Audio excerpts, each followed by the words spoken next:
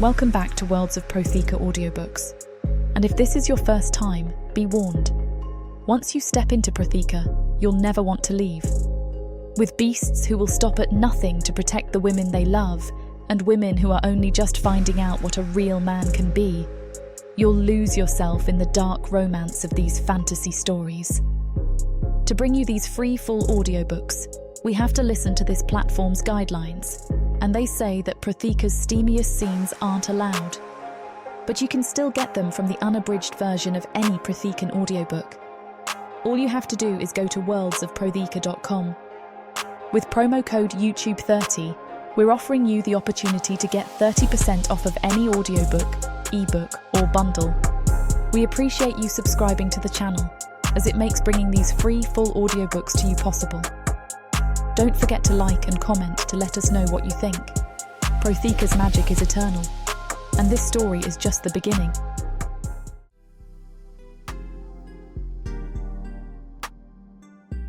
Chapter 1. Mirror. I stumble as the orc guard yanks the chain attached to my wrists, forcing me to keep pace with their steady, brutal march. The iron cuffs are biting into my skin, and I can already feel welts forming beneath the metal. My arms ache, my ankles threaten to give out, but I push through the haze of exhaustion. I refuse to collapse in front of these creatures. Hot sun scorches the cobblestone road beneath my feet. The scent in the air is a heady mix of salt, coming from the ocean, I suspect, and something else, something pungent and animal. As we pass beneath an enormous gatehouse, I tilt my chin up to see carved reliefs of bullheads.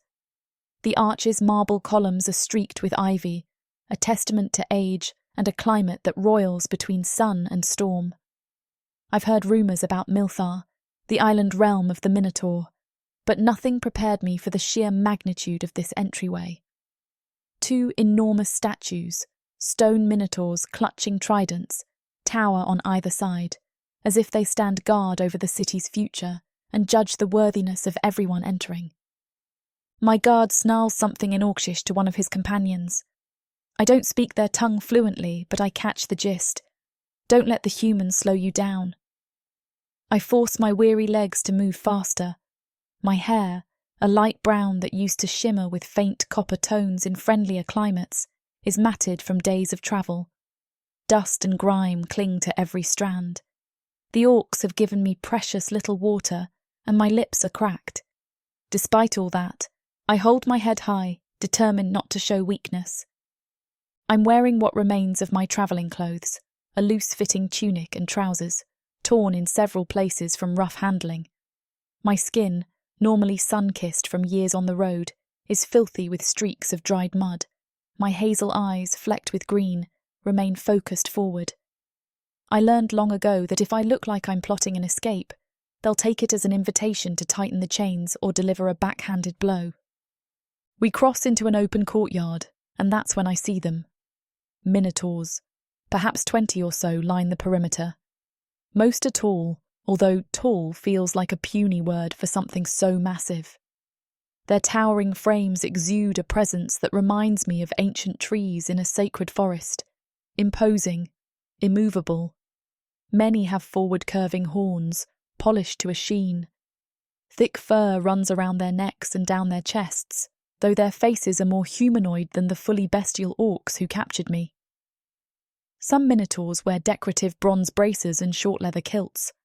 Others don full chest armour, its bronze plates inscribed with swirling patterns that remind me of tidal currents. Beneath that armour, muscles ripple in a way that leaves no doubt about their prowess in battle. My captor stops abruptly, jerking me to a standstill. I dig my heels in the stone to keep from toppling.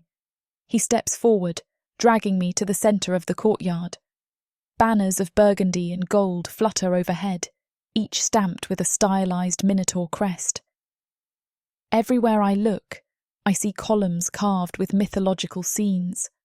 A horned warrior locked in battle with serpentine creatures, an arena thronged with minotaur spectators, a mosaic of swirling waves that must depict their revered Lady of Light. Milthar is nothing like the human enclaves I'm used to. The architecture alone is grander, more labyrinthine, with tiered balconies that overlook the courtyard from 3 or 4 stories above. Citizens lean over railings, watching our procession below. Their gazes burn with curiosity, some with disquiet, and a few with outright disdain. A hush falls when a group of minotaurs in fine cloaks steps forward. Their garments are made from a heavy, ivory-coloured cloth draped over one shoulder. I don't have to guess who they are, political leaders or some form of aristocracy. One stands in front. He's older, his fur shot with grey, his posture rigid. His horns have gold tips, and he rests both hands on a carved staff. "We greet the orc warband in the name of Milthar," he announces in a voice that rumbles like approaching thunder. "We trust you have come in peace, and with an explanation for why you bring a bound human to our gates." An orc steps forward. He's taller and broader than the rest, wearing bits of leather armour across his chest and arms. Scars pattern his greenish skin. He lifts his chin in a gesture of pride. "We come to deliver a gift and a warning. Your city stands in the way of our warband's route. Tribute is due." He motions toward me. "This one is part of that tribute, a sign of what we offer if your people appease us." The older minotaur lifts a brow ridge, glancing at me momentarily. "And if we refuse?" "Then our clan answers with blood," the orc says, voice edged with menace. "But we prefer to let your champions settle this in your fancy coliseum. One champion against another, a fair fight. If you win, we withdraw. If you lose, we expect resources and the city's full cooperation." I bristle at the mention of the Colosseum. Of course, the orcs think of little else but battle and conquest. I was captured by them 3 weeks ago, snatched from a desert outpost as they tore through unguarded caravans. They never explained why they kept me alive. Now I see, I'm a living bargaining chip.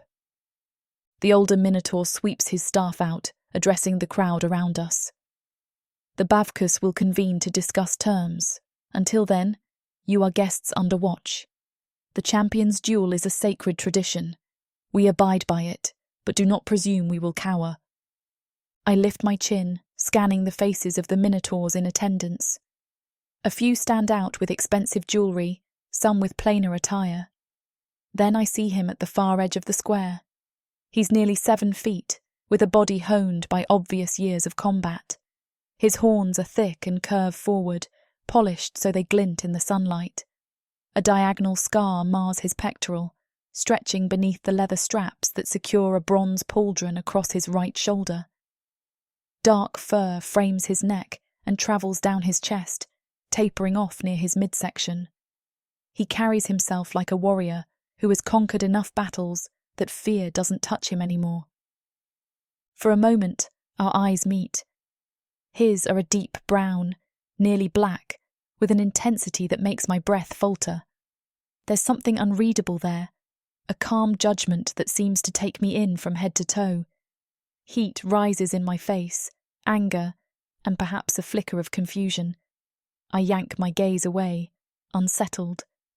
The orc guard wrenches the chain again, prompting me to step closer to the group of minotaur leaders. The older one leans forward, examining me. "You claim she's a gift. Why?" "Our traditions do not involve enslaving humans for entertainment." His voice is lined with displeasure. The orc sneers. "We do not question your codes, so do not question ours. Take her as you will. If your champion is victorious, consider it an offering of good faith."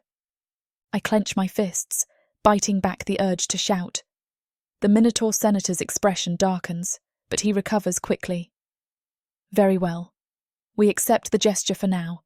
She will remain under our oversight until the duel. Guards, take her." A pair of Minotaur guards steps forward. One unlocks the chain from the orc's grip. The orc shoves me forward, letting the heavy links fall away from his gauntleted hand. I stagger, catching myself before landing face first on the stones. I itch to hurl a curse at them all, but the dryness in my throat is a harsh reminder that I've survived by picking battles carefully.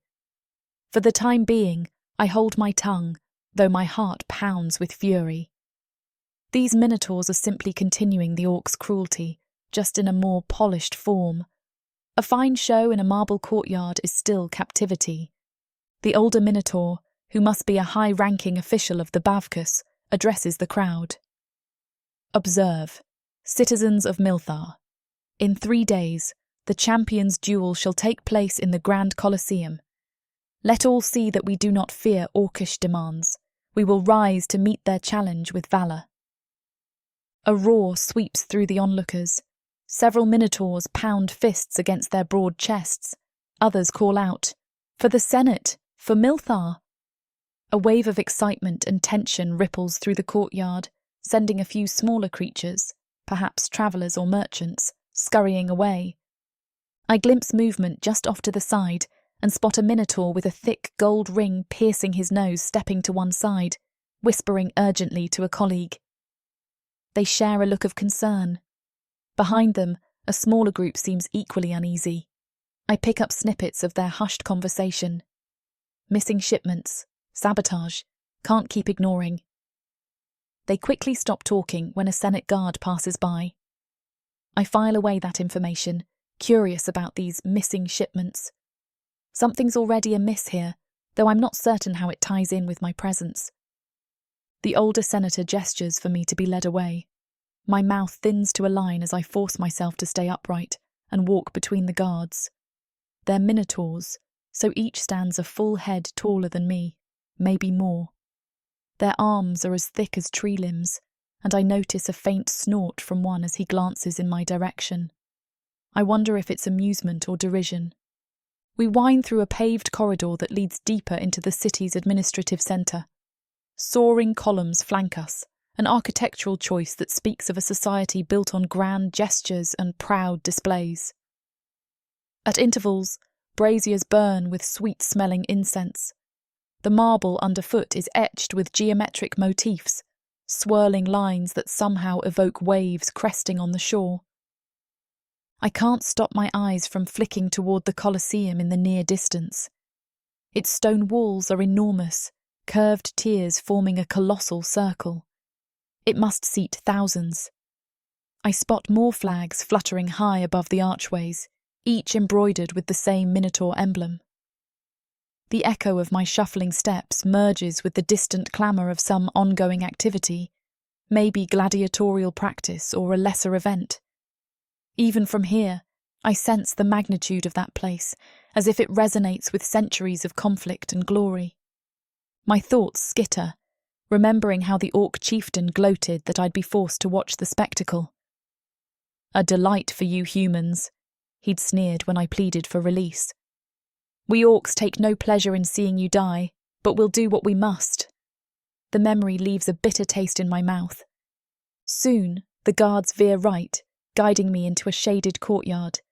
In the centre stands an ornamental fountain, water trickling from the mouth of a carved bull's head. Lush vines coil around tall stone pillars.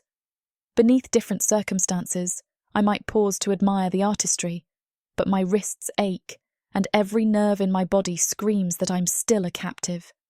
Ornamental fountain or not, this is a cage with prettied walls. We stop before a pair of large wooden doors.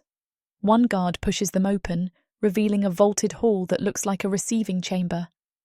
I see tapestries depicting stylized minotaur heroes locked in combat with serpentine creatures.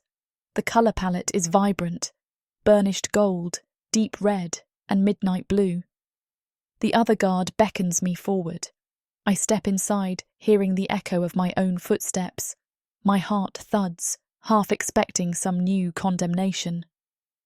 "I am nobody's prize," I mutter under my breath, the quietest vow. A second voice breaks the silence. "Yet here you stand." It's him, the one I saw earlier, Remanos Ironhide. His presence fills the space with calm intensity. He stands near a low marble dais, arms crossed over his broad chest, horns catching the flickering torchlight. Up close, I see his face is more human than bull, with a heavy brow ridge and a short, broad muzzle. His nose is flat but shapely, and his lips are surprisingly expressive for such a large being. I match his gaze, ignoring the tremor in my stomach. He's easily over a foot taller than me, his silhouette all corded muscle and coiled strength. A diagonal scar stretches across his pectoral, a stark white line against the dark fur that tapers near his chest. He radiates the kind of confidence that only seasoned warriors possess, an aura that demands respect or fear, perhaps both. "Welcome to Milthar," he says in a tone that's neither mocking nor warm. "I'm told you're an offering." The memory of the orc's sneer sours my mouth again. So they say, but I don't belong to you, or them, or anyone else. My voice wavers slightly, but I keep my chin up. Remanos studies me, expression unreadable. "I never asked for a human trophy, if that eases your mind." "It doesn't," I snap, then immediately regret the hostility, because I have no real leverage here. My shoulders tighten. I take a measured breath. "I suppose you're the champion they spoke of, the one who's supposed to fight in the arena for your city." He nods once, a small inclination that confirms it. "I've held the champion's rank for several seasons. The Senate chose me for this duel." His tone carries resignation, as though he had no real choice in the matter. My eyes stray over his attire, leather straps crossing his upper torso, a bronze pauldron covering one shoulder. A heavy war hammer rests against a stone stand nearby. The handle is carved with runic symbols, the head shaped like the face of a roaring bull. This is a warrior's domain. I feel the pressure of his gaze as he examines my dishevelled appearance, the ragged clothes, the bruises scattered along my arms.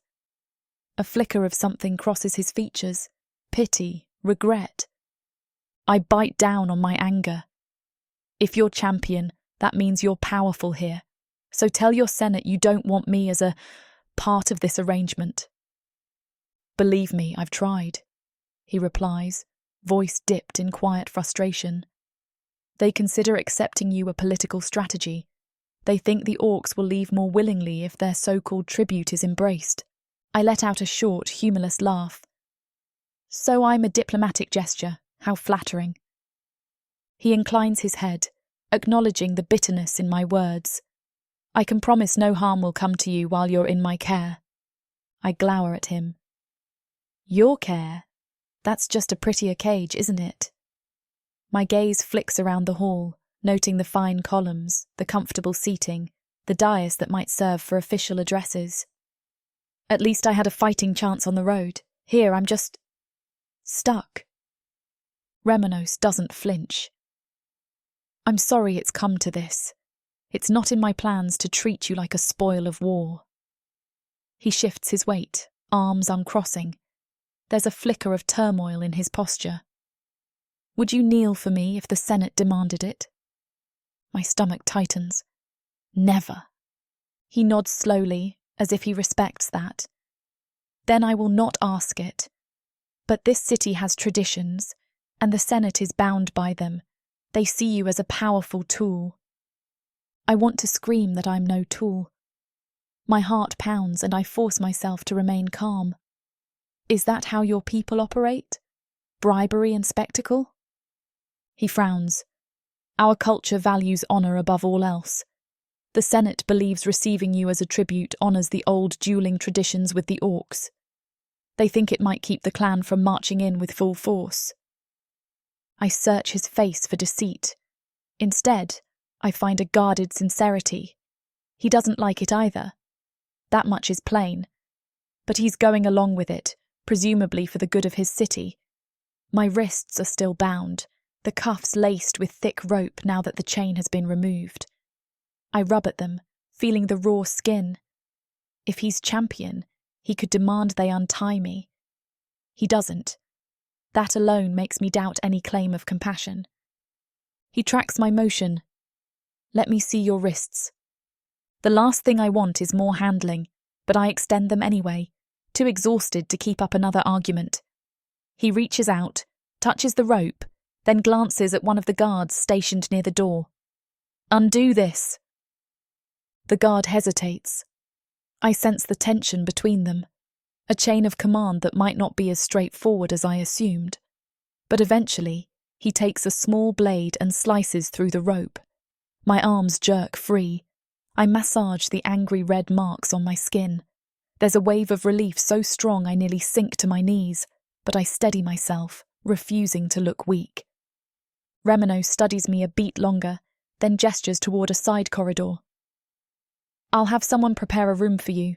It won't be as luxurious as the Senate expects, but you'll have privacy. My eyes narrow. Privacy. Right. He exhales, tail swishing once in a motion that seems almost exasperated. I'm not your enemy, Mira. My heart stops. How do you know my name? The orcs mentioned it. He flexes his thick fingers, the movement drawing my attention to the ridges of muscle in his forearm. You said you were a traveller captured some weeks ago. My throat constricts at the memory of their raid. I was part of a small caravan. We heard there was a hidden library in the desert region beyond the orc territories. My father used to gather lore for... Never mind. We strayed too close, and the orcs attacked. Remanos's gaze lingers, and for a moment, I imagine he actually cares. But then, that fleeting thought shrivels. Why would a champion minotaur care about one human among thousands? I'm sorry, he says quietly. You've been caught between two worlds. A flare of bitterness surges. Your apology doesn't change anything. He nods, unoffended. No, it doesn't. But let me do what I can. He turns to a tall minotaur guard with a dark muzzle and silver-studded braces. See her to the guest quarters in the east wing. Make sure she has fresh water and a meal. She's not to be harmed or restrained. The guard inclines his head, though I detect a faint quirk of dissatisfaction. He beckons me to follow, and I do, if only because it's better than standing there in a silent standoff with Remanos. As I pass him, I catch a whiff of polished leather and a faint hint of something earthy, like fresh timber. It stirs an unwanted awareness inside me that leaves me unsettled. Halfway to the corridor, I pause and glance back. Remanos is still watching. His posture is rigid, but his gaze seems thoughtful. I speak softly, my voice echoing in the chamber. I am nobody's prize. A flicker of something crosses his face. Agreement, regret, maybe both. You won't need to remind me. I let that hang in the air, then continue into the corridor behind the guard. My thoughts swirl. I'm in a minotaur city, unarmed and exhausted, at the mercy of a Senate that sees me as a political pawn, and an orc warband that's threatening war. My best chance for freedom might lie in collaborating with Remanos, but trust does not come easily. Not after everything I've endured. As we walk, I notice the hush that settles once we're out of the main hall. We pass through a colonnade, glimpsing a courtyard where a handful of minotaurs gather. They're speaking in low tones about strange thefts at the docks. Words like missing supply crates and disappearing shipments filter to my ears. The pieces of some puzzle float around me. Something deeper is happening in this city, beyond the spectacle of a champion's duel. I can't help but wonder if that might be the key to my escape, uncovering whatever is amiss and using it as leverage. Survival in an unfamiliar place often depends on quickly grasping the power plays at work. With each step, I vow to learn more. I refuse to languish in forced captivity, even if my new jailer is a tall, stoic champion, with a gaze that can steal the breath from my lungs. The corridor leads to a modest suite, the walls painted in a muted ochre hue. There's a wide window on one side, shuttered with carved wooden panels. The guard points at a cot in the corner, a table set with clay pitcher and cups, and a small trunk. You'll find fresh garments. He studies me like I'm some curious beast. Someone will come by later with food. I move to the window, open the shutters, and peer out. The city sprawls below, a tapestry of sandstone buildings and marble temples. In the distance, beyond the rooftops and the Colosseum's curved walls, A glittering expanse of turquoise sea stretches to the horizon. My breath catches at the sight. It's strangely beautiful, even if it's my prison for now. When I turn back, the guard is gone, leaving me in the hush of this temporary lodging. I walk to the table, pour water from the pitcher into a cup, and down it greedily. It tastes clean, a vast improvement from the half-stagnant water the orcs forced me to drink. I wipe my mouth, ignoring the sting of the raw skin around my wrists. I roll my shoulders, trying to ease the knots in my muscles. I let myself sink onto the cot. My gaze flicks around, noticing the faint glow of evening light creeping through the window. Outside, I hear the soft hum of the city, minotaurs calling to one another in their resonant language, the distant clang of metal on metal, perhaps from some blacksmith forging armour. Above it all, my heart pounds with unspent anger and a current of determination. I think of that older senator with the staff, the orc emissary with his threats, and then Remanos Ironhide, bearing the weight of a champion's responsibility, while I bear the weight of chains now cut, but not truly gone. Questions swarm my mind. How long until the duel? What if Remanos loses? Would the orcs reclaim me? Would the city even care? I clench my fists. I am not property. I can't let them decide my fate like I'm a piece on a board. My mind drifts to the mention of sabotage or missing shipments. Perhaps that's a clue to the tension simmering below the surface. If I'm going to earn any freedom, I need to gather information. The Senate might keep me under watch, but that doesn't mean I can't observe and plan. Light fades, pulling the city into twilight. Through the open shutters, the horizon darkens to a deep cobalt, and torches flicker to life across Milthar's streets. Part of me, some stubborn, persistent fragment of my spirit, longs to see everything beyond these walls. If I wasn't here under such dire circumstances, I might marvel at the architecture, the columns, the intricate frescoes. I might explore the markets. I might find a way to sail away from here entirely. For now, I inhale, slow and steady, letting the fresh ocean breeze calm my nerves. Remanos's parting words whisper through my mind, haunted by the sincerity in his voice. You won't need to remind me. Maybe he's telling the truth. Maybe he's genuine in his revulsion at calling me a trophy. But sincerity alone won't set me free. I let my eyes close. My body sags, exhaustion digging claws into my bones. When they open again, I vow to carve out a path that leads me home, wherever that might be, without being owned by minotaur or orc. Before sleep claims me, one final thought flickers. I caught a glimpse of him, and for an instant I wanted to trust. That impulse terrifies me more than any chain. If I let hope tether me to a champion with those dark eyes, I might lose the resilience that's kept me alive this long. I breathe in again. No, I really am nobody's prize, and tomorrow I'll prove it.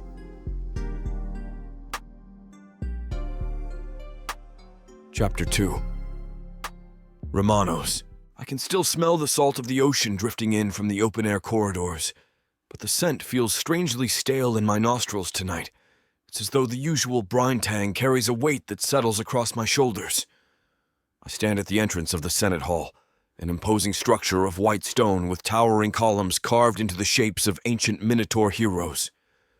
Each pillar depicts a champion from centuries past, horns raised, weapons lifted. They stare outward, frozen in triumph as if judging anyone who dares enter.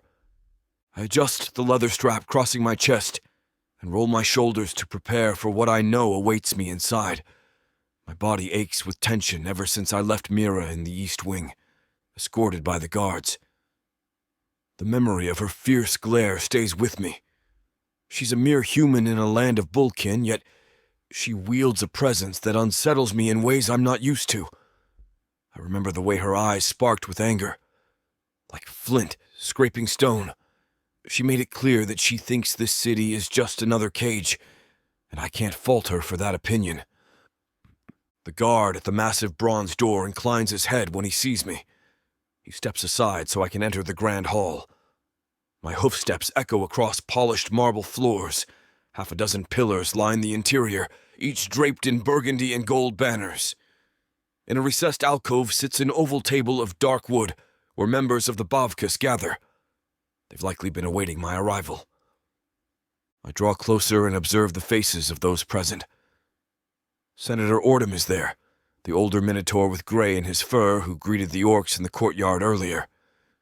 His horns are gilded at the tips, a sign of both rank and a certain vanity that has never sat well with me. Next to him stands Senator Valen, a Vakak noble with an air of preening self-importance. His horns curve outward, thinner than mine but adorned with intricate etchings. Valen's skin is a lighter hue of leathery brown, while the short fur around his neck is an almost copper color, an unusual shade among our people. He offers me a tight-lipped smile that doesn't reach his cold eyes. As I step forward, my tail flicks in annoyance. I straighten to my full height, nearly 7 feet, though I'm mindful not to project too much open hostility. These senators, for all their pomp, hold the reins of governance. My role as champion places me under their watchful eye. "Ah, Remanos Ironhide," Valen says in a voice that drips fake warmth. "Thank you for joining us so quickly." I incline my head. "I was told to come at once." Ortom sets his staff against the table, leaning on it as if he needs the support. His gaze roams over me, perhaps noting the diagonal scar across my chest from a past orc fight. "We have many matters to discuss regarding the orc warband." His eyes narrow. "They made their demands quite clear this afternoon." I exhale slowly, recalling the conversation in the courtyard. The orcs brought that human captive, Mira, and threatened war if we refused to comply with their terms. "They're insisting on a champion's duel," I say. "And it seems I've been elected to represent Milthar once again." Valen nods. "Exactly. The orcs challenge us to single combat as an alternative to all-out war. If you win, they withdraw. If you lose, they claim certain resources." "Resources!" I echo bitterly. "You mean our iron ore, our farmland produce? Or maybe they want to open up a shipping route that benefits them. There's always a catch with orcs." "They also brought a gift," Valen replies. "That human woman. A bargaining chip, as they say, presumably to sweeten the deal." He watches me carefully, likely to see how I react. My jaw clenches. The memory of Mira's wrists bound with rope is fresh in my mind. They treat her like cargo. I fail to see how that's a sweetener. "She's a spoil," Ortom interjects, though his voice is somewhat gentler. "It's tradition for orcs to offer a living prize to the victor. Their ways are barbaric, but we must respect their custom if it means protecting our city." I feel my tail lash behind me in a sign of agitation. Honor without choice is just another cage. We stand on lofty principles, yet we're willing to parade a human being for the sake of some archaic ritual? Valen shifts on his hooves. "I understand your frustration, but the people expect a decisive stance.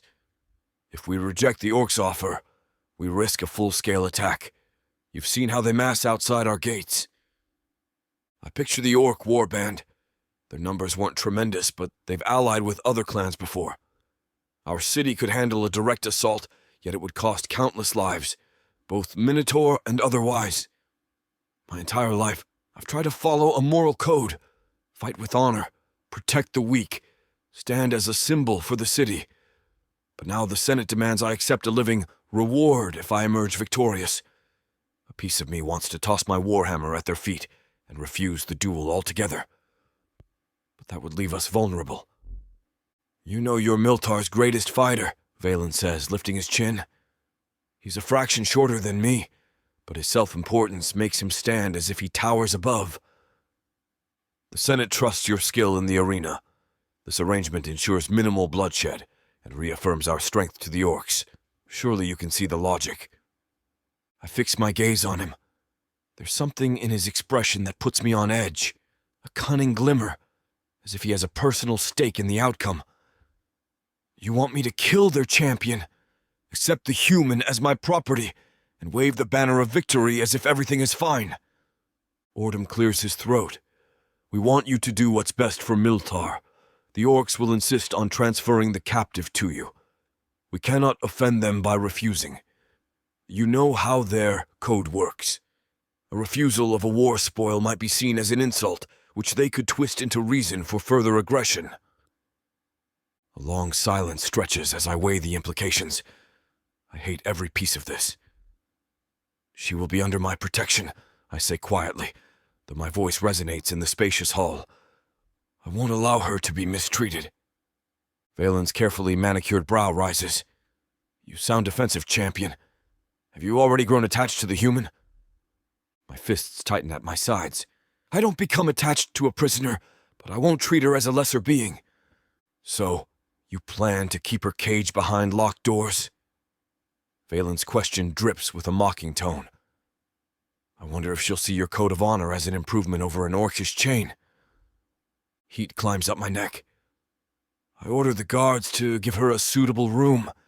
She's not chained now, and I aim to ensure she isn't used as a spectacle. I recall Mira's furious glare when she accused me of complicity. Her words stung because they had a kernel of truth. By accepting the Senate's orders, I am complicit. But refusing could doom the city to a savage onslaught. Ortom lays a massive hand on the table, thick fingers tapping the polished surface. We appreciate your dedication, Remanos. Truly. But you must proceed with the duel. The people expect it. The orc champion has arrived with his warband. They'll remain just outside the city walls for 3 days, until the Colosseum event. My lips press together in frustration. 3 days is not enough time to prepare fully. Valen's gaze sweeps over me. You're our champion for a reason. Or have you lost your edge? I nearly snarl at his suggestion. I won my last 5 official matches in the Colosseum, including that orc gladiator who left me with this scar. I gesture to the diagonal mark across my pectoral. If any minotaur can handle this challenge, it's me. But that doesn't make the situation right. Sometimes we do what must be done, Valen says, his voice carrying a note of finality. Speak no more of moral quandaries. We need to protect this city. You'll fight for us, and you'll accept the orcs' tribute. All we ask is that you maintain the dignity of our traditions. I look from Valen to Ordom, then to the other silent senators around the table. Each one stares at me with an expectancy that makes my tail flick in irritation. They're content to let me carry the burden, stepping forward only to reap the benefits or applaud my victory. Very well, I say. I'll fight. The words taste bitter. When the time comes, I'll enter the arena and do what's necessary. Ordom inclines his head. We place our faith in you, champion. Do not forget that it is the will of Milthar you serve. I resist the urge to snort at that phrasing. I've been used as a symbol for far too long, paraded whenever the Senate needs to boost morale or quell unrest. And now they expect me to shoulder the guilt of taking a human captive as though I want the poor woman in my keep. Yet I can't see a path that doesn't end in worse bloodshed if I defy them.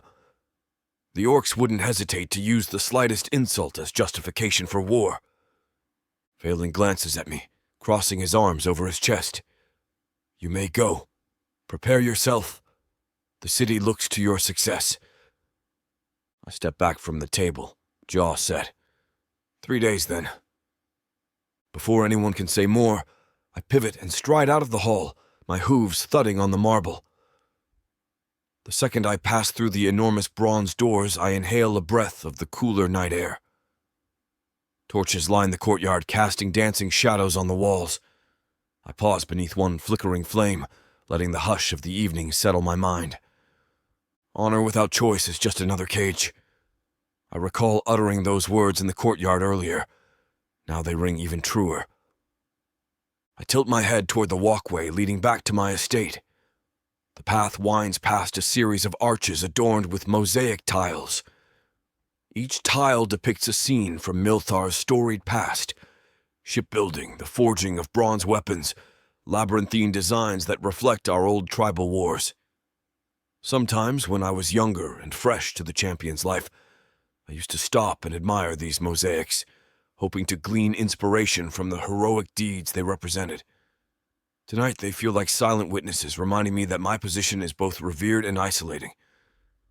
My estate isn't lavish. By champion standards, it's modest. A tall gate marks the entrance, and a short courtyard with a fountain stands just inside. Warm lamplight glows through the windows. I keep a skeleton staff of attendants, mostly freedmen who prefer a quiet life in a champion's household to the hustle of the city markets. None of them greet me as I enter, but I hear soft footsteps retreating down the hallway.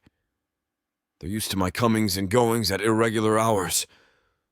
I head directly to the training yard. The night sky above is a tapestry of stars. Torches mounted on the stone walls provide enough illumination to see the well-worn sand beneath my hooves.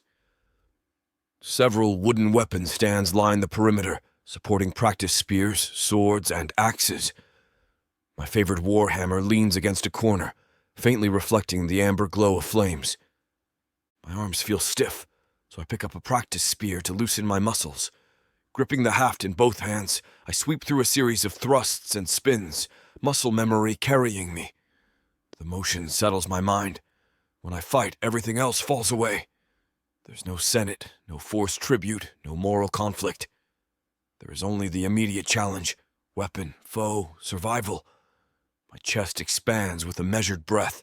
I'm halfway through a spinning maneuver when I become aware of a figure standing at the archway. My spear halts mid-swing, sand kicking up at my hooves.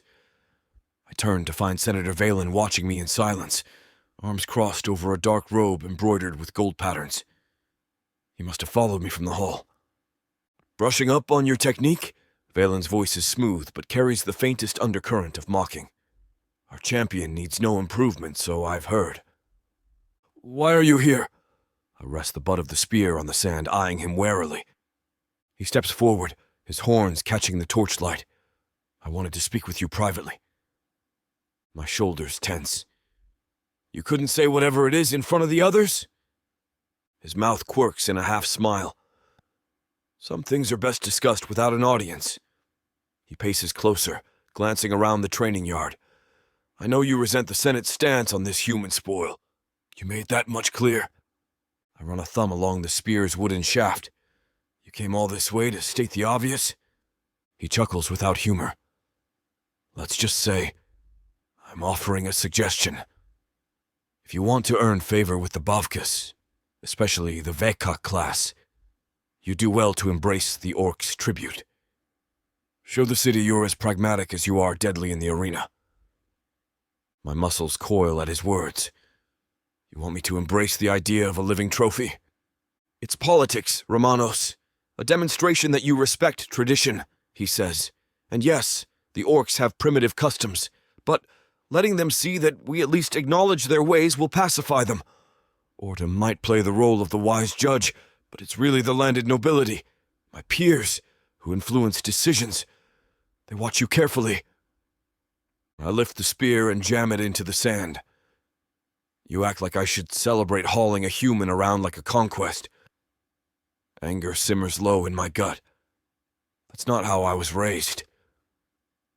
Valen exhales, stepping forward until he's nearly in the glow of the torch.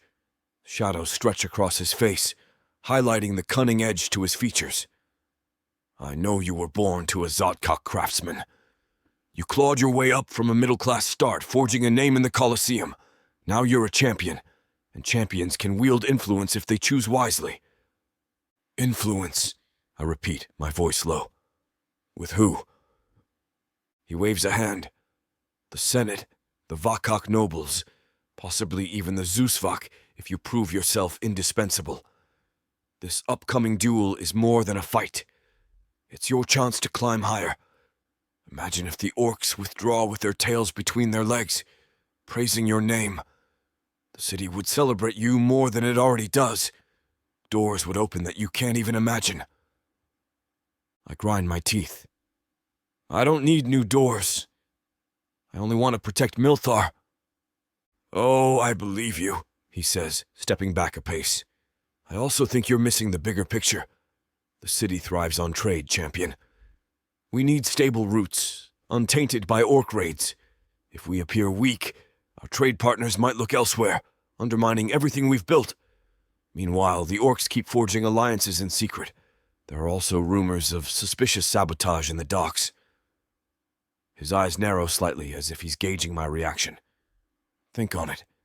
A wedge can be driven through the heart of Milthar if we're not careful. I sense he's fishing, seeing if I know about the missing shipments or have any clue who might be orchestrating the sabotage. My gut tells me Valen might be more informed than he lets on. That's a concern for the Senate. My job is to fight. I pick up the spear again, a clear sign I'm done talking. He studies me a moment longer before pivoting toward the exit. Just remember, he calls over his shoulder, we're counting on you to handle the orc champion swiftly. And as for the human, treat her well enough that no one questions our hospitality.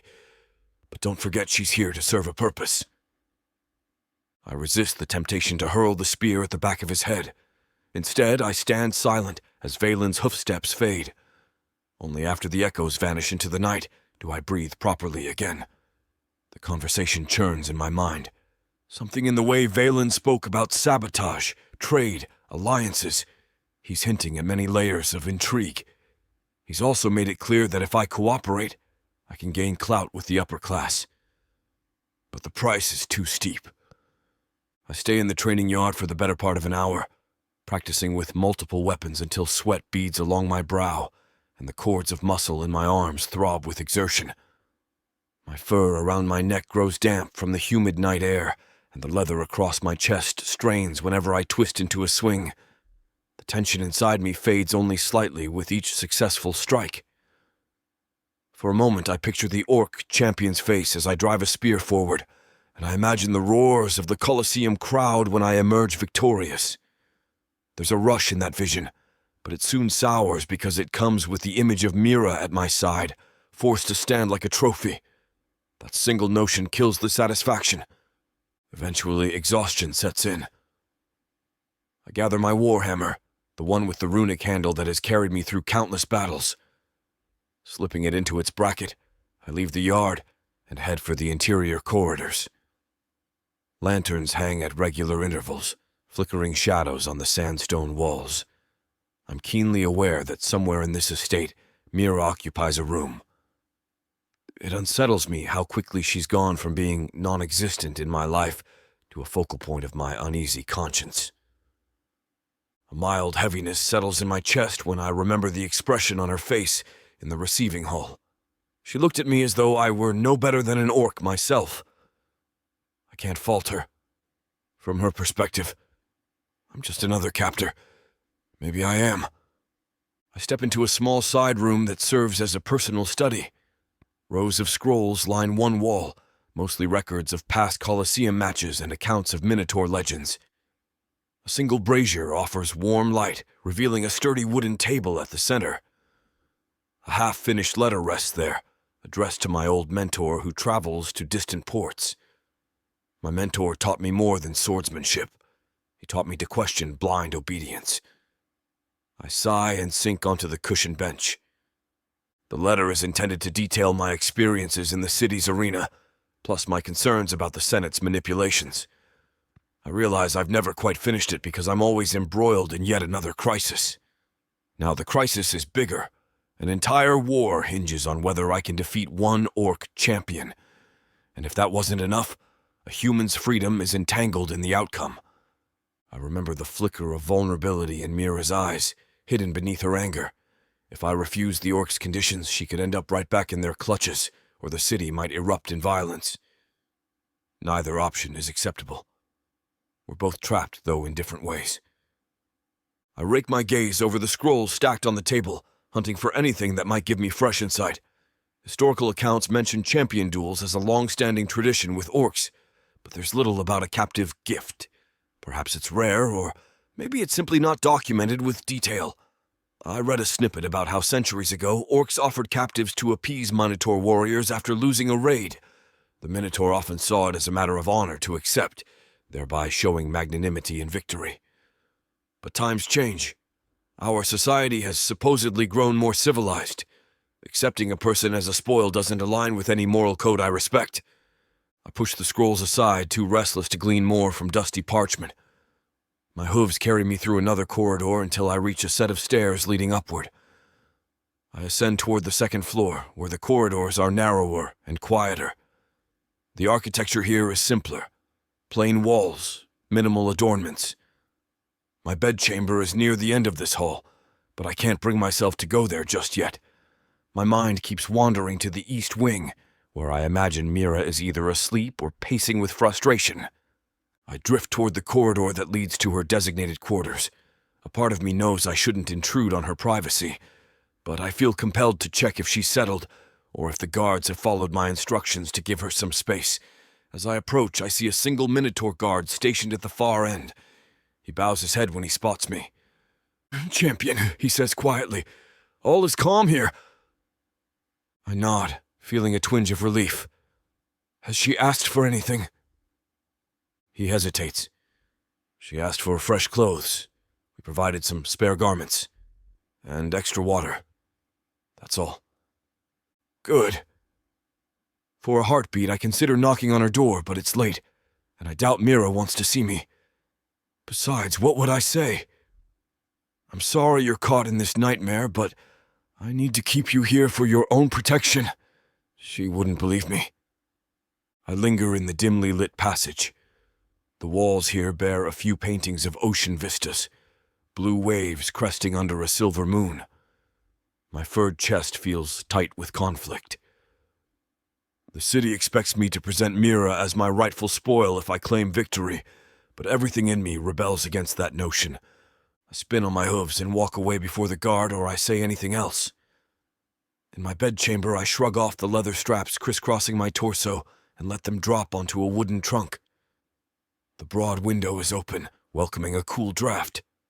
I peer out at the city's silhouette beneath the moonlight. The Colosseum's curved walls are visible from here, a silent fortress of potential bloodshed. 3 days. That's how long until I face the orc champion with every eye in the place watching. I will have to slay him. There's no way around it. These duels often end in death, especially with the orcs. They thrive on mortal combat. But the idea of taking a life in the name of receiving a captive reward churns my stomach. I set my warhammer carefully against the wall and run a large hand over the scar across my pectoral.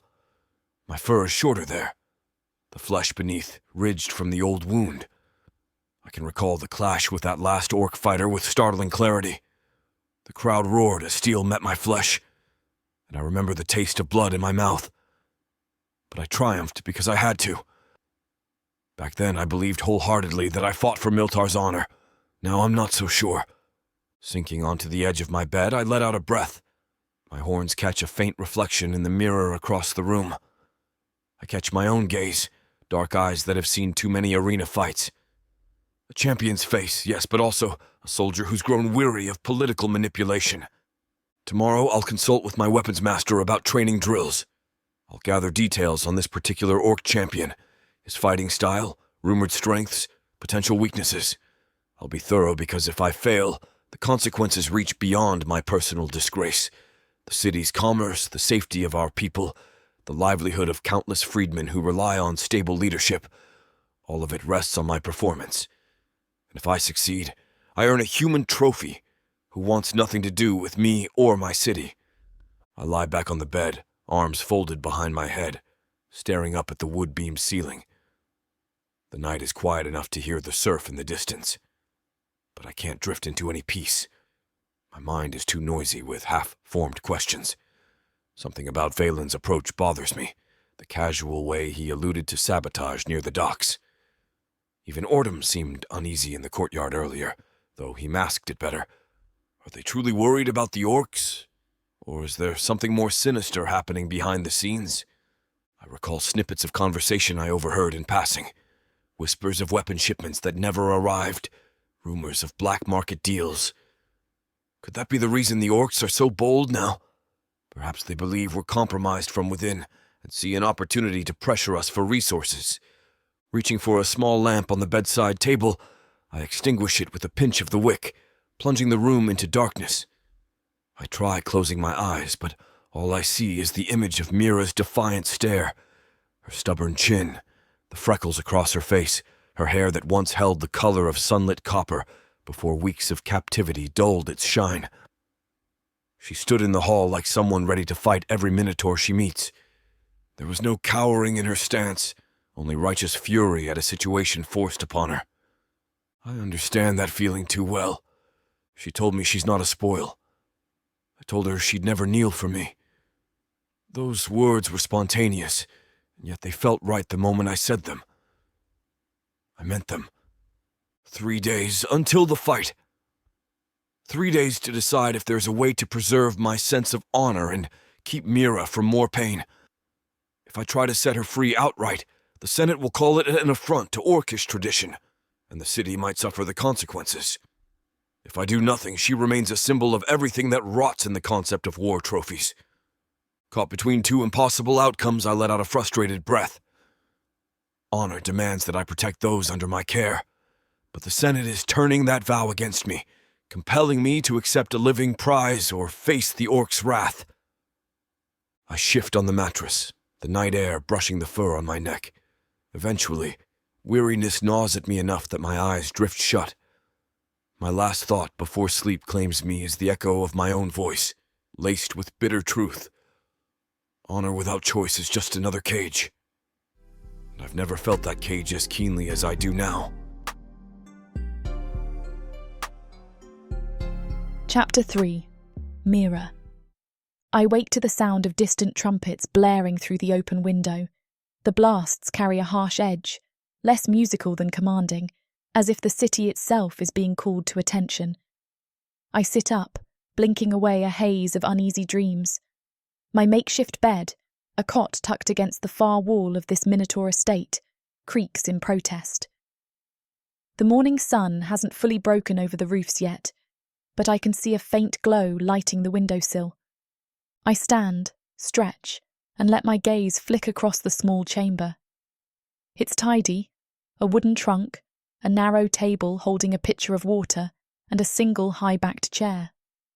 Last night, when I first arrived, I was too exhausted to do more than fall into the cot. Now I notice more details. The walls are painted in dusty oranges and tans, reminiscent of desert sands. A tapestry near the door shows a stylized minotaur carrying a torch, presumably some grand historical figure. None of it feels welcoming. It's all carefully curated to present a facade of cultured civility. My wrists still show angry red marks where the rope and metal cuffs bit into my skin. The memory makes my jaw clench. I don't mind the faint bruises from travelling rough roads. That's part of being alive, especially in a world like this. But being paraded through the city as an offering to these bull-headed creatures, then locked in a fancy suite, ignites a fury so deep it practically crackles through my veins. I glance at the pitcher. They refilled it sometime early this morning. The water is cool and refreshing when I drink. It helps calm the desert dryness in my throat, though it does nothing for the knot in my stomach.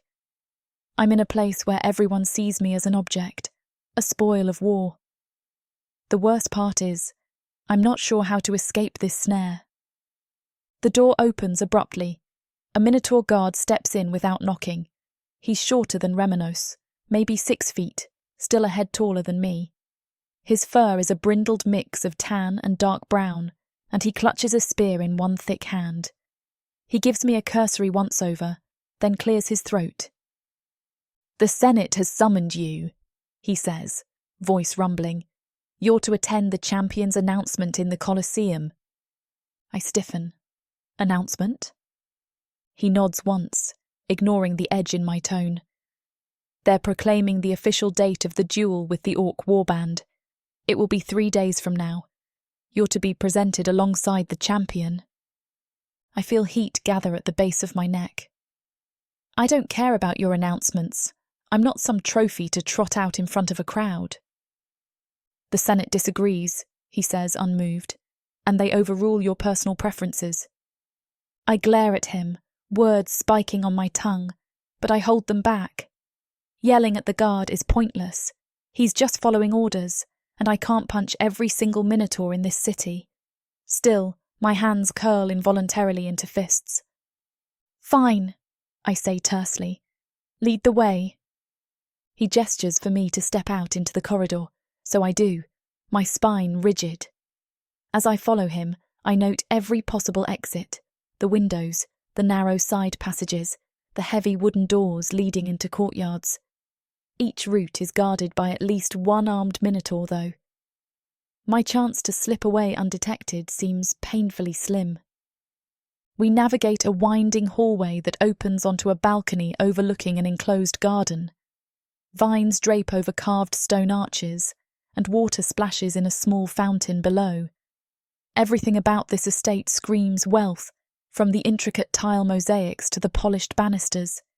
Yet for all its beauty, it's still a gilded cage. The guard takes a sharp left, leading me down a stairwell that empties into the main reception hall. The moment we emerge, I spot a handful of minotaurs wearing formal robes.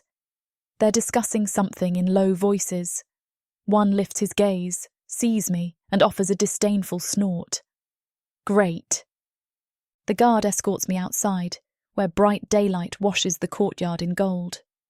Minotaur soldiers wearing bronze chest plates and carrying long spears stand at attention. A short line of them forms an escort. No chance of slipping into the crowd this time. One soldier grabs a length of cord and steps toward me as if he intends to bind my wrists again.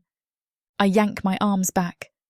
"If you touch me with that rope, I swear to every deity you hold dear, I will not go quietly." The soldier flinches, shifting uncertainly. The guard from my room steps in, placing a firm hand on the coil. "Champion's orders," he says, voice low. "She isn't to be bound." I suck in a tense breath. At least Remanos had the decency to insist on that much. It's a faint relief that I don't have to endure more humiliating restraints. Still, being flanked by an escort of heavily armed minotaurs is hardly better. They march me through the courtyard gate. The city beyond is already stirring, merchants bustling with crates of produce, blacksmiths hammering away, the heady tang of spice and sweat thick in the air. But as soon as our formation appears, the locals step aside. Curious eyes track every move, and I can practically taste their scrutiny. Some whisper among themselves, others stare openly. I get the distinct feeling that word has spread. The champion's human spoil is being taken for a grand announcement. After several blocks, we turn onto a wide avenue lined with columns, each carved in swirling motifs of waves and storms. At the end of this avenue stands the colossal arena, curved walls that tower higher than most temples I've seen. A series of archways leads inside, banners fluttering in the breeze.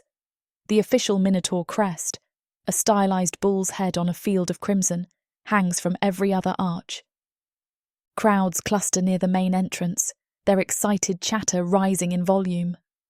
I spot minotaurs in all manner of attire, well-to-do nobles in fine robes, rowdy labourers in simpler tunics, and a mix of freedmen wearing scraps of armour. It reminds me of a festival, except the focal point is a looming confrontation with orcs. My footsteps slow when I realise that the crowd parts to make room for us. A hush falls as if they're waiting for something, or someone. "Move," one of the guards says quietly, nudging me along. I swallow hard and continue forward, aware of hundreds of eyes on me. If the orcs' intention was to see me paraded like a captured beast, they've certainly gotten their wish. My teeth grind. A wave of anger flares in my stomach at how little autonomy I have. A month ago I was travelling freely, investigating hidden libraries and trading knowledge for supplies. Now I'm marched into an arena for spectacle. We enter a high-vaulted passageway. It smells of dust, old sweat, and that underlying tang of minotaur fur I'm starting to recognise. Earthy, musky. The corridor opens onto the central Colosseum floor, a massive oval of packed sand ringed by stone seats. Tiers upon tiers climb outward, filled with onlookers. It's breathtaking in scale. The uppermost seats are so high that they appear to brush the bright sky. Torches line the perimeter, unlit for now, but likely used during evening matches. The place must hold thousands. Today, it's half full, still enough bodies to create a wall of sound once they start cheering. Directly across the arena, a raised dais supports a cluster of robed figures and uniformed guards. I recognize the older senator from the courtyard, Autem, leaning on his staff. Next to him, with an air of smug pride, stands Senator Valen. My skin prickles. Something about that minotaur's posture and measured smile unsettles me, though I can't articulate why. Maybe it's the glint in his eyes, like he sees me as a particularly interesting relic to be added to his collection. The moment we step onto the arena sand, an official, possibly a herald, lifts a curved horn and sounds a brassy note that echoes off the stone walls. Another roar of excitement sweeps through the stands. Senator Autem raises his hand. "Citizens of Milthar, hear us!" His voice booms, aided by the acoustics of the arena.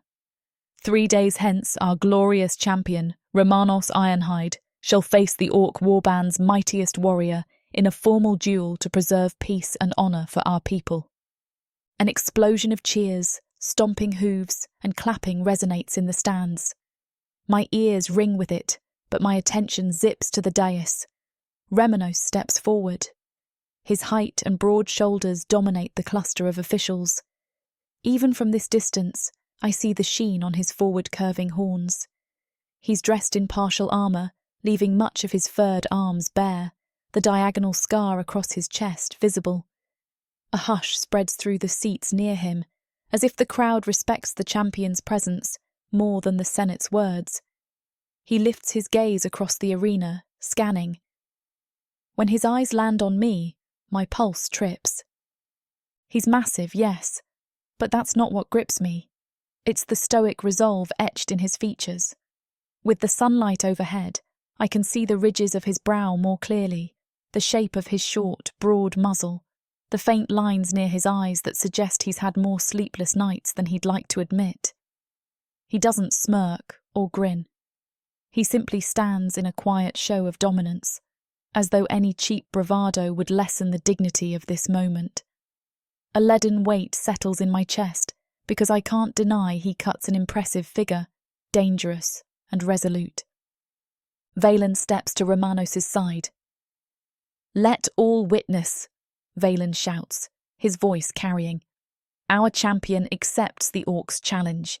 In triumph, he will safeguard Milthar's prosperity, and the spoils," he sweeps an arm in my direction, "shall be rightfully bestowed upon him." The crowd's applause swells, their voices blending into a deafening tide.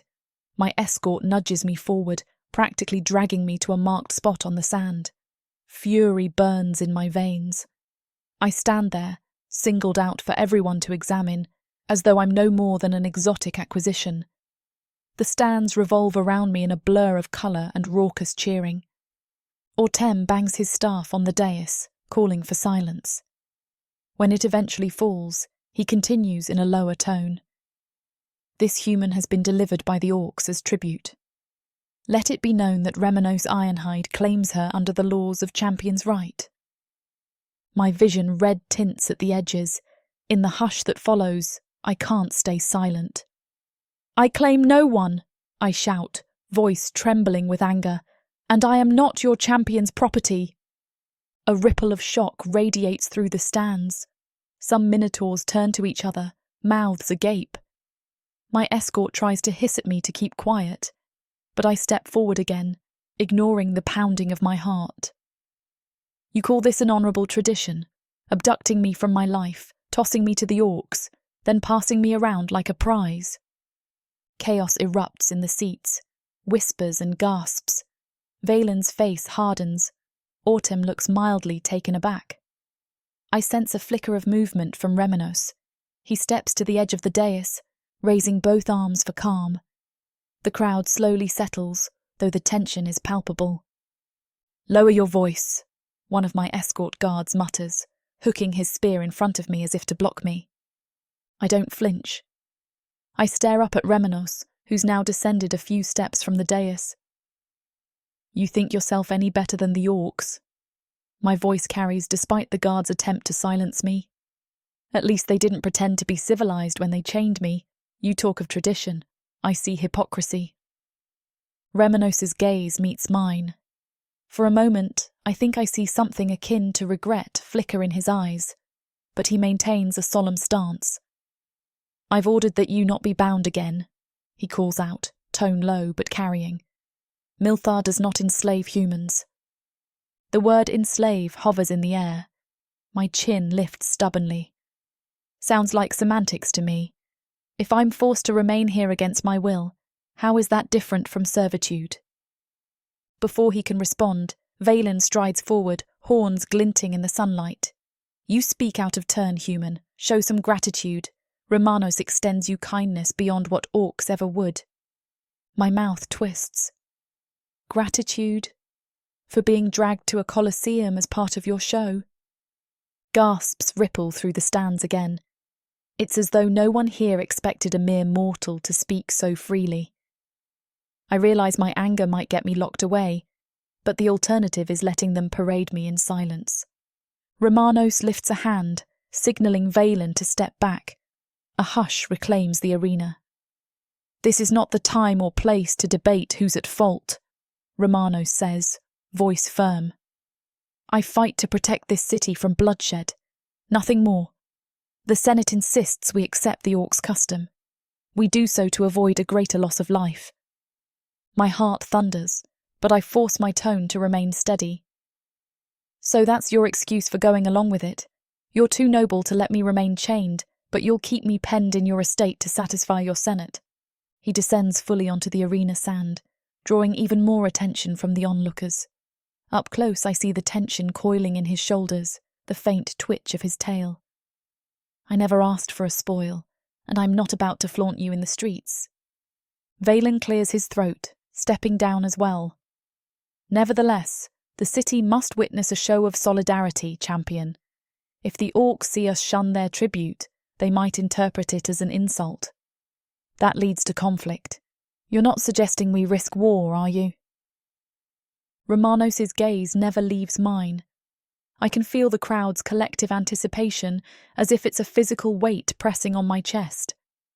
He stands close enough that I catch the earthy undertone of his fur, tall enough to force me to crane my head back. His muzzle is set in a line that suggests frustration with the entire spectacle, but the determination in his eyes suggests he won't back down from it either. They're forcing your hand, I whisper, voice rough. But you're letting them. You could speak against this. I have. His answer is quiet but sure. I've spoken to the Senate many times. They won't relent. Valen booms. People of Milthar, see the champion's unwavering resolve. He shall accept the duel to spare us from orcish invasion. The human's presence reminds us that orcs will not negotiate with any other terms. Let us unify behind Remanos. The crowd roars in approval, drowning out any further argument. My stomach twists. I dart a glance at the stands, noting how these minotaurs feed off the pageantry. They love their champion, the mighty warrior who keeps their city safe from raiders and foreign armies. But they don't care about the cost to me, or likely any other outsider. Remanos lifts his arm, acknowledging the applause.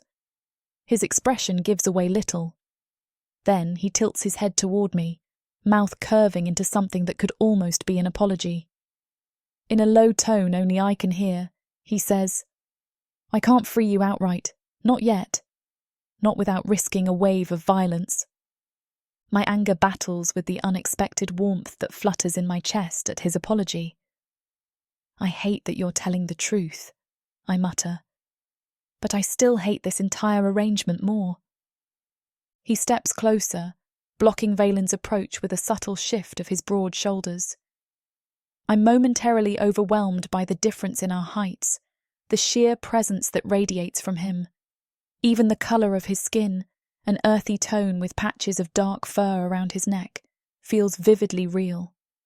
He looks like a beast made flesh, but there's a deep intelligence in those dark eyes. I catch my breath when I realise that part of me, some corner of my mind, actually believes him.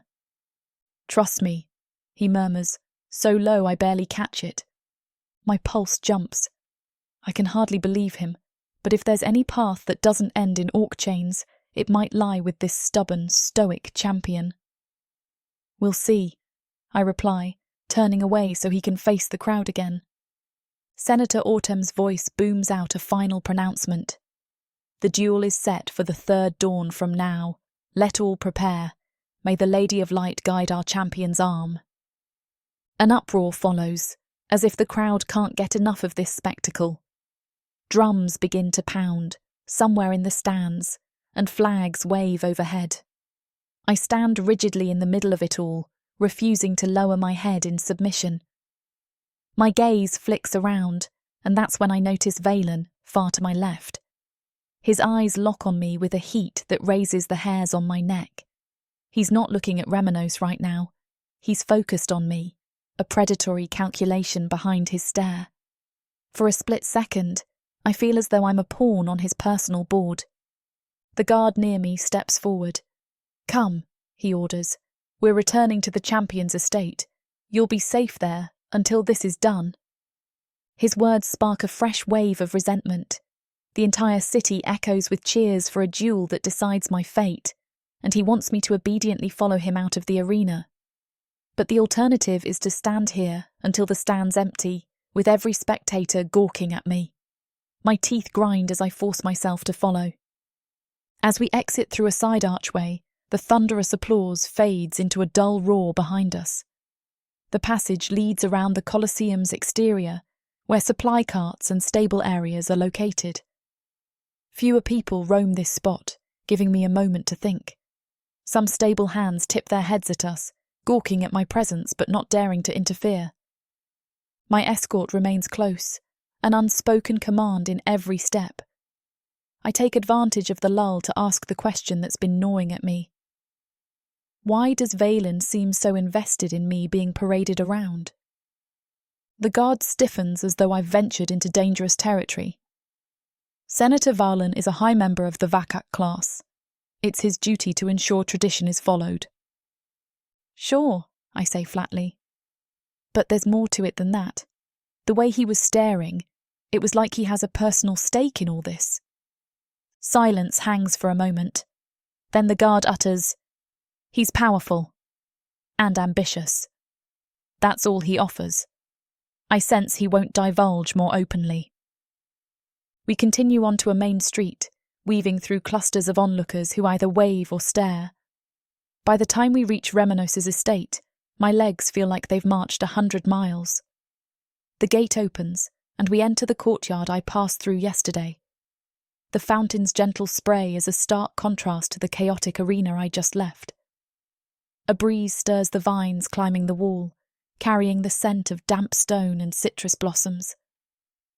Before I can slip away to the quiet of my temporary room, a deep voice resonates. "Mira." I look up to find Remanos standing near the fountain, flanked by 2 minotaurs I don't recognise. They both wear simple tunics, possibly staff or freedmen employed here. Remanos dismisses them with a nod, and they hurry off, leaving the courtyard to us. My escort also retreats, but not without giving me a meaningful glance that suggests I shouldn't try anything foolish. I cross my arms over my chest. "So, you're done taking your victory lap in the arena?" He exhales, stepping closer. The taut lines of his shoulders speak of lingering strain. "There is no victory yet. I still have to fight the orc champion in 3 days." I tilt my chin, trying to mask the conflicting emotions swirling inside me. "You're certain you'll win?" "I'm certain I must." His tail flicks behind him, a sign of frustration or maybe determination. "I won't let the orcs march on this city." "And that's your sole reason for going along with the Senate's plan?" I ask, voice laced with skepticism. "To protect your people?" He meets my gaze, unwavering. "Yes, and to protect you, whether you believe that or not." The words stir something within me, reluctant gratitude tangled with stubborn resentment. I don't need your protection if it comes with the label of spoil. He presses his lips together, struggling for the right response.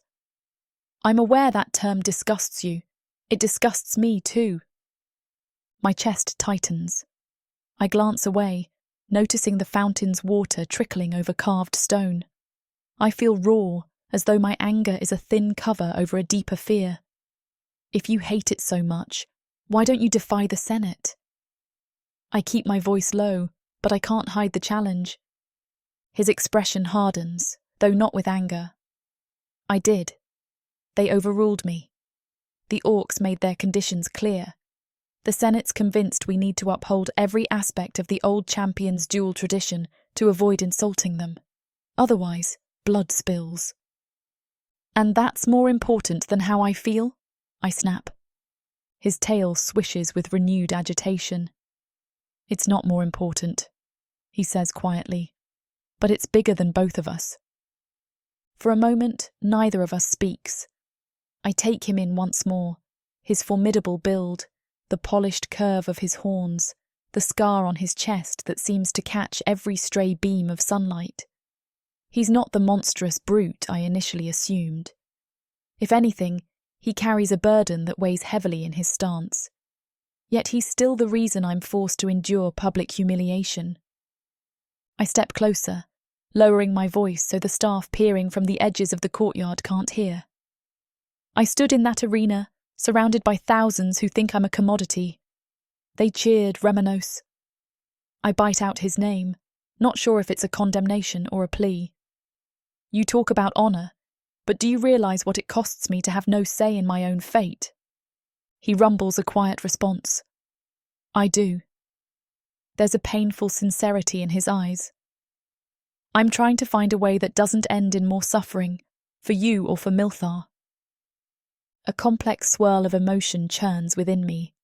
I want to despise him for being the champion who upholds these archaic customs, but I also sense that he never wanted this. My heart thumps an uncomfortable beat, and I realise, with unsettling clarity, that the tension between us is electric. Enemies by circumstance, but drawn to each other by something that feels beyond logic. He glances down at my wrists. They healed? No fresh bruises from the guards? It's fine, I say, though the skin is still a little tender. Your guard didn't bind me this time, if that's what you're asking. His nod is curt. Good. You shouldn't be treated like a prisoner. Then his voice quiets further. Even if the Senate insists you remain in my custody. Custody. That word drags an exasperated sigh from my lips. I rake my fingers through my unwashed hair, which still smells faintly of dust and sweat from my captivity. I don't know how much more of this I can stomach. Being forced to stand on that arena floor while they chant your name. It's like something out of a nightmare. A flicker of remorse crosses his features.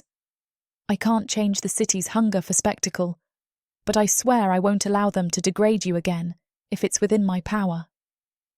Despite everything, I sense he means it. The sincerity in his voice tugs at something fragile inside me. I can't afford to trust too quickly, but I can't keep ignoring the possibility that he might be my only ally in this labyrinth of politics and tradition. Before I can frame a response, Valen's voice rings out from the courtyard's threshold. Ah, champion, attending to your spoil so diligently? I jerk around to see the senator approaching. A few attendants trail behind him, carrying scrolls and small wooden boxes. Valen's polished horns and embroidered robe suggest he came straight from some official proceeding. His gaze flicks to me, lips curving in a faint, smug grin. Why are you here? Remanos asks, tension rippling through his shoulders. Valen spreads his hands. Why? To ensure the arrangements for our upcoming celebration are in order, of course. The Senate wants no mishaps. He flicks a glance at me. We can't have our prized guest wandering off, can we? I bristle at his condescending tone. I'm not wandering anywhere under your watchful city. He gives a low laugh. Precisely. I'd advise you to stay by Remanos' side. It's the safest place you'll find here. Remanos steps forward, putting himself between Valen and me. She'll remain in my estate. That's final. The senator cocks his head, arching a brow. Protective, are we? Good. We need you in top form for the duel, champion. Our entire economy rides on a swift victory. Failure would mean the orcs seize supplies, farmland, maybe even— He gestures vaguely toward me, this lovely little bargaining chip. I clench my fists at his blatant dismissal of my autonomy. There's a cold, calculating edge to Valen that sets me on alert more than any chain-wielding orc. At least the orcs wore their brutality openly. He masks his with polite smiles. You talk about me like I'm a bag of coins, I mutter. He smiles again. Apologies if my words offend, but life in Milthar demands we remain practical. Remanos' tail lashes behind him. If you have no further business, Senator. Oh, I do. Valen lifts a scroll from one of the boxes an attendant carries. Here are the formal invitations to the duel, to be delivered to the outlying provinces. We're inviting various local leaders to observe.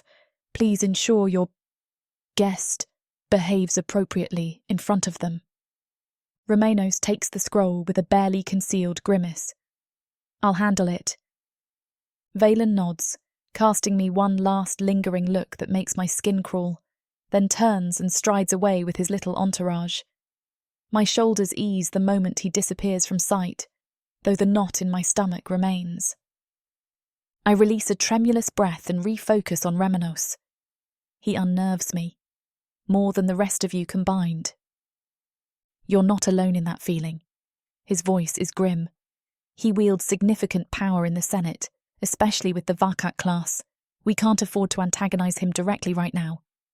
A flicker of dread surfaces as I consider the political forces at play here. Orcs, the Senate, Valen's ambitions, and I'm stuck in the middle. My gaze snaps back to Remanos. What do we do next? He looks at me with a steadiness that suggests he's used to carrying burdens. I'll prepare for the duel. You'll stay here, under my protection. I fold my arms defensively. I can't just sit in a room for 3 days like a caged bird. There has to be something, anything useful I can do. Can you fight? He asks, a faint curiosity colouring his tone. I can hold my own against bandits or smaller threats, I reply. But let's be realistic. I'm not going to fend off an entire orc raid. His eyes narrow slightly, as if he's evaluating me. Perhaps you can assist me in a different way. The city's been experiencing irregularities, missing shipments, sabotage rumours. If someone is weakening us before the duel, it could be why the orcs are so confident. I straighten, adrenaline flaring. So you suspect inside collusion? He nods. Possibly, but I have little time to investigate while preparing for the fight. If you truly want to help, keep your ears open. Ask questions if you can. I recall overhearing minotaurs whisper about stolen armaments in the courtyard. It intrigued me at the time, but I was too consumed with my own predicament to delve deeper.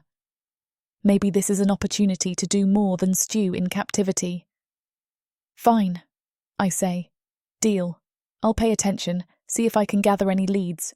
Just don't lock me in your estate like a prisoner. He studies me, a faint smile touching his otherwise stoic face. I'll grant you some freedom to move around, but the Senate insists you remain under guard. I grimace. So I'll have a shadow? Yes, he admits, but perhaps that's better than being confined. I purse my lips, reluctant to admit he's right. Agreed.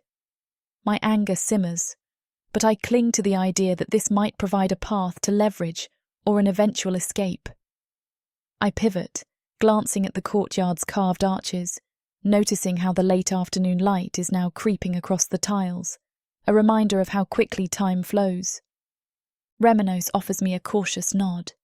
I have training to attend in the morning, if you want to watch. Watch you fight? I can't help the wry twist of my mouth. Why would I want to do that? The corner of his mouth shifts almost imperceptibly, as though he's suppressing a reaction. To see how your so-called captor handles himself in battle, maybe you'll realize I don't relish this role. A swirl of uncertain emotions flashes through my chest. I want to reject the notion. Another part, the practical side, acknowledges it might be wise to learn how he fights if I'm to be stuck under his roof. Fine, I say, crossing my arms. I'll observe. He exhales, relief mingling with the tension in his shoulders. Thank you. The single phrase is so simply spoken that it catches me off guard.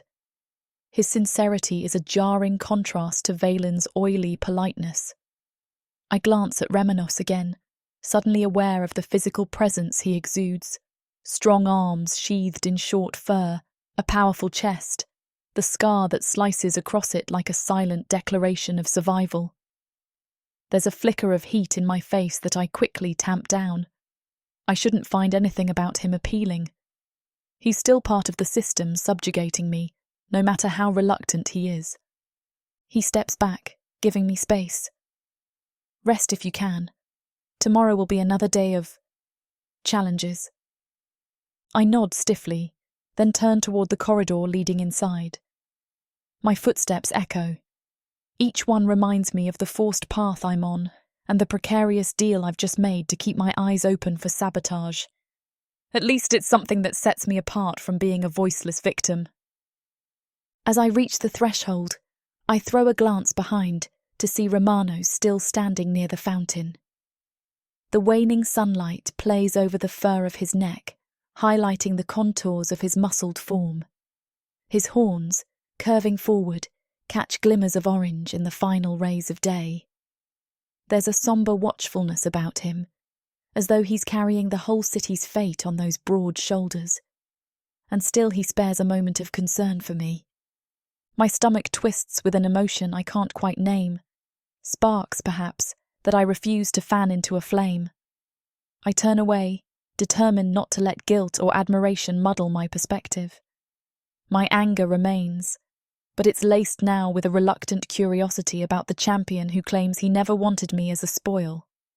If he truly stands on my side, even in the smallest way, maybe we can navigate this twisted labyrinth of politics and war together. I disappear into the estate's interior hall, uncertain whether the day's events have brought me any closer to freedom, or simply deeper into a trap. The memory of that roaring arena and Valen's smug grin lingers like a shadow. So do Remanos' quiet words, promising to shield me from further humiliation. A swirl of conflicting emotions churns within me, fueling a spark of defiance that, for the moment, keeps me from unravelling.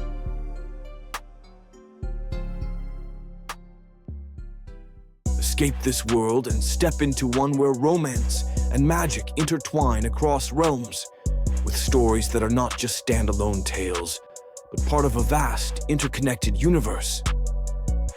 Imagine not just one, but 100 stories, where characters, destinies, and legends cross paths in unexpected ways.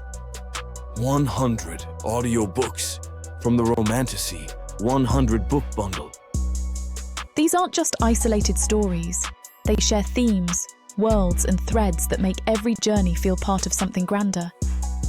Fated lovers, ancient prophecies, and the delicate balance between power and passion. Get all of these stories today for a mind-blowing 90% off. That's right, 100 audiobooks for the price of 10. 800 hours of audio where these alpha males prove just how puny the human men of Prathika are. 12 complete series where they show their human women what they've been missing and more. One-time purchase, lifetime access to a universe of interconnected magic and romance. Prathika's magic is eternal. With the Romantasy 100 book bundle, your pleasure will be too.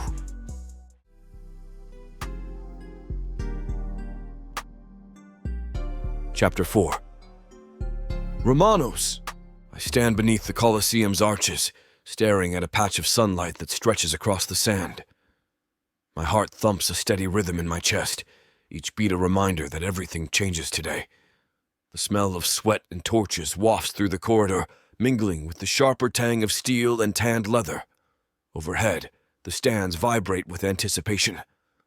I hear the crowd stomp their hooves on the stone bleachers and shout my name through the archway, a low, thunderous chant that drills into my skull.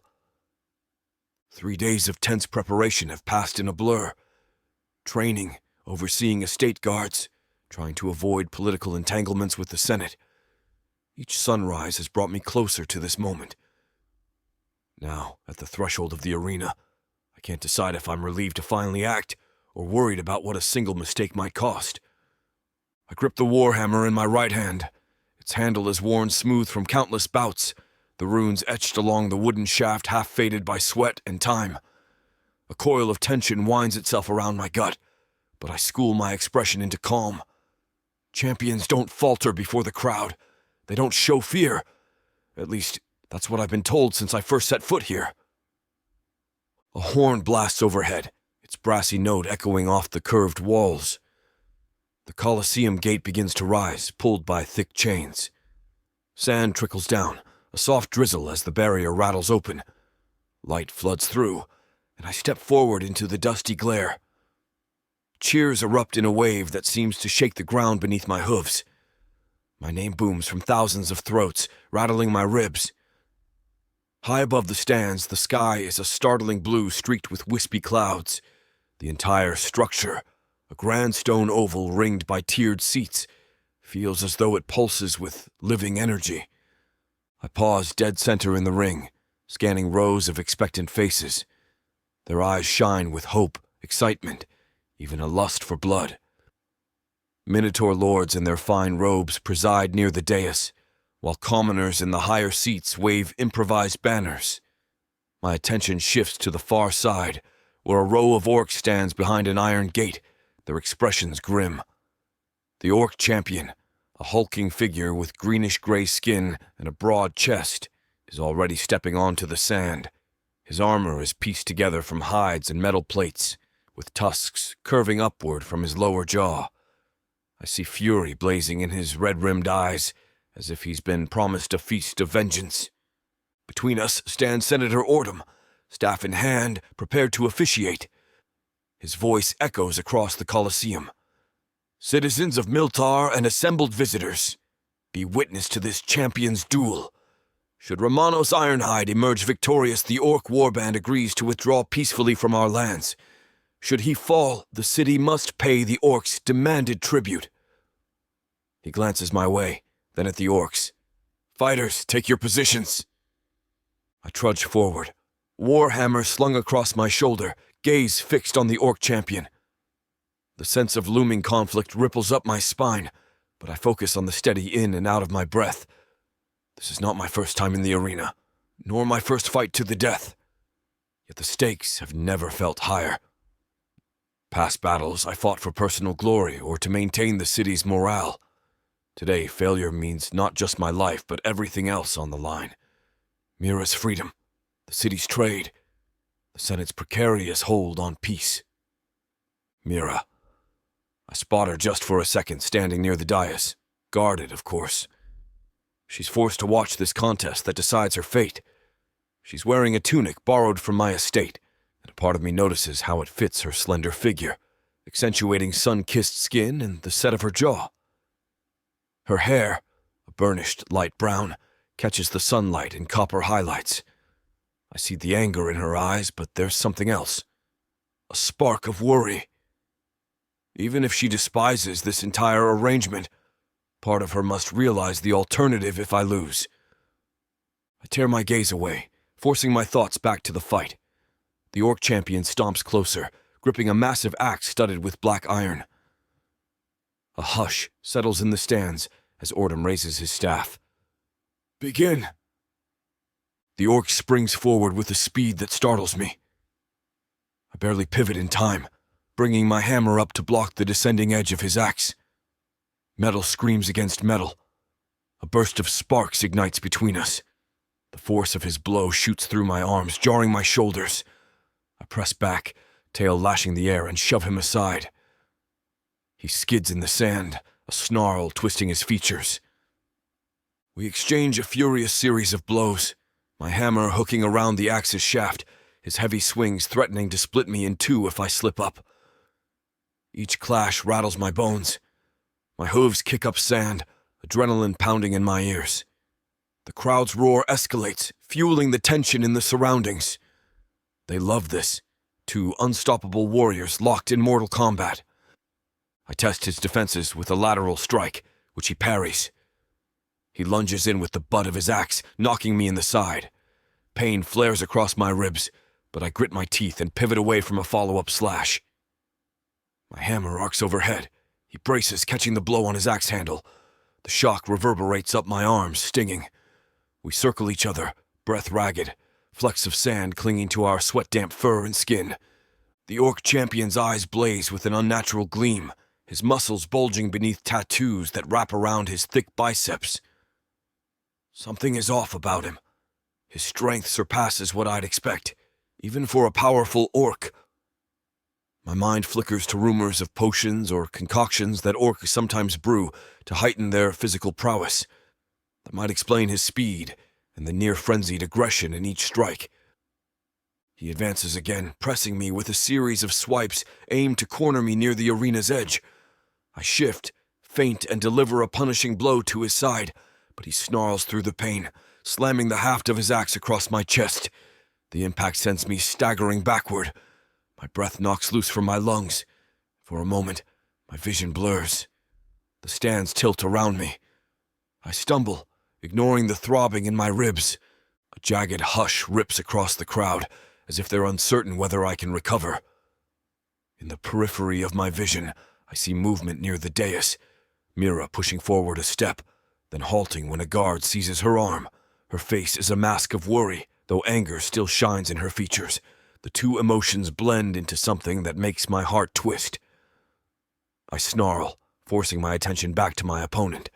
The orc champ lunges, brandishing the axe in a brutal overhead swing meant to cleave my skull. I roll beneath his blade, the sand grinding against my shoulder. I rise on one knee and slam my hammer into his abdomen. The force doubles him over. He coughs, spittle flying, but he swings wildly with the side of his axe, catching my forearm. A line of pain rips through muscle. Blood seeps into my fur. I almost drop the hammer from the sudden agony. The crowd gasps. Sweat drips down my brow. I clench my wounded arm, refusing to let go of my weapon. If I drop it, I'm as good as dead. My gaze flickers to the stands, scanning for Senator Valen. I spot him near Ordom, arms folded, gaze intense. I can't read his expression, but I suspect the outcome of this fight matters more to him than he lets on. Maybe he's hoping I fail. Or perhaps he just wants to ensure the city stays in line. Either way, I refuse to die to further some hidden agenda. With a growl, I heft my hammer again and rush the orc. Pain lances through my forearm at every movement, but I push past it, letting adrenaline sharpen my focus. My hammer collides with his axe in a ringing clang. Then I twist, hooking the axe blade with the hammer's curved top. For an instant we lock eyes, mine simmering with stubborn resolve, his burning with savage glee. I bite down on my teeth and yank, disarming him. The axe clatters onto the sand a yard away. He snarls something in Orcish and tries to deliver a punch to my jaw. I swerve, slamming the flat of my hammer into his chest. He staggers. A cry goes up from the stands, a mixture of cheers and jeers. I follow up with another strike, hooking him behind the knee. He topples, chest heaving, rage etched on his face. Now's the chance to end it. My arm throbs, but I raise the hammer overhead, intending to bring it down in a decisive blow. Just then, the orc champion's hand flashes to his belt. He withdraws a short knife coated with black ichor. Poison, perhaps. He thrusts upward in a desperate attempt, slicing across my torso. A searing pain carves into my flesh, and I lose half a second to pure shock. Gritting my teeth, I smash the hammer down, narrowly missing his arm. The blade scrapes my side again, and I roar, stamping one hoof onto his wrist. Bones pop beneath the pressure, and the knife falls to the sand. A hush ripples through the Colosseum. Even the orc warband stands eerily still. They know this is the end. They can sense it. My hammer hovers over the orc's broad chest. I draw a ragged breath. He stares up at me with defiance blazing in his eyes, chest heaving, one arm pinned beneath my hoof. Every muscle in my body screams to finish him and end the threat to Milthar. I hesitate, though, mindful that we're to show some modicum of honor in victory. His lips curl back. "Finish it, bullman," he spits in halting common. I press down, feeling the heat of blood trickling from my wounds. The poison from his blade leaves a burning tingle along my side, but the orc champion is at my mercy. If I kill him, the orc warband will be forced to withdraw. If I hesitate, they might see that as weakness. I clench the hammer and swing. It meets his skull with a blunt, sickening impact. He goes limp under my hoof. Silence stretches for a heartbeat, then the Colosseum explodes in thunderous noise. The stands erupt in cheers, chants of my name and frenzied applause. Weapons clash against armor, and voices rise in a collective roar. The orcs near the gate snarl and shake their fists in impotent rage, but they do not storm the field. Their champion is beaten. My vision swims as I step off the corpse. I can't ignore the stabbing ache in my side, the sticky warmth of blood saturating my fur. Even my lungs feel strained, each breath rattling. Ordum's voice somehow carries above the din. "Remanos Ironhide is the victor. The orc warband must honor the agreement and withdraw." The crowd's roar intensifies, shaking the walls. I steady myself with the hammer's handle, leaning on it. My tail flicks in agitation, but I can't quell the dizziness threatening to topple me. One or two city attendants rush forward, offering to support me, but I shake my head. If I collapse under the gaze of the whole city, it'll invite further chaos. I must stand, at least until the orcs formally acknowledge defeat.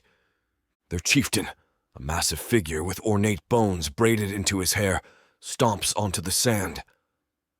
He spares a glance at the dead champion, then glares at me. We both know I won by a hair's breadth. The tension in my arm and side throbs, reminding me how close I came to losing. "We will withdraw," he says, voice guttural, "for now. But your city will not remain safe forever." A spasm of pain twists through my ribs. "Go," I manage, swallowing a cough. "Take your warband and leave." He bares sharpened teeth, then gestures for his orcs to file out. Several of them pry the champion's body from the sand, carrying it with an angry reverence. The ring of orcs disperses, heading back the way they came. I fight the urge to sag in relief. The city is spared for a time, though I suspect more troubles lurk. Orcs rarely let defeat pass without seeking retribution, but that is tomorrow's problem. My eyes drift over the crowd until they land on Mira again. She stands behind a pair of Senate guards, her posture taut. She's watching me with a fierce intensity that makes my heart hammer. My palm finds its way to my side, wincing at the jolt of pain, and force my legs to move toward the dais where Ortem, Valen, and the rest of the Senate gather.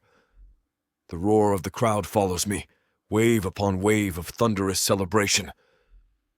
"Mira!" I breathe her name under my breath, though I'm not sure she can hear me above the clamor. At the dais, Valen steps forward, wearing a triumphant grin. He motions to the herald, who blasts the curved horn again, quieting a portion of the stands.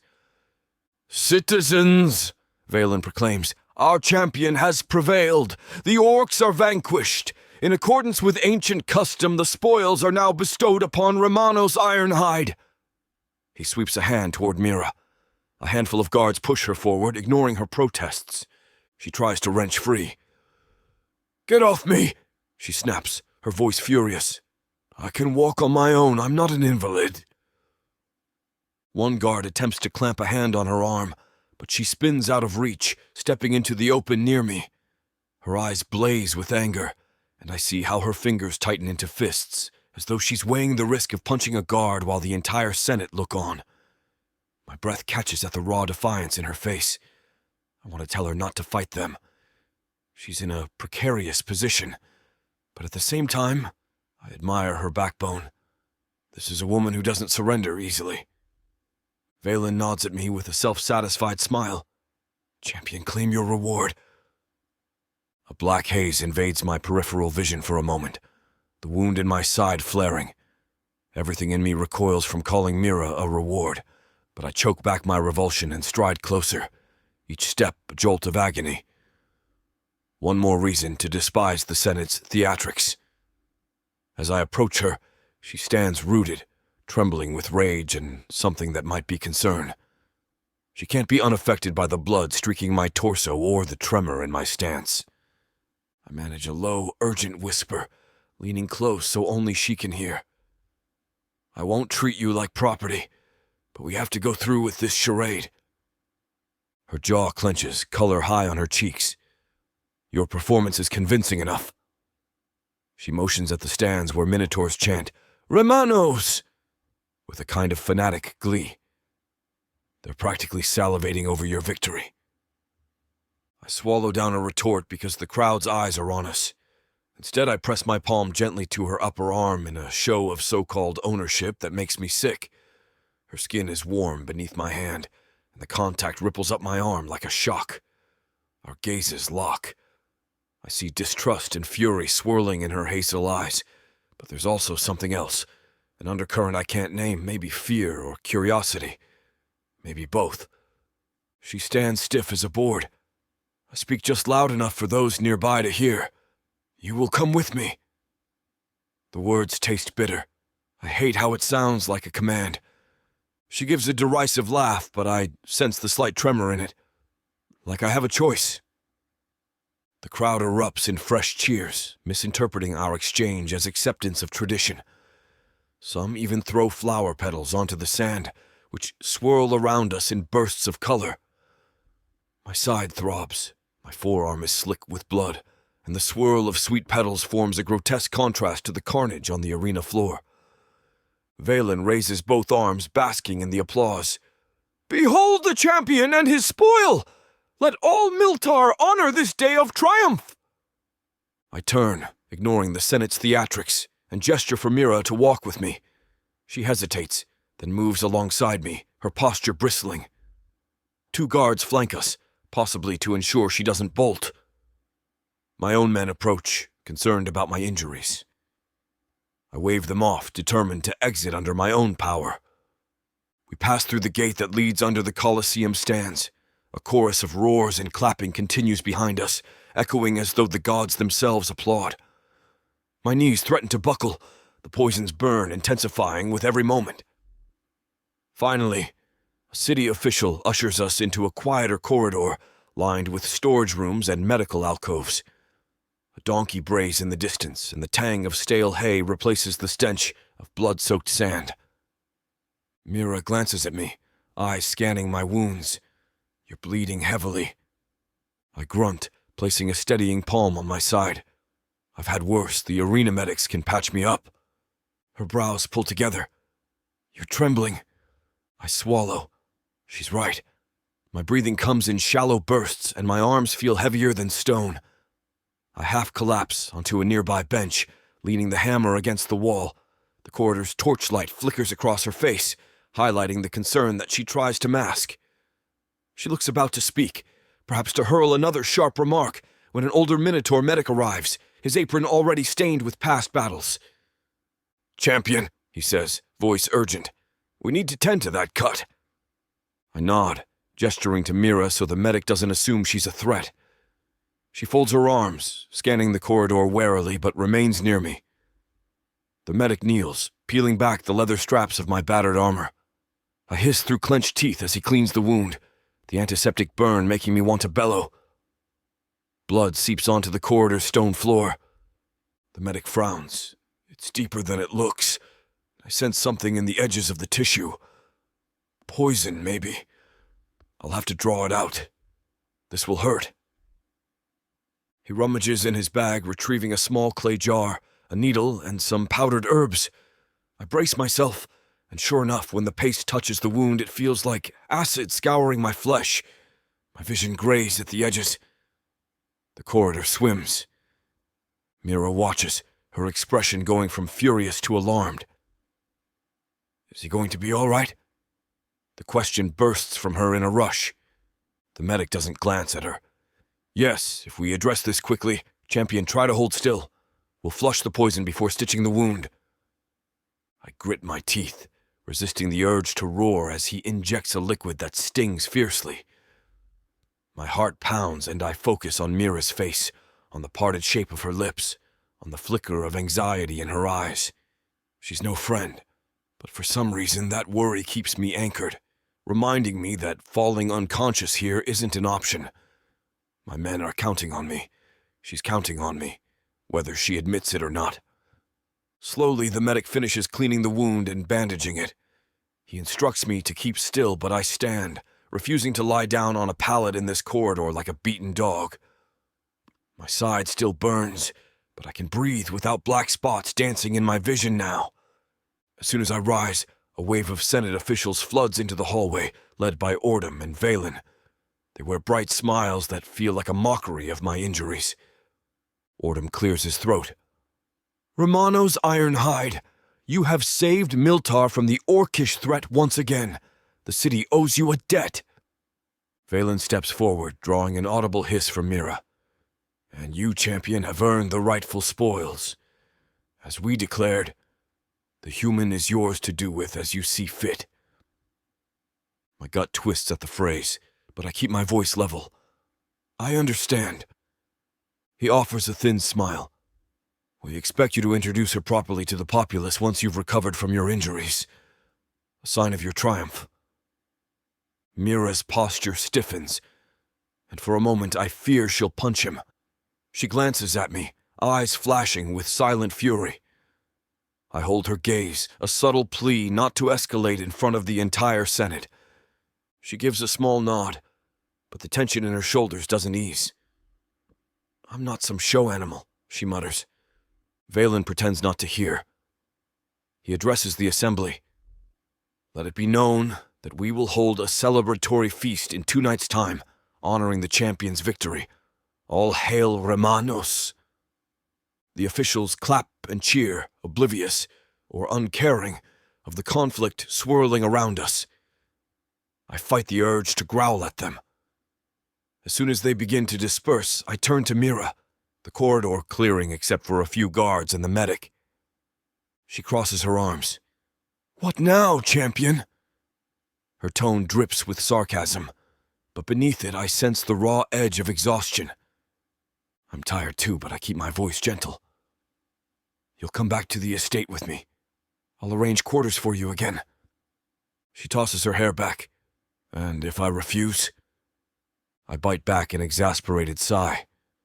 If you run, the Senate will have you dragged right back. You know that. Her eyes flash. So it's either I submit to this charade or get stuffed in a cell. My chest clenches. I'm trying to keep you out of a worse situation. I never wanted you as a spoil. She huffs a bitter laugh. You sure put on a good show in the arena. I fought because I had to, I retort, wincing at the sharp burn along my ribs. What else would you have me do? Let the orcs spill into the city, capturing or killing whoever they please? She doesn't respond immediately, and I see the swirl of conflicted emotions playing across her face. I sense the remainders of fear, anger, maybe even relief that I won. I cradle my bandaged ribs. Look, if you want to remain free from orc hands, you'll have to stay under my protection. It's not perfect, but it's the only way I can ensure they don't try to reclaim you. Her eyes lingers on me without speaking at first, her jaw tight. And this protection, does it come with conditions? My pulse thuds. I catch a faint whiff of her scent, something like warm desert air and a trace of sea salt from the city's coastal breezes. The Senate expects me to keep you visible for political reasons, I admit, but I won't force you to kneel. I won't make you serve me. I only ask that you be cautious. Stay where I can keep you safe. She exhales a shaky breath, glancing around the corridor. That's still a cage. Anger surges, though not at her. I know, I say, voice rough. But if you work with me, maybe we can find a loophole. Until then, I can't let them see you defying the Senate's demands. It would spark an uproar." Her gaze flicks down, noticing the blood that mats my fur, then returns to my face. For a moment, her eyes soften. "Are you?" "I'll recover," I say quickly, touched by her concern despite her simmering temper. The air between us crackles with tension. Neither of us chose this. Yet, the weight of her stare does something to my pulse. I can't ignore the flicker of awareness that churns in my gut whenever I see how the sunlight plays across her cheekbones, or when I catch the determination etched in her features. A part of me stands on unfamiliar ground, drawn to a woman who has every reason to hate my city, hate me. She looks away first. "Fine," she murmurs, "but don't expect me to thank you for winning. This entire setup is still vile." I dip my head. "Agreed." She strides past me toward the exit, a guard trailing behind. I linger, slinging the hammer over my good shoulder, ignoring the screams of pain from my wounded side. For a brief instant, I watch her walk, noticing the stubborn lift of her chin. Even battered by captivity and scorned by the orcs, she carries herself like someone who refuses to break. There's a spark in her spirit that calls to something in me I can't fully articulate. Admiration, perhaps, or a desire to see her find freedom. The medic clears his throat pointedly. "Champion, you should rest." I wave him off. "I need to speak with the Senate about next steps, then I'll head home." He mutters a curse about bullheaded pride, but he can't stop me. I begin my slow walk back toward the Colosseum's Grand Hall, where the senators wait to finalize the aftermath of the duel. Each step sends a flare of agony through my ribs, yet my mind buzzes with the memory of Mira's eyes. The distrust in them is a knife to my conscience, and the undeniable spark I sense whenever we're forced into conversation ties my thoughts in knots. It's the first time in all my years as champion that a so-called victory has tasted so bitter. The city rejoices, hailing me as a savior, yet I feel more like a warden. In the arena, I can handle the clarity of battle. 2 opponents, 1 winner, 1 loser. Out here, the lines blur. Politics coil around me like serpents, and Mira's presence is a constant reminder that not everything can be solved with a swing of my hammer. My hand touches the bandaged gash at my side. The pain is real, tangible, easier to handle than the turmoil in my chest. As I trudge deeper into the Colosseum's corridors, another cheer erupts from above. They chant my name again. "Remanos! Remanos!" urging me to appear and celebrate.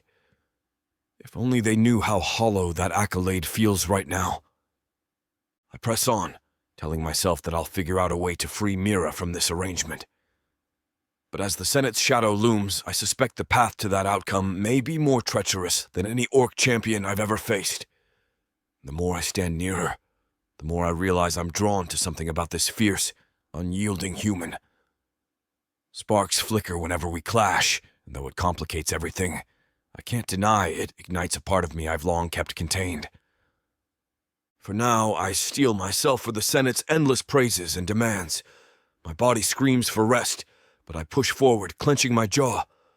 The city might view me as a hero, but I feel like I'm standing on a razor's edge. One wrong move and I could lose everything, and Mira would pay the price alongside me. I brush aside a heavy curtain leading to the Senate's reserved chamber. With every step, I vow that no matter what, I won't let her become a casualty of Milthar's hunger for spectacle. Even if it means fighting battles far more insidious than any I've faced in the arena, I'll find a way to honor my conscience and guard hers in the process. Chapter 5. Mira. I wake to the soft glow of morning light slanting through unfamiliar shutters. My eyes adjust, and I realise I'm still in Remanos' estate, sprawled on a firm pallet in a chamber that smells faintly of polished leather and the faint tang of citrus from the courtyard outside. It's the same room where I spent the night after he won the duel, ensuring the orcs slunk away from the city instead of marching through its gates. Technically, That means I'm safe, for now. But the memory of how he was hailed as a hero while I was handed over like an afterthought rakes across my mind. I push aside the thin blanket and wander to the window, hooking my fingers under the shutters. Outside, a walled courtyard opens to bright sunshine. There's a stone path lined with carefully trimmed shrubs and a fountain at the centre, water trickling in a subdued burble. It would all look serene if not for the pair of minotaur guards stationed near the entrance gate. They're armed with spears and broad-bladed swords at their hips, effectively reminding me that I can't walk out freely. I run my palms over my rumpled tunic, one of the pieces borrowed from Remanos' household. The cloth is practical, mid-thigh length, cinched at the waist with a braided sash. It's better than the tattered travel clothes I arrived in, but every time I see my reflection in the small brass mirror perched on the table, I feel a stab of homesickness. I miss my own garments, that sense of belonging to no one. Here, all I see is a reflection of a woman caught in someone else's fight. A light knock at the door draws my attention. Before I respond, a young minotaur, barely out of adolescence by the looks of his shorter horns, pushes the door open. He sets a pitcher of water and a covered bowl on a small table. His eyes flick to me, then quickly down. "Mistress Mira," he says, voice subdued. "Your breakfast. Shall I fetch anything else?" The title rankles me. Mistress implies some level of respect, or at least status, but I know it's a veneer. Still, the boy looks nervous, so I keep my voice steady. "No, thank you, this is fine." He nods, then hesitates like he wants to say more. When I raise an eyebrow, he just mumbles a farewell and slips out. The door closes behind him with a faint thud. Once I'm sure I'm alone, I lift the lid on the bowl, some kind of grain porridge and a few slices of what looks like roasted squash. It's not the hearty meal I'd pick for myself, but I'm hungry enough to inhale the first spoonful without complaint. As I eat, my mind drifts to the day ahead. The Senate has decreed I remain in Remanos' custody, presumably so the city can flaunt its champion's trophy. The thought sparks my temper again. I push it down, telling myself that anger won't open these walls. If I want freedom, I need to be tactical. Remanos hinted that there's more going on, missing shipments, the possibility of sabotage within the city. That might be my only angle to gain leverage. I recall him staggering after the duel, wounded but trying to hide it. Part of me hates how he insisted he never wanted me as a spoil, yet he still let them present me like a prize.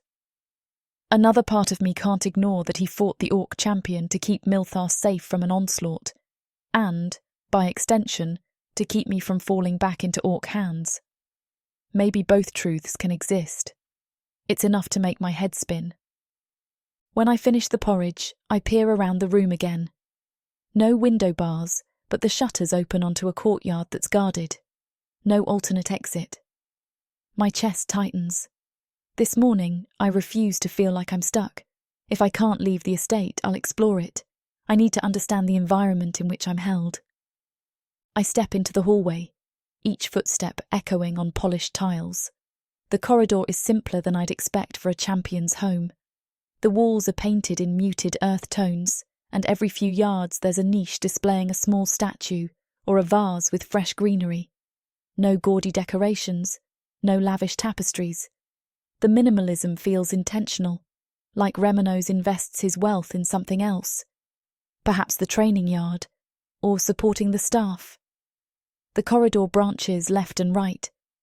I spot a minotaur guard posted at an intersection. He watches me with cautious eyes, but doesn't bar my way. I choose the left hallway, passing shuttered windows and carved wooden doors. One door is ajar, revealing a large room with shelves crammed full of scrolls and ledgers. Curious, I slip inside. It smells of parchment, ink, and old wax. Dust motes dance in a streak of sunlight from a high window. As I step closer, I notice the writing on some scrolls is in the common tongue, while others bear the spidery script of Vakak Minotaur, twisting lines that I can only decipher a bit of. My heart quickens. The Senate is predominantly Vakak nobles, so maybe these are official records or shipping manifests. If there's sabotage in the city, perhaps something here indicates a pattern. I run my finger lightly over one open ledger, scanning the columns of goods, ports, and destinations. The script transitions between common and Vakak, giving me enough context to guess this is an inventory of trade shipments: grain, metal, textiles. Some lines have symbols next to them that look like exclamation marks or urgent notations. It might mean those shipments are delayed or stolen. I flip a page and find more scrawling. The date references last month, listing a consignment of copper ingots to be shipped across the sea. There's a note in Vakak script: divert. Payment from unknown sponsor. A chill prickles along my arms. Unknown sponsor? Could that be part of the sabotage Remanos suspects? Something behind me shifts, the faintest rustle of fabric. I spin, heart thudding, half expecting a guard or scribe to scold me for prying. Instead, I'm face to face with Remanos himself. The breadth of his chest nearly fills the doorway, the short fur around his neck still recovering from his bandaged wound. He's wearing a loose tunic that accommodates his healing injuries. I notice how the fabric stretches over powerful shoulders, the diagonal scar on his pectoral visible where the laces are undone. He lifts an eyebrow at me, tail flicking. Snooping? My cheeks flame with a mix of embarrassment and defiance. Exploring, I correct, letting the ledger slip closed. You did say I'd be stuck in your estate, so I'm making myself at home. He steps inside, moving with more grace than someone with a fresh injury should. I have guards posted in case you try to leave, not to confine you to one room, he says, voice carefully neutral. Then his gaze darts to the ledger. Though I see you found my records. I fold my arms. You keep logs of black market shipments here. His tail lashes once, betraying a flicker of tension. They're not black market, he counters, though I hear uncertainty in his tone.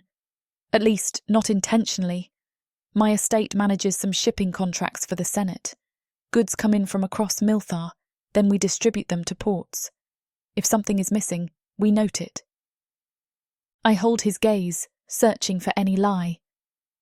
The ledger mentions an unknown sponsor, paying extra for shipments to be diverted. That sounds shady.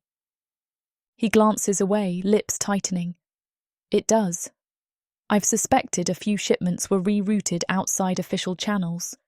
We found crates unaccounted for at the docks a few weeks back, but the Senate brushed it off as a simple oversight.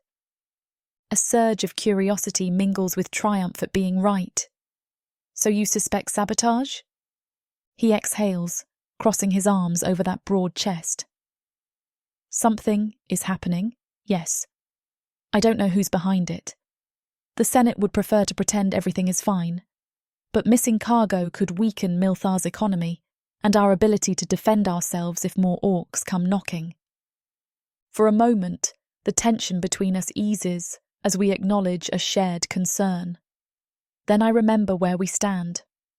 I shut the ledger with a soft thud and look around, noticing the thick dust on some volumes, as if they haven't been touched in months. Why do you handle shipping ledgers? I ask, curiosity driving me. Isn't that a job for bureaucrats?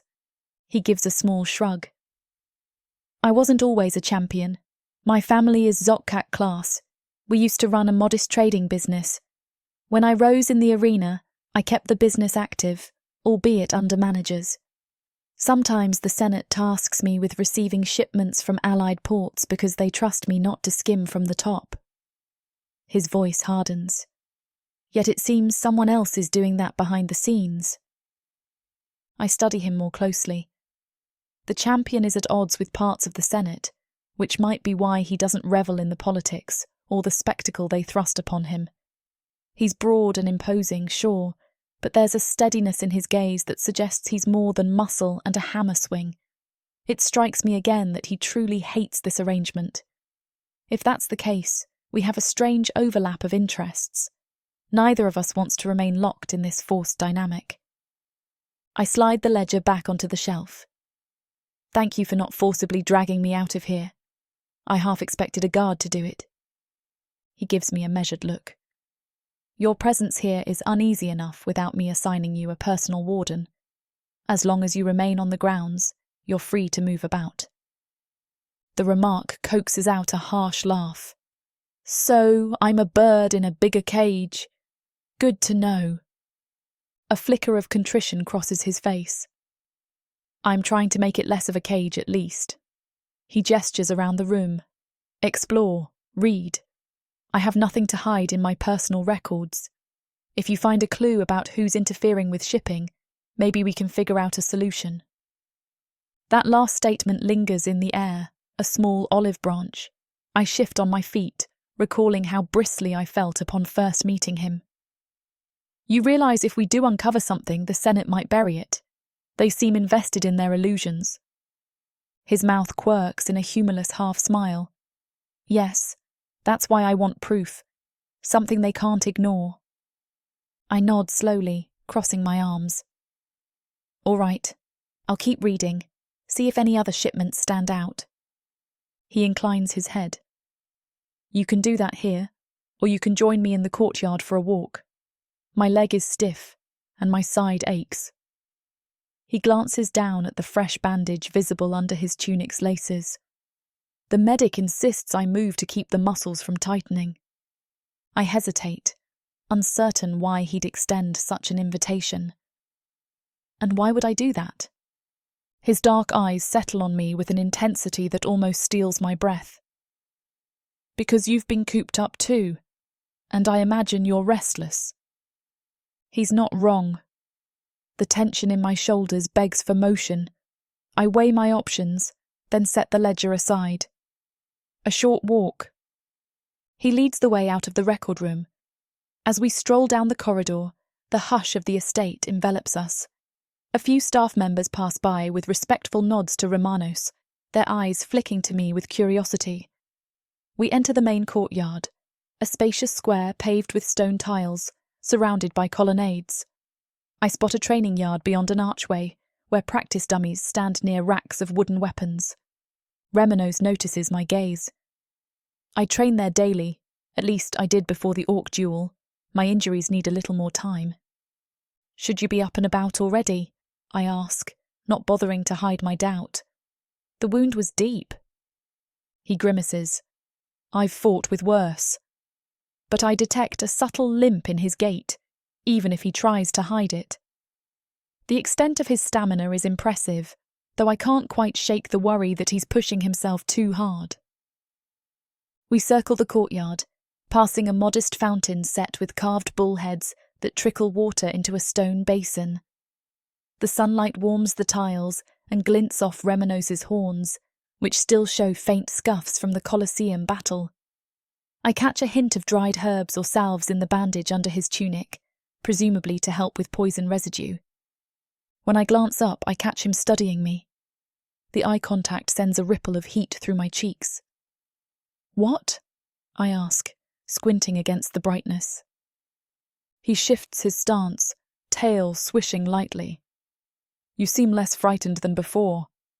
I stiffen. I wasn't frightened. I was furious. Both can exist, he says, voice even, but there's a calm empathy beneath it. I wouldn't blame you for either. My fists clench, recalling the humiliations of being dragged around in front of thousands of onlookers. Rage is easier than fear, I admit, words emerging more candidly than intended. Anyway, I'm not cowering in a corner, if that's what you expected. His shoulders relax minutely. I never took you for someone who cowers. The statement is quiet, almost an acknowledgement of respect. We walk in silence for a moment longer. Then I notice a large archway leading toward the training yard. Without waiting for permission, I veer in that direction. Remanos follows, so the guards who linger at the courtyard perimeter let us pass. The yard is sectioned off by a waist-high stone wall, the ground coated in pale sand. Wooden targets are lined up at one end, battered by repeated strikes from blunt swords and spears. On a rack near the entrance, I see an array of real weapons carefully secured with locks, probably the champion's personal arsenal. I exhale slowly, inhaling the tang of worn leather and the faint iron smell that pervades any place weapons are regularly used. How often do you train here? Romano shrugs. Usually every morning, then again at dusk if I'm preparing for a major event. He gestures with one thick arm at the battered practice dummies. Right now, I'm meant to rest, but I can't stay idle. A wry smile pulls at my lips. Big men with big pride? He huffs an unamused breath, but a faint spark lights his eyes. Something like that. Fighting is in my blood, for better or worse. My gaze skims over the yard, lingering on a practice sword with nicks along its edge, a battered shield with Romanos' bullhead crest. Then I spot a large wooden trunk propped against the wall. The lid is slightly ajar. Curiosity tugs at me, and I walk toward it, ignoring the faint warnings my mind conjures. If he wanted me to stay away, he should keep it locked. Inside the trunk, I see an assortment of trophies, a cracked orc war club, a chipped minotaur glaive, even what appears to be a worn banner with dark stains at the edge. They're souvenirs from battles or duels he's won, presumably. My stomach twists at the sight, proof of his lethal skill, but also a testament to a society that prizes conflict over peace. You keep your memories in a box? I murmur, running my fingertips over the battered war club. Like a war shrine? He steps behind me, voice quiet. They remind me of the cost of victory. It's not meant to be a shrine, more a caution. I glance over my shoulder, noticing how his tall frame looms. A caution against what? Against letting the Senate use me as a weapon without question, he replies. It's easy to lose yourself when every fight is for some grand cause. This helps me remember the consequences. A flicker of empathy surfaces. I recall how he told me he never wanted to claim me, that the Senate forced his hand. It's one thing to say it, but here he's showing me the tangible weight of a champion's life. Old weapons that once belonged to enemies, keepsakes that speak of blood spilled on the Colosseum sand. I guess they're not the decorations I expected in a champion's training yard, I remark softly. He gives a low snort. Would you prefer gold statues and lavish banners? That's not who I am. Clearly. My gaze drifts over the war club again, then slides across the trunk. At least you're honest about it. He nods, tail flicking once.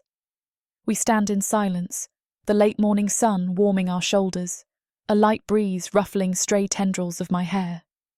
There's a subtle shift in the air, a tension that coils between us, neither purely antagonistic nor entirely comfortable.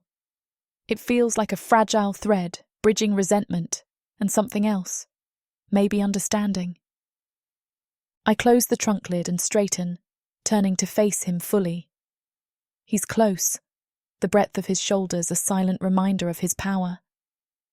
Yet there's a weariness in his stance that tugs at my chest. He's still healing, and I see the faint tremor in his arm when he adjusts the cloth at his bandaged side. Why not listen to your medic and rest? I ask, swallowing the unexpected concern in my voice. His expression flickers. Before he can finish, a minotaur guard hurries into the yard, carrying a small scroll. Champion, a messenger brought this. It bears the Senate seal. Remanos grunts, taking the scroll with a slow nod. He tears the wax seal and scans the content, brow furrowing. They want to see me tonight. Some new decree about the feast. He crumples the parchment with a controlled squeeze. I stiffen. Feast? He casts me a sidelong glance. They're throwing a celebration to honour my victory naturally.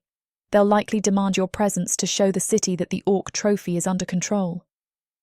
The words make my stomach churn. Wonderful. Another chance to treat me like a prop. His tail flicks in irritation, but he doesn't dispute my statement. Instead, his tone softens. I'm sorry. It grinds at me because I suspect he means it. Look, I say, voice hardening. I didn't ask to be your problem. I'd rather get out of here and figure out my own life. But the Senate apparently has a talent for ignoring what either of us wants. His jaw clenches. They're determined to maintain the orcs' notion of a rightful spoil, presumably to avoid insulting them. And if we resist too overtly... Another war, I finish bitterly. He nods. Yes. Or a wave of sabotage from orc sympathizers. It's not just about orcs either. Some minotaurs might see your release as weakness. A flare of anger tightens my chest. So I have to wear a nice dress and smile at your side while they toast your conquest, or your people will call you weak. He steps closer, enough that I catch a whiff of that earthy scent clinging to his fur. I don't expect you to smile, just appear. Let them think we're complying. Once we have leverage, maybe we can renegotiate your situation. Sparks dance in the space between us, my frustration meeting his. You keep implying we're in this together, but we're not. You stand in the champion's arena. I'm stuck in his shadow. I refuse to use the word that describes that overshadowing effect. I grit my teeth. Give me a reason to trust your claim that we can change anything. His gaze narrows, not with anger, but with the intensity of someone who hates feeling powerless. I don't want you forced to remain here, but until I understand who's behind these missing shipments and how the Senate is profiting from them, I can't unravel your predicament. If I free you without cause, they'll punish both of us or use it as a pretext to escalate tensions. I fold my arms. How do I know you're not just spinning pretty lies to keep me docile? He holds my stare, his dark eyes unreadable. Because if I wanted a docile captive, I could have kept you bound. I chose not to. That answer punches me in a place I don't expect, the logic undeniable. My pulse skitters. I hate that my anger is losing ground to the flicker of respect simmering for him. He's not lying about letting me walk freely in his estate, read his records, discover the sabotage clues. Fine, I manage, voice brittle. I'll keep reading your ledgers. Maybe we can figure something out. He nods. Thank you. Heat flares in my chest at how sincere he sounds. I turn away, pretending to focus on the training dummies. My gaze slides along the yard, noticing the detail in every worn practice sword, every battered shield. Each is a testament to the countless hours he spent perfecting his skill, forging a reputation that binds him to political forces beyond his control. In an odd twist, we're both bound by the city's expectations, though in different ways. I shuffle toward a wooden dummy, lifting a short practice spear from a nearby rack. Balancing its weight, I test the wood, noticing it's not as heavy as an orc spear. Mind if I vent my frustration? He steps aside, allowing me space. Go ahead, but that spear has seen better days. I roll my eyes. So have I. Then twisting my grip, I stab the dummy's midsection. The impact reverberates up my arms, a satisfying jolt. I strike again, channeling the pent-up anger roiling inside. Each thrust sinks the spear tip into the straw-filled torso, sending bits of straw fluttering. My breathing quickens, but the motion tempers my rage. When I pause, Remanos observes me with an unreadable expression. You're not unskilled. I've fought off thieves on the road, I say, lowering the spear. I'm no champion, but I survive. His mouth curves slightly, almost a shadow of admiration. Survival is no small feat in Protheca. Something about his tone makes my pulse flutter, an unsteady warmth creeping along my skin. I realise we're standing alone in this yard, not quite enemies, not exactly allies. He's huge, formidable, clearly used to commanding respect. Yet he's speaking to me like I'm an equal. I swallow the unexpected swirl of emotions. Why do you keep looking at me like that? I ask, half challenging, half curious. He blinks, the tuft of his tail flicking. Like I want to fight you or defend you. I snort. Either, both. Can't tell. A low rumble vibrates in his chest, not quite laughter. Maybe I do. You're certainly skilled enough to hold your own, but I also... He breaks off, the admission slipping away unsaid. My heartbeat lurches. Part of me wants him to finish that sentence. Instead, he angles his head toward the corridor. We should head back. I need to check on those ledgers. If you want to keep reading, I'll give you free rein in that room. I straighten, returning the spear to its rack. Fine. But if you're planning to stand behind me hawk-like, I might stab you. He huffs again in that near laugh. I'll keep a safe distance. He gestures for me to walk ahead. We leave the training yard, making our way back through the courtyard. The air feels charged, as though lightning crackles between us with every step. I can't ignore how the tension pulls taut whenever we stand too close. It's ridiculous and infuriating. This is the champion who holds me as a trophy, yet everything about him suggests he wishes it weren't so. The contradiction yanks me in conflicting directions, one foot in distrust and the other edging toward uneasy companionship. When we re-enter the estate's main corridor, we find one of his staff waiting. She's an older minotaur with greying fur around her temples. She inclines her head. Champion, a messenger from the Senate arrived. They request Mira's presence for a fitting. Some seamstress is here to measure her attire for the upcoming feast. My spine stiffens. They're forcing me to wear minotaur fashion now. Remanos' jaw clenches. Seems so. The Senate wants you to look the part. I roll my eyes. I'm not dressing up for their spectacle.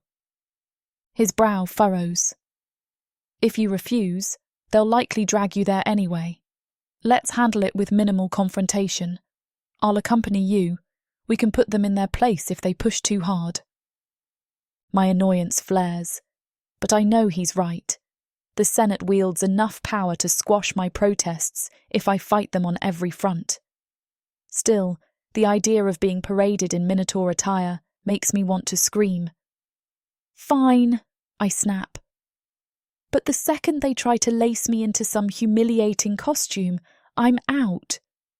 He almost smiles, a tired tilt of his lips. I'll keep them in line as best I can. I rub my nape, mulling over how this entire day is shaping up. Submitting to a seamstress, scanning ledgers for sabotage clues, and living under the champion's watchful gaze.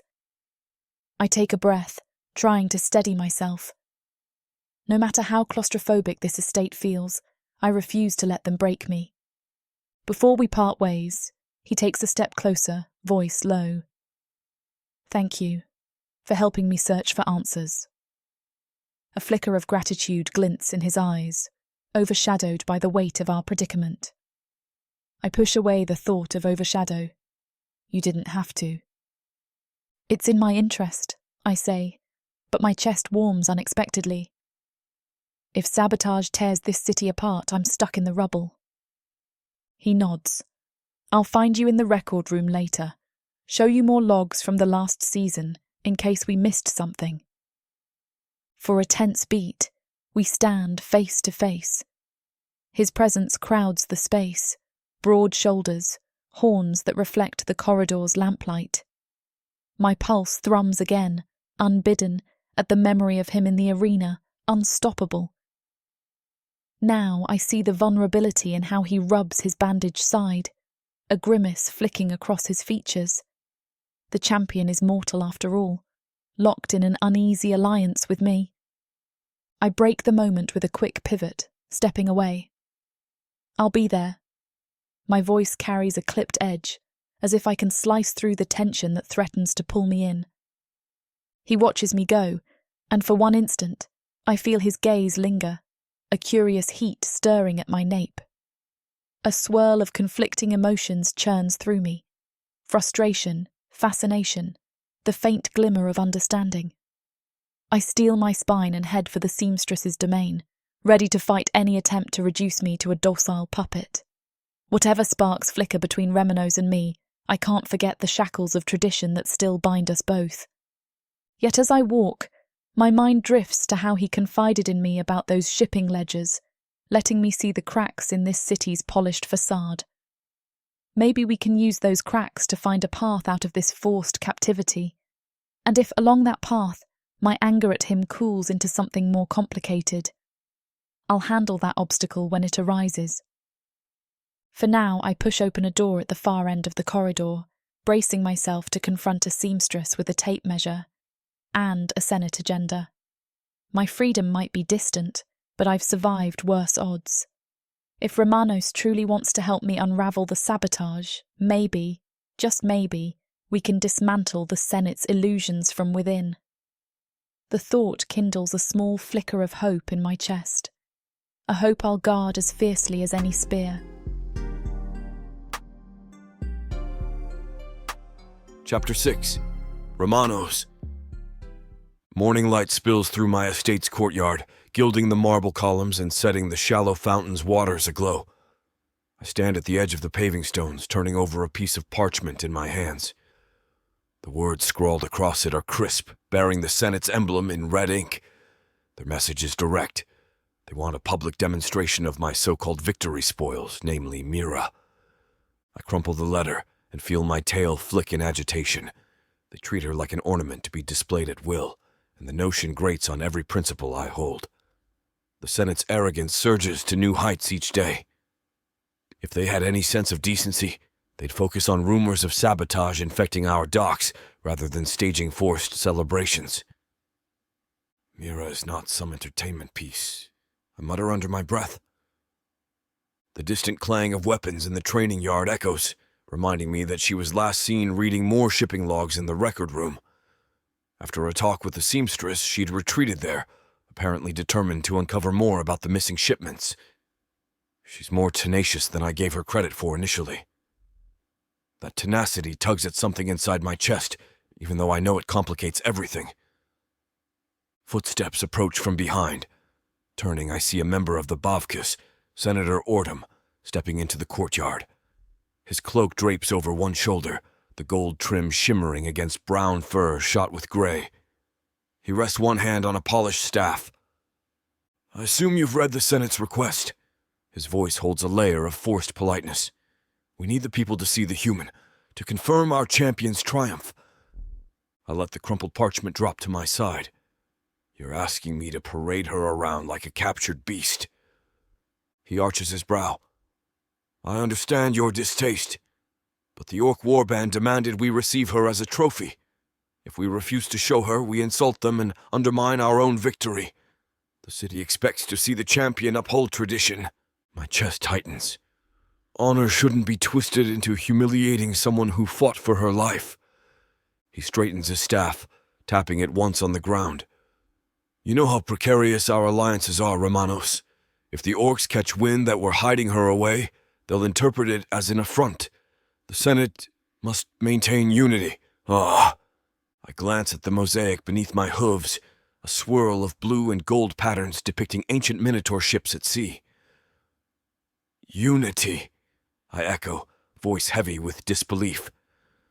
Meanwhile, I hear rumors of sabotage in our docks, missing supplies, suspicious shipments.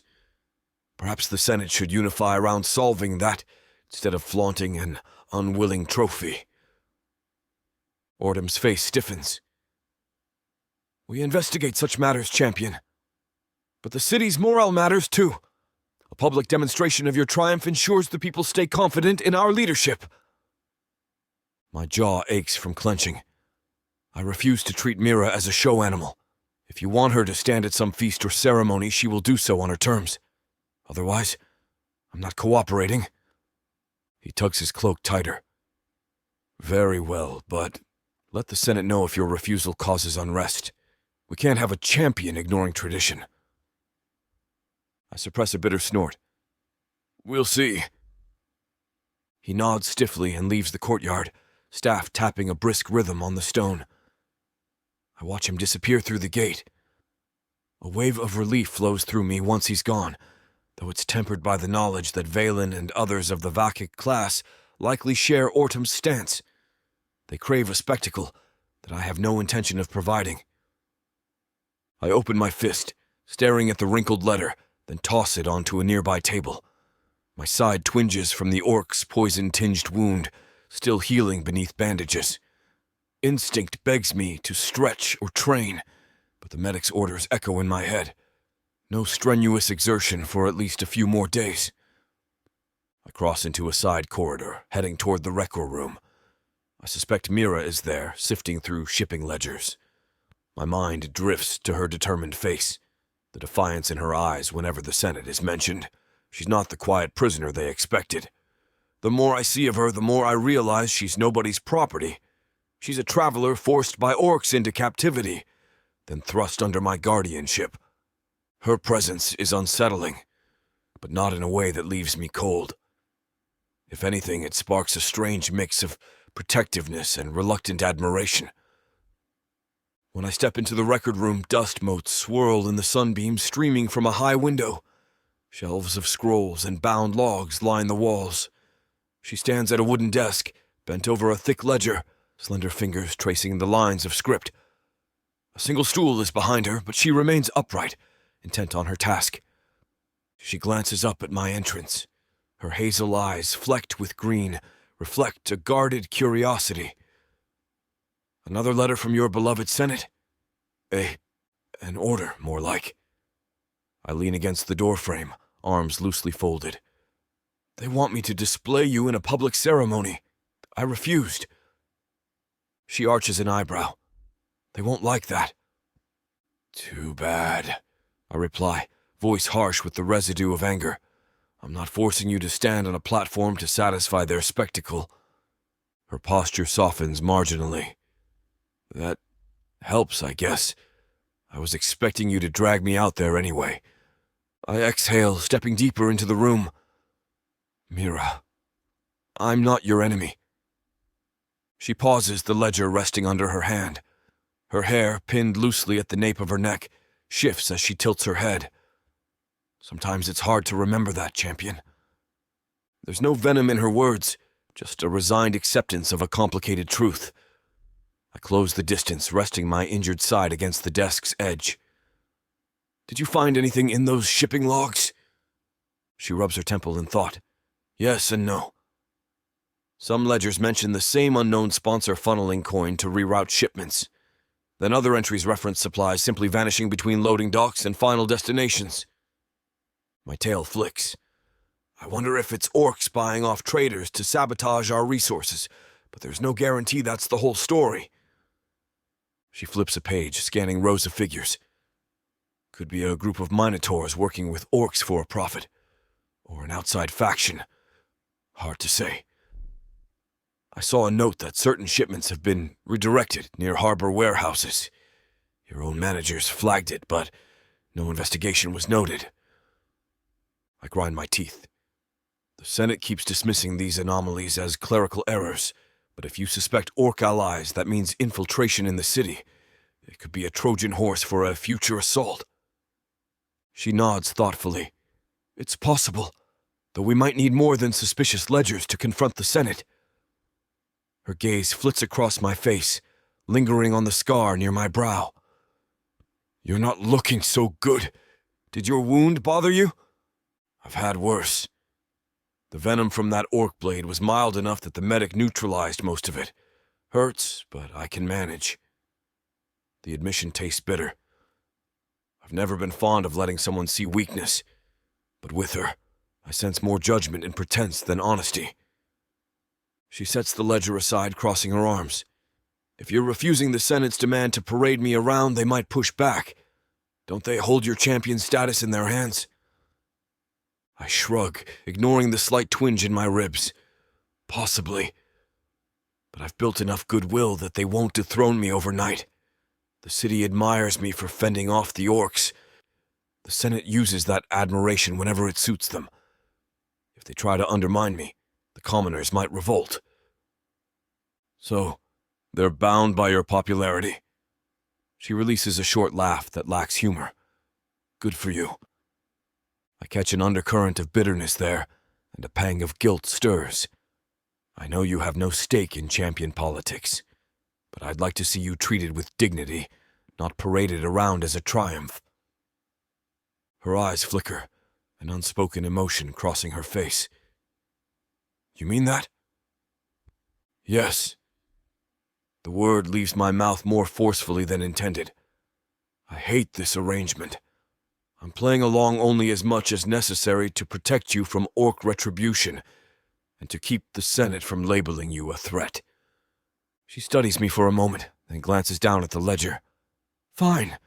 I won't fight you on this one, as long as you don't try to display me like some prized horse. A faint relief seeps into my chest. Agreed. She steps back from the table, and for a heartbeat our gazes lock. The tension is palpable, charged with remnants of our earlier hostility and something more potent. I swallow, suddenly aware of how close we stand in this dusty room, how her presence feels bigger than the space should allow. She breaks eye contact first, clearing her throat. You said we need more evidence to confront the Senate. Any idea how to gather it? I angle my head, thinking. We could look in the harbor district. If shipments are disappearing, that's probably where we'll find leads. But it's risky. The Senate might see it as meddling in official trade business. She crosses her arms over her chest. I'm not afraid of risk. A hint of a smile tugs at my mouth. I gathered that.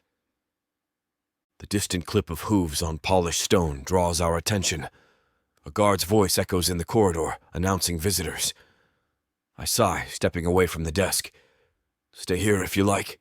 I'll see who it is. She nods, exhaling a breath that lifts some of the tension. I'll keep reading. Maybe there's a shipping manifest we missed. I leave the record room, striding into the corridor where 2 Senate aides wait. Their ornate cloaks and haughty expressions telegraph their importance. One bows slightly. Champion, Senator Valen requests an audience. He says it's urgent. Of course he does. Where is he? Awaiting you in the audience chamber, near the main hall. I rub a hand over the base of my horn, a gesture of irritation. Lead the way. They guide me through my own estate, an ironic chore, but I let them. The audience chamber is a broad room with windows framing the courtyard. Valen stands at the center, flanked by a pair of well-dressed minotaur scribes. His horns are etched with intricate designs that mark his vakak rank. The cloak he wears is embroidered with silver threads, highlighting a regal posture. If he notices the tension in my stance, he doesn't acknowledge it. Instead, he greets me with a thin, perfunctory smile. Remanos, I trust the day finds you well. I come to a halt before him, arms crossed. If this is about forcing Mira into a public display, my answer remains no. His smile never falters, but I sense annoyance in the twitch of his tail. We can't simply discard tradition. The orc warband offered her as tribute. Our city needs to see that tribute honored properly. Honoring a tribute doesn't have to mean putting her in a cage, I growl. I'll bring her to the upcoming feast, show them she's here. That should suffice. He taps a slim baton against his palm, eyes narrowing. The Senate wants more than that. We prefer an open promenade through the city. Let the people witness you and your prize together, reaffirming Milthar's might. It will reassure everyone that the orcs hold no threat. My teeth grind. You're asking too much. And you're forgetting your station. Valen snaps, baton pointing at my chest. You serve Milthar. If we require you to walk the city streets with your spoil, you will do it. I hold his gaze, refusing to flinch. You'll have your champion at the feast, Senator. Beyond that, I exercise my own judgment. His lips thin. One of the scribes behind him fidgets nervously. I sense Valen is used to getting his way without friction. The city depends on unity, champion. You keep saying that, I say, letting the edge in my tone show. Yet all I see are Senate demands. Where is your concern for the rising sabotage? Missing goods, questionable shipping logs. These issues weaken us more than any refusal to parade Mira. Valen's tail flicks again, a sign of his irritation. I have heard the rumors. We're investigating. But do not change the subject. The city's morale is paramount. He extends a parchment with the official Senate seal. Sign here, pledging your compliance for a public promenade. We'll handle the route, times, and announcements. It will be a grand affair to celebrate your recent duel. My blood practically boils. You want me to sign that, guaranteeing I'll treat Mira as an exhibit? He shrugs in a way that sets my nerves on edge. Your personal feelings are irrelevant. The Senate's authority is not. I stare at the parchment, the fancy calligraphy proclaiming a celebration of the champion's victory in the swirling lines of common. There's a space at the bottom for my signature, as if that alone can confirm my subjugation to their whims. I refuse to pick up the quill. Silence stretches, tension thick as a thundercloud. Valen meets my eyes, arching an imperious brow. He clearly expects me to yield eventually.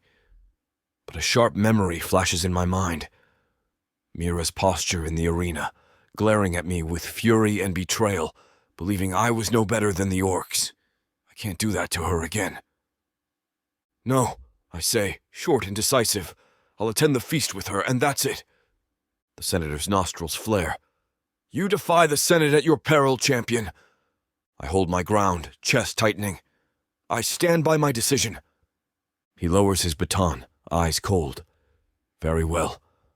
I'll inform the Senate of your refusal. Let us hope your reputation outweighs the scandal of ignoring our request. Without another word, he turns, cloak swishing behind him. The scribes scurry after him, casting anxious glances my way. Once they vanish, I release a pent-up breath. Each time I clash with them, I risk further consequences. But I can't hold Mira's chain simply because the Senate demands a public show. Footsteps sound from the corridor behind me.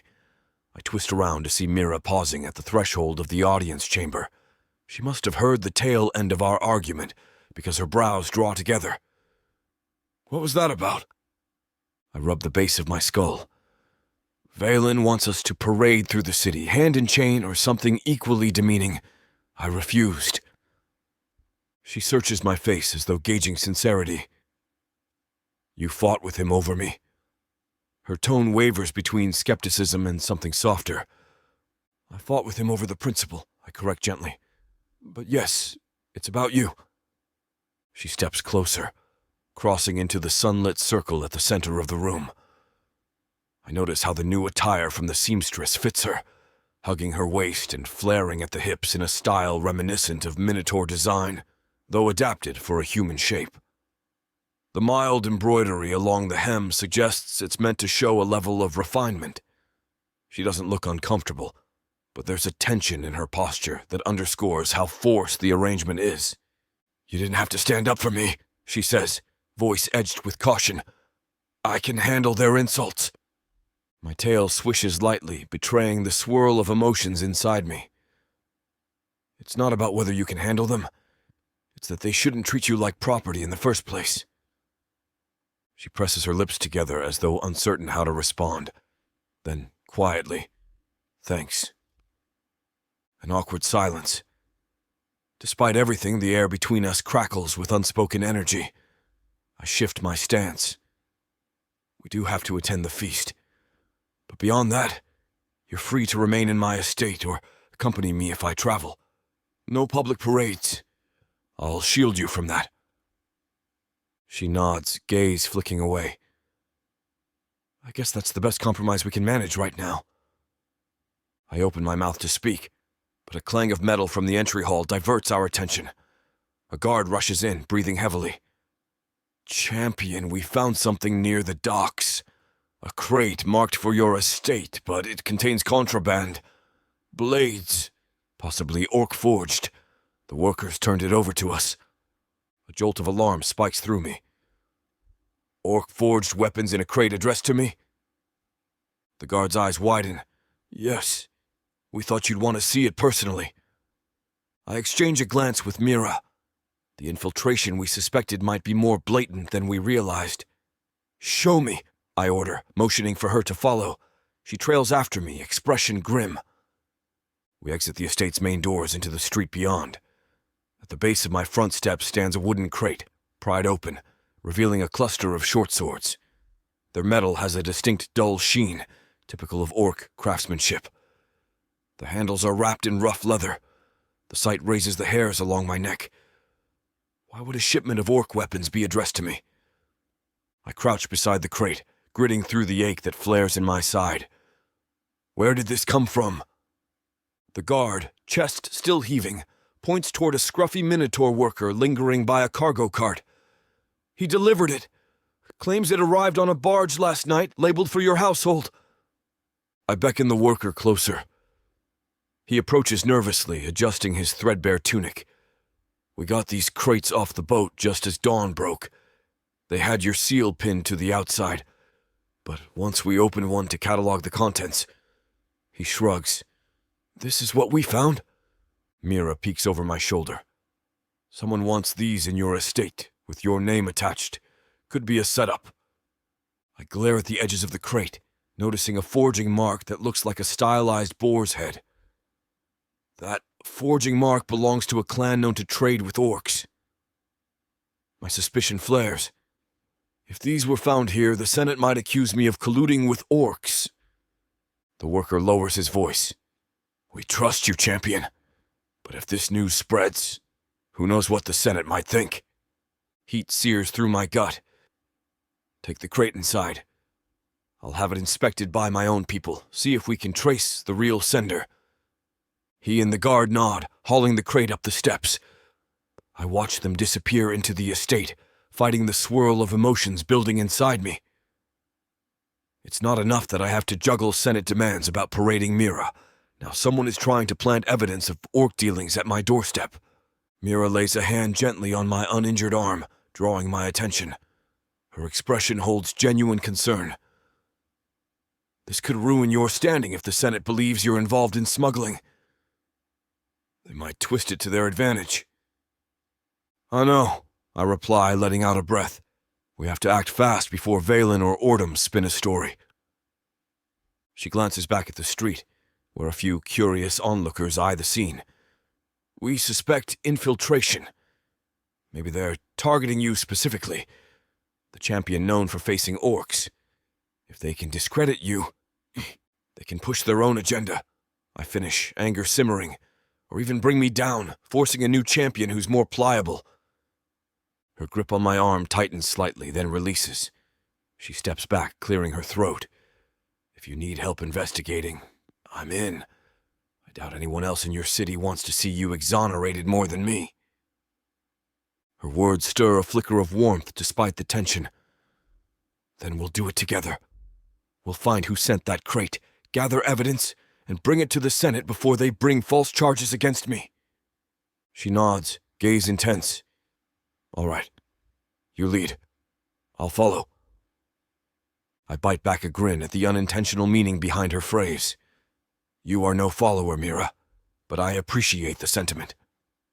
We re-enter the estate, where the guard and worker deposit the crate in a secure storeroom just off the main hall. I stoop by the open lid, examining the swords more carefully. Each blade bears identical forging marks, rough hammered edges, and a faint smear of dried mud that suggests land travel before it ever reached a boat.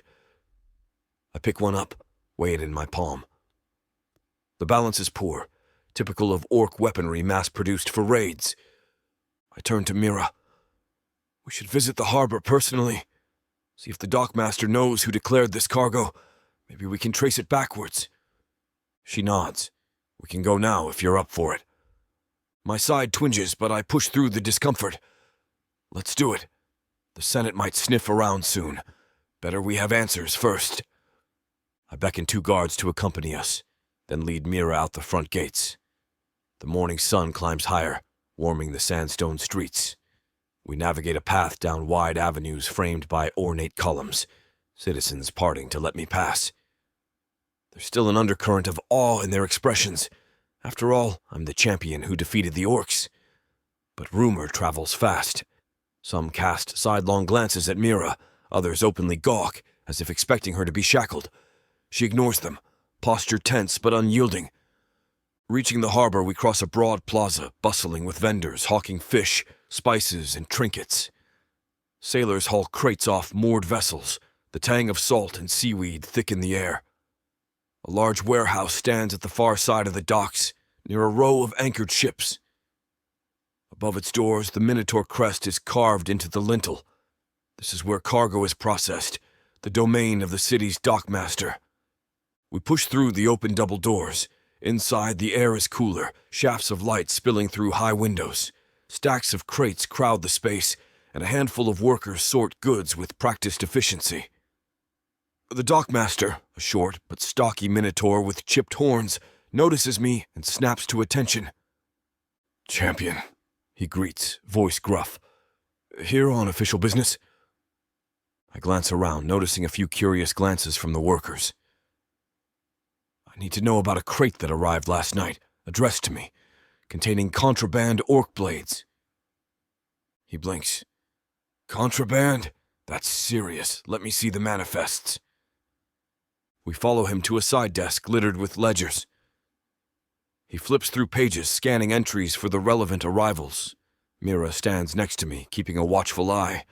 I sense her tension. She's acutely aware that if the Senate twists this, both our lives get more complicated. The dockmaster jabs a thick finger at a line. "Here. 4 crates off a barge called the Ivory Current, marked for Remanos Ironhide. No mention of weapons. The ledger says ceramic tiles for courtyard renovation. That's what we were told." I grit my teeth. "Ceramic tiles, indeed." Mira leans in. "Who arranged the shipping?" He flips another page. Says it was paid in advance by... He hesitates, brows furrowing. There's no name, just a sigil. A boar's head. Someone paid a clerk to expedite the shipment. The clerk who handled that transaction is on break right now. I share a look with Mira. A boar's head forging mark was on those swords. Now it's on the shipping ledger, too. This points to a single source, likely connected with orcs.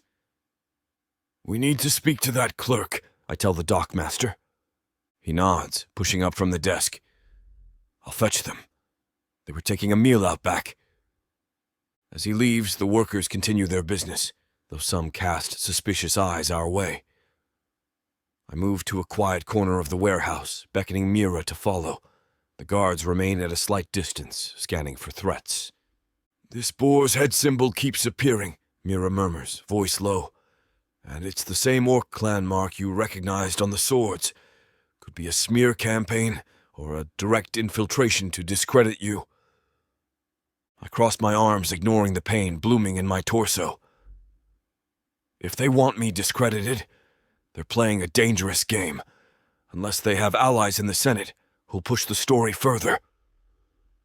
Her eyes spark with intensity. "You suspect Valen?" I let out a shaky breath. I don't trust him. Doesn't mean he's behind it.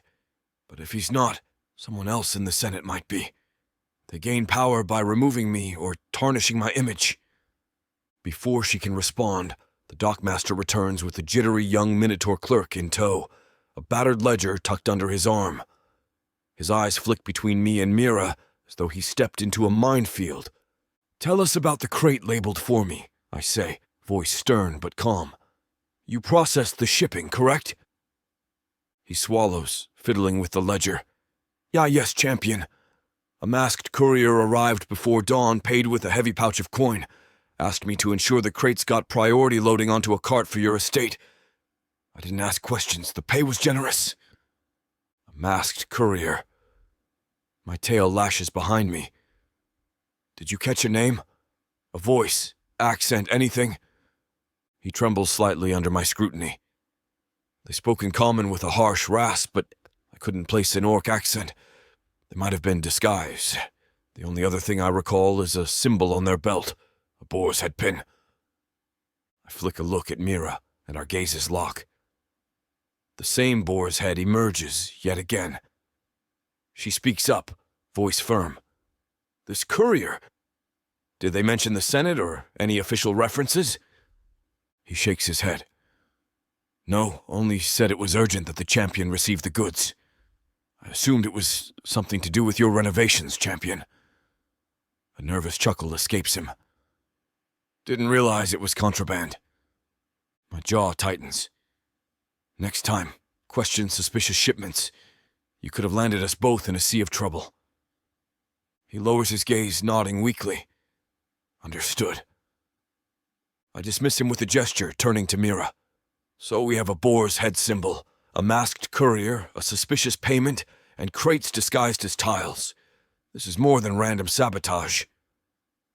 Her gaze flicks to the open warehouse doorway, where gulls wheel over the harbor. Some group is orchestrating an attempt to undermine your standing. If they can pin orc collusion on you, the Senate might remove you from the champion's seat. That leaves Milthar vulnerable to further infiltration. I grunt in agreement. We have to share these findings with someone who will listen. But if we pick the wrong senator, the conspirators might catch wind and hush this up. She runs a hand over the battered ledger's cover. What about Ordum? He seemed less conniving than Valen, even if he's fixated on tradition. I consider it. Ordum is stern, but loyal to Milthar. Still, he might prioritize protecting the city's image over exposing the truth. We could try him. Just be cautious. The clerk wanders off, leaving us with the dockmaster. We confirm a few details about the barge's schedule, then exit the warehouse. Outside, midday sun glints off the water, and the tang of salt thickens the air. Mira squints at me, concern etched in her expression. You're breathing heavier, she says softly. I roll my shoulders, wincing at the ache in my ribs. I'll manage. We should head back, piece this together, then decide how to present it to Ordum. If Valen's involved, we must avoid him until we have proof. She nods, stepping aside to let me pass, though her stance suggests she'd catch me if I stumbled. I grimace at the unspoken worry in her eyes. This infiltration is bigger than I hoped, and the city's illusions keep tangling around us. For a brief moment I wonder if stepping down as champion would free me from these entanglements. But then who would protect Mira from Senate or orc machinations?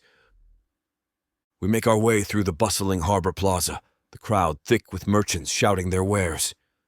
A group of minotaur youths trails behind us, whispering excitedly about the champion. I pretend not to notice, but the weight of eyes on my back intensifies my headache. Mira keeps pace with me, occasionally glancing at the passers-by who ogle her. A few bold onlookers call out compliments or snide remarks, uncertain if she's my property or a curiosity. She lifts her chin and ignores them all. Approaching the uphill road to my estate, I glimpse a Senate Guard detachment at a corner intersection, scanning the crowd. I steer Mira down a side alley to avoid them. Paranoid, maybe, but I can't risk a confrontation now. We navigate a winding route, slipping into narrower streets lined with humble shops and modest dwellings.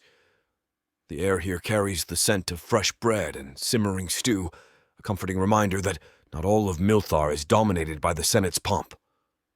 Eventually, we emerge onto a quieter lane that leads to my gates. The moment we step inside, I exhale a shaky breath. My side throbs from the exertion, but the relief of returning to a familiar space anchors me. In the courtyard, Mira pauses, shading her eyes from the sun. Her gaze roams over the columns, the fountain, the carefully maintained landscaping. Even if this place feels like a prison sometimes, it's peaceful. I nod. I built it to be a haven from the arena's chaos. Didn't imagine it would become another type of battleground. She looks at me, lingering on the bandage at my side. Go rest. I'll sort through the new notes from the dockmaster and see if I can cross-reference them with your shipping ledgers. The sincere concern in her voice surprises me. All right, but if you find anything important, let me know. I hesitate, then add, we're in this together. She holds my gaze a moment longer. We are. Sparks seem to dance between us, an acknowledgement of how entangled our fates have become. I swallow the urge to say more and head indoors, leaving her to those suspicious records. My personal chambers lie upstairs, near a corridor that overlooks the courtyard from a high balcony. I climb the steps, mindful of the dull ache in my ribs. At the top, I make my way to a modest room with tall windows, pushing the door open. Sunlight spills across a bed with simple linens, a single wardrobe, and a small table. I drop onto the edge of the mattress, gingerly loosening the laces of my tunic to check the bandage. It's stained with fresh spots of blood, not dire, but enough to confirm I've pushed myself too hard. A soft knock comes at the door, and I brace for another Senate envoy. Instead, the door cracks open and Mira steps inside. She hesitates, as though uncertain if she's welcome in my private space. "You left some notes on the dining table about shipments. I wanted to—" She notices my bandage and stops short. "You're bleeding again?" I grimace, wiping sweat from my brow. "It's fine. Just reopen the wound a little." She advances, brow creased in worry, ignoring my attempt to wave her off. "That's not fine. Let me see." I stiffen, not used to anyone fussing over me, but her expression brooks no argument. Carefully, I peel the bandage aside, revealing an angry cut that's slowly oozing. Her lips press into a tight line. "Stay put," she orders, voice sharper than I've heard before. "I'll find a clean dressing." Before I can protest, she's gone. The hush of the corridor returns, and I rub my temples. Part of me balks at needing help, especially from the very person forced into my custody. But another part acknowledges I've never had an ally like her, someone who sees the city with fresh eyes, unafraid to call out hypocrisy. She returns within moments, bearing a fresh bandage roll and a small bowl of water. I shift on the bed, letting her approach. She kneels, dipping a cloth in the water. I brace myself as she dabs at the wound. A hiss escapes me, but her touch is gentle. "Sorry," she mutters. "This might sting." I grit my teeth, beads of sweat gathering at my brow. The cloth passes over the cut, soaking up blood. Her face is close enough that I see the scattering of freckles across her cheeks, a detail I never noticed in the arena's uproar. She bites her lower lip in concentration, applying an herbal salve that stings pleasantly. "You handle that like you've tended wounds before," I say, voice tight. She flicks a quick glance at me. "My father was a traveling scholar.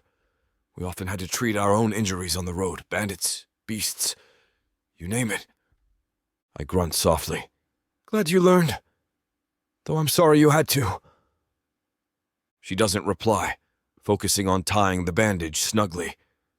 Her deft fingers brush my skin, and a wave of heat flutters through my chest. A moment passes in silence, the pressure in the air far from hostile. When she finishes, I exhale shakily, feeling both relief from the pain's dull edge and a sudden awareness of our proximity. She looks up, face inches away from mine. Her eyes catch the sunlight streaming through the window, making the green in her irises glint. My pulse thuds, memories of each scathing argument swirling with the sense of her unwavering spirit. "Thank you," I murmur, uncertain what else to say. "You're welcome," she replies, voice a little unsteady. "Just don't overdo it again." A beat of charged silence. My gaze drifts to her mouth, then snaps away. She inhales, backing up carefully to give me space. The moment breaks, but the residual charge lingers like static in the air. "I'll let you rest," she mutters. "We can talk about the sabotage leads later." I nod, throat strangely tight. As she slips out, I'm left staring at the closed door, heart hammering in my chest. I remind myself we're caught in a precarious alliance. Any deeper entanglement is both unwise and near impossible. Yet the flicker of longing that surfaced when she was close is too real to ignore. I lean back against the wall, pressing a palm to the bandaged wound. She saved me from risking a more serious infection or worse, tended me with unwavering care. There's courage in her that matches any minotaur warrior I've met, and perhaps a spark of empathy for my predicament as well. I let my eyes drift shut, trying to slow my breathing. This infiltration scheme, the Senate's demands, the threat of orcs returning, it all weighs on me. But the memory of her voice, that rare moment of gentleness, reminds me I'm not as alone as I feared. Even if we're forced into this uncertain dance, maybe we can forge a path forward that breaks the Senate's grip on both of us. Lowering myself onto the mattress, I decide I'll rest for a short while. Then, with Mira's help, I'll figure out who dares to frame me for orc collusion and bring them to justice. Let the Senate keep shouting about unity and tradition. I have a stubborn human ally by my side, and sparks are flying between us. In a world that thrives on half-truths and forced illusions, that might be the most honest thing we have.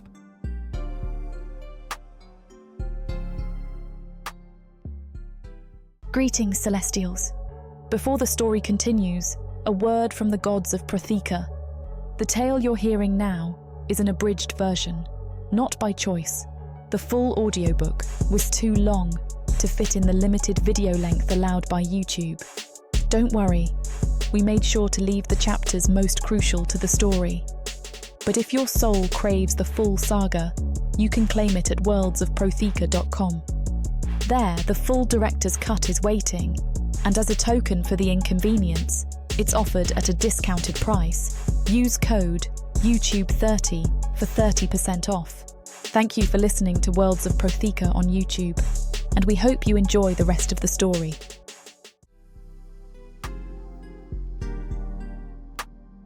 Chapter 8. Remanos. The moon looms overhead, its pale light stretched across the wharf like threads of silver on black silk. I keep my steps silent, pressing close to the damp wood siding of the warehouse.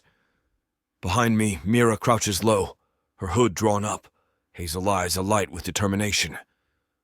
The midnight air smells of salt and fish guts, the water slapping the pilings in a gentle rhythm. Tonight, we sneak into the most restricted part of Milthar's bustling port in hopes of finding the evidence we need to prove we're not chasing ghosts. The idea was hers.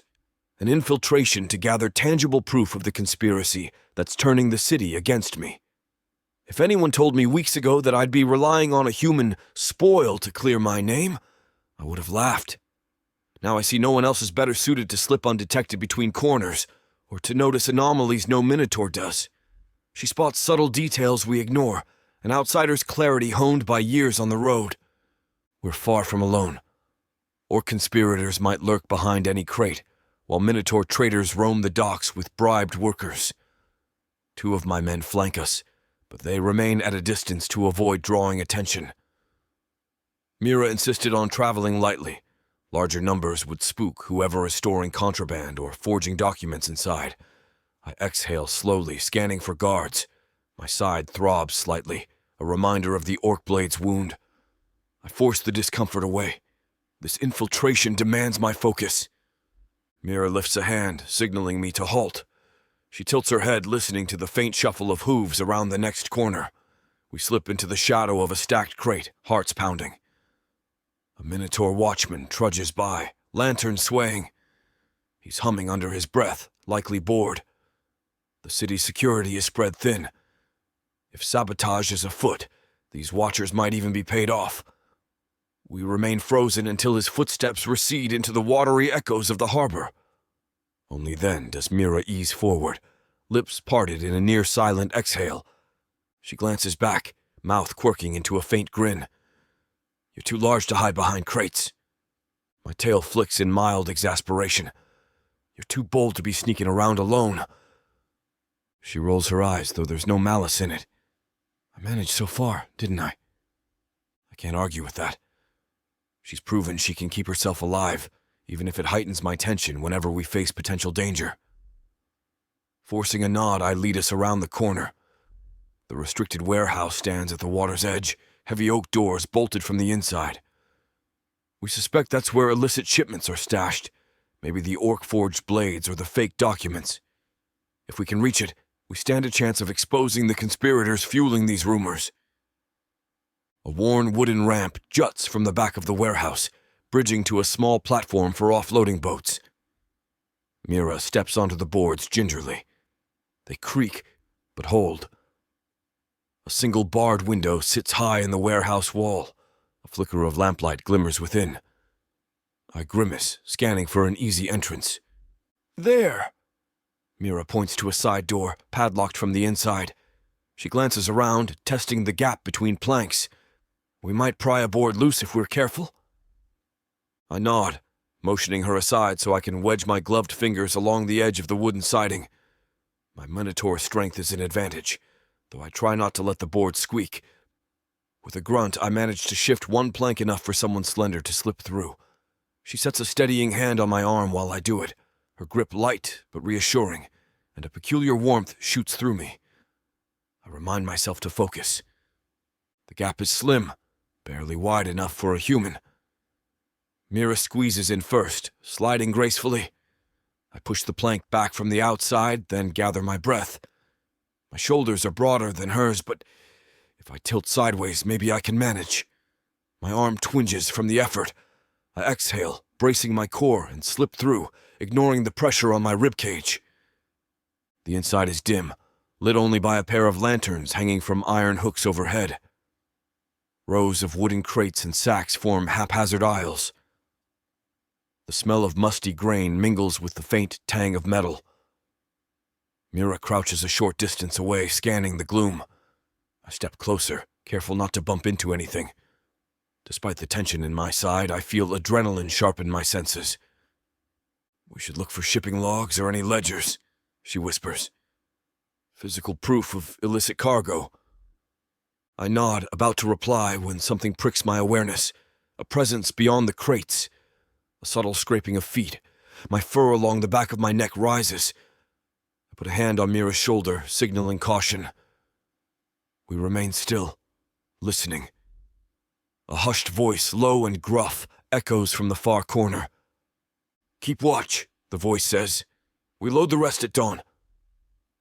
Another figure replies, "We have to finish before the champion notices." My heart thuds. We're on the right track. Now, if we can avoid being seen. Mira points toward the shadows along a row of barrels. We slip behind them, creeping deeper into the warehouse. The two figures are partially hidden by stacked crates, but I see the outline of minotaur bodies in the faint glow. One is broad-shouldered, wearing a short cloak. The other rummages in a trunk, muttering something about orc payments. My breath catches. If we can eavesdrop, we might catch them admitting who's behind this.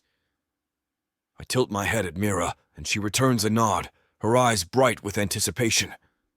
We inch closer, pressing up against a crate that smells of old spices. The men's conversation is clearer now.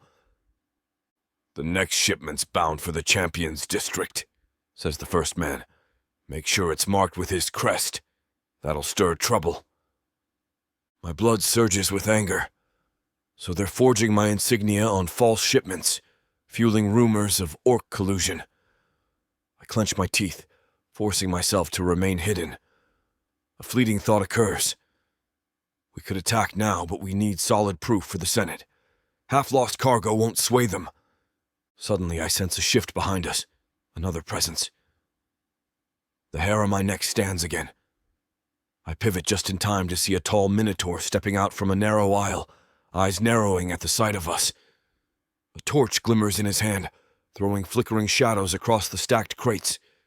He opens his mouth to shout. "Stop!" I hiss, lunging forward. But it's too late. He yells a warning, voice echoing in the rafters. "Intruders, over here!" The other two spin around, hands darting for weapons. So much for a silent infiltration. I charge the tall minotaur, ramming my shoulder into his torso before he can swing the torch. The impact sends him staggering.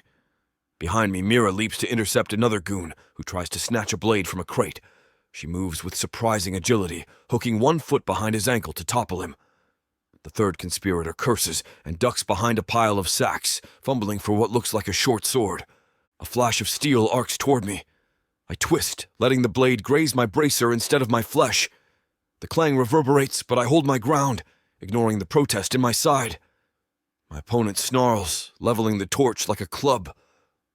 I clamp a hand around his wrist, forcing it down and drive a knee into his midsection. He doubles over, dropping the torch to the floor. Mira curses from behind a crate. I glance over in time to see the second goon slashing a short sword toward her. She ducks, the blade whistling overhead.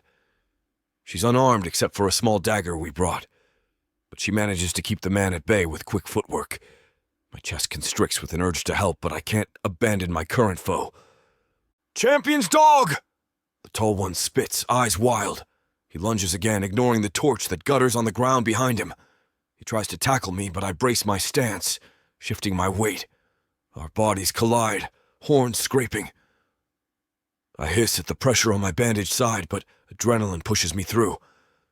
I hook an arm around his neck, twisting so that I slam him against a support beam. He groans, sliding to the floor in a daze. I whirl around. Mira's cornered by the second conspirator, pinned against a crate. Her dagger's trapped in his grip, but she's got her other hand braced against his throat. He's bigger, though, and forcing her back, the blade tipping precariously toward her chest. Fury blasts through my veins. I leap forward, hooking my arm around the goon's shoulders, yanking him away from her. He roars, flailing. Mira seizes the moment, driving her knee into his side. He collapses onto all fours, gasping. A cry rings out from near the sacks. The third conspirator I spotted earlier emerges, brandishing a crossbow. My stomach drops. "Get down!" I bark. Mira and I dive behind a barrel as a bolt thuds into the crate behind us, splinters of wood raining down. The two men we left sprawled scramble for cover, cursing. I realize they're not aiming at them. They're aiming at us. Mira's chest heaves as we crouch side by side, the faint lamplight catching the sweat beading on her forehead. "How many are there?" she gasps. I swallow hard. At least 3, maybe more. My heart hammers. We're pinned in the middle of a clandestine ring, outnumbered if reinforcements appear. She clenches the dagger's hilt. We can't leave without proof. I scan the warehouse. The crossbow wielder is reloading, crouched where the wooden boxes pile high, occasionally peering over. If I can draw his aim, perhaps Mira can slip around to find the documents. "We split," I whisper. "I'll keep them busy." Her eyes flare with alarm. "Are you insane? You're wounded. You can't fight them all." I grit my teeth. "I'm not letting them fill you with crossbow bolts either. Trust me. I've fought in worse conditions." My voice comes out rough with adrenaline. "Just find the records." She hesitates, searching my face. Then she nods, a flicker of reluctant belief shining in her gaze. "Fine. Don't you dare die." A corner of my mouth lifts. I've survived the arena. This is child's play. It's bravado, but it steals us both. I gesture for her to move. She slides away in a low crouch, circling behind a row of sacks. I pop up from behind the barrel, letting the crossbow wielder glimpse me. Another bolt whistles past, striking a lantern overhead. The iron fixture sways, flickering dangerously. "Come on," I growl under my breath, stepping out from cover. The crossbow user curses, dropping the weapon to grapple for a dagger. I charge before he can aim, ramming him into a stack of crates. Wood splits, releasing a cascade of straw and cloth bundles. He howls, clawing at my bracers. I seize the dagger's hilt, twisting it away. My side throbs again, but I push the pain down, gripping the conspirator's collar. He thrashes, but my strength prevails. I toss him aside. He lands hard, moaning. A glance around reveals the other 2 men stirring. The tall one, still half-stunned, staggers upright. The second, the one who pinned Mira, now brandishes a short sword in a trembling grip. I roll my shoulders, trying not to cringe at the tug of my bandaged wound. "Stand down," I snarl, "or this ends badly for you." They exchange a look, uncertain. In that moment I remember the torch lying forgotten on the floor. Flames lick at spilled straw. Smoke curls up. My stomach lurches. This place could go up in fire if we're not careful.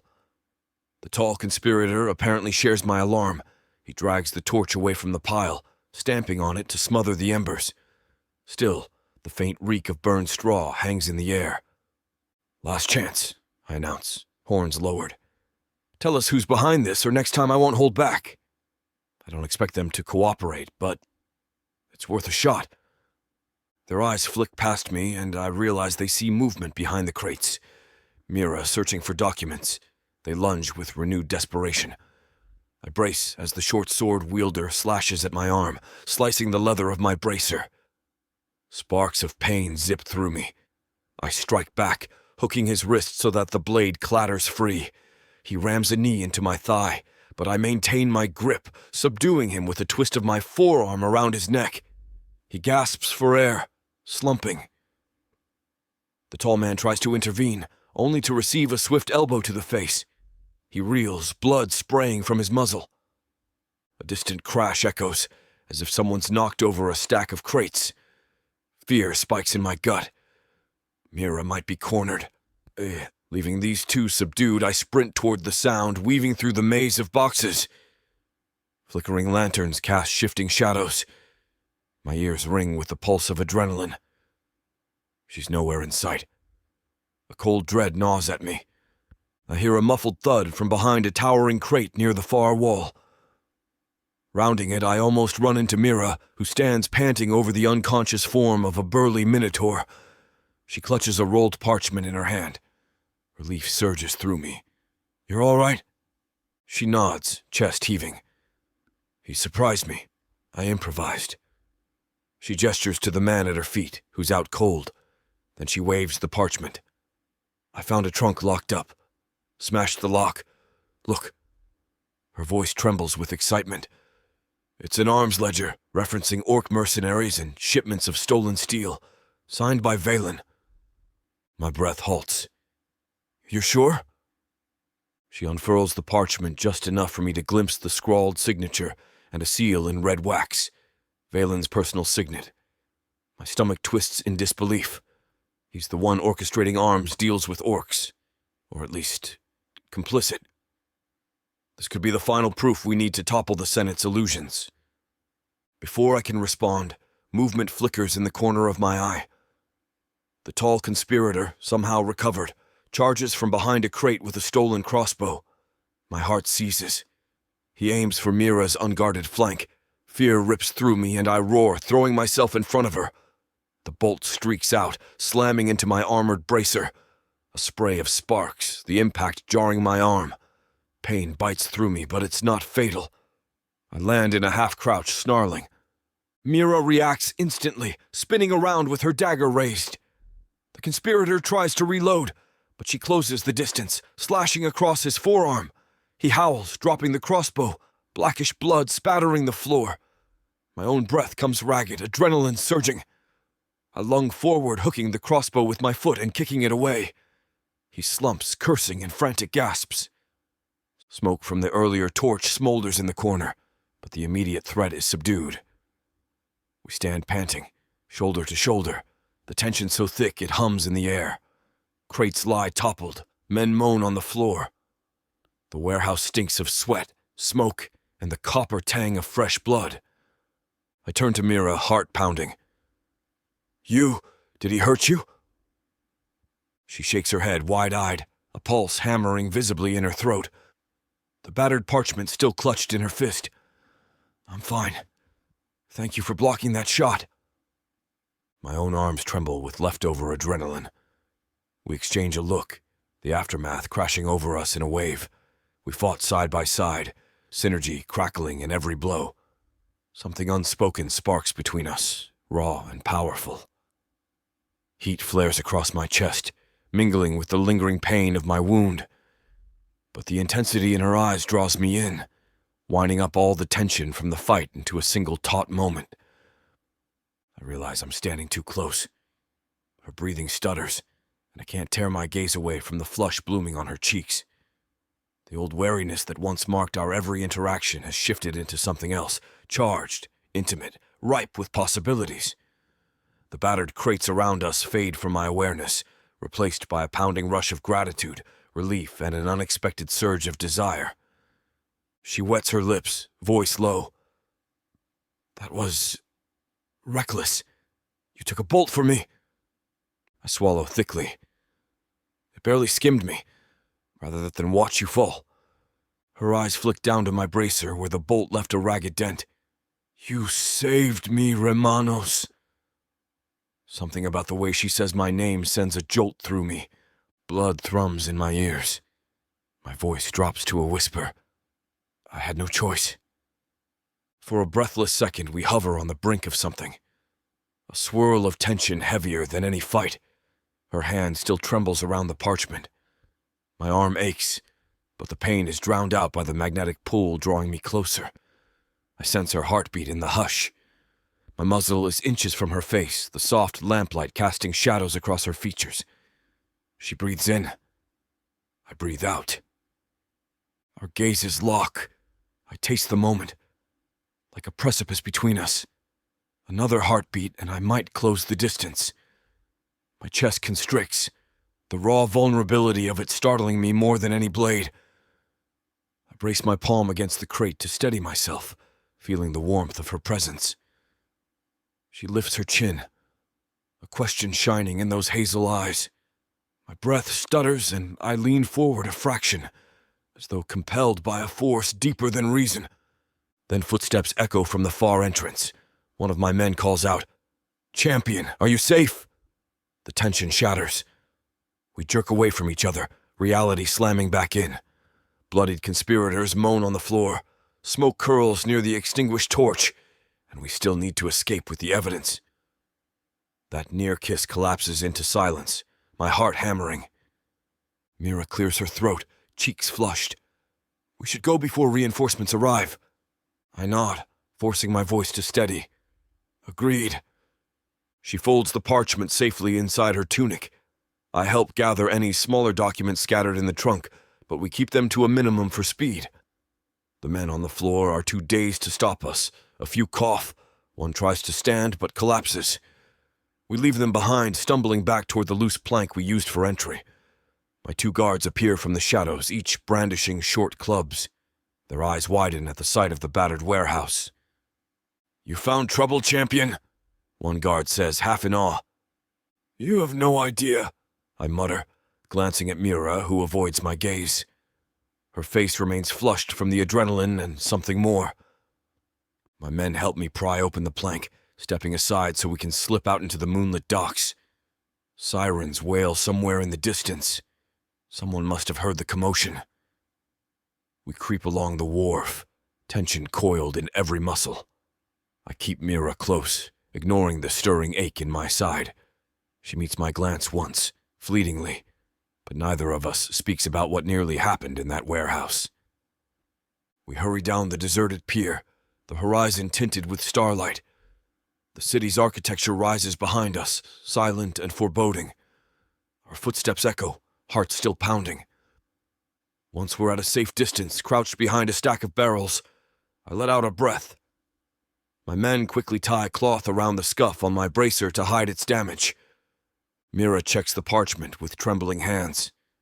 "We have it, Remanos. Valen's name. Orc mercenaries. Payments. Dates. This is big." I nod, forcing my gaze away from the lines of her face. "Yes. Enough to implicate him directly. The Senate can't ignore that. Not if we present it carefully." She exhales, relief tempered by exhaustion. He'll do everything in his power to discredit us if we confront him head-on. We must be strategic. I clutch my injured side, wincing. Agreed. We can't storm into the Senate and wave these documents around. We need alliances or a secure forum to reveal the evidence. Possibly Ortem, if we can trust him, or rally enough lesser senators to force an investigation. Mira nods, tucking the parchment away. We can finalize details once we're back. Let's get out of here before more of Valen's henchmen show up. We lead the group through narrow alleys, slipping past flickering lanterns. My side pulses in fresh pain, though it's not catastrophic. Each time I slow, Mira hovers near me, silent concern etched in her brow. That near kiss lingers in my mind, refusing to fade. Heat flushes my body whenever I recall how close I was to bridging that gap. The unspoken attraction between us only complicates this fragile alliance. At last, we approach the outskirts of the port. The streets open to broader cobblestone paths, lit by the city's night torches. I can't fully relax yet. Who knows if more conspirators prowl the roads. We keep our pace brisk, Mira and I taking point, the guards trailing behind. The familiar architecture of Milthar's arches and columns loom overhead, giving me a sense of returning to safer ground. A hush falls over our small group. Mira's breathing remains unsteady, her step sure. I want to say something, apologize for losing control in that moment, or maybe admit I regret not letting it happen. The words tangle in my throat. She glances at me once, expression caught between bewilderment and understanding. Neither of us breaks the silence. Eventually, we reach my estate gates. The guards recognize me at once, ushering us in. The courtyard is quiet, lit by soft lanterns that flicker in the night breeze. One of my staff hurries forward, worry creasing her face, but I wave her off, telling her we're fine. We gather in a secluded corridor near the small library, away from curious eyes. My men stand guard outside. I slump against the wall, fatigue rolling over me now that adrenaline ebbs. Mira paces a few steps, the rolled parchment clutched like a lifeline. She finally halts, turning to face me. We did it. That ledger is the key. I nod, running a hand over my battered bracer. Yes, we have proof that Valen's dealing with orcs. If we can expose him before he uses that false evidence to accuse me, we might protect Milthar from a deeper infiltration. Her eyes darken. He'll come after us once he realizes the ledger is missing. We have to move quickly. I rub the tension in my temple. We'll meet with Ordom in secret, gauge whether he'll help. If Ordom stands with us, other senators might follow. She steps closer, voice dropping. And if Ordom is too loyal to the Senate as a whole? I swallow, crossing my arms over my chest to hide my uncertainty. Then we find another path. We can't let Valen solidify his hold. Our gazes lock, weighty with the knowledge that we might be forging a perilous path. The flicker of torches in the corridor illuminates the swirl of emotions in her eyes. Relief, triumph, and that same unspoken current that nearly overwhelmed us in the warehouse. My pulse quickens again. We're no longer in mortal danger, but the tension remains potent. She steps even nearer, her voice soft. Remanos, thank you. You saved me more than once tonight. I never expected a champion to value my safety so much. A wry smile tugs at my mouth, though a knot winds tight in my chest at the memory of her pinned under a blade. You're more than a trophy, Mira. You've proven that tenfold. I protect you because I want to. My words come out quietly, carrying a weight of honesty. Her gaze flicks to my bandaged side, concern darkening her features. And who protects you? I grimace, brushing aside the pang. I've managed on my own for years, but tonight it helped having you fight beside me. She exhales, tension in her posture unwinding slightly. For a moment I sense the same magnetic pull as before, a hush settling, our hearts pounding. But my men shift outside the corridor, reminding us we're not alone. She inclines her head, stepping back a pace as if catching herself. We should rest, she murmurs, voice unsteady. If we're to confront Ordom or any other senator in the morning, we need a plan. I nod, ignoring the stab of disappointment. Yes. I'll see you at dawn. In the record room, perhaps. We can finalize how to present this ledger. She agrees, turning away. I watch her retreating form until she disappears behind the arch leading to her quarters. My chest tightens, memories of the near kiss flooding my thoughts, the brush of our breaths, the faint hitch in her voice. Perhaps it's for the best that we pulled back. With Valen's plot unraveling, any misstep threatens to unravel us too. Yet as I stand there, leaning against the wall, I can't deny how she sparks life in me beyond the stoic champion facade. The city celebrates me as a warrior, but in that dim warehouse, it was the synergy with her that made me feel more than a tool of the Senate. As if for once, I fought for something Someone who reciprocated my conviction. A gust of night air drifts through the corridor, cooling the beads of sweat on my fur. I roll my shoulders, wincing at the ache, and push off the wall. Tomorrow, we face a new battle in the Senate's halls. Tonight, I'll carve out a few hours of rest, though I doubt sleep will come easily. The memory of Mira's closeness, the intensity in her eyes, will linger long after the warehouse's echoes fade. Walking slowly, I head for my own quarters. My footsteps echo in the hushed estate. Each stride reminds me of the savage leaps I took to protect her from crossbow bolts, the raw fear of possibly losing her. I've never let a single person's well-being matter so much. The thought unsettles me as much as it stirs a quiet warmth deep in my bones. At my door, I pause, glancing at the corridor that leads to her room. A swirl of conflicting desires churns in my chest, but I force myself inside, shutting the door behind me.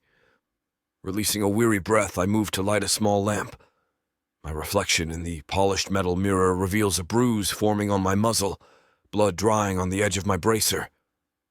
I see a champion tested not only by political conspiracies, but by an unexpected bond forging with a fearless human who refuses to be anyone's property.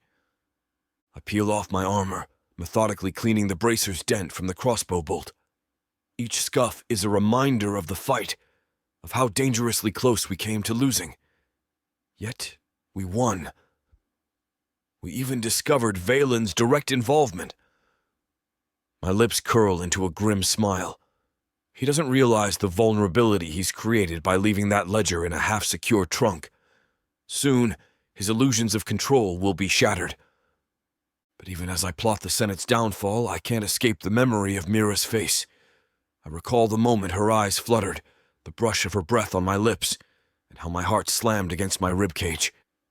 That moment teetered between a leap into unknown territory and a hasty retreat. If we'd kissed, what then? 1,000 tangled consequences swirl in my mind. She's no docile spoil.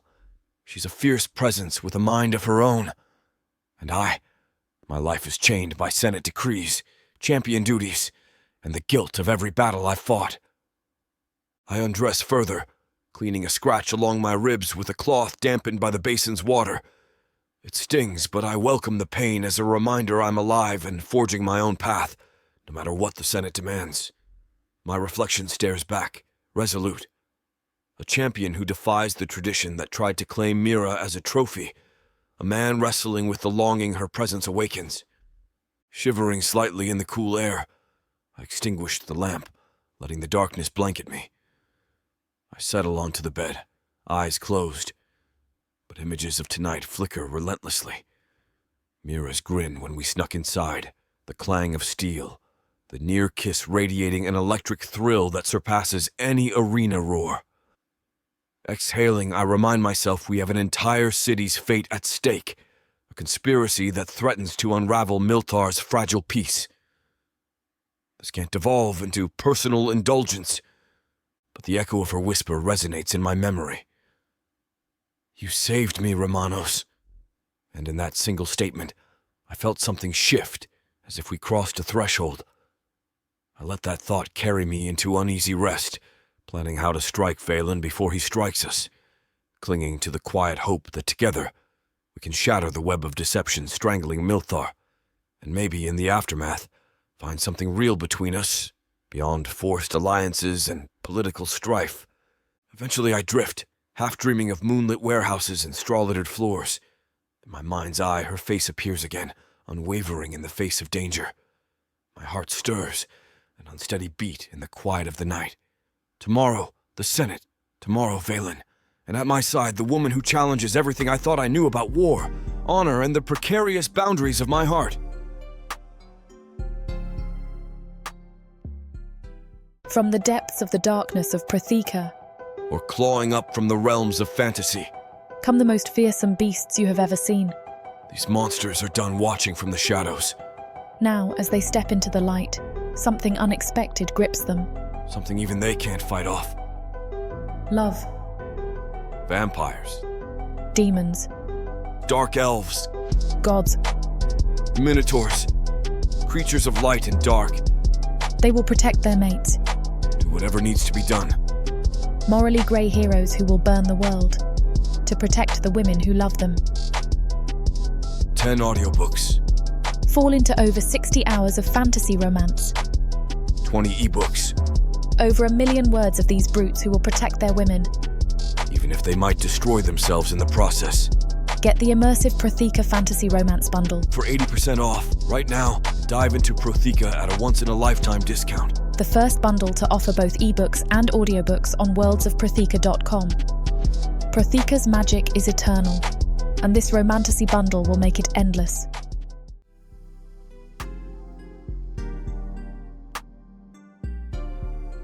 Chapter 9. Mira. I stand outside Remanos' receiving chamber, heart pounding at the knowledge that Valen waits just beyond these doors. Light streams in through a high, arched window, illuminating the corridor's mosaic floor in shifting patterns. My palms feel clammy despite the relative coolness of the estate. We've requested this audience, hoping the ledger we recovered from the warehouse, and the other partial evidence we've gathered, will shake Valen into backing down. But I know better than to expect an easy confession. Remanos appears at my side. His expression is grim, yet resolute. The subtle tension in his jaw speaks of how close we both are to simply bursting in there and accusing Valen of treason on the spot. But we need caution. One misstep, and Valen might claim we forged the ledger or brand us traitors ourselves. "You're certain you want to do this?" he murmurs, voice pitched so only I can hear. I nod, clenching the folded parchment in my hand, tangible proof of arms deals with orcs and the forging of Remanos' crest on illicit shipments. Yes, we can't let him control the narrative any longer. At least if we confront him first, we'll see how he reacts. Maybe it'll rattle him enough to slip. His tail gives a single, taut flick. "If he threatens you, I'll handle it." I exhale. I can handle myself, but... Thank you. Our eyes meet for a moment, a flicker of that quiet synergy sparking. Neither of us mentions what nearly happened last night after the ambush. I can still feel the ghost of his breath against my cheek, the heat in his gaze. My thoughts keep drifting back to that moment, equal parts longing and confusion twisting in my gut. He inclines his head, then pushes open the double doors. Inside, Valen stands by a carved marble table, flanked by 2 lesser senators. He greets us with a smile that never reaches his cold eyes. The table is set with a small pitcher of spiced wine and 3 cups. Far too courteous an arrangement for a meeting we all know is laced with hostility. I keep my hood lowered, though not enough to hide my face. He wants a show of docility, but I'm not giving it. "Champion," Valen says, voice silken. His gaze flicks to me, then back to Remanos.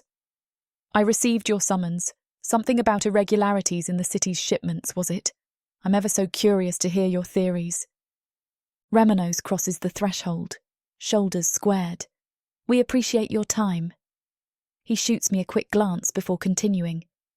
"We've discovered evidence that orc mercenaries have been colluding with certain individuals, funneling contraband shipments disguised with my crest." Valen's thin smile grows sharper. "That's quite an accusation." I step forward, heart thumping. "We found a ledger. It lists arms deals, weapon inventories, and bribes paid to orc clans. Many documents carry a distinctive mark, your personal seal. We want an explanation." Valen's expression doesn't flicker. He gestures at the 2 lesser senators, who remain silent but watchful. "My personal seal, you say? It's a common enough design.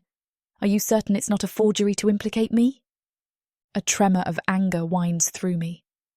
I hold up the parchment, revealing the wax seal that's half cracked, but still displaying Valen's stylized horns. "You tell us, why would orcs and their minotaur collaborators sign your name to trade in stolen steel?" His eyes linger on the parchment, but his composure remains maddeningly intact. "Interesting. If I recall, you're the one who's been paraded as a war spoil. Perhaps you're rummaging for leverage to free yourself, fabricating documents to tarnish my reputation. He glances at Remanos. Have you considered she might be manipulating you, champion? My jaw tightens. I'm not forging anything. Remanos's voice drops to a dangerous pitch. Watch your words, Senator. Mira has more integrity than you give her credit for. Valen chuckles, though there's no humour in it. Oh, I've no doubt she's cunning. She was an orc captive, after all. Perhaps she learned some dark secrets in their camps. What better way to sow discord than target me? I clench the parchment, knuckles whitening. You're deflecting. His eyes gleam. Or you're scheming. Then, with a casual wave of his hand, he addresses Remanos. Champion, can you truly trust her? She hates Milthar's traditions, hates that she's your spoil. By orcish custom, of course. Perhaps she's decided to burn everything down, including your champion's reputation, and pin it on me. The casual cruelty of his words ignites my fury. I open my mouth to retort, but Remanos steps forward, horns angled in a quiet threat. Don't use her as a smokescreen, Valen. We have no reason to fabricate claims. We have every reason to stop the orcs' infiltration, unless you're part of it. Valen's lips curl. The orcs are a menace. I'd never ally with them. If documents bearing my seal exist, they're forgeries. I can only conclude you two are desperate, especially you, Mira. He drags his gaze over me, an unsettling mix of scorn and twisted fascination. Is this your attempt to avoid the fate of a captured trophy? Are you so intent on undermining the Senate that you'd frame me for treason? My pulse thrums in my ears. You're the one forging Remanos's crest, dealing with orcs behind the city's back. He snorts. What a bold accusation from a disruptive influence. Maybe it's time the Senate revisits your status. You're not exactly a citizen.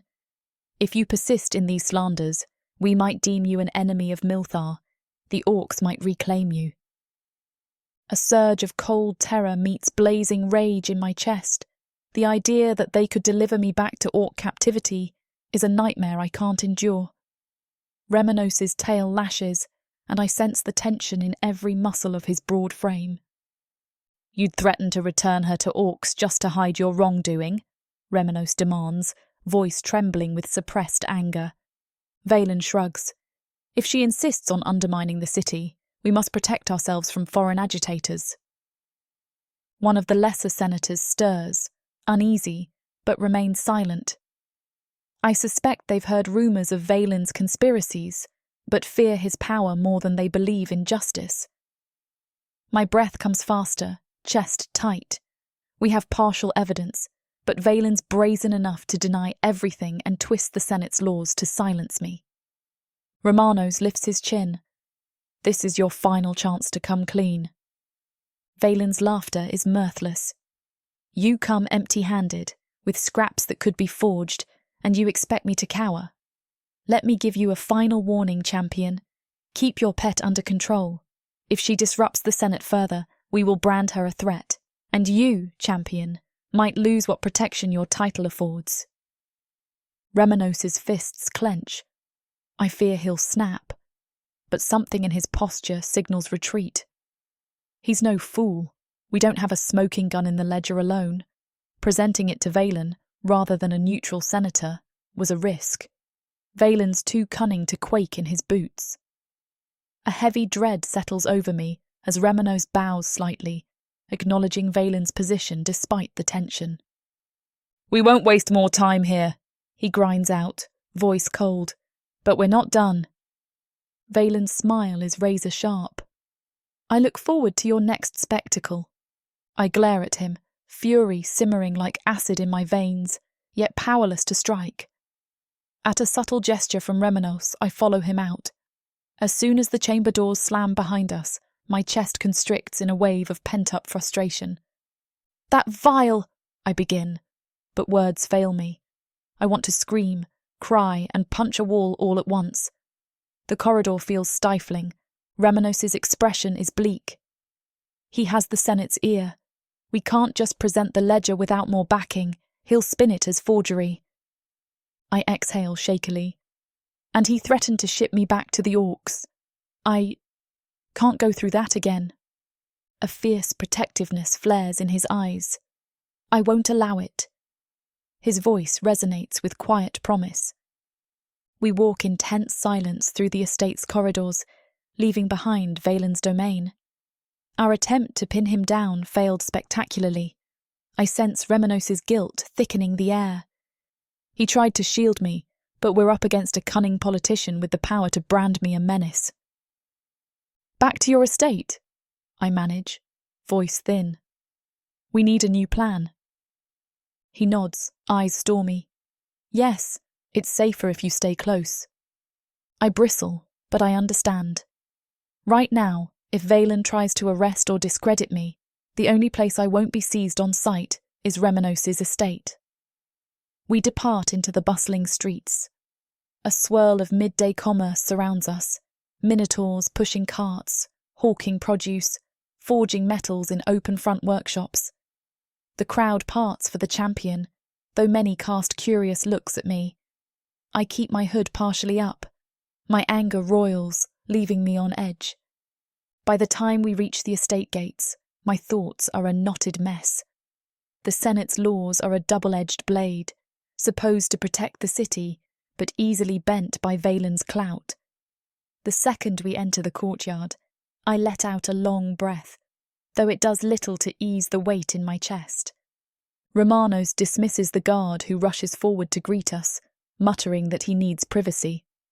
We trek through the estate halls until we find a small antechamber near the training yard, one we rarely use. The shutters are drawn, letting in only a soft haze of sunlight. The quiet is thick enough to stifle a scream. He stands by the shuttered window, spine rigid. I linger near the door, heart pounding with leftover adrenaline. Finally, he turns, the scars on his chest visible through the partially laced tunic. His expression is wrought with concern and fury. "That was a mistake," he mutters. "We should have gone to Ortem first, or prepared more witnesses." My throat tightens. Valen knows we're onto him now. He'll double down. He runs a hand over his muzzle, letting out a frustrated growl. "And you heard him.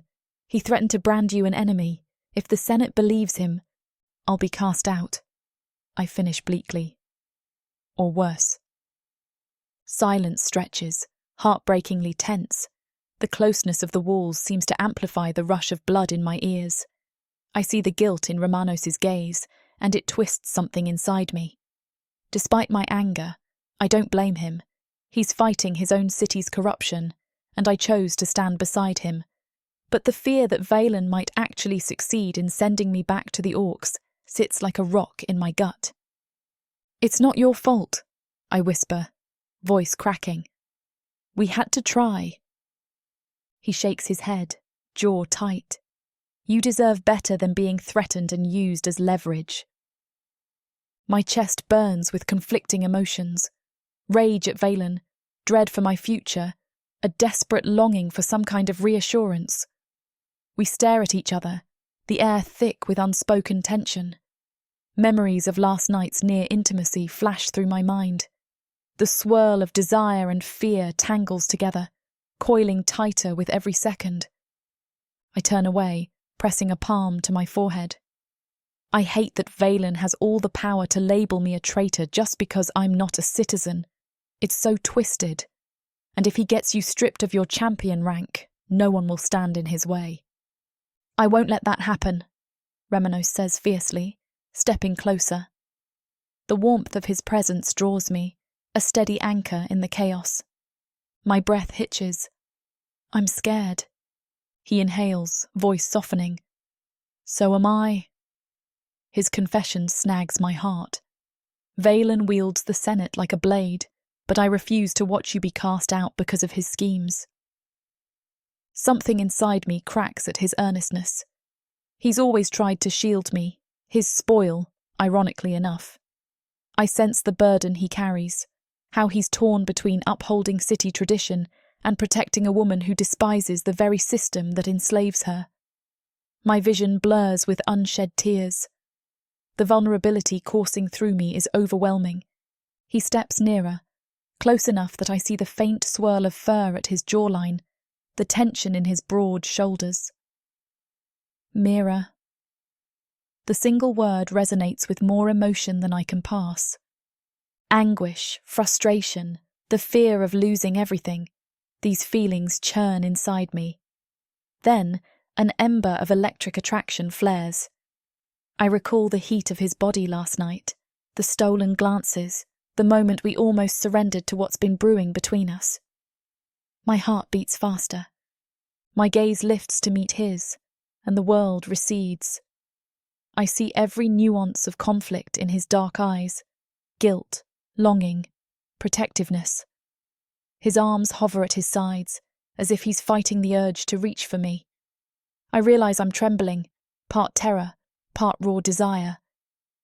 Maybe it's reckless, but in the swirl of everything, I yearn for a moment that's real, unshadowed by Senate threats or orc fears.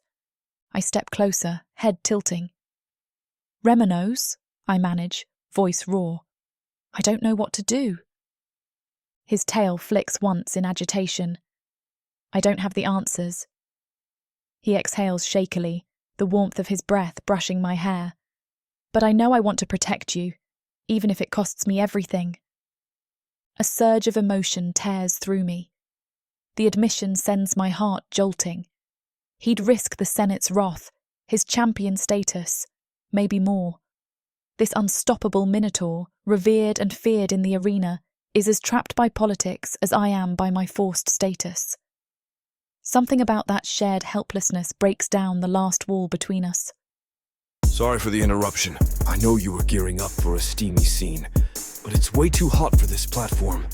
If we want to keep sharing our stories for free, we have to abide by this platform's guidelines. To get the full unabridged audiobook, go to worldsofprothika.com. Browse through unabridged audiobooks, countless ebooks and bundles offered at a discount. If the thought of me whispering all the dirty details into your ear isn't enticing enough, use discount code YouTube30 to get 30% off of all digital products. Story after story, audiobook after audiobook, the worlds of Prothika are waiting for you. Prothika's magic is eternal. But unabridged, it's unforgettable. After, wrap around each other in stunned silence, hearts thrumming in unison. The reality of what we've done settles slowly, a mix of satisfaction and a faint edge of panic. Did we just complicate everything further? Possibly. But for a precious span of moments, we found a shred of solace that politics can't steal. He eases away, carefully guiding me off the table, keeping a hand curling around my waist to steady me. My legs shake, the aftershocks leaving me tingling from head to toe. We stand there, breath mingling, bodies still entwined. My cheek rests against his chest, listening to the thunder of his heartbeat. Eventually, he lifts my chin, searching my face. The desire in his eyes is now tempered by guilt. "Mira, I don't ever want you to feel like a prize in my bed. This was more than lust. I press a finger to his lips, swallowing the lump in my throat. "It's all right," I say softly, though my emotions swirl in confusion. I wanted this, but that doesn't erase the fact that Valen, the Senate, they still see me as your spoil. A flicker of pain crosses his features. I know. He brushes a gentle kiss on my forehead. I wish I could claim you as an equal in their eyes, but the city's rules. Tears threaten just beneath my lashes. I blink them away, forcing my voice steady. I can't let that overshadow what just happened. Even if it changes nothing about my legal status, it changes something for me, and maybe for you. He nods, exhaling. It does. For a moment, we share a fragile closeness, neither sure how to articulate the avalanche of feelings. Then practicality reasserts itself. Footsteps echo in a distant corridor. We scramble to collect scattered clothes, still caught in the dizzy aftermath of passion. Once clothed, we stand across from each other, the antechamber bearing silent witness to our reckless union. His gaze flicks to the door. We can't stay here. The staff might come searching. I wince at that reality. Right. A wave of awkwardness washes over me. I realise how easily rumours could spread if someone discovered us. We have enough enemies already. He gently reaches for my hand, clasping it. Later, we'll talk. Truly. For now, let's keep this between us. I nod, numb with the realisation that we must hide this from the Senate, from everyone. But a small smile tugs at my lips. I can't regret it. The warmth of his presence still lingers on my skin, a shield against the ice of Valen's threats. All right. We slip out into the corridor, hearts still racing. We part ways with a final, charged glance. He heads to speak with a staff member about business. I feign a walk toward my own chambers. My body feels like it hums with aftershocks, each step igniting memory of how he felt against me. The confusion lingers too. I wanted to be more than his spoil, but I also needed that raw connection. Retreating into the quiet of my borrowed room, I close the door, leaning against it. My mind replays the heated moment again and again, a desperate collision born of fear and longing. Doubt stirs. Did I cheapen what we share by letting it happen in a moment of panic? Or did we finally break free of the Senate's illusions, claiming each other's comfort in a world that denies us both? I press my palms to my cheeks, skin still flushed. The memory of his low groan, the gentleness of his hands, the unspoken promise in his eyes, none of it was forced. We came together willingly. My chest aches, caught between euphoria and worry. If Valen finds out, he'll spin it as proof I'm manipulating the champion, or that Remanos is abusing his trophy. The city's rumour mill might devour us. And I still fear how deeply this might entangle my heart with a man who holds the key to my captivity, however honourable his intentions. Still, I can't deny that a part of me feels alive in a way I haven't for so long. For now, I cling to that feeling, equal parts exhilarating and terrifying. Tomorrow, we might face more Senate threats, more conspiracies. We'll muster our evidence, plan our next move. But tonight at least I know I'm not alone in this labyrinth of politics and fear. Remanos stands by my side, and I stand by his. Our alliance deepened in a single heated act that neither of us can dismiss. I inhale a trembling breath, letting the quiet of the room hold me. Outside, the estate's lanterns burn low, and somewhere in the city, Valen likely plots his next move. But here, in the hush after midnight, I hold on to the memory of Romanos' touch as a reminder that no matter how the Senate tries to brand me, I am not a silent spoil. I'm a person who can choose her own moments of passion, even if the future remains shrouded in treacherous shadows. So be it. Let the city's storms rage. We'll meet them head-on, forging a new path through the labyrinth of deceit. And if that path leads us back into each other's arms, so be it too.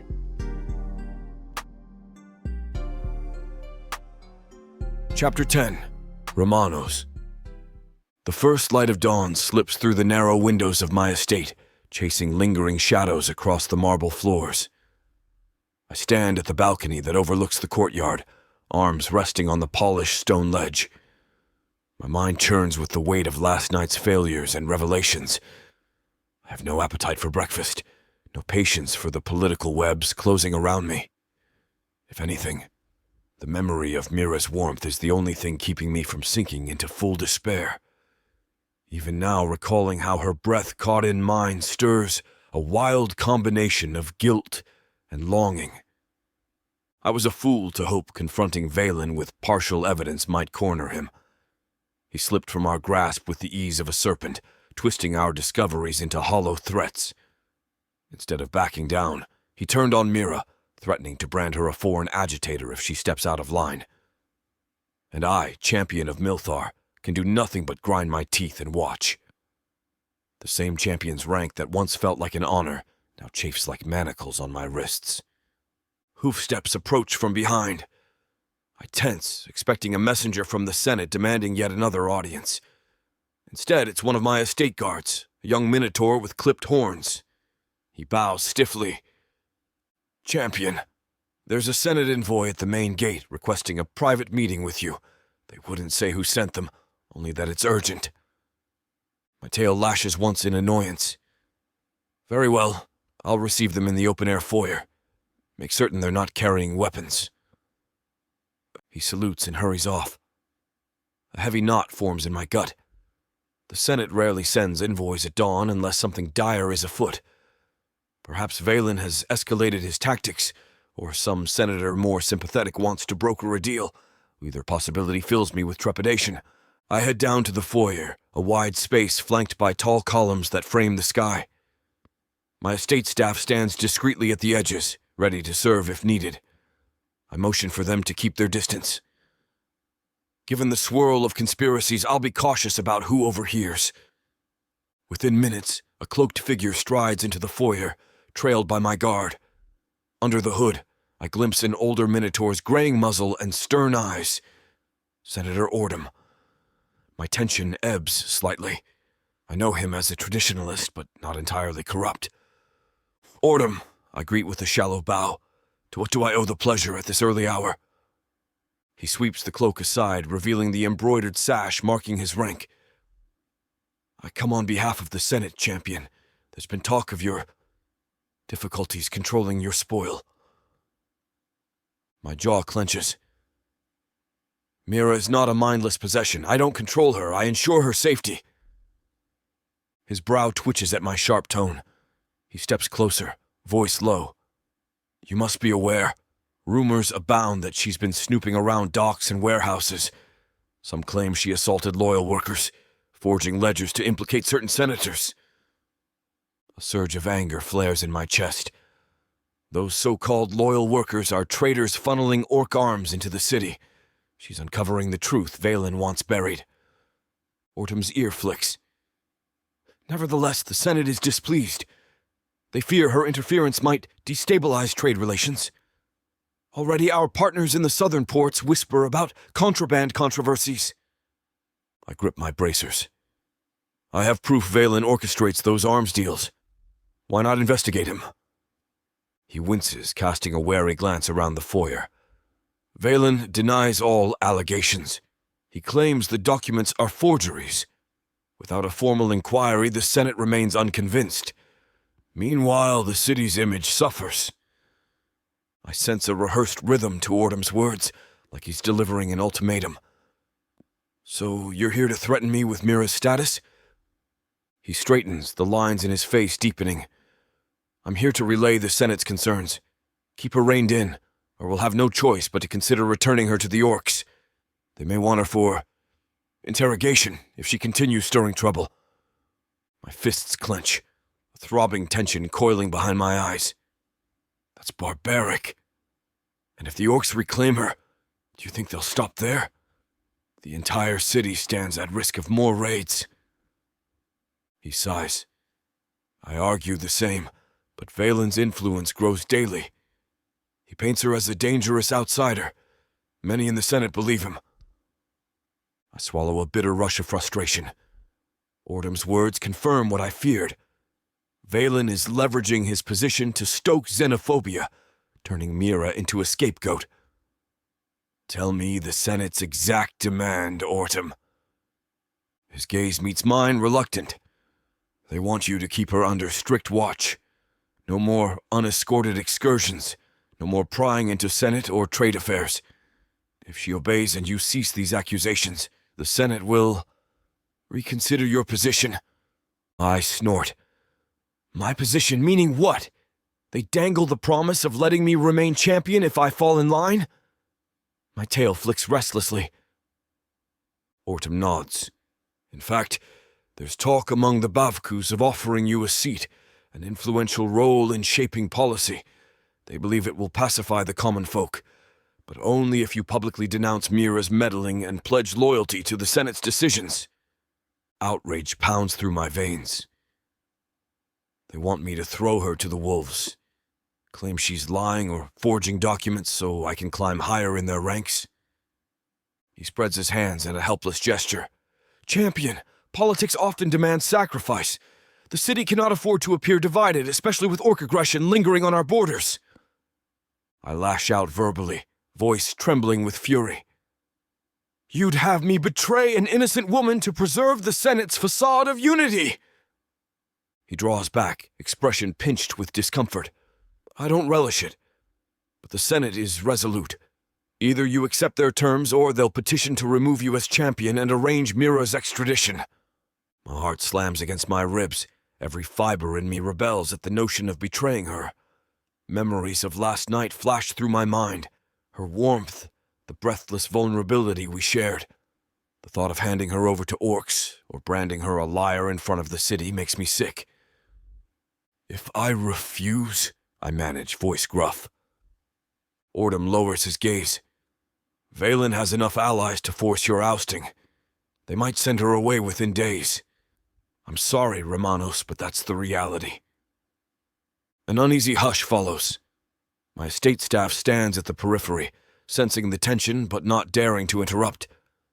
Finally, Ordom steps back, drawing his cloak around him. Give the Senate your answer soon. I don't wish to see you dethroned, champion. He turns, hooves clacking against the polished floor as he departs. My guard follows him to the gate, ensuring he leaves. I remain frozen in the foyer, each breath burning my lungs.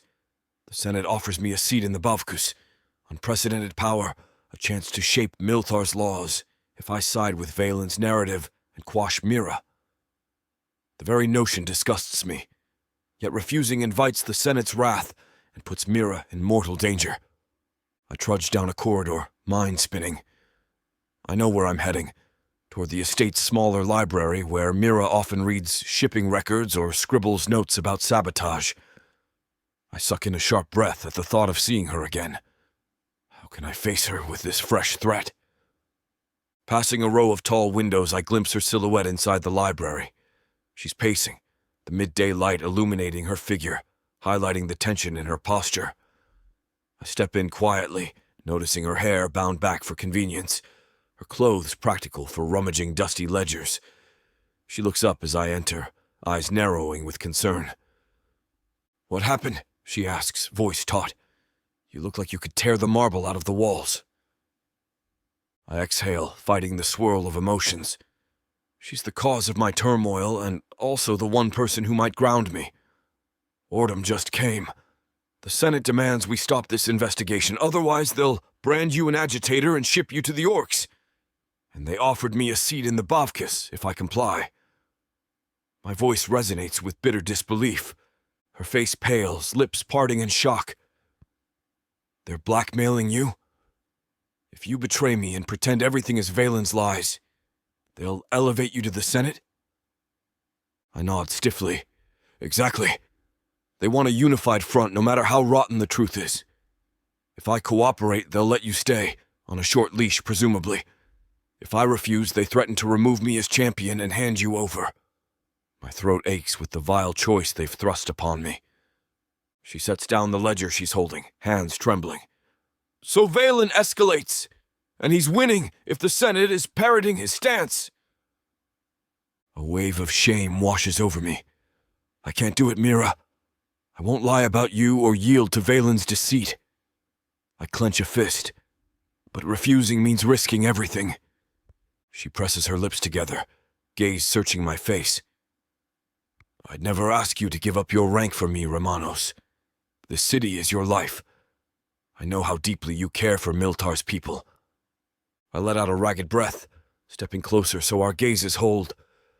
I'm champion to protect the innocent, not to feed them falsehoods. Selling you out isn't an option. I'd rather lose my seat than become Valen's puppet. Emotion flickers in her eyes. Gratitude, fear, something else. Then we fight back. We expose Valen's crimes to enough honest senators that they can't ignore us. There must be some who still value real justice. Ordom maybe, but who else? I shake my head, the tension in my shoulders intensifying. We have a few leads. Some neutral senators, the city's commoners who admire my arena victories. But Valen's hold on the Bavkis is strong. He'll smear our evidence as fabrications. My anger coalesces. He's planting rumors that you manipulated me with your foreign wiles. Her face twists in distaste. Typical. Make the outsider woman into the conniving seductress. She exhales, eyes softening. I hate that you're caught in this crossfire. I can't help recalling the moments we shared last night, the stolen intimacy that transcended all the Senate's bigotry. The memory warms me, even as guilt tugs.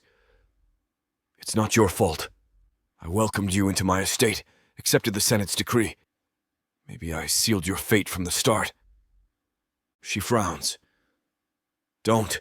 We've faced orcs, conspiracies, and blackmail. None of that is your doing. We fight side by side, remember? A swirl of relief tempers my anxiety. She doesn't resent me for the Senate's cruelty. Perhaps we truly are in this together. I nod, stepping close enough that her subtle lavender scent tickles my nostrils. Yes, I say softly, but I hate that you risk so much.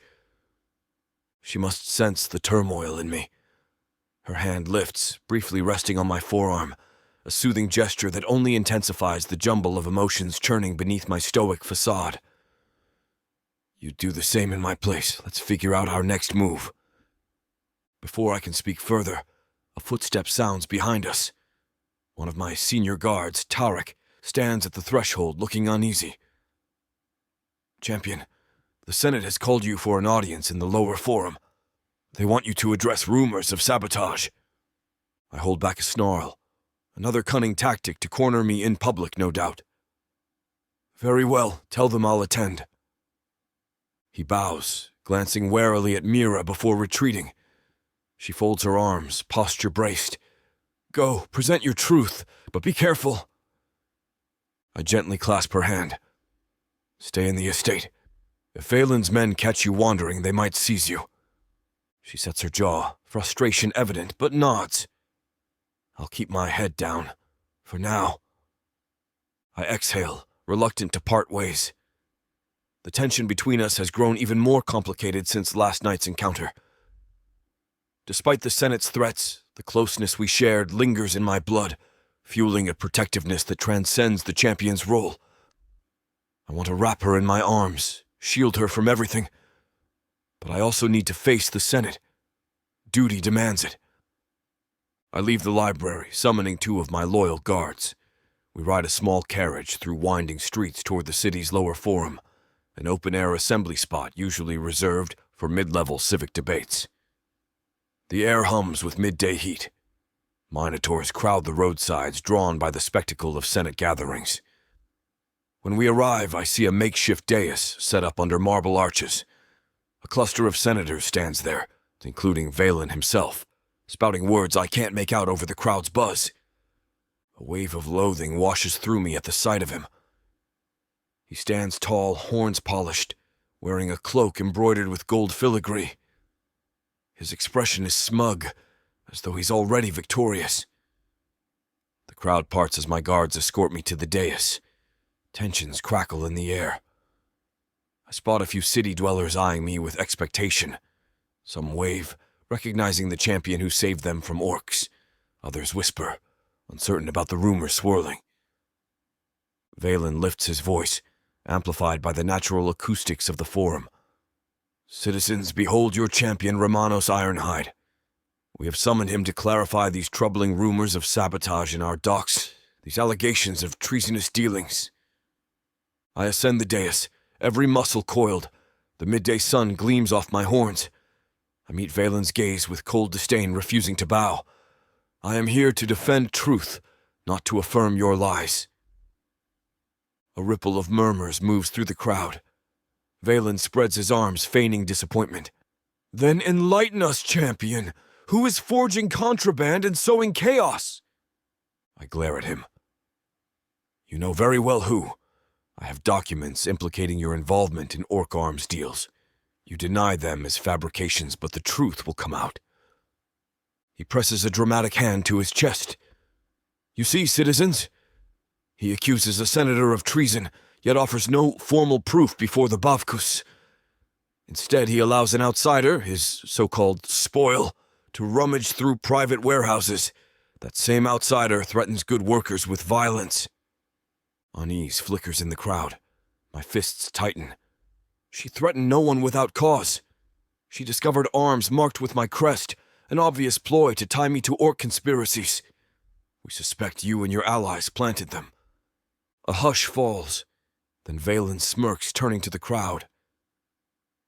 And how convenient that this so-called evidence rests with a human who'd benefit from toppling our traditions.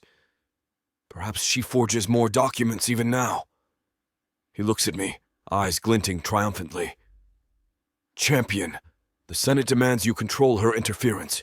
If she remains unbound by our laws, we risk orc infiltration and unrest among the commoners. I sense the crowd's uncertainty. Some glance at each other, torn between loyalty to me and fear of orc retribution. Valen is twisting their insecurities flawlessly. My mouth goes dry. Mira is no threat to Milthar. She's the one unearthing sabotage, exposing traitors.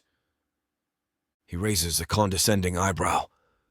The Senate sees only a meddler. Unless you disavow her activities, champion, we may have to remove you for failing to uphold your responsibilities, and your spoil will be dealt with accordingly. A wave of cold horror prickles down my spine. The subtle hush from the crowd suggests they're waiting to see if I'll bow to the Senate's demand. An older minotaur in the front row, a cobbler I recognize from the arena stands, calls out, "Champion, is it true you've let her run wild?" My tail whips in agitation. She's not running wild. She's seeking truth. If that offends the Senate, perhaps the Senate should reflect on why. Valen shakes his head, feigning sorrow. You see, citizens, he defies our counsel. This is precisely why we must intervene, for the city's unity. An official taps his staff on the dais, calling the assembly to order. My heart thrashes in my chest. I could lie, claim I've reigned in Mira, or I could push back and risk immediate repercussions. The crowd's eyes burn into my hide, but I refuse to sacrifice her for political favor. I step forward, voice carrying, I stand by my actions. Mira is not a pawn to be caged. She seeks to root out orc collaborators who threaten Milthar from within. That is the real sabotage. If the Senate punishes me for protecting her, so be it. Gasps rise from the crowd, some in admiration, others in alarm. Valen's expression tightens, and I know I've just dared him to carry out his threats in public. The senator's lips peel back in a chilling smile. Then you leave us no choice. We'll convene to discuss your champion status, whether you've abused it by harboring a dangerous foreigner. Dread coils in my stomach. I can practically see him preparing to drag me before a tribunal. Still, I stand firm, chest heaving with anger. Do so, I manage, voice rough. The truth will surface, Valen, no matter how deeply you bury it. He turns, effectively ending the forum with a swirl of his cloak. A murmur runs through the crowd. Some step forward, possibly wanting to speak to me. But I stride off the dais, ignoring the staff members trying to corral me. My guards rush to keep up as I push through the throng. My mind burns with frustration. My defiance just gave Valen ammunition to accelerate his plan. After a tense ride back to my estate, I retreat to a secluded inner courtyard. The canopy of vines overhead offers scant relief from the midday sun, but at least it's private. I pace restlessly, the intensity of the forum still thrumming through my veins. My personal guard stands watch near the archway, ensuring no uninvited visitors disrupt me. Hearing the soft scrape of sandals on stone, I swivel to see Mira entering the courtyard. She halts, searching my face. I heard what happened at the forum. News spreads fast. My lungs seize at the sight of her. She's the reason I spat in the Senate's eye, the reason I risk losing everything. And yet the memory of how we came together last night glows in my mind, offering solace in a sea of turmoil. I let out a ragged breath. Valen twisted public opinion. He threatened me with removal again if I don't subdue you. Her face hardens. I won't stand by while he smuggles orc arms into the city. But if the Senate is turning against you, I break in, voice cracking with emotion I usually bury. Let them turn. I'm done playing along with their false unity. If that means I'm no longer champion, so be it. My eyes lock with hers, but I can't lose you to their threats. A flicker of raw feeling lights her gaze. She steps closer, brushing fingers across my forearm. That simple contact grounds me, reminding me there's more than politics at stake here. I'm not leaving, Remanos. Not by choice. But we can't let them paint me as a saboteur. We have to strike first, reveal Valen's conspiracies to enough honest voices that the Senate can't ignore it. I clench my teeth, recalling Ordum's warnings. Honest senators, if any remain, are overshadowed by Valen's faction. We need a plan that draws the commoners to our side. Someone in the city's ranks who can't be bought. Allies in the merchant guilds, maybe? My public favor from the arena, if it still holds. She arches a brow. Merchants? That might help, especially those fed up with orc raids. If we show them Valen is fueling orc aggression for profit, they'll rage. Once the merchants protest, the Senate can't dismiss it as easily. I nod slowly, letting hope kindle. That's a start. The shipping logs, the ledger with Valen's seal. If we share them with key guild leaders, maybe they'll muster a public outcry. Her hand remains on my arm, a gentle weight that stokes a swirl of warmth behind my ribs. The courtyard hushes around us, the vines swaying gently. A longing to erase our predicament wells in me, to hold her again in that secret hush we found last night. But guilt tugs. If we're discovered, it might confirm Valen's claims that she manipulates me with seduction. The unstoppable tension is still there, though, a current that thrums every time we stand close. Mira exhales, voice quiet. I hate seeing you torn apart by these politics. You wear champion scars, but it's the Senate's cunning that wounds you. My throat constricts. I chose this path, Mira. The arena. The champion's mantle. I never thought it would become a cage, not until you. My voice falters. Not until you showed me how twisted the system truly is. Emotion floods her eyes. I never intended to force this realization on you. I swallow thickly. I know. But I'm grateful, even if it tears me in two. Because now I see the Senate for what it is. She offers a faint, sad smile. Then let's tear it down where it's rotten. A rush of fierce admiration courses through me. Yes, together. Despite the vow, uncertainty gnaws at me. The Senate might move faster than we can rally allies. They hold the power to label me a failed champion, cast me aside, and slip Mira into orc hands. My chest tightens with dread for her safety, and for the city. If I lose my champion rank, who will protect Milthar from the next orc threat? Still, her presence emboldens me. I realize I'm gently cupping her chin, tilting her face up. She allows it, dark lashes fluttering.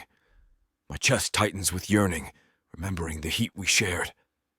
But a guard's discreet cough from the archway jars me. We can't risk rumors. I release her, stepping back. She nods, reading my unspoken caution. I'll gather the shipping logs, cross-reference them with known merchant guild leaders. Maybe we can set up a discreet meeting. Grateful for her practicality, I exhale. Do it. I'll see if Ordum might be swayed to open a formal inquiry. He's not allied with Valen, but he's risk-averse. We exchange a final loaded glance, then she slips away, footprints echoing softly on the stone. The guard near the archway pretends not to notice the lingering tension. I stand in the courtyard, chest heaving as if after a brutal arena bout. Moments later, Tarek, my senior guard, reappears, gaze wary. Champion, I overheard that the Senate convenes tomorrow for a preliminary hearing about your champion status. They might demand you place Mira under official city watch until then. My pulse surges. They want to separate her from me, put her in Senate custody. He dips his head, Yes, the rumor is Valen will push for it. If you refuse, they'll brand you in violation of the Senate's authority. A shiver of dread crawls along my spine. If Mira is forced into Senate custody, Valen has a direct line to sabotage or send her away. My tail whips, tension roiling. Let them brand me, I say grimly. They won't lay a hoof on her while I draw breath. Tarek bows, uncertain but loyal. I storm off to the training yard, needing to exercise the roiling fury. My staff knows to steer clear when I'm in such a mood. Grabbing a practice blade from the rack, I stride to a straw dummy. Without preamble, I swing, slashing the dummy's midsection. Another blow tears the straw wide. My side twinges in protest, the old orc duel wound never fully healed, but I ignore it. Again and again, I slice at the dummy, each strike an outlet for my frustration. The yard resounds with the thwap of the blade hitting straw. Anger floods every muscle, at the Senate for its hypocrisy, at Valen for his cunning manipulations, at myself for letting Mira become entangled in my cursed champion's role.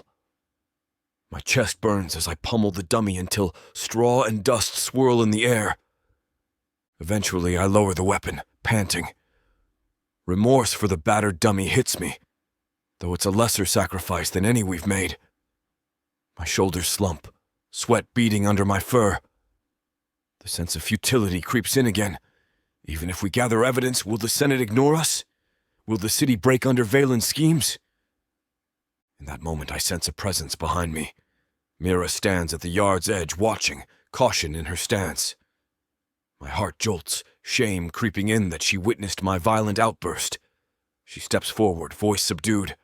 You're bleeding again. Her gaze flicks to my side, where a thin line of red soaks through the cloth from the old orc wound. I grunt, dropping the blade. It's nothing. A scratch that doesn't heal. The double meaning weighs on me. She approaches, gently pressing a cloth to the seeping spot. Her brow furrows with concern. You need to rest, Remanos. If the hearing is tomorrow, you need your strength and a clear head. I exhale, closing my eyes briefly at her soft touch. My head is a storm. No rest will calm it. She sighs. Let me at least bandage you properly. I want to protest, but her calm resolve tugs at me. We move to a nearby bench where she fetches a small healing kit from the yard storeroom. I sit, letting her lift the fabric of my tunic. She dabs the wound with gentle precision. Despite the sting, a sense of peace descends, overshadowing my turmoil for a fleeting moment. Her presence is a balm I can't deny. She speaks softly as she works. I gathered more data on shipping schedules. There's a group of merchants who suspect their shipments were tampered with. We can arrange a meeting tonight, off the main roads. I grunt in acknowledgement, letting the warmth of her nearness settle some of my anger. I'll come with you. We must be careful. It could be a trap if Valen's spies lurk. She nods, finishing the bandage. Then she lifts her gaze to mine. We won't survive this alone. We need allies to speak up, force a formal inquiry that Valen can't squash. I meet her eyes, my heart pounding for a different reason now. Yes. Quiet gratitude pulses through me. She's unwavering, even with the Senate breathing down her neck. I place my hand over hers gently. Thank you for standing by me. Emotion flickers across her face. We stand by each other, remember? The honesty in her voice stirs a fresh wave of protectiveness. I squeeze her hand once, then force myself to let go, mindful that any staff could see and fuel rumors. She steps back, eyes reflecting an unspoken understanding. We share a silent vow to keep forging ahead, no matter the Senate's threats. She helps me to my feet, and I sense the weight of the next day's hearing pressing on us. If I refuse to hand her over, if I continue supporting her investigations, the Senate may well strip me of my rank. Yet to do anything else would be unthinkable. We leave the training yard, side by side. My chest still aches, but not just from the wound. It's the dread that tomorrow's hearing might tear me from everything I've built. The only certainty is that I can't betray Mira, can't let the Senate break her spirit or hand her to orcs. The cost to my champion's title is irrelevant compared to that. She's become more than a passing cause. She's a spark that ignites a longing for something better than the Senate's hypocrisy. Nightfall arrives far too quickly, and with it, the knowledge that our meeting with merchants might be the last chance to gather the critical mass needed to challenge Valen. My mind churns with contingency plans. If I lose my seat, if the city turns on me, if orcs reemerge, so many ifs. But one truth anchors me. I'll stand in the fray with Mira at my side, no matter how violently the Senate rages. Tomorrow, Valen will demand my compliance. I'll give him none. Let him try to dethrone me. The champion's mantle was meant to protect Milthar's people, not facilitate corruption. If I must choose between my rank and doing what's right, I choose what's right. Mira's faith in me has rekindled that determination. If that seals our fate, I'll face it with steel in my spine. For now, I muster the flicker of hope that our merchant allies might tip the balance.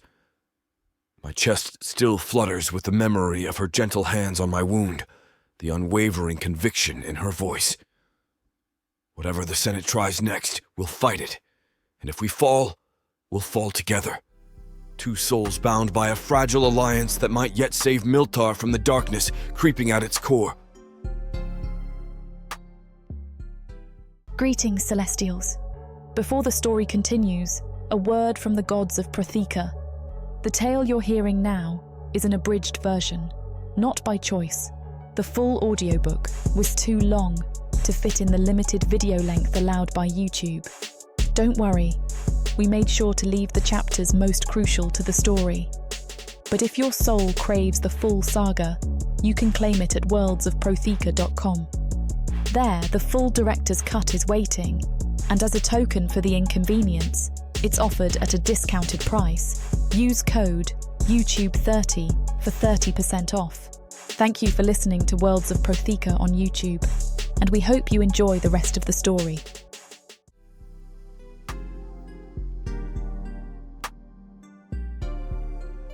Chapter 12. Remanos. I've barely taken 2 steps into the foyer when I see my own freedmen guards pinned against the wall by a pair of Senate soldiers. Every muscle in my body tenses. One of the soldiers, a grizzled bull with a cold glare, has Mira clutched by the arm, a document clutched in his other hand. The wide-eyed freedmen look too stunned or outnumbered to intervene.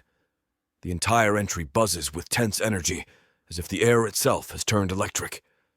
Mira grits her teeth, anger flashing in her hazel eyes. She's surrounded by 4 minotaur officers, each wearing the Senate's insignia on their breastplates. The older soldier holding the scroll brandishes it as though it's a lethal weapon. My freedmen see me and straighten, relief and alarm crossing their faces.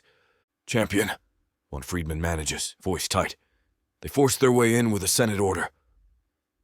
I step forward, tail snapping against the marble floor. "Release her now." The officer with the scroll lifts it higher, gaze flicking to me in a challenge. "She's declared a dangerous foreigner by the Bavkas. We have orders to take her into custody." He gestures at the freedman. "Move aside, or we'll add obstruction of Senate business to your offenses." My entire being roils with fury. "She is under my protection. Your so-called order is nothing but Valen's ploy." "Careful, champion," the soldier warns, voice dripping with formality.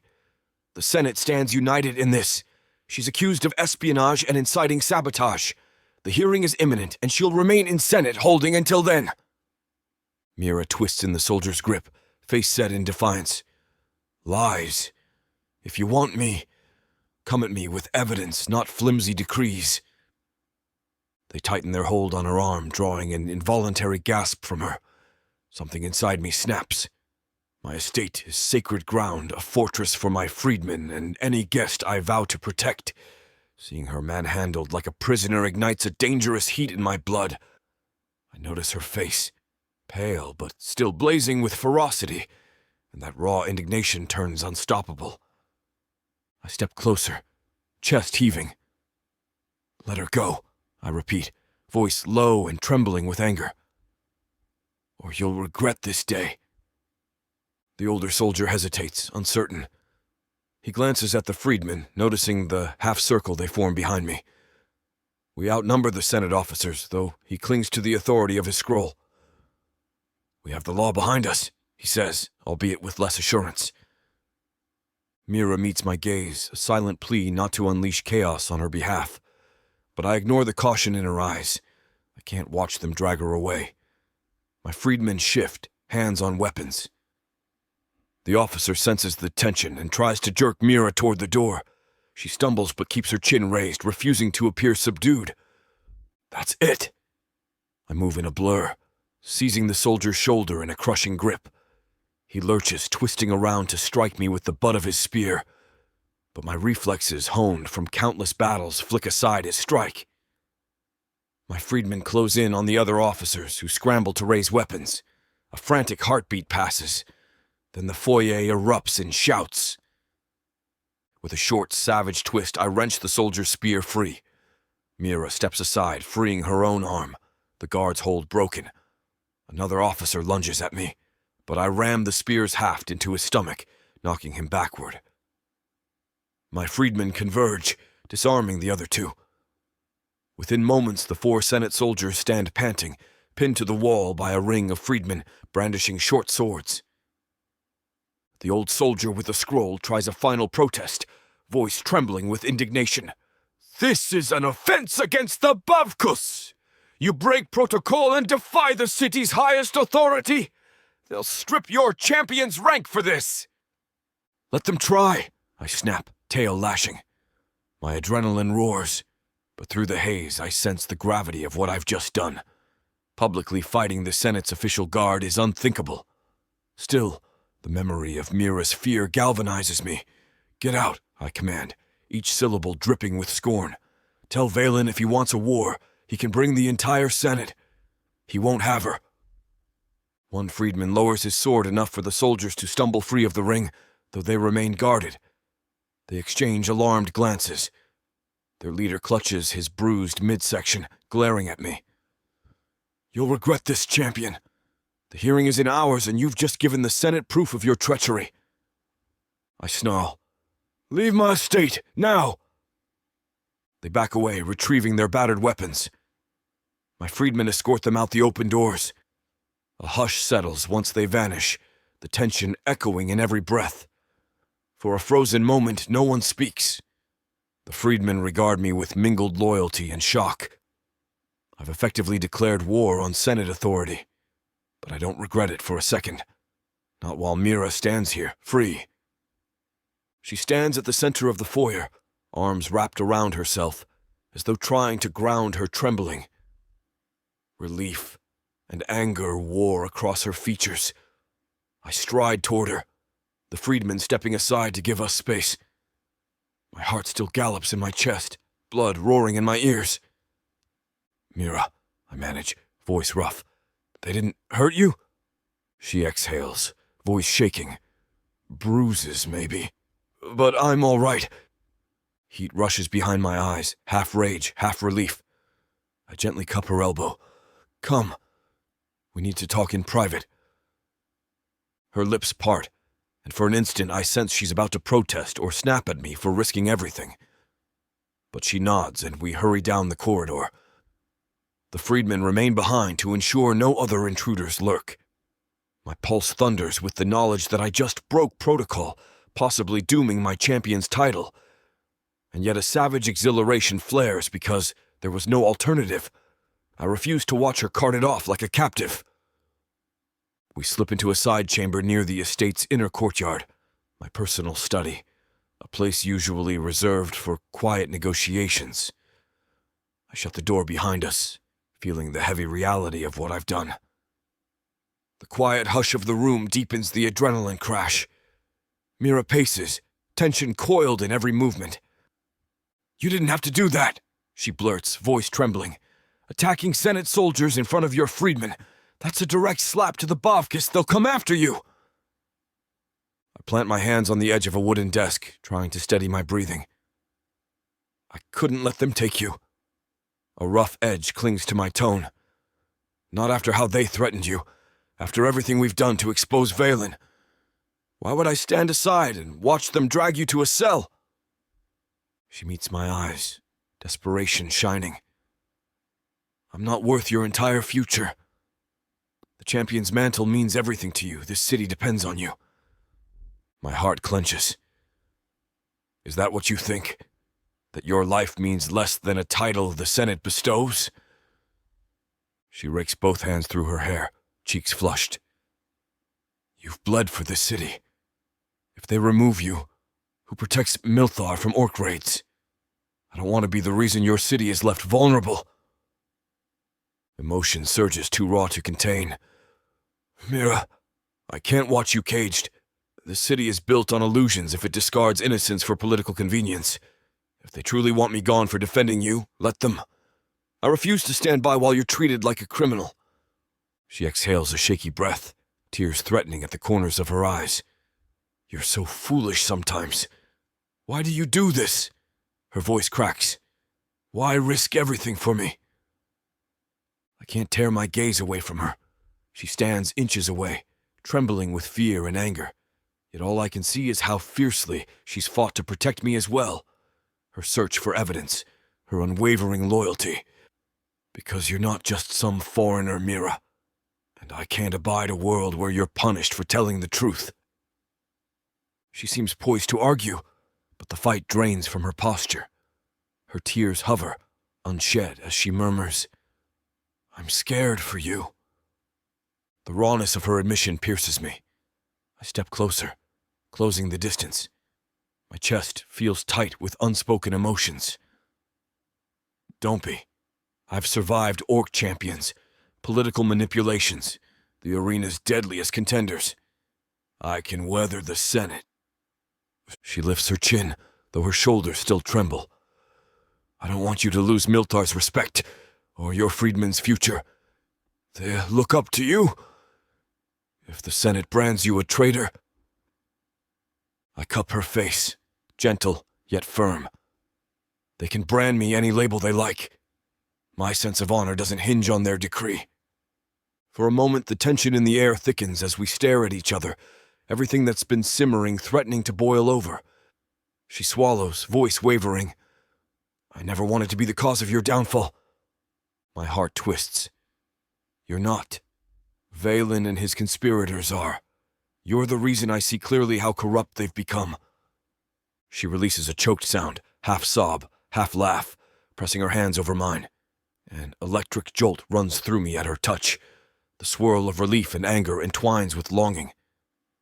We stand in silent stillness, our breaths mingling. The threat of the Senate lurks like a monstrous shadow at the edge of consciousness. But right now, I only feel her presence. Vibrant, defiant, heartbreakingly vulnerable.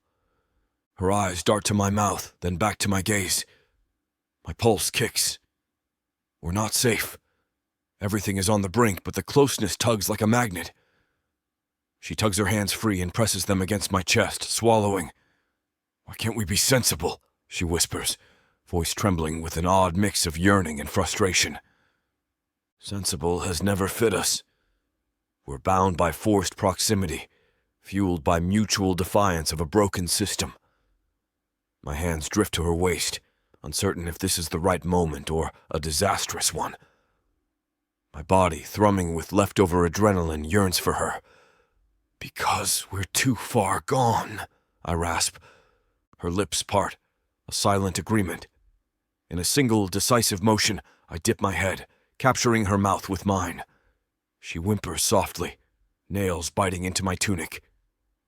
Every ounce of fury and fear converges into this kiss, a collision of desperate needs.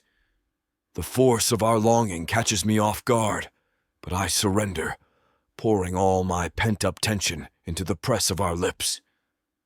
She returns the kiss with matching intensity, one hand sliding up my chest to grip my shoulder. My heart hammers. We clutch each other like a lifeline, the threat of our entire world collapsing, only tightening this frantic embrace.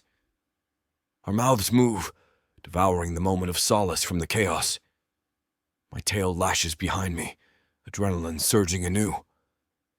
She murmurs something unintelligible against my mouth, a blend of relief and anguish. Then she breaks off, panting, tears gleaming. "This is insane," she whispers. "You just assaulted Senate soldiers for me, and I can't see a way out of this madness." I cradle her face, breathing hard. I'd do it again, 1,000 times, even if the city brands me a villain. I can't stand seeing you in chains. She bows her head, leaning into my palm, shuddering. "I can't stand watching you sacrifice everything either. But gods, I need you." Those words unleash a storm of emotion. I scoop her closer, guiding her backward until her spine meets the study's wall, the subtle crackling of parchment underfoot as we likely jostle a stack of documents. She lifts her face to mine, eyes glimmering with conflicting passion and worry. The unstoppable current between us surges, scorching away restraint. I brush a thumb across her cheek, voice trembling. If this is the last moment we have before the Senate storms in, I won't waste it. She nods, tears slipping free. "Don't hold back." That's all the permission I need. I capture her mouth again, gentler this time, but no less urgent. She responds, fingers curling around my horns in a move that sends a fierce jolt of pleasure through me. A strangled groan escapes my throat. I pin her to the wall, mindful of her smaller frame, letting the rough edges of my desperation melt into a fierce longing to comfort her. As much as Samara and I want to finish what these two characters have started, it looks like this chapter is about to get too hot for this platform to handle. Unfortunately, we have to pause here because their guidelines won't allow us to reveal the spiciest details. To keep bringing you these free audiobooks, we have to follow their rules. But don't worry. You can experience the full, unabridged version over at worldsofprotheka.com, where the boundaries of passion and fantasy collide. Use code YouTube30 for 30% off any of our unabridged audiobooks set in the rich and immersive worlds of Protheka. Protheka's magic is eternal. With these scenes, it will be unforgettable. We ease apart gingerly, limbs protesting with fatigue. She pulls the remnants of her tunic back around her shoulders, cheeks flushed. I smooth down my fur, heart still hammering. The silence is thick with unspoken fears about what we just did. We've bound ourselves even tighter. On a day I might lose my title, yet I can't regret a single breath. I brush a tender kiss across her brow, then help her stand on trembling legs. Her hands hover near my chest, as if she can't quite let go. "They'll come for me again," she whispers, voice trembling. "Valen won't rest until I'm rotting in a Senate cell or forced onto some orc slave ship." My jaw clenches. "Over my dead body." She touches my cheek gently. That's exactly what I fear. Pain lances my chest, but I grasp her hand, pressing it to my heart. "We'll face the Senate as one. If they demand I betray you, I won't yield." She sniffles, face shadowed by heartbreak. "You'll be stripped of everything. The freedmen rely on your champion's status. The city needs you. It's not just about us." My throat feels raw. I know. But I can't. I won't watch them drag you into darkness, whatever the cost. She searches my eyes, tears threatening again. Then she exhales, nodding with a final trembling resolve. Then we do it together. A faint, sad smile touches her lips. "We're both idiots, aren't we?" I tuck a stray lock of her hair behind her ear, heart full. "Perhaps, but I'd rather be an idiot who protects you than a champion who bows to injustice." A trace of humor flickers in her eyes. "I might have to punch you if you start spouting valiant lines like that in public." I huff a soft laugh, hugging her to my chest. Her body melts against mine, exhaustion claiming us both. For a moment we let the hush cradle us, recharging the fragile bond we've sealed once more. Despite the lingering sense that we've just crossed a threshold of no return, a stubborn part of me cherishes the fleeting comfort we found. Eventually, a gentle rap at the study door startles us. We pull apart, swiftly adjusting clothes. My freedman guard calls through the wood. "Champion, the Senate's messenger has arrived for the hearing. They say you must appear soon." Nausea churns in my gut. So soon. I look to Mira, who closes her eyes, forcing composure. We slip back into the roles the city demands. Champion and his so-called spoil. Yet we know the truth is far more entangled now. I clear my throat, voice rasping. "Tell them I'll be ready, and ensure no one tries to arrest Mira on the way out." My freedman affirms, footsteps retreating. Mira runs a shaking hand over her face, reorganizing her disheveled appearance. I gently tuck the edges of her tunic, mindful of her sore arm. "Are you ready for this?" I ask softly. She meets my gaze, a flicker of steel behind her tears. "No, but I'll do it anyway. We stand or fall together." I press my forehead to hers, letting our breaths mingle. "Yes." Then I draw back, steeling myself. "We face the Senate. We won't let them crush us." Arm in arm, we exit the study, stepping into the corridor where freedmen line up, eyes flicking with concern and admiration. They see how we stand side by side, unbroken. The battered soldiers from earlier might have run to Valen by now, but we'll greet whatever punishment awaits us head on. My heart beats unsteadily, overshadowed by the knowledge that this day could reshape everything. My champion's rank, her fate in Milthar, the city's future. Yet with her warmth lingering against me, I feel an unshakable surge of determination. They can threaten, brand me traitor, strip my rank, or lock her away. But they won't break the bond we forged. We've claimed each other in defiance of their twisted rules, and that alone gives me the strength to walk into the Senate's den, gaze unflinching. Our entire world stands on the brink, but at least we face it hand in hand, hearts blazing. And if the city tears us apart, we'll fight to the last breath to find each other again. Chapter 13. Mira. Today feels like standing at the edge of a chasm, every step threatening to pitch me into darkness. I sense it in the tense hush of Remanos' estate, where freedmen whisper in corridors, and every servant's glance holds undisguised fear. Word arrived at dawn. The Senate demands a final resolution. Either Remanos surrenders me to the orcs, preserving his champion title, or they'll strip him of every right and resource he's ever held. One look in his eyes this morning, anguish and refusal, told me how near we are to being devoured by Valen's machinations. I've sequestered myself in a small side room, one that used to be a lounge for visiting dignitaries. Now, it's my hiding place from the estate's silent stares. My notes are scattered over a low table, detailing all the proof we've gathered. Pages naming old Vakak orc treaties, scribbled logs about contraband shipments, a partial ledger carrying Valen's seal. So much evidence, yet the Senate remains enthralled by Valen's show. They twist facts, brand me a saboteur, and now they want me gone. No hearing, no trial, just a forced handover to orc emissaries. I rub my forehead, heart racing. Last night, Remanos defied them openly, physically blocking the Senate soldiers who tried to arrest me. He chose me over his rank for the second time, and while I'm grateful, relieved even, knowing I'm the reason he's on the brink of ruin twists my stomach. Guilt weighs like a stone. If I vanish, maybe they'll spare him. A soft knock at the door startles me. My breath hitches, but I manage. "Come in." The door opens, revealing a freedman guard named Tila, a young minotaur with worry etched in her furrowed brow. She dips her head. Champion Remanos convenes a meeting in the Great Hall. The Senate's messenger arrived with urgent demands. He asked for you. My chest tightens. Another confrontation. Another way for Valen to push this ultimatum. I gather my scattered notes, though none of it matters if the Senate has decided to disregard truth entirely. I follow Tila down the corridor, ignoring my trembling hands.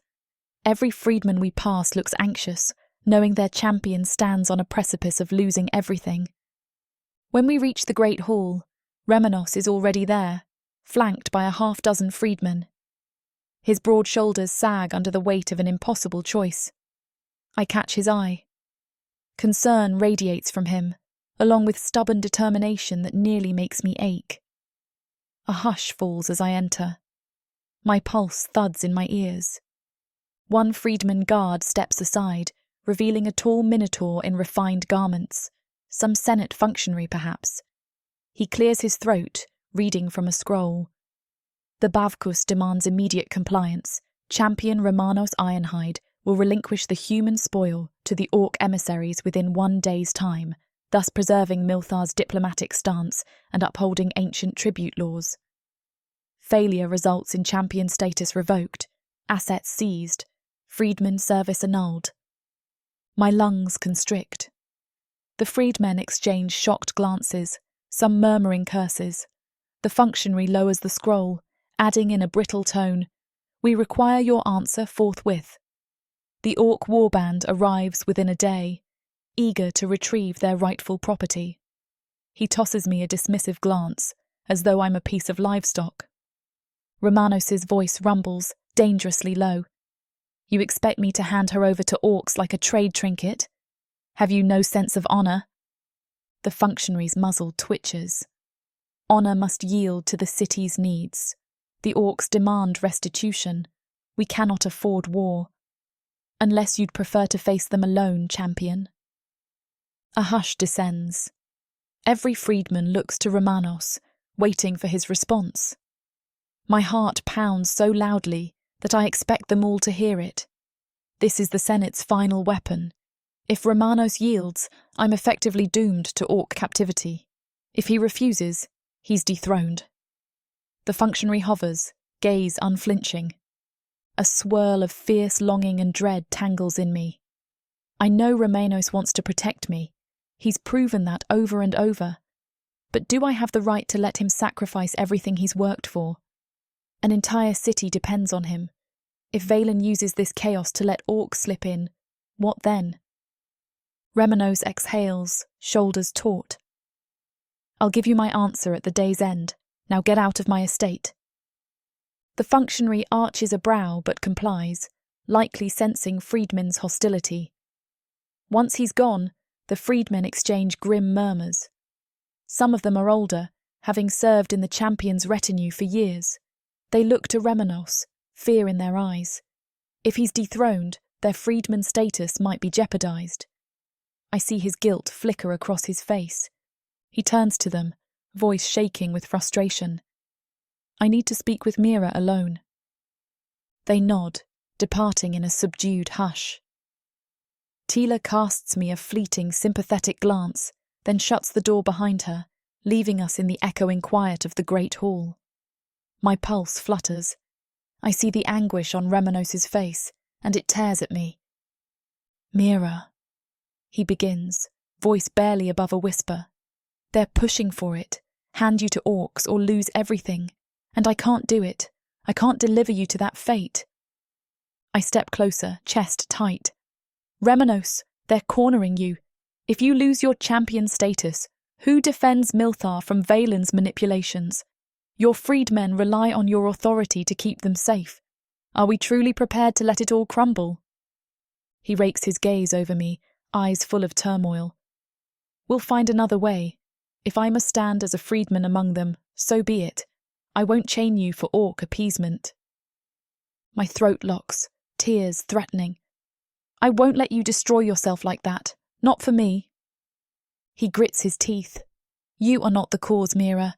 Valen's treachery is. Your presence only forced me to see it sooner. The city is already corroding from within." A tremble courses through me, half rage, half grief. "So your freedmen pay the price? This city you love so much? They'll brand you a traitor, strip your resources. The Senate might enthrone some puppet who invites orcs to do worse. Or maybe Valen waltzes in as champion. That's the nightmare we face if you refuse them." He chokes on a bitter laugh. "I'd be no champion if I let an innocent woman be enslaved to keep my seat." Tears sting my eyes. I despise how powerless we feel, trapped by the Senate's blackmail. Part of me wants to fling my arms around him, confess how deeply I need him. The other part knows I can't watch him ruin his life. Without him, the freedmen suffer. The city might spiral into orc infiltration. Yet if we let me go, he's complicit in my enslavement. A lose-lose, orchestrated perfectly by Valen. My gaze drops to the floor. I won't let you do this. Your champion status, it's everything to you, everything to Milthar, sacrificing that for me. No. He snaps up my chin with surprising gentleness. Don't talk as if you're worthless. I'll not see you vanish into orc hands. I'll stand with you, no matter the cost. A fierce wave of emotion buffets me. I refuse to be the reason you lose your future. My voice cracks. I won't let them take me, but I can't watch you burn for my sake. He tries to protest, but the heartbreak surging in me overflows. I twist away, tears slipping free. I can't do this. I can't be your downfall. Mira, he starts, reaching for me. I jerk back, a low sob catching in my throat. No, you stand to lose too much. I won't let you throw it all away. I'll go. His eyes widen. What do you mean? No. I can barely speak. I'll flee. Disappear. If I leave Milthar, the Senate has no trophy to hand to orcs, and they have no reason to depose you.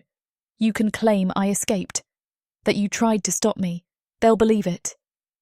Anguish warps his expression. You can't outrun orcs if Valen hunts you beyond the city's walls.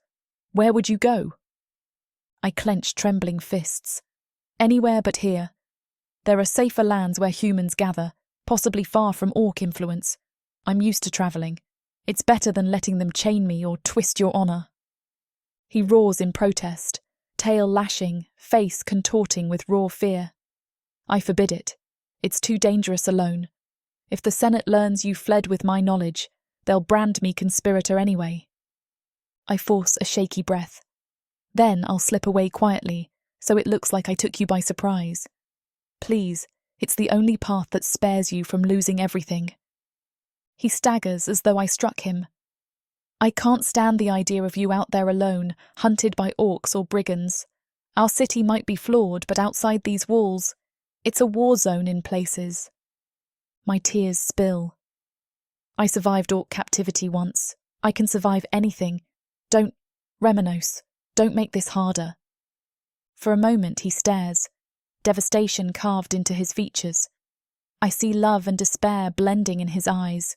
The silent question, must we part like this? My throat tightens. I wish there was another way, but the Senate has pinned us. I whisper, no more talking. Let me go before they push you to make an impossible choice. His breath shudders. Mira, please. I step forward, pressing a trembling hand to his cheek, tears scattering. The warmth of his fur under my palms sears me with regret. I love you too much to let you do this. My voice cracks on the admission. I do love him, though we never said it plainly. It's shaped every desperate embrace. A sob breaks free. I can't watch you lose everything because of me. He makes a strangled sound, pulling me into a fierce, bruising hug. I cling to him, tears soaking into his tunic. We stand like that, locked in heartbreak, my chest shaking with the weight of goodbyes we never wanted. Even now, his arms cradle me as though letting go will destroy him. For a single breath, we share what might be our last moment. Then I force myself to slip free, ignoring his choked plea. You'll be champion. You'll lead Milthar. That's what matters. Before he can stop me, I turn and run. Freedmen in the corridor call out, startled. I ignore them, sprinting through the estate's side passage. My tears blur the halls, but I find the small rear gate Tila once showed me, meant for discreet deliveries. I yank it open, stumbling into an alley. Shouts sound behind me, but I dash away, losing myself in the labyrinth of narrow streets. My heart throbs as I push through the city's midday bustle. I can't indulge in heartbreak. If I linger, Remanos might track me down. So I let the crowded market swallow me. The press of minotaur bodies, jostling stalls, shouting hawkers, the swirl of spice-scented air. It's overwhelming, yet it shields me from freedmen searching. I slip behind a fruit vendor, catching my breath. My tears haven't stopped.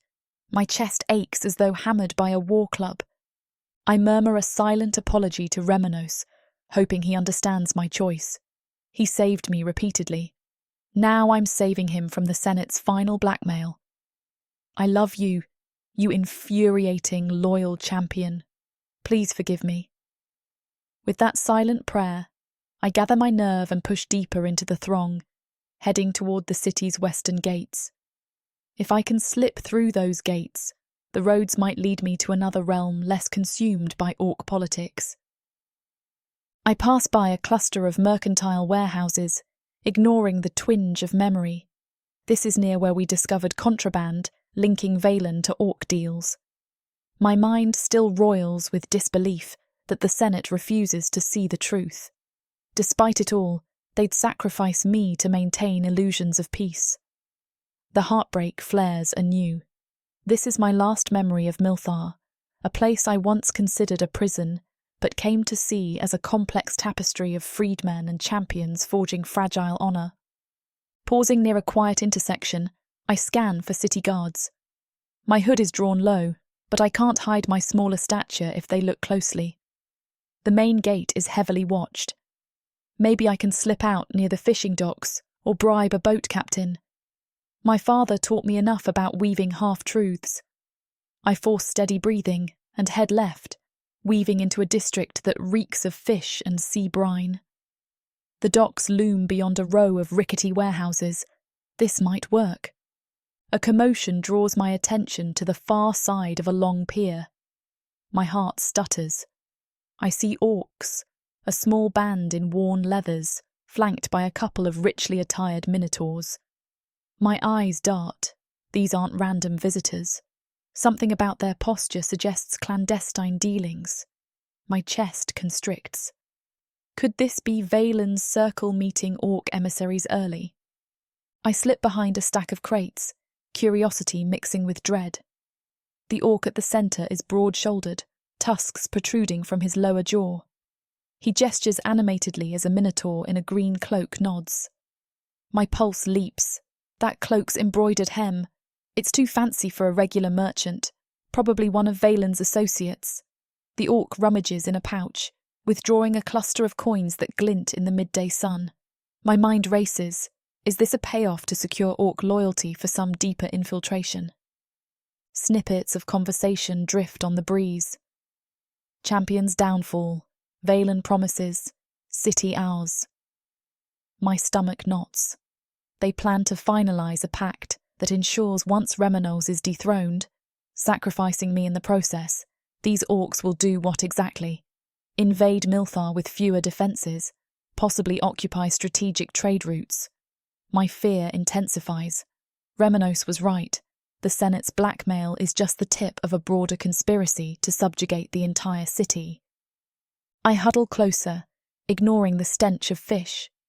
The orc rummages in his belt, producing a parchment. The cloaked minotaur scans it, nodding with a satisfied gleam.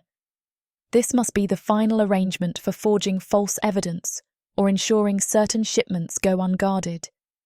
If I had any illusions that my departure might guarantee Remanos' safety, they shatter.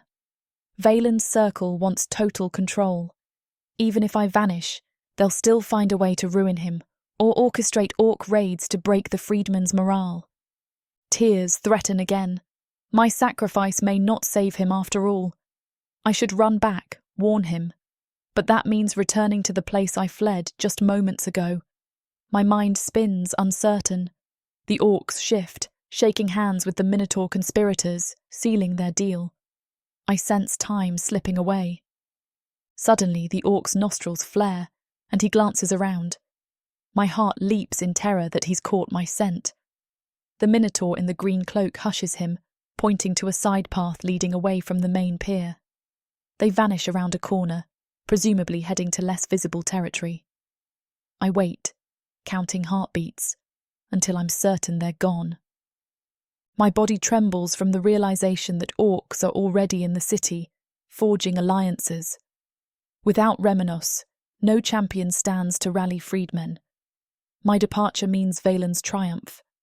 Remanos sacrifices everything to protect me, and the city collapses anyway. Hot tears trace my cheeks. Is there no path that spares him from ruin, or me from orc captivity?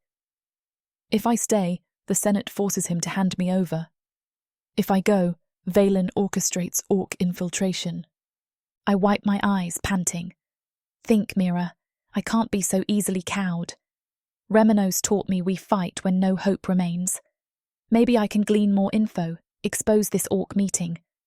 But how? Time is short. The Senate expects an answer by nightfall. Glancing over my shoulder, the shipping yard empties. The orcs fade into the labyrinth of dockside alleys, presumably heading for more covert negotiations. My heart urges me to follow them, but that might be suicidal. I weigh my options, torn between seeking more proof and returning to Remanos. He must know orcs are already negotiating deeper infiltration. My chest aches. I can't vanish now, not when his city needs him strong enough to counter Valen's plan. My eyes sting with a new wave of tears, frustration mounting. My heroic idea of fleeing to protect him was naive, if Valen's coterie can still sabotage Milthar's defences. Grim resolve settles over me. I'll go back. I'll face the Senate's condemnation if it means standing at Remanos' side. If he chooses to defy them, we fight together. If there's a shred of justice, maybe we can sway enough freedmen or some honest senator to quell the orc infiltration. With trembling steps, I retreat from the docks, navigating side streets. My earlier choice to flee feels like a betrayal. I push the guilt aside. There's no easy solution, but I must trust we can face the crisis as one. The walk back is fraught with fear that Valen's men might spot me. I keep to narrow lanes, cloak tight, eyes darting. Luckily, no suspicious watchers materialise. My lungs burn by the time I near Remanos' estate, slipping around the side gate. Freedmen guard it, looking grim. Their eyes widen at my approach, no doubt confused. They let me in, and I sense relief from at least one who softly mutters, "She returned." My knees nearly give out crossing the threshold into the courtyard. The day's events weigh like lead. The Senate's ultimatum, my flight, the horrifying sight of orcs finalising deals with Valen. My breath staggers. I find a quiet corner near the fountain, pressing a hand to my racing heart. Water flows in a gentle trickle, mocking my internal storm. Then a voice behind me, low and unsteady. "Mira, you came back." I pivot. Remanos stands a few paces away, chest rising with rapid breaths. Relief wars with worry in his expression. He steps closer, scanning me for injuries. "Where? Why?" He falters. Tears burn my eyes again. I tried to leave. I saw orcs meeting Valen's circle. It doesn't matter if I vanish, they're still pushing infiltration. My voice cracks. "I couldn't walk away and let you face them alone." His mouth sets in a trembling line. "You realise the Senate still demands you by nightfall." My heart pangs. Yes, but if I run, Valen enslaves the city anyway. That orc meeting proves it. If you give me to them, the city might remain docile for a moment, but the infiltration seeds are planted. Milthar is doomed if we yield or if I flee. So what's the point of sacrificing ourselves separately? He exhales shakily. "So we stand together, even if it leads to ruin." I meet his gaze, tears slipping free. "Yes, because I'd rather face ruin with you than cower alone. I love you, you bull-headed champion." He releases a sound somewhere between a sob and a laugh, pulling me into a fierce hug. My arms twine around his neck. I cling to him, trembling. The fountain's soft murmur underscores our ragged breathing. Freedmen discreetly avert their eyes, granting privacy as we share this fragile reunion. He draws back enough to cut my cheeks. tears glistening in his own eyes. I love you. I tried to accept your plan to keep me safe, but I was lost. I couldn't bear it. My chest twists with raw emotion. I'm sorry I ran. I only wanted to shield you from the Senate's ultimatum. He shakes his head. We don't shield each other by vanishing. We do it by fighting side by side. The ring of conviction in his voice steadies me. If the Senate casts me out, so be it. If Valen unleashes orcs, we'll gather freedmen, merchants, any who see the truth. We'll protect Milthar on our own terms. A rush of hope flares, precarious but real. Then we do it. We gather our allies, reveal the infiltration plan, and refuse to hand me to orcs. He nods, pressing his brow to mine. We stand firm. Enough of Milthar's commoners trust me. If they see orcs inside our walls at Valen's behest, they might revolt. We can't let fear dictate the city's future. In the courtyard's hush, freedmen glance our way, some offering supportive nods. A wave of quiet determination spreads. My chest feels lighter, though the stakes remain dire. At least we're united again. Murmuring softly, I relay every detail of the orc meeting I witnessed. His eyes widen, fury stoked anew.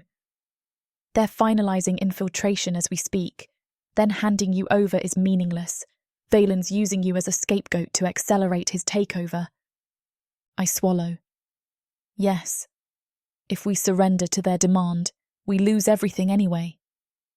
He wraps me in close with a firm grip, guiding me indoors.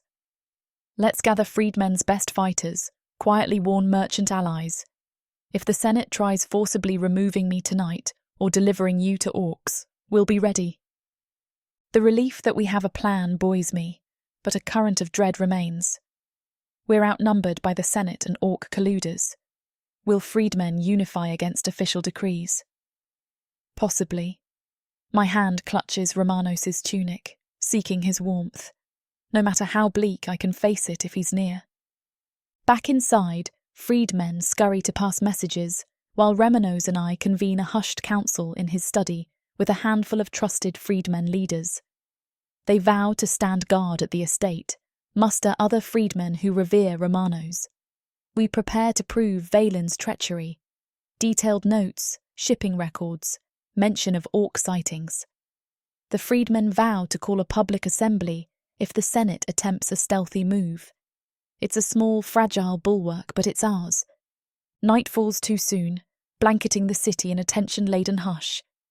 The estate bustles with freedmen quietly arming themselves, determined to shield me from Senate or orc clutches. Remanos stands at the centre, issuing calm directives.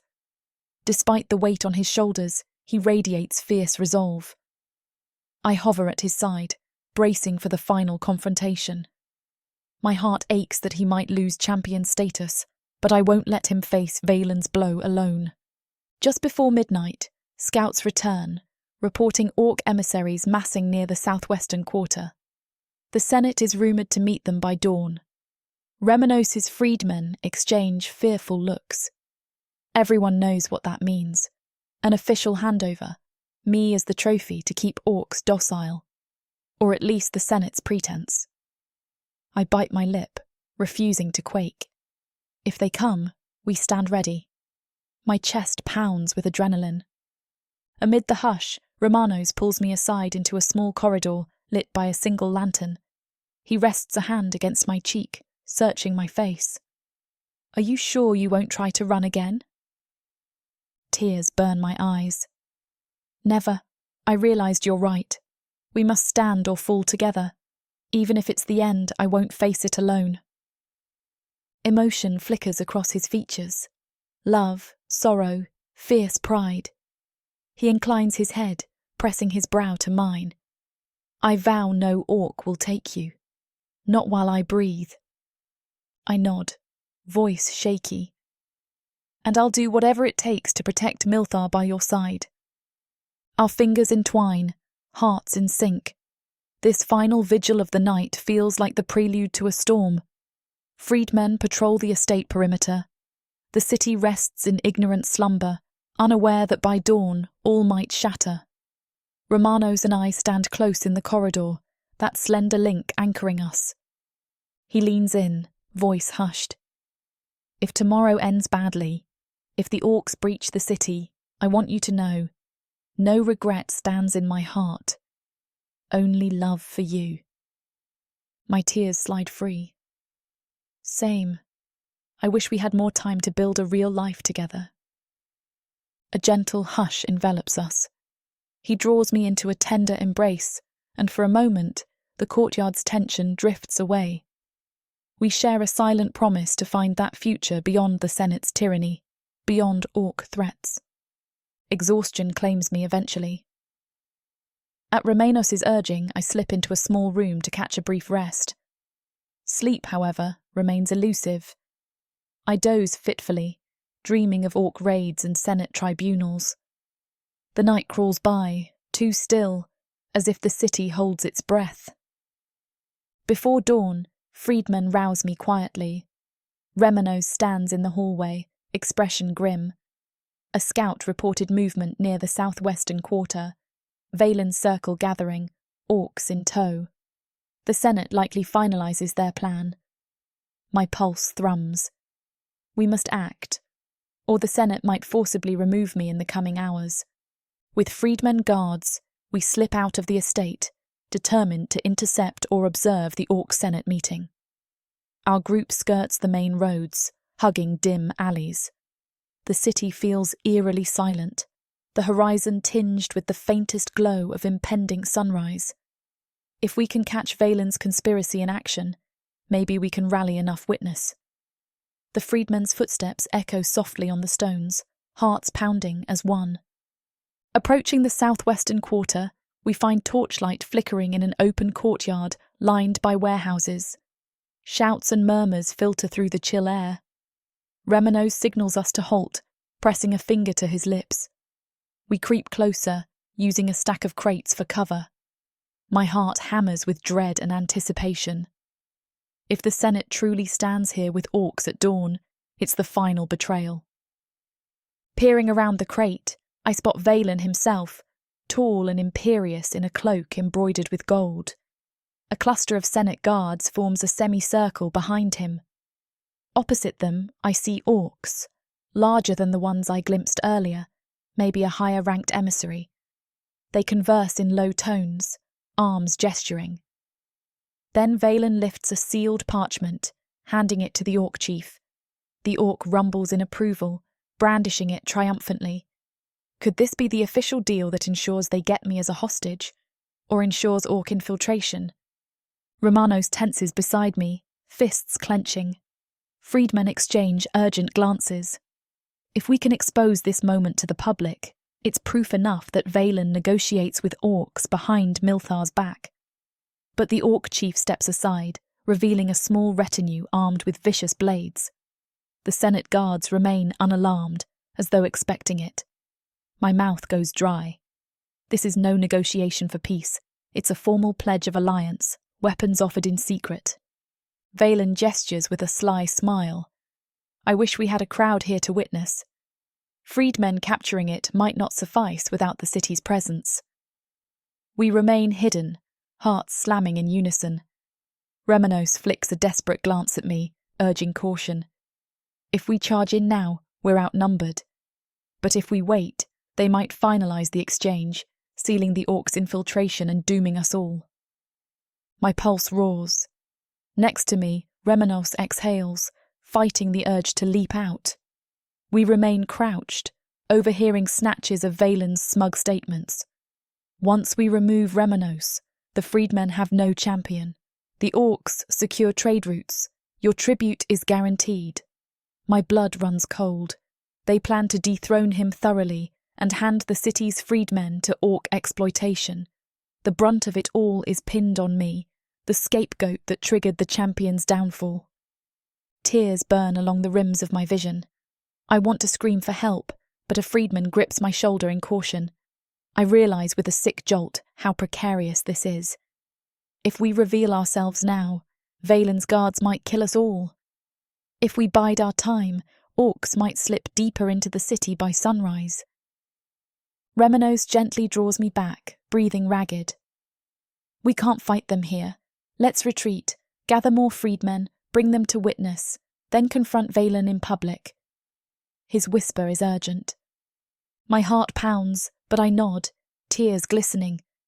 We can't rescue Milthar alone. We must show the entire city this betrayal.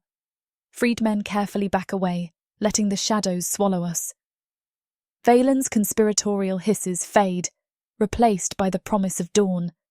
We slip into the labyrinth of alleys, fear fueling each step. All illusions are shattered. Valen is forging orc infiltration to unseat Remanos, with me as the final piece.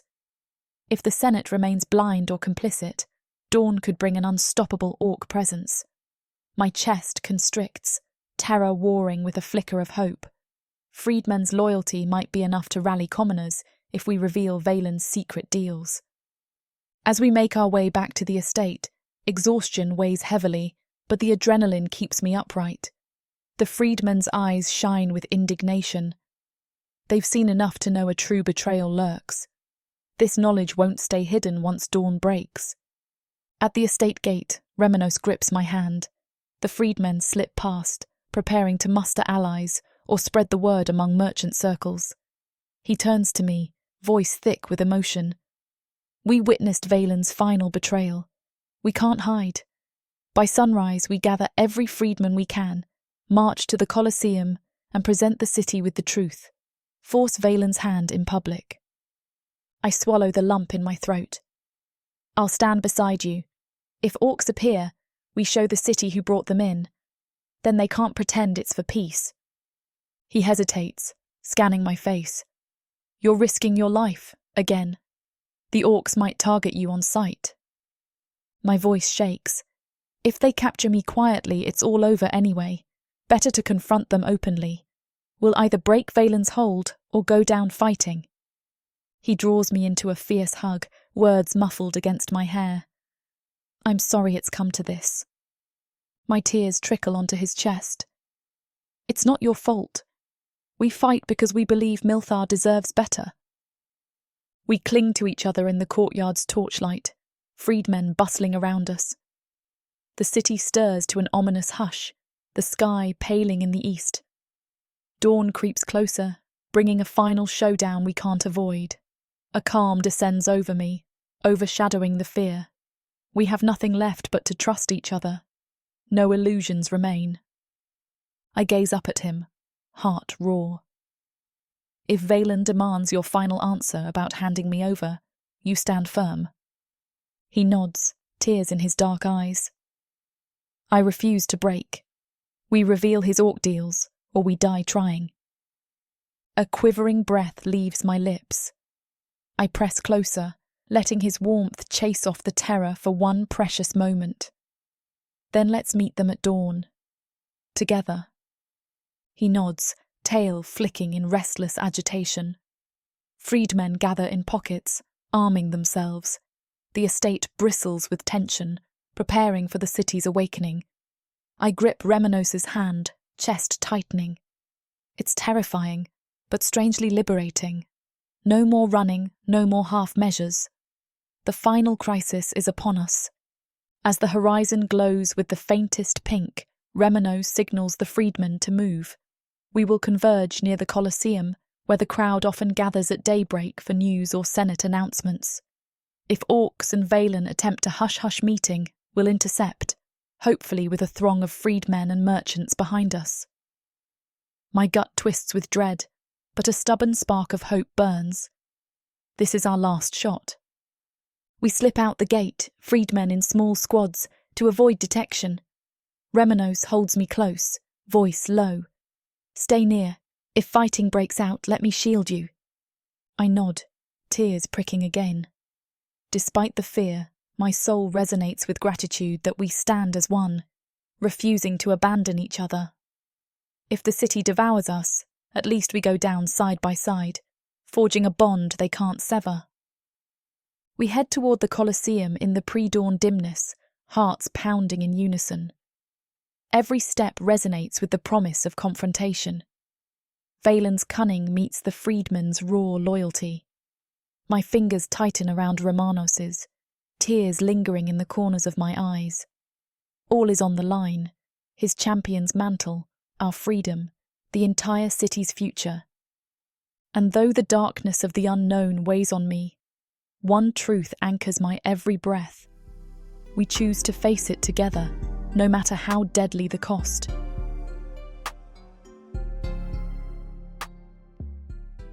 Earth is pretty much a desolate wasteland since the orcs came over from Protheka, and being a woman, the best you can hope is to be someone's property. Now, after my curvy body catches Corthar's eye, he'll claim me, and I'll serve him, in any way he pleases. You're mine now. Listen to this story and more when you get the complete Orc Warriors of Protheka audiobook and ebook bundle. 40 books, 19 audiobooks, 19 ebooks. You even get 1 free novella and 1 free audiobook.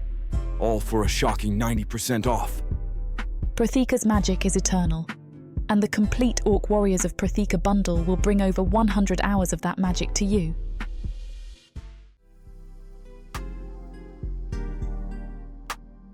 Chapter 14. Remanos.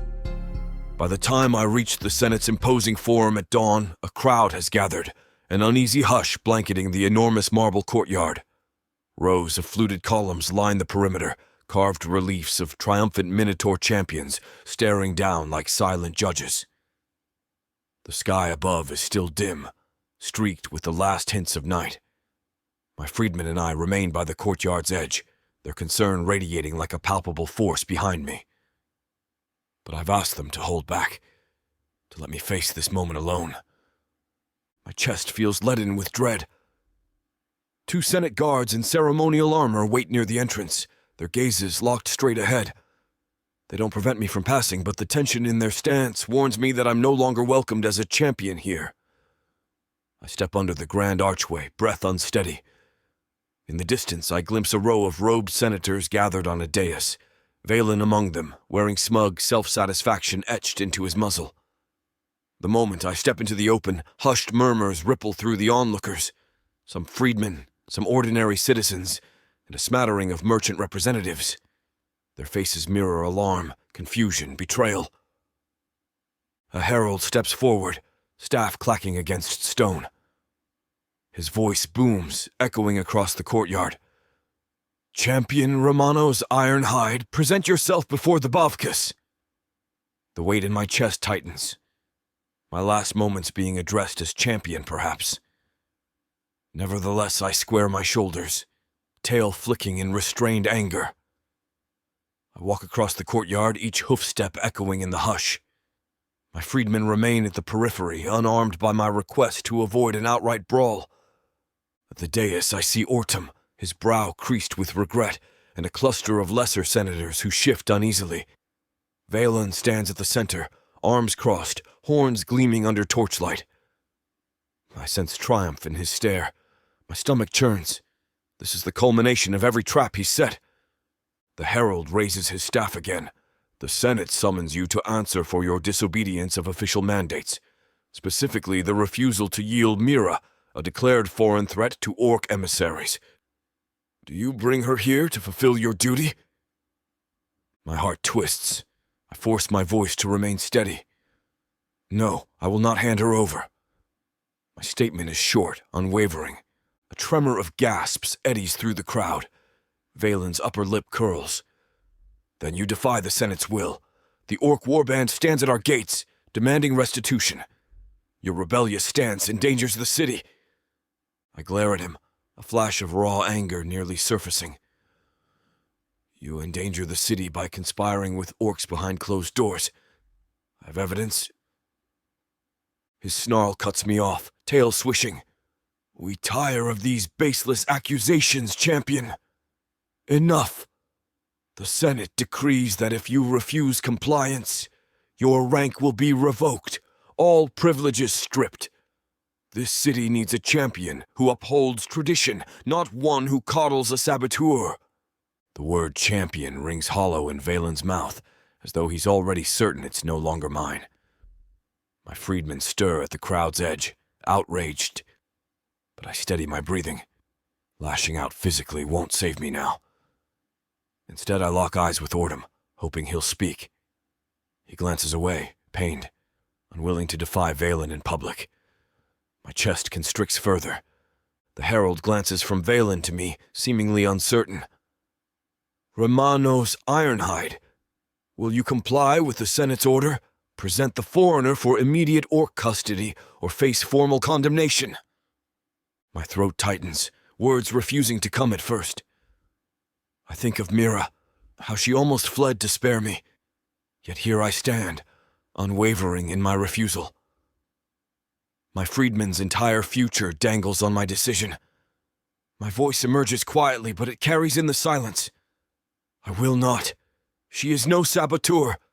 She's uncovered your secret alliances, Valen. If the Senate had any honor left, they'd see your betrayal. A wave of whispers skitters through the crowd. Valen's features harden. Enough lies. The Senate acknowledges your final refusal. He turns, addressing the dais. Let it be known, from this moment, Remanos Ironhide is stripped of champion rank and all associated authority. He gestures toward a line of official minotaur guards to one side. Seize his warhammer. Confiscate his champion's regalia. The words drive a spike of cold agony into my chest. I stand transfixed as two guards approach, sorrow in their eyes, not malice. They respect me, yet they must follow the Senate's commands. My freedmen murmur uneasily, but I lift a hand to stop them from intervening. What good is more bloodshed now? My hammer has symbolized my oath to protect Milthar for years, forging respect and fear in the arena. With trembling arms, I remove the thick leather baldric that secures the warhammer across my back. One guard steps forward, holding out his hands. I draw the weapon free, feeling its familiar weight one final time. My heart pounds. I can't stop my voice from breaking as I say, I'd have used this to defend the city from orcs, but you would rather bow to them.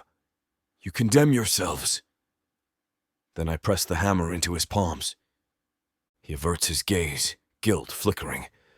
The second guard carefully unlatches the champion's insignia from my pauldron.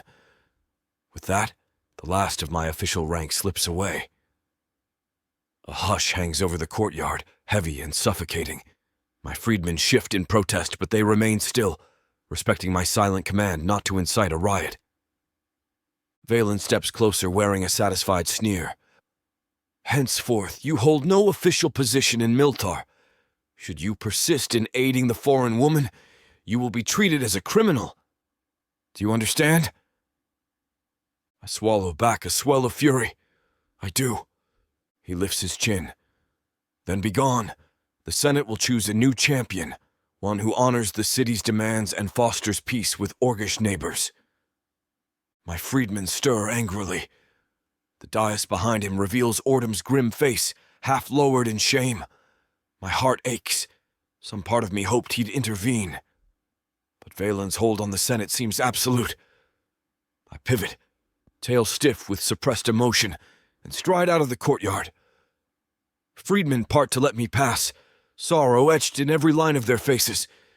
They begin to follow, but I wave them off, needing space. Let me walk alone, my gesture says. Soft murmurs chase me as I vanish into the city's winding streets. It's still early. The sun creeps higher, gilding rooftops. I wander aimlessly through alleyways, my mind spinning with the humiliating memory of surrendering my hammer, hearing Valen proclaim a new champion to fill my role.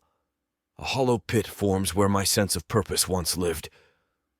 I've bled in the arena, fought orc warlords, served as Milthar's symbol of strength. Now the Senate casts me aside for refusing to betray Mira. Was it worth it? The question haunts me. Another pang slices through me. Yes, it was worth it. I recall Mira's terrified eyes when they tried arresting her, how she nearly fled to spare me. She's worth every price. But the city is left vulnerable, and orcs gather at the gates with gold from Valen's circle. War looms unstoppable. My freedmen might follow me out of loyalty, but we have no official standing, no sanctioned force to repel an invasion or quell internal sabotage. Eventually, my wandering footsteps bring me to the Colosseum's shadow, that immense stone edifice that once defined my life. The gates stand open as the city stirs for daily commerce. Usually, watchers or staff bustle about, but at this early hour, it's deserted. I slip inside, unnoticed, crossing the threshold into the arena's bowels. My chest clenches with memories, the roar of crowds, the taste of victory, the pride that soared with each triumph. Now it feels hollow. I emerge onto the arena's sandy floor, an expanse of emptiness beneath tall stands. The seats loom in silent arcs, no cheering throng to greet me. My hoofsteps echo in the vast space. A breeze swirls dust motes across the sand. Here I claimed my champion status, forging a bond with the city. Now the bond is severed. I'm a freedman at best, or an outcast at worst. I rub a hand over my muzzle, chest aching. My gaze sweeps the stands, recalling how thousands roared my name.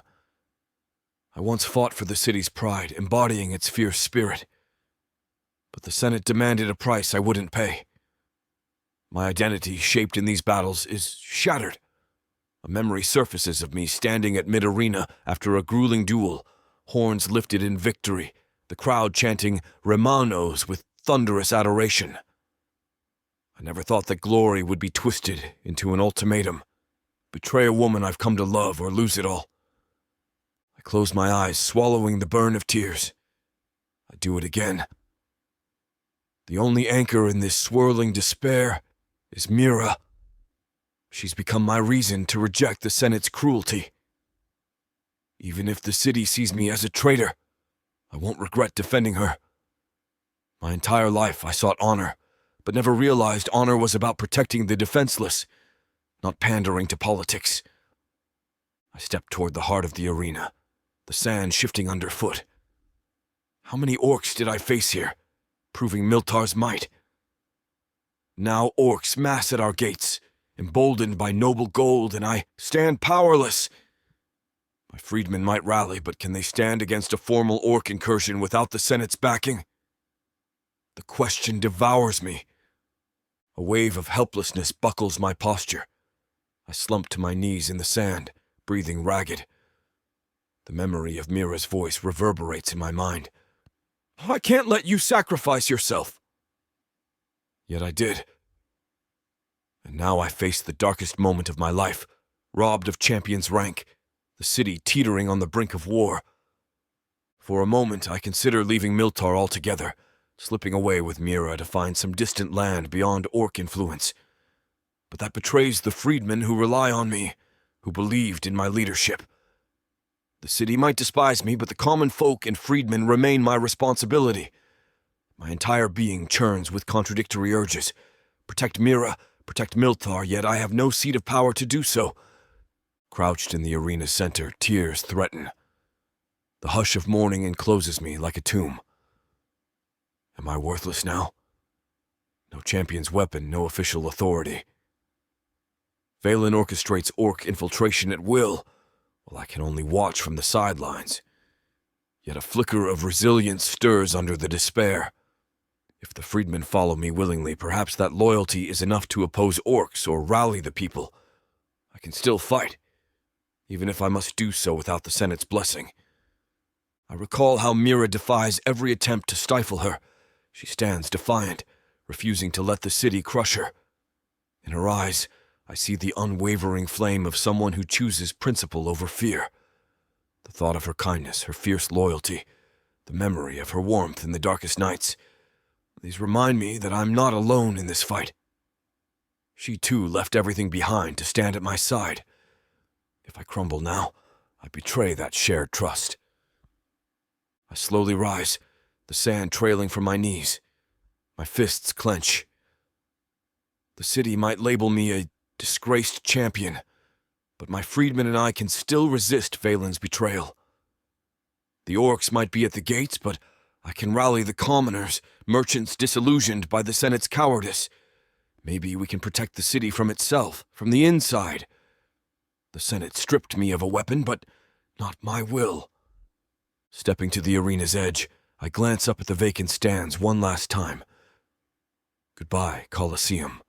This place raised me, forging me into the champion Milthar once adored. Now I realize champion's rank was just a veneer. True honor comes from standing for what's right, even if it means facing condemnation. Mira gave me the courage to see that.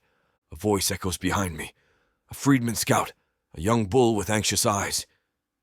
He stands at the arch, hesitant. Sir, we've news. Ordom wants to meet you at the southern watchtower. Orc troops approach. The Senate is in disarray. My heart pounds. War is truly looming. I nod, swallowing the ache in my throat. Then let's go. He hesitates, searching my face. Will you fight them? Without the champion's authority? I square my shoulders, the old ache replaced by a fierce spark. I will fight for Milthar, freedman or not. We stand together. He inclines his head, relief mingling with uncertainty, and disappears to fetch the others. I gaze around the empty stands, the hush thick with farewell. I do it all again. That mantra steals me. For Mira's sake, for the freedmen's, for a city lost to Senate corruption. Even stripped of my rank, I am still Remanos Ironhide, and I will not let Valen's twisted bargains go unchallenged. Exiting the arena, I stride through the Colosseum's outer halls, determined. My freedmen wait in the plaza beyond, some carrying gear, uncertain if they should present arms to a champion no longer recognized by the Senate. But as I step forth, they form a protective ring around me, quiet devotion lighting their eyes. They don't need a formal champion's crest to follow me. That raw loyalty stokes the embers of my will. I can still lead them if they trust me enough. The walk from the Colosseum back into the city is tense. Residents gather in pockets, gossiping about orc sightings near the gate. Some stare at me in shock, spotting my missing hammer, my absence of champion's insignia. A few freedmen from the crowd call out, "We stand with you!" Others shake their heads, uncertain how to respond. But no one openly challenges me. Perhaps they sense that a bigger threat than me looms. I vow to meet Ordom at the watchtower, see if he's ready to drop his caution and help repel an orc siege. Even stripped of rank, I might rally enough voices to expose Valen before it's too late. The knowledge that Mira remains somewhere safe in the estate, likely bracing for the storm, bolsters my resolve. I fight for her, for the freedmen who believed in me, for a city worth saving beneath the Senate's corruption. As we pass a temple spire, a freedman at my side whispers, "They can't break you, champion, even if they took your hammer." His quiet words ignite a flicker of warmth. I manage a small, grim smile, memories of the Colosseum swirling in my mind. Perhaps my legend won't fade so easily. I recall how only hours ago I knelt in that same arena sand, wrestling with despair. My identity felt shredded. But in that lonely moment, I realized Mira is the reason I keep standing. Her determination pushed me to defy the Senate, to shield her from orc captivity. And ironically, in saving her, I might save Milthar from an even darker fate. She kindled a deeper sense of honor in me, not the Senate's brand of hollow pomp, but a truer loyalty built on compassion and justice. Stepping over a broken cobblestone, I let my freedmen lead me down a winding side street. My mind replays the Senate's humiliating decree, stripped of champion rank, the final blow to everything I built in the arena. Yet the bitterness recedes under a quieter conviction. If I must be a freedman myself to keep fighting, so be it. If the orcs march in, fueled by Valen's gold, I'll stand in their path with or without a sanctioned title. As we near the watchtower's base, an alarmed hush spreads. Guards scurry about, vantage scouts pointing to distant shapes beyond the city walls, orc warbands perhaps. My freedmen tense, some muttering curses. The threat is real, and we have no champion recognized by the Senate to muster official defenses. I sense the heaviness among them. If the Senate doesn't rally the city's forces, the freedmen alone might be all that stands between orcs and the gates. Ordom waits on a landing halfway up the watchtower's spiraling stairs, flanked by two younger senators. His face twists with discomfort when he sees me, conflict rippling through his gaze. I climb to meet him, freedmen piling up behind. Before anyone can speak, he lifts a placating hand. "Remanos," he begins, voice subdued. "We can't let orcs pass unchecked. But the Senate is in chaos. Some side with Valen, others suspect his motives. We need a champion to unite the guard. Yet you stand stripped of rank." I swallow, tail flicking in exasperation. "Then rally your fellow senators to see reason. If Valen leads them blindly, orcs will overrun Milthar. That's no future for any of us." He exhales, gaze flicking to the freedmen's stern faces. "I tried. Valen has a hold on the majority. They claim you've become a renegade, steering freedmen into rebellion." My jaw tightens. "What do you suggest, Ordum? Wait for orcs to march in? Let Valen claim leadership unopposed?" He shakes his head, voice brimming with regret. "I don't know. The Bavkus might call for an emergency war council, but Valen manipulates them so deftly. Our best hope is a show of unity from freedmen and merchants. If we can force a full Senate session, reveal Valen's orc deals, they may reconsider your demotion, provided you stand ready to defend the city without Mira's involvement." A spike of anger flares. That's not negotiable. I won't cast her aside for the Senate's false unity. Ordum grimaces.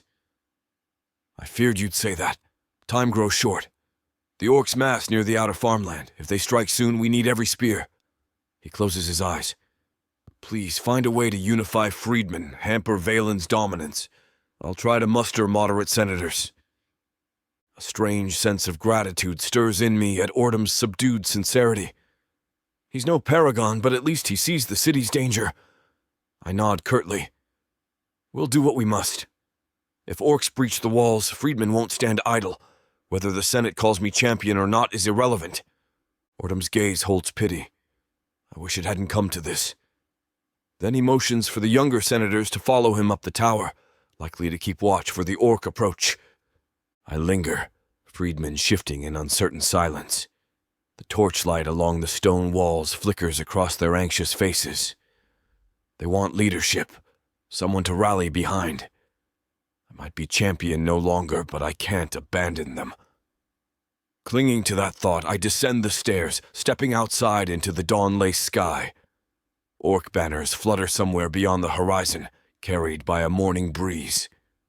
My freedmen gather, waiting for my word. One freedman, older with a scar on his brow, steps forward. "We stand with you, champion or freedman.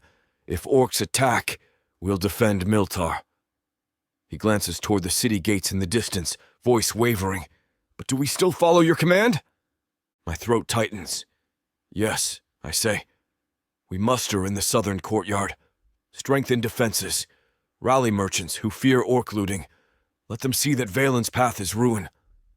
They nod, relief in their eyes that I'm not backing down. We move off in a tight formation, freedmen passing the word through side streets. The day's early light reveals the city in uneasy slumber. Merchants warily opening stalls, rumors swirling of orcs at the gates. My freedmen gather near the southern courtyard, forming ranks. Onlookers hush at the sight, a champion dethroned, yet freedmen arrayed in loyal unity. Standing before them, I swallow hard. No warhammer on my back, no official crest, only the battered leather armor I used for routine training. But a fire stirs in my chest. I am still Remanos Ironhide. I raise my voice so freedmen and any citizens in earshot can hear. Milthar stands on the brink. Orc mercenaries lurk outside, bribed by traitorous nobles.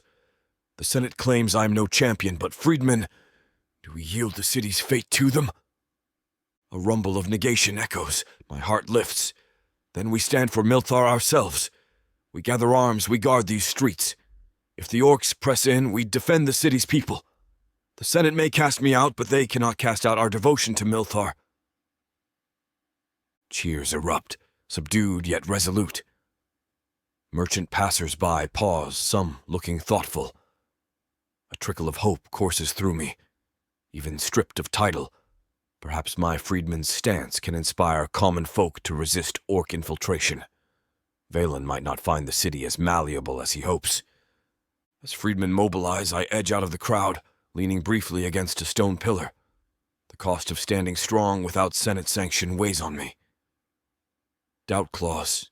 If orcs storm the gates in force, freedmen alone might not be enough.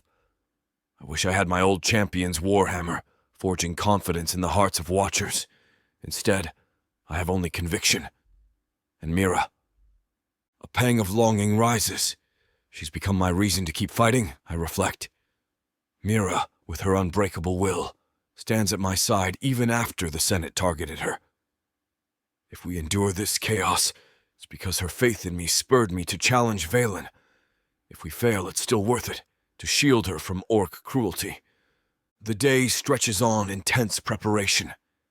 Freedmen barricade certain alleyways, set up vantage points. Merchants gather in pockets, deliberating who to trust. The official city guard obeys the Senate, leaving freedmen no official authority, but some guards quietly hint they dislike orcs near the gates. Everyone senses war looms. By mid-afternoon, watchers report orc scouts moving closer, possibly testing the city's defenses. My freedmen brace themselves. Throughout it, the Senate remains silent. No official decree of war mobilization, no champion's call to arms. Valen presumably waits for me to break or to see freedmen scatter. But they stand firm. My heart warms at their loyalty, even as fear simmers. When dusk approaches, I walk away from the bustling freedmen lines, drawn by an urge to revisit the Colosseum's quiet again. My chest aches with a lonely heaviness. Dark night of the soul, I recall the old phrase. Indeed, I've never felt more lost. The champion who soared in the Colosseum is gone, replaced by a freedman bearing no illusions. I enter through a side arch, the interior dimly lit by the last rays of day. No crowd awaits, no roars to greet me. I wander down the deserted corridor that once led to the champion staging area. The air smells of dust and old triumph. My reflection shimmers in a burnished shield mounted on the wall. Just a battered minotaur who gave up everything for a woman the Senate calls a foreign threat. Yet seeing that reflection triggers a faint flicker of pride. I chose loyalty, not corruption. I emerge onto the sand once more, the stands dark and lifeless. The hush wraps around me like a mourning shroud. I fought orcs here for the city's honor, I think, stepping across the arena's center. Now orcs gather outside, and the Senate coddles them. My fists clench, nails biting into my palms. I raise my gaze to the sky overhead, streaked with bruised purple. If you turned me into a champion so easily, city, can you not see that I champion the right cause still? No answer comes from the silent seats. A swirl of dusty wind crosses my ankles. The fading light leaves the Colosseum in shadow. My throat tightens, a weight behind my eyes. I wouldn't change a thing. A trembling breath escapes. I lost everything that once defined me, my hammer, my rank, my seat of honor in the city's mind. But as the emptiness of these stands mocks me, I know I wouldn't change the choice that cost me my title. Because Mira is worth more than hollow accolades. She's the spark that showed me the Senate's corruption, the reason I can't watch them feed a living, breathing woman to orcs. She taught me a deeper sense of honor beyond crowd cheers. In this silent Colosseum, I realize she's become my true purpose for fighting on. My eyes burn. I can't fail her now. Even if I face orcs as a freedman with a handful of loyal souls, I'll stand until I collapse. The orcs might rend me limb from limb, but it won't be my city that tears me down. Valen can sneer that I'm dethroned, but he can't strip my resolve. A hush envelops the arena, the night thickening. My ear twitches, picking up distant freedman calls outside, rallying patrols. War might break any moment. The time for self-pity is over. I close my eyes, letting the hush sink into my bones. Goodbye, Colosseum. Thank you for forging me. Now I must fight a different battle, not for spectacle or a champion's laurel, but for the soul of Milthar and the woman who changed my life. I exhale, stepping back toward the archway. This place no longer belongs to me. I am a freedman now, or perhaps an outcast. The wind sends a final swirl of dust across the sand, a muted farewell. I won't return here unless we wrest the city from Valen's grasp, or orcs claim these stands. Either outcome leaves me with no illusions. Exiting into the corridor, I find Tila waiting anxiously at the threshold. Her ear flicks when she sees me. Orcs gather near the southwestern quarter, champion. Remanos, she corrects, flushing with confusion. They might breach by morning. I place a hand gently on her shoulder. Then let's be ready. Rouse, freedmen. We'll do what we can. She nods. Yes. She glances around the empty Colosseum, sorrow flickering. Don't worry. We still follow you. Her steadfastness steadies me. Together we exit onto the city streets. The freedmen rank stands assembled in small squads, the merchants who trust me huddling anxiously. Despite the gloom, a faint sense of purpose coalesces. They look to me for direction. I see in their faces that same unwavering loyalty. Title or not, they believe I stand for Milthar. I address them in low, urgent tones, instructing them to fortify key crossroads, coordinate watch rotations, and remain vigilant for orc infiltration. With final nods, they disperse, leaving me standing under a torch's flickering glow. My chest remains heavy, but I cling to the knowledge that I am not alone. I have freedmen, I have the city's disillusioned merchants, and most importantly, I have Mira's unwavering spirit. As the final edges of twilight give way to full night, I imagine orcs massing just beyond the walls, arms brimming with gold from Valen's circle. War looms indeed, but no Senate decree can sever my resolve. Stripped of champion's rank, I've still discovered a deeper calling. To defend the ones I love, even a city unworthy of that devotion. If orcs come, I'll meet them on the field with my freedmen, champion or not. Clutching that vow, I set out into the city, heading back toward my estate. Mira awaits, likely worried for me. The sting of humiliation lingers, but the future's uncertain light beckons me forward. I've lost my official place, but I've gained a truer cause. I'll stand with Mira and Friedman, forging a new path. This dark night of the soul might break me or temper me further. Either way, I'm Remanos Ironhide, rank or no. Tomorrow the dawn will reveal if we can save Milthar from itself. A final glance over my shoulder at the city's skyline. Domes, columns, the Colosseum's curved silhouette. The echoes of cheers long gone swirl in the air, replaced by the hush of impending conflict. I steel my heart. I'm ready. Chapter 15. Mira.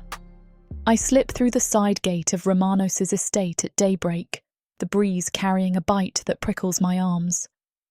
Freedmen stand on either side of the low archway, spears at the ready, their eyes filling with relief when they see me. I murmur a greeting, pulling my hood tighter around my face. It's not enough to hide the anxiety churning in my stomach. Orcs gather at the gates, the Senate clings to corruption, and Remanos, stripped of champion rank, can only do so much alone. If we want to save this city, we need more than just freedmen's loyalty. Is everything set? I ask one freedman, a young bull named Tiro, who shifts his weight from hoof to hoof. He nods, knuckles whitening on his spear. We've quietly spread word among crafters and merchants.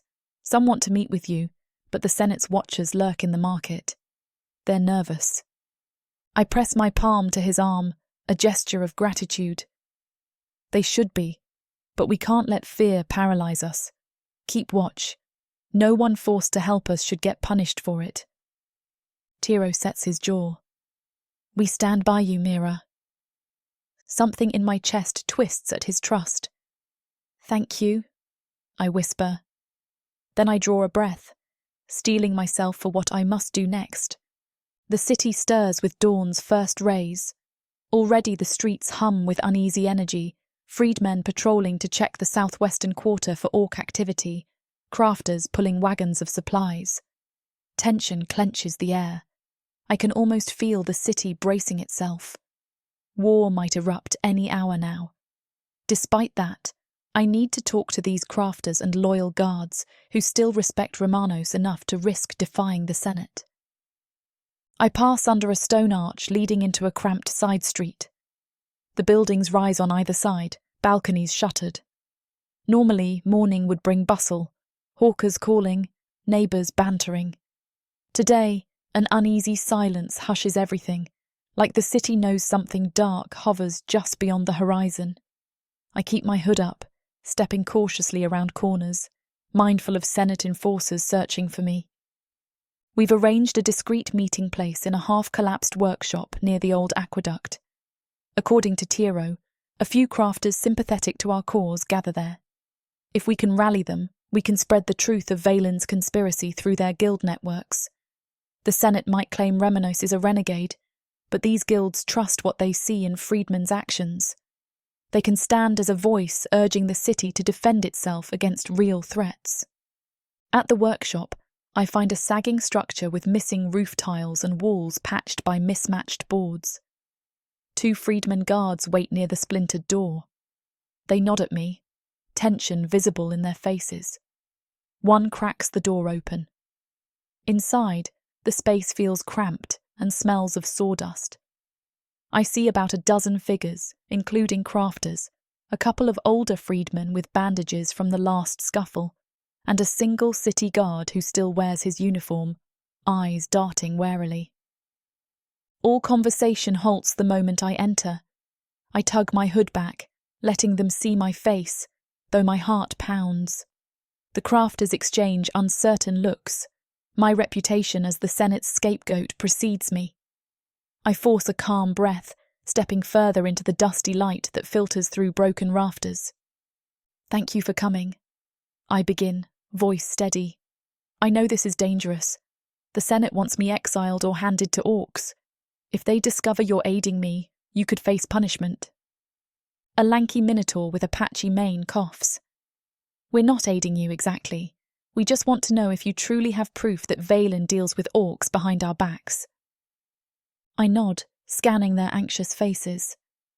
"We do. Remanos and I, plus freedmen scouts, have seen orc emissaries meeting with Valen's circle. The contraband shipments, the hush deals, they're real. Meanwhile, the Senate demands Remanos relinquish me to the orcs to keep them placated. It's all a lie. Valen wants to dethrone Remanos, sabotage freedmen morale, and let orcs fill the power vacuum." A heavy silence follows. The city guard among them, a stout bull with a torn ear, steps forward. "I've heard rumours. Some in the guard suspect Valen's controlling the Senate, but we can't act without direct orders. If the champion is dethroned, who leads us?" My throat tightens. "If the leaders won't protect you, you must protect yourselves. Remanos can't force the guard to act, but freedmen and crafters can stand together. The city guard might join us if enough of you refuse to bow to the Senate's corruption." An older crafter, wide-shouldered with clay streaks on his hands, rumbles, "You want us to defy official mandates. We risk losing trade permits, even being branded conspirators. We have families to feed." My chest constricts. These crafters are stuck between orc infiltration and Senate wrath. "I understand, but if orcs march in, your trade is destroyed anyway. Valen doesn't care about your families, only power. We freedmen can't hold off an entire warband alone. We need you to speak out, to gather citizens under one banner, stop blaming freedmen for the chaos, and focus on the real threat." Murky silence settles. I see them grapple with fear and the reality of orcs at the gate. A freedman I recognise from Remanos' estate, named Keller, speaks up, voice earnest. "I've served Remanos for years. He's not the traitor. The Senate is. If we wait for orcs to break our walls, it'll be too late." A hum passes through the group. The city guard with the torn ear looks pained. "I always admired Remanos, but he's champion no longer. Will the commoners rally behind an outcast? I swallow. Yes, if they see the orc threat is real and that Valen manipulates them. Freedmen are already mobilizing, with or without Senate approval. We don't want war, but we won't let orcs walk in unopposed. If we unify merchants, crafters, guards who still believe in Remanos, maybe we can push Valen out of power. Finally, the older crafter exhales. Fine. My guild is tired of the Senate's demands. We'll talk to others. If you prove Valen truly sells us out, we'll stand with freedmen in the streets, urging the city to defend itself rather than cower. My heartbeat thuds in relief. Thank you. We'll show you the evidence, the old treaties, logs linking Valen's family to orc deals. I just need you to spread the word among your colleagues. Don't trust the Senate's narrative. Demand accountability. They exchange grave nods. The city guard shifts on his hooves. I'll quietly let a few of my superiors know. Some might join us if the orcs advance. We spend the next quarter hour discussing details, where freedmen plan to hold a public assembly, how crafters can gather, how to circumvent Senate watchers. Tension crackles in every statement, but glimpses of hope shine through. Perhaps we can unify enough voices to force a confrontation that exposes Valen. Finally, I notice daylight strengthening through the collapsed roof. Time is short. The orcs might march in any moment. I thank them, urging caution. They file out, some hugging the shadows, others wearing forced casual expressions to avoid detection. My pulse thrums with a mix of anxiety and renewed resolve. As I step outside, Tila, the freedman guard, greets me. Seems like it went well, she says, a hint of optimism in her tone. I nod, adjusting my cloak. Better than I hoped. If the crafters truly muster behind us, we might have a real movement. Let's get to the southern crossroads. I want to address freedmen publicly before the Senate can silence us. She looks alarmed. You're going to speak publicly? The Senate might arrest you on sight. My chest tightens, but I recall Remanos' unwavering stance. We can't hide forever. Let them try. If enough freedmen stand with me, the Senate can't arrest everyone. And if we show we're not afraid, maybe the city's fear will turn into action. Tila's expression flickers with respect, though she's clearly worried. We'll guard you, Mira. I manage a small smile. Thank you. We move through winding alleys, freedmen scattered in small squads to avoid suspicion. The southwestern quarter hums with subdued chaos, merchants whispering about orc sightings, freedmen fortifying barricades at strategic intersections. My heart beats faster, sensing the city braced for upheaval. I approach a broad intersection where freedmen gather under ragged banners that once bore Remanos' champion crest. Now the crest is stripped, but freedmen remain loyal, proud even. I scan the crowd. Freedmen from different backgrounds, a few city guards in plain attire, some crafters from the workshop, wide-eyed but resolute. They part for me, eyes flicking with admiration and curiosity.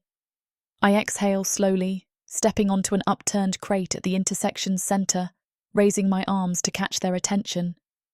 My throat constricts. I'm no orator, but the city's fate might hinge on this moment. Freedmen hush each other, forming a ring. I see Tila quietly stationing guards at the perimeter, watchful for Senate enforcers. I swallow, forcing my voice to project. Citizens of Milthar, I begin, uncertain but determined. I know many of you see me as the Senate's scapegoat. They call me a foreigner, a threat. But ask yourselves, who truly threatens you? Me, who stands here with freedmen to protect this city from orcs at our gates? Or the Senate, which demands we surrender to orc demands? A murmur ripples, freedmen shifting, some crafters murmuring agreement. I catch glimpses of a city guard listening intently. Encouraged, I press on. Remanos refused to hand me to orcs, so they stripped him of champion rank. Yet orcs still gather outside, emboldened by Valen's gold. If our leaders won't protect us, then it falls on us to protect each other. A hush settles, so thick I can feel their hearts pounding. My own heart nearly leaps out of my chest. I've seen the sabotage, the back alley deals with orcs. Valen tries to silence freedmen. The Senate hails him as a saviour while ignoring the real threat. They want a docile population too afraid to resist. But we are not docile. We are freedmen, crafters, merchants, loyal guards, people who love Milthar enough to stand when the Senate cowers. A wave of emotion surges through me, my voice trembling with conviction. I'm not from Milthar by birth, but I refuse to watch orcs pillage your homes. I refuse to watch freedmen face captivity again. If our so-called leaders betray us, we forge unity ourselves. Freedmen, will you fight with me? Crafters, will you speak out? Loyal guards, will you protect the city you swore to defend, champions rank or not? Some freedmen shout, yes, while others pound spears on the ground. My blood sings. Then we gather our strength. We block the gates from orcs. We expose Valen's ploys. We demand the Senate face their corruption. If we unify, no Senate edict can break us. Cheers erupt, more forceful now. A city guard at the edge of the crowd steps forward, removing his helm. I stand with freedmen, he declares. Remanos was my champion. He still is in spirit. The crowd roars, freedmen clapping him on the shoulder. The crafters I met earlier nod grimly, determination lighting their faces. My throat tightens with relief. This is what we needed, a spark of common cause to break the Senate's stranglehold of fear. I raise my arms again, voice surging above the din. Spread the word. If orcs attack, we rally in the southwestern quarter. Do not flee. Stand by freedmen's barricades, defend your homes, and at the next Senate assembly, we march to show them we won't bow to Valen's treachery. An eruption of agreement follows, freedmen brandishing improvised weapons. The tension of the past weeks distills into raw determination. Tila meets my eyes from the crowd, nodding fervently. I step down from the crate, knees wobbly with adrenaline, freedmen parting around me like a tide of hope. As the gathered disperses to share the call, Tila weaves her way to me, face alight. That was rousing. They believed you. I exhale, trembling with leftover fear. Let's hope it's enough. Valen might unleash the orcs tonight. We must be ready. She sets a reassuring hand on my arm. We'll stand. Even if the Senate tries to break us, they can't quell all freedmen. Warmth floods my chest. I remember how Remanos once inspired similar loyalty with a single presence in the arena. Now, I harness that same communal spirit. We freedmen might truly defend this city from the traitors who sold it out. My mind flashes to Remanos, forced to relinquish his hammer. This speech is my vow that his sacrifice wasn't in vain. I gather freedmen leaders at a corner of the intersection, distributing tasks. Some will watch the southwestern gates for orc movement, others will help unify crafters. The city guard who pledged support offers to bring additional rank-and-file minotaurs who quietly mistrust Valen. My heart lifts. This is a real coalition forming. Yet a seed of dread remains. The Senate might lash back, rounding us up. Still, a hush of resolve steals me. Let them come. We can't hide now. Freedmen prepare, crafters glean weapons from hidden caches, and loyal guards plan to sabotage orc infiltration routes. A sense of ephemeral victory pulses in the air. Night creeps upon us again, the second night since Remanos lost his champion status. This time, freedmen erect barricades on key streets, setting up torches that crackle in the gloom. I help pass out water skins, ignoring my own fatigue. Everywhere, freedmen greet me with respect I never thought I'd see in Milthar, a city that once tried to brand me a spoil. Our unity tastes sweet, though overshadowed by looming orc aggression. By the time the moon rises, I find a moment's reprieve behind a makeshift barricade, wooden carts overturned, crates piled to form a waist-high defence. Tila stands watch, scanning for suspicious movement. I sink onto a bench, panting. The day's events swirl in my head. The clandestine meeting with crafters, the public speech, the wave of freedmen's loyalty. And Remanos remains out there, organising from the southwestern side, ensuring freedmen hold the vantage points if orcs press in. I can't help longing for him, wanting to share the surge of hope we sparked. Instead, we're forced to coordinate separately, maximising coverage. My eyelids droop, exhaustion tugging. Tila murmurs, "Rest a little, Mira. We'll alert you if anything stirs." I nod, pushing aside the tingling dread. Leaning my head against a crate, I drift into a fitful doze, images flickering behind closed eyes, Remanos raising his warhammer, freedmen marching, orcs brandishing dark-bladed weapons. The tension refuses to ease. A loud scuffle jolts me awake. A freedman hustles around the corner, breathless, calling my name. I leap to my feet, heart hammering. "What is it?" He pants. Orc scouts spotted near the southwestern farmland, clashing with freedmen patrols. No official city guard in sight. We fear a bigger group lingers behind them. I swallow, adrenaline spiking. This might be the orcs testing our defences. How many freedmen are holding them off? He shakes his head, worry carved on his features. A handful. Remanos went that way, but they're outnumbered. Terror flares in me at the thought of Remanos facing orcs alone.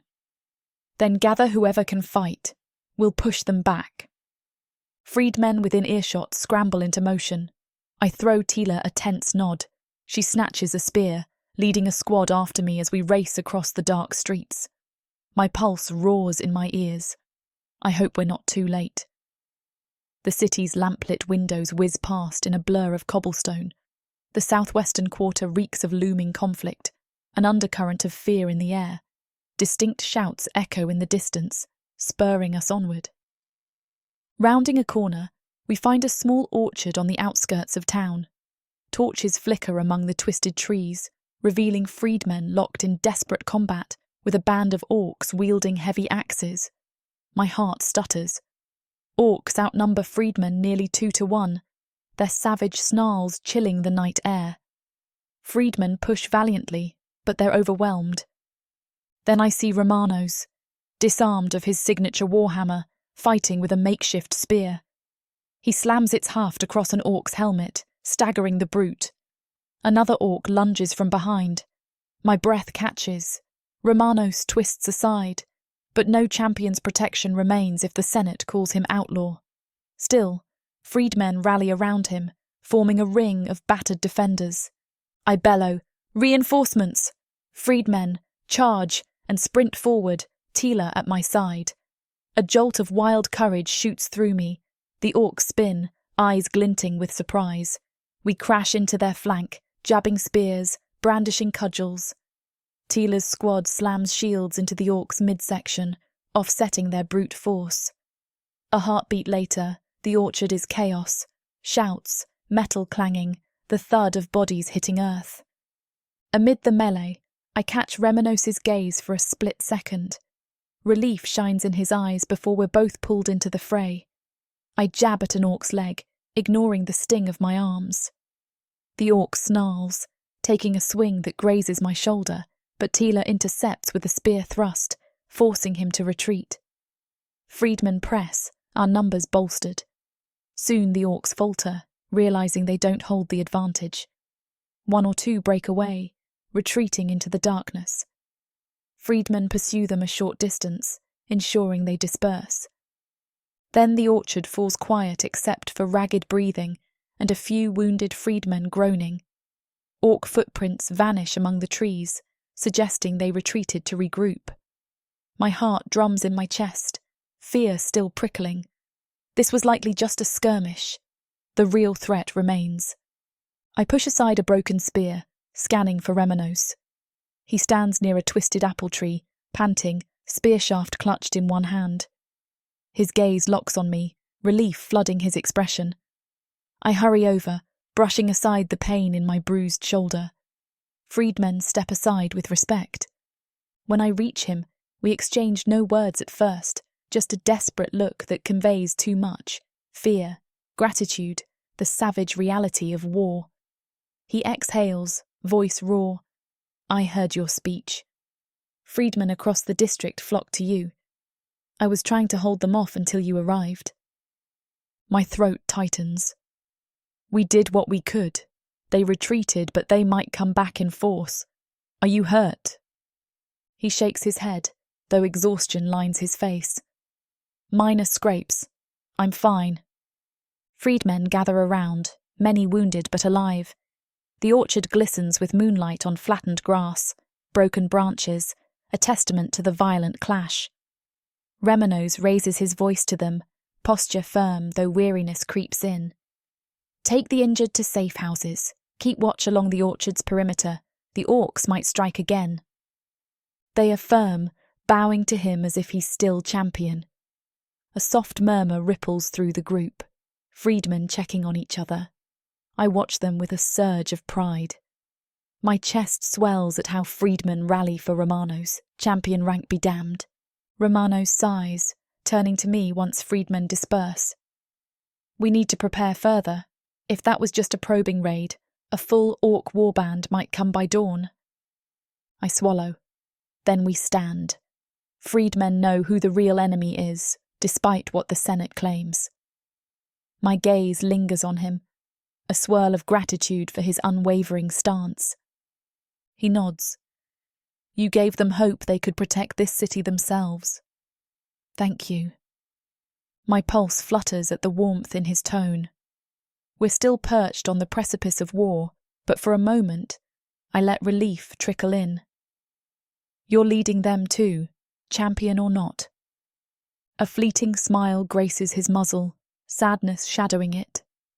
I'm no champion now, but freedmen fight for more than official titles, it seems.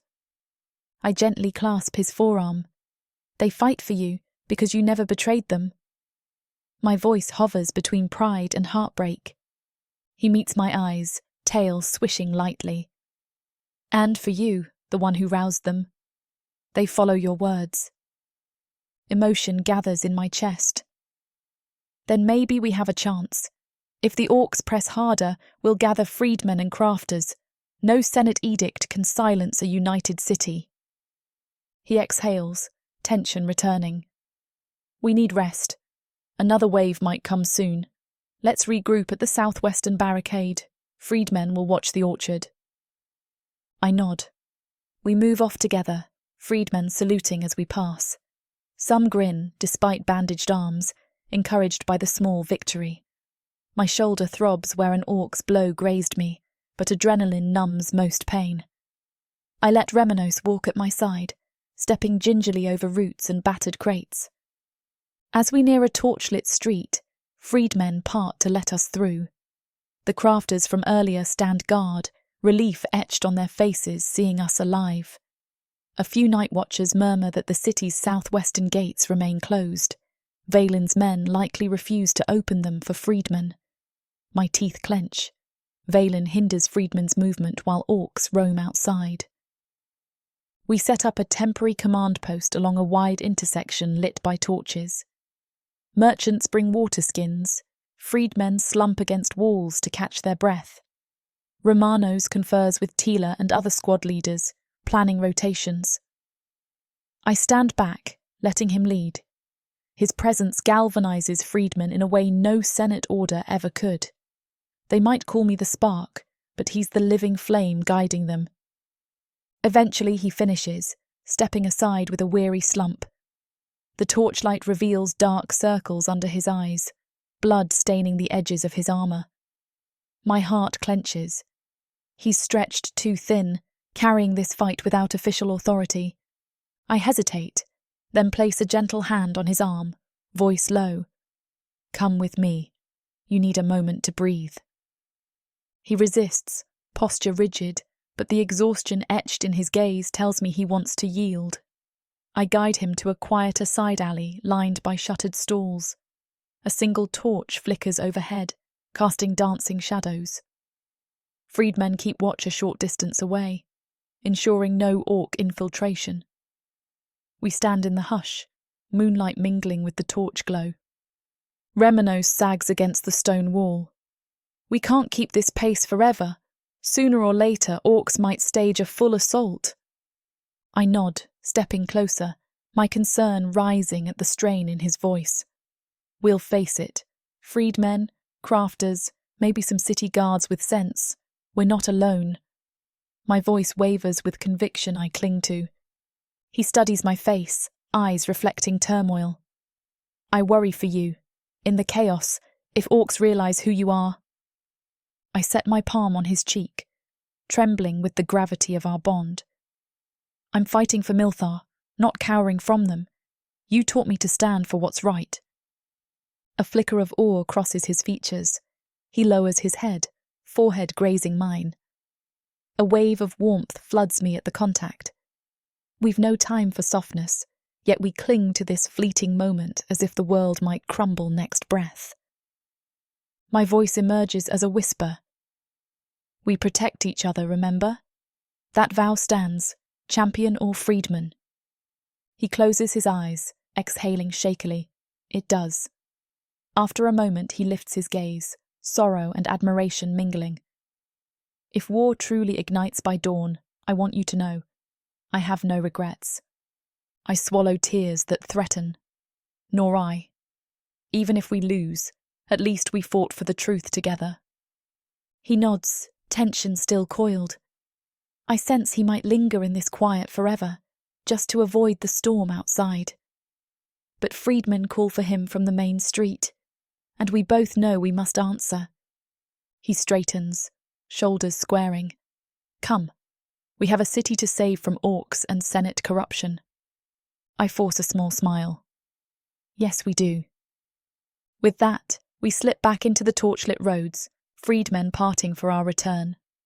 A quiet hush falls, expectant, as if they sense the final confrontation nears. I raise my voice, though fear knots my stomach. Maintain vigilance tonight. Orcs may try another raid. Merchants, gather your allies. We'll meet at dawn to confront the Senate if they still refuse to act. They cannot silence an entire city. A chorus of agreement resonates. Freedmen's eyes glow with determination. Some crafters brandish improvised weapons. Despite the lurking dread, a flicker of hope sparks. We have unity, we have a cause, and for now that's enough. As night deepens, freedmen and crafters spread across southwestern streets, setting up more barricades. The orcs remain quiet for the moment, possibly regrouping after their orchard skirmish. My heart pounds with every shadow that moves, every breeze that rustles abandoned stalls. But we stand, unwavering. I remain near Remanos, helping orchestrate watch rotations, ensuring injured freedmen find aid. My exhaustion burns behind my eyes, yet I push on, recalling the vow I made earlier. If the Senate won't protect us, we'll protect each other. Freedmen stand testament to that vow, forging a new solidarity. As the night stretches on, tension mounts, but the orcs do not strike again. Perhaps they wait for dawn's light to launch a final assault. When the eastern sky lightens faintly, freedmen shift nervously. Remanos calls me to his side, voice hushed. If orcs come at sunrise, we meet them here. If the Senate tries to intervene, let them see freedmen ready to defend the city they abandoned. I nod, swallowing dryness in my throat. And if we succeed, maybe the city will realize who the real champion is, rank or no. He gives a ghost of a smile, tail flicking. That's not why I do this, but yes, let them see the truth. Freedmen muster in the grey dawn, crafters and city guard stragglers joining. Tila leads squads to the southwestern perimeter, scanning the horizon. My heart pounds in my chest. Any moment now. A hush descends, broken only by anxious hooves scraping cobblestones. The city holds its breath. And my feet plant at the centre of it all, arms trembling, pressing close to Remanos, feeling the weight of a final stand. War or not, we face it together, freedmen as our backbone. The vow I made in the open street echoes in my mind. If our leaders won't protect us, we'll protect each other. The time to fulfill that vow is now, no matter the cost. Light spreads across the sky, unveiling battered barricades, freedmen's tense faces, crafters clinging to tools turned weapons, and Remanos, stripped of official crest but exuding unstoppable determination. My heart squeezes with love, fear, and a sense of destiny. We can't fail, not while we have each other. I inhale, preparing for whatever dawn brings, be it orc aggression or Senate betrayal. Let them come. We are no longer powerless. A city's soul stirs behind us, freedmen forging their own fate. And I, once a captive scorned as a spoil, now stand as a voice that might rally them to survive. My nerves jangle, but Remanos' presence grounds me. In the hush before sunrise, I close my eyes and whisper a silent prayer. We stand, we fight, we protect each other. Then the first sliver of sunlight crests the eastern horizon, gilding the city's rooftops. Freedmen stand unflinching, crafters clasping each other's shoulders, the guard with torn ear scanning the distance. My heart drums out a single rhythm of resolve. For Milthar, for freedmen, for Remanos, and for the vow we share, we will not yield.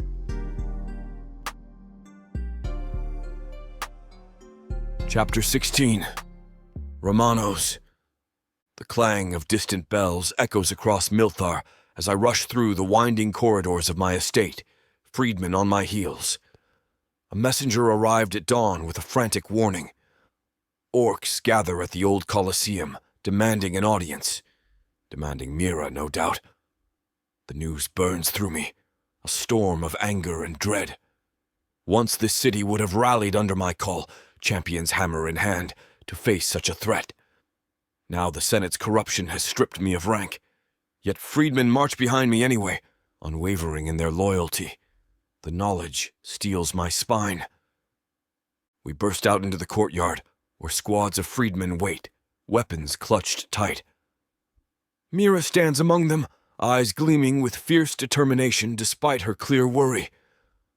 I meet her gaze, and my chest aches with gratitude. She's not staying behind. She refuses to hide when the orcs want her as the city's scapegoat. She's told me as much. She'll stand by my side or fall with me. "Orcs in the arena?" she demands, stepping forward. I nod, breath unsteady. So the messenger said. They gather in large numbers, issuing an ultimatum. They want you, or they threaten full-scale war. A wave of cold fury washes through me, and I grit my teeth. They must know half the freedmen are prepared to defend you. Mira's lips press into a grim line. Then they want to force a spectacle, corner us publicly. They're counting on the Senate bowing to them. Tiro, a young freedman, approaches with a short spear in hand. We have watchers saying Valen and some senators already rushed to the Colosseum. Could be they plan to surrender you behind our backs. My jaw clenches. Then we must get there first. Addressing the freedmen, I raise my voice. Arm up. We go to the arena. If the Senate tries to hand Mira over, we stop them. If orcs threaten the city, we stand as its defenders. A chorus of agreement rumbles. The freedmen form ranks, a ragged but resolute force. Mira moves to my side, pressing her palm briefly against my forearm. Our eyes meet, that unspoken vow sparking between us. We do this together. Then we set off through the city's broad avenues. The early sunlight glints on battered shields and wooden pikes, freedmen scanning every alley for hidden foes. As we near the Colosseum, the echo of tension intensifies. A crowd of citizens gathers along the outer walls, voices hushed and fearful. Many fear orcs more than anything else. Others crane their necks, trying to see inside. The city's official guards hold watch at the main entrance, but they look uncertain, receiving conflicting orders from senators. When they catch sight of us, freedmen surging in a wave, they exchange worried glances. I stride forward, freedmen parting around me. One guard, a junior officer with trembling hands, lifts his spear as if to bar our way. The Senate demands only authorized persons enter. I lock eyes with him, noticing the sweat beading at his brow. I was once champion. That should be enough. If Valen challenges me, let him do it to my face. My voice remains calm, though a thunderous anger simmers underneath. Mira steps beside me, hood drawn, though everyone likely knows who she is by now. Her determined stance conveys she won't be turned away either. The guard hesitates, uncertain. Behind us, freedmen bristle, prepared for a fight. The guard exhales, then lowers his spear. Enter at your own risk. Orcs have demanded you, or they threaten to burn the city. Then we'll face them, I reply, pushing past. Freedmen follow, ignoring the guard's uneasy protest. Inside the Colosseum, the air brims with a tense hush. No cheering crowds fill the seats now, only scattered onlookers, the Senate's retinue, and a looming orc warband occupying the sandy arena floor. My stomach twists at the sight. The once proud Colosseum, stage of countless matches I fought for honor, now a twisted battleground for the city's surrender. Senators in ornate robes gather at the edges, Valen among them, sneering with smug triumph. The orcs cluster in the center, bristling with heavy axes and crude armor.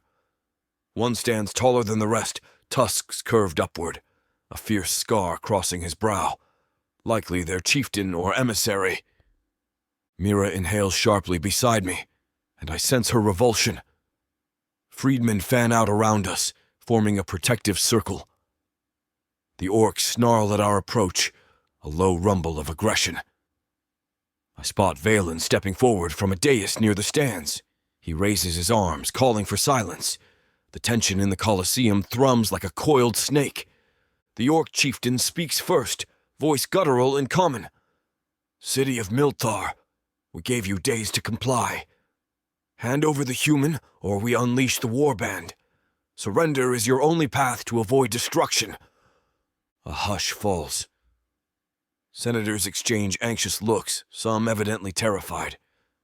Valen glances at me, then sweeps his gaze across freedmen behind me. The corner of his muzzle twitches in distaste. We must not let the freedmen's rebellion endanger the city. Remanos, you can end this by yielding Mira to orc custody. Heat flares in my chest. You dare claim the moral high ground, Valen, after your secret bargains? You feed these orcs gold, promise them leverage in our city, then brand freedmen as rebels. A ripple of murmurs stirs among onlookers, many freedmen scowling at Valen. The orc chieftain huffs, shifting his weight. We care not for your internal quarrels. We want the woman. If she is not given, we will raise your walls. Mira steps forward, pushing her hood down, eyes lit with fierce defiance. Gasps ripple among the senators. The orcs snarl in recognition. Valen smirks as if expecting her to seal her own fate. But she raises her voice boldly. If you're so intent on war, you don't need me as an excuse. Let's be honest, you're working with Valen to subdue Milthar for profit. We have proof of your conspiracy. Her words spark an immediate outcry. Some senators flinch, others protest angrily. The chieftain's gaze narrows, flicking from Valen to Mira. Valen steps in, voice brimming with false indignation. Lies! She's the saboteur who's corrupted freedmen into rebellion. She and Remanos conspire against the city's peace. I clench my fists, fighting the urge to roar back. Instead, I inhale, stepping into the center of the arena sand. Unarmed, no champion's hammer at my side, only my freedman leathers. My heart pounds. In the stands, watchful eyes mark my every move. Freedmen stand behind me on the Colosseum steps, refusing to yield. I address the crowd in a resonant voice, ignoring the orc's menacing presence. Mira is no saboteur. She revealed Valen's secret dealings with orcs. Contraband weapons, hush gold, infiltration routes. He seeks to dethrone legitimate rule and place freedmen under orc intimidation. Valen snarls, pointing at me. You have no rank to speak. You were stripped of champion status for defying the Senate. You are nothing. I swallow the spike of humiliation, letting my anger morph into resolve. Yes, I lost the Senate's favor, but freedmen, crafters, and guards of conscience stand with me. We see the orcs at your beck and call. Look around. Why else would they gather so brazenly in our Colosseum? Because you've paved the way. The chieftain stamps a hoof, snorting. We serve no minotaur. We take advantage of your city's weakness. Surrender the woman or face our blades. I step closer, arms spread to show my lack of weapons. Gasps ripple through the onlookers. If you truly need her to justify war, then your war is built on false pretenses. Why not fight freedmen openly? Because Valen promised you an easy infiltration. A charged silence grips the arena. Senators shift uneasily, uncertain whether to side with Valen's story or sense a deeper truth. Mira breaks in, voice carrying an edge of scorn. We have logs of shipments bearing your forging marks, orc. We have old treaties linking Valen's lineage to coerced orc raids. The real sabotage is within the Senate. She lifts a battered sheaf of papers, letting them flutter for the stands to see. Some spectators crane forward, whispering among themselves. Ordum stands on a raised platform, face ashen, seemingly realizing the scope of Valen's betrayal. Freedmen below clap and holler, stirring the crowd's uncertainty into a rising murmur. Valen scowls, face reddening. This is nonsense. A desperate ploy from a dethroned champion and his foreign accomplice. I pivot to him, voice cold. Then deny your role in orc infiltration. If your hands are clean, you'd never let orcs stride so confidently into our heart. Yet here they stand, waiting to claim Mira. He hesitates, flicking a sidelong glance at the chieftain. The orc sets his jaw, betraying a flicker of tension. They exchange a brief look that reeks of guilt. The crowd notices it too. An uneasy murmur swells. Freedmen in the upper tiers start chanting, "Truth! Truth!" The crafters among them wave ledger pages. At last a senator I don't recognize steps forward from the dais, voice wavering. Valen, is it true? Have you bartered with orcs behind our backs? Valen shouts him down. Silence! We do not question the Senate's decisions. Another senator breaks ranks, edging away from Valen, realization dawning. By the goddess, we've been misled. Seeing cracks in the Senate's unity, Valen stiffens, turning to the orc chieftain. Take the woman now, let this farce end. He gestures at Mira, fury contorting his features. The orc grunts, stepping forward with two armed warriors. My freedmen bristle, weapons lifting. Their eyes flick to me, awaiting my command. Tension whips the air taut. I raise a hand, heart throbbing with equal parts rage and fear. I will not watch them drag her away. I step ahead of freedmen, meeting the orc chieftain's gaze. You want her? You go through me. My voice resonates in the hush. The chieftain bares tusks. You have no hammer, no rank. You're not champion. Step aside or die. My pulse hammers, but I hold my ground. I might die here, but I will not yield. Freedmen cluster behind me, unwavering. Mira, to my left, clutches the sheaf of proof. Her jaws set, eyes ablaze. If this degenerates into bloodshed, orcs might tear half the Colosseum apart. But I won't step aside. Valen's voice pierces the hush. Senators! See how Remanos incites rebellion. Execute him and hand the woman over. The orcs will depart peacefully. An uproar erupts. Some senators look tempted, others horrified. Freedmen roar denials. Tension nears the breaking point. Before violence explodes, Mira thrusts her ledger pages high, shouting to the crowd, Look at these records! Shipments with orc forging marks signed off by Valen's men. He's the true conspirator. He invites orcs in to break freedmen loyalty. If we let him do this, Milthar falls. A wave of freedmen cheers surges, the noise echoing off stone walls. Citizens in the stands crane to see the evidence. Senators fidget. Ordum steps forward at last, voice tight. Valen, if these accusations have merit, you must address them. Did you invite orcs to forcibly claim the city? Answer us! Valen's face twists with hate, no longer attempting to feign innocence. This city needed a scapegoat. Freedmen threatened the old order. The orcs offered a solution. We'd keep them at bay by giving them that woman, milk the freedmen's fear until they submit. A hush of horror ripples through the Colosseum. The orc chieftain glares at Valen but doesn't deny the arrangement. Freedmen seethe, some cursing Valen's name. Ortem staggers back, face pale. The Senate's complicity is laid bare. Mira's breath catches. I sense her relief that truth emerges, yet we stand in an arena ringed by orcs. The chieftain snarls, stepping forward. Valen promised spoils. We want her, or Milthar burns. I swallow, stepping deeper into the arena's center. The sand feels cold beneath my hooves, a twisted echo of so many fights I waged. Freedmen tighten their circle, but I wave them back, tail flicking with determination. You will not have her, I say, voice carrying.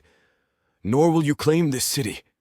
Milthar belongs to its people, freedmen included, not to a senate that sells it to orcs or to an orc war band that preys on fear. The orc chieftain laughs harshly. You have no champion's hammer, no backing from your senate.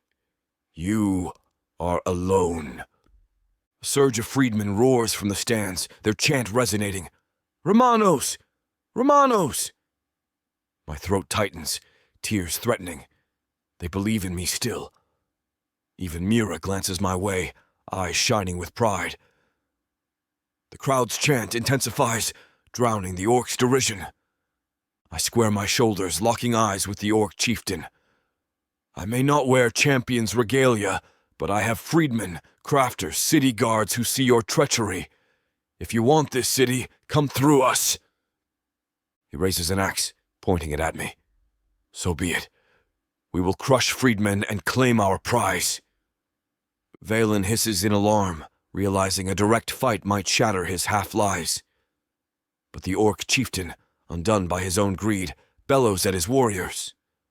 They brandish weapons, forming a menacing wedge on the arena sand. Freedmen pour down from the stands in response, ringed by crafters holding improvised shields. Senators scatter, some seeking cover, others sobbing that this was never meant to be. The city stands on the brink of a brawl right here in the Colosseum. Amid the chaos, I raise my arms again, shouting above the din. Milthar! See who stands for you! Freedmen, crafters, loyal guards, united! The Senate's corruption allowed orcs inside, but we can drive them out if we stand together. Are you with me? A thunderous cheer erupts. Even some city guards in official uniform rush forward, dropping illusions of neutrality, rallying behind freedmen lines. Valen sputters, powerless now that his scheme is exposed. Ortem, face grim, stands near the dais, possibly rethinking the entire Senate structure. The orc warband wavers, seeing the mass of freedmen swelling. But their chieftain roars, raising his axe to lead a final charge. Fear knots my gut. A bloody battle in the arena could ravage half the city's able defenders. Yet we have no choice. If we yield, orcs enslave everyone. If we fight, we risk many lives. I can't let them harm Mira or Freedman. Suddenly Mira steps forward, voice slicing the uproar. Wait! Orc chieftain, if it's a fight you want, why spill more blood than necessary? Remanos once bested your champion in fair combat. Let him stand again if you truly seek a duel. A hush hits, some freedmen calling out in agreement. My breath catches. She's referencing the old tradition of a champion's duel to settle disputes. But I have no champion rank, no warhammer. Still, orcs respect such fights. The orc chieftain narrows his eyes at Mira, half impressed by her audacity. A champion's duel with a champion who surrendered his hammer? He's nothing now. A freedman calls from the stands. He's champion in our hearts! Let him face you if you claim to want war for her sake! Another freedman picks up the cry.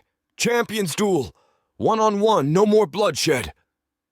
The entire Colosseum takes up the chant, enthralled by the possibility of a single combat preventing open war. The orc chieftain eyes the crowd's fervor, uncertain. Valen's expression contorts with fury. This duel robs him of the chance to let orcs crush freedmen en masse. Mira remains close, heart pounding. She glances at me. Silent question. Will you do this? My mind reels. I'm unarmed, officially dethroned, but Friedman's roar vibrates in the arena's bones. The orc chieftain slowly lowers his axe, tail whipping. One last duel, then, to settle this. But if I win, the city surrenders the woman and all freedmen. If you somehow best me, orcs withdraw. My freedmen cheer, though the stakes are gut-wrenching. I swallow, peering at Mira. She nods, tears shining. We stand or fall together, she mouths. I turn to the orc chieftain, raising my voice.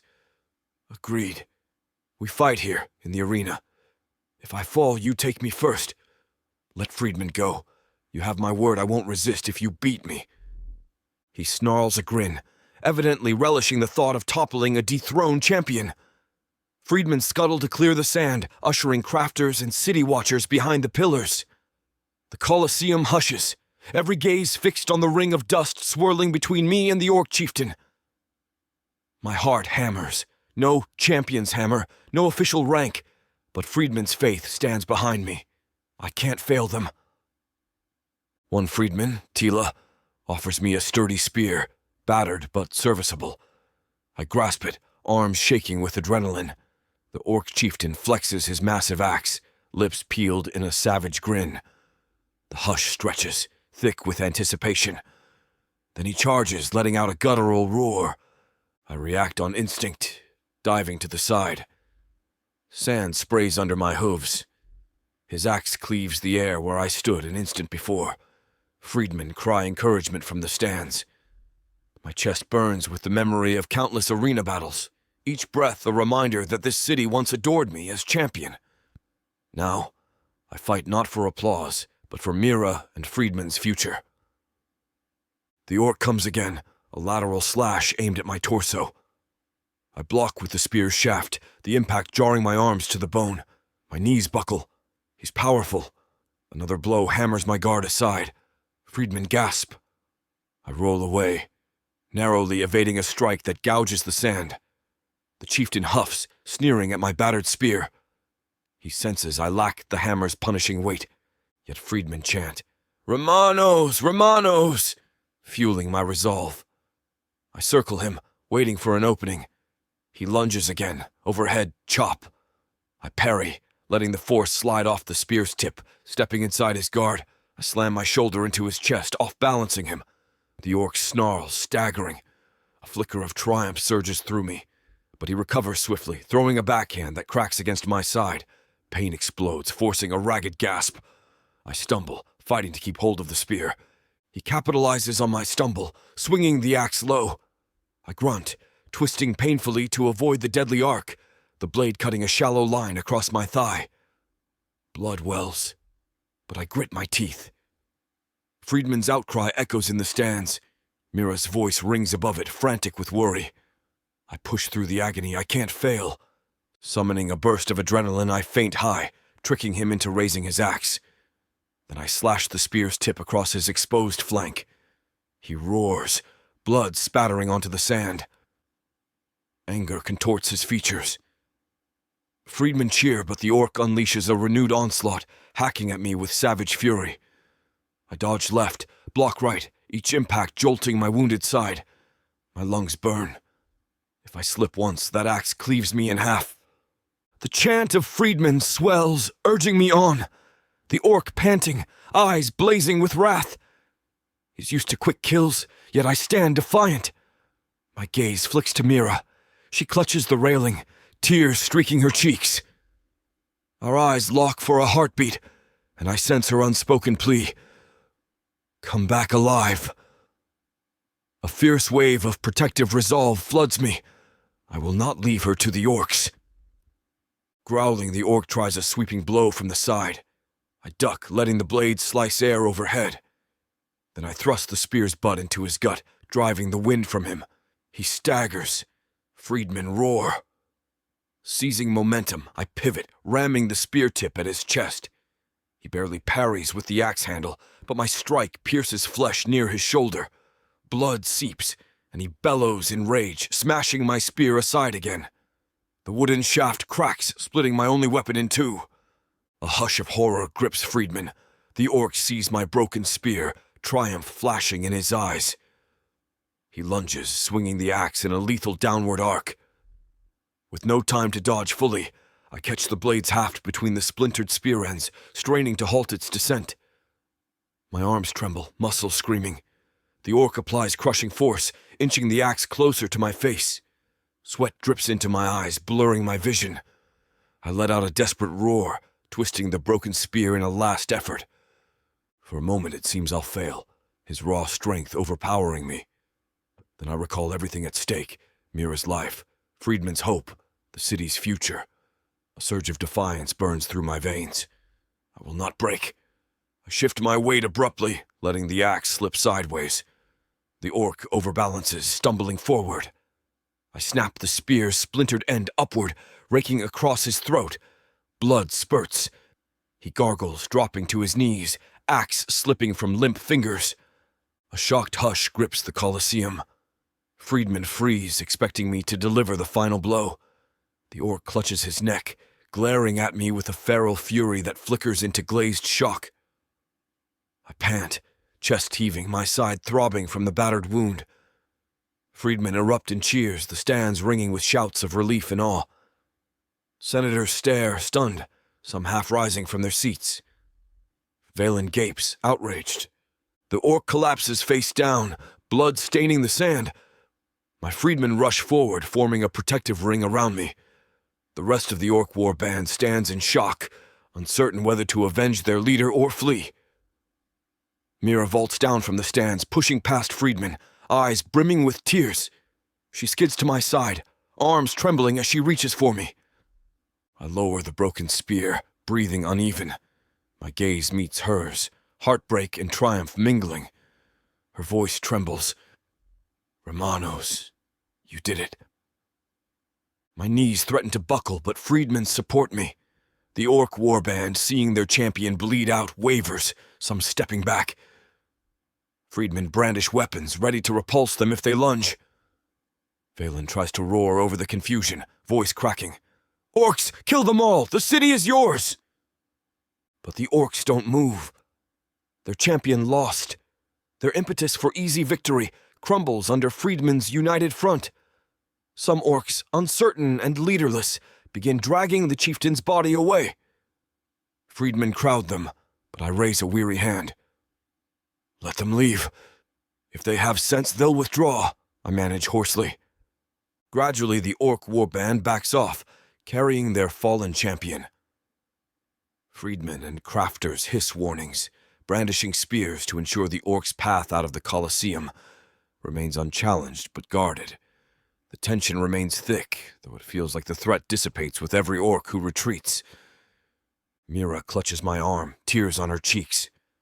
"Are you hurt badly?" I shake my head, though pain arcs through my side. "Just a wound. I'll live." Freedmen crowd in, offering cloth to stanch my bleeding thigh. I lean on Mira, gratitude flooding me. She's safe. The orcs yield. Even the Senate's illusions break under the gaze of thousands who witnessed the duel's outcome. Valen, seeing his orc allies recede, splutters in rage. "This is a travesty! The freedmen are traitors. You used sabotage." A furious cry rises from freedmen and crafters, many calling him out for orchestrating orc infiltration. Ortum steps forward, face grim, addressing the battered dais. "Valen, enough. We all saw your betrayal. The city will not follow your lead." Senators who once cowered now nod fervently, eyes flicking to freedmen who outnumber them. Freedmen surge onto the arena floor, chanting, "Remanos, Remanos," in a wave of victorious relief. My heart feels close to bursting. I stand amid them, battered and drained, yet more alive than ever. Mira loops her arm around my waist, helping me remain upright. She's still trembling, tears mingling with a fierce smile. Ortum's voice rings out, addressing the Senate. We must hold Valen accountable for conspiring with orcs for sowing chaos. Let the Bavkas judge him in a formal inquiry. A majority of senators murmur agreement, no longer cowed by Valen's manipulations. Freedmen and crafters cheer, sensing the city's power shift at last. Valen tries to protest, but freedmen restrain him. He shouts curses, hurling threats. My freedman guard, Tiro, gags him to keep the arena from hearing more vile nonsense. The stands erupt in applause, the tension releasing in an exhalation of triumph. I slump, pain throbbing. Freedmen crowd around, offering support. Mira kisses my temple in a moment of raw relief. My chest tightens with emotion. We did it. The orcs withdrew. Valen's hold shattered. Freedmen stand victorious in the same arena that once crowned me champion. Now, champion or not, I see how the people genuinely revere the stance I took. Mira helps me shuffle toward an alcove at the arena's edge, freedmen clearing a path. The crowd's roar lingers behind me, a deafening wave of exultation. Her hands tremble as she presses a cloth against my thigh wound. My entire body shakes, adrenaline finally receding. But the knowledge that Mira stands here safe kindles warmth through the pain. She lifts her gaze, eyes shining. You've saved the city again, champion or freedman, it doesn't matter. They see you now for who you truly are. A raw laugh escapes me. They see freedman's unity. I just did my part. My voice cracks with exhaustion. Freedmen are gathering in the arena's center, some hugging each other, some chanting for me. Ordom and a handful of senators watch from the dais, newly humbled, already preparing a purge of Valen's conspirators. Mira leans close, her breath warm on my ear. I'm so proud of you, she whispers, tears brimming. You proved them all wrong. My throat locks, tears of my own threatening. Couldn't have done it without you and Friedman's faith. We tore down Valen's conspiracy together. My chest feels too full, a swirl of relief, love, and bone-deep weariness. Her hand brushes my cheek softly, eyes brimming with emotion. Now rest. We'll need you to unify the city if orcs regroup. I manage a nod, letting Friedman hustle me onto a makeshift stretcher. The moment I slump down, wincing, I see Friedman forming ranks around the dais, ensuring no further sabotage. Ordom addresses the crowd, calling for a new era of accountability. My head spins, half listening. So many changes swirl in the air. Perhaps a reformed Senate, Friedman recognized as rightful defenders. No more illusions of champion rank overshadowing real leadership. My eyes close, that swirl of exhaustion nearly overwhelming. But I sense Mira's presence at my side, her hand clasping mine, anchoring me. The final image is Friedman cheering, crafters shouting praises, the Colosseum, once a place of forced spectacle, now reclaimed by the people's triumph.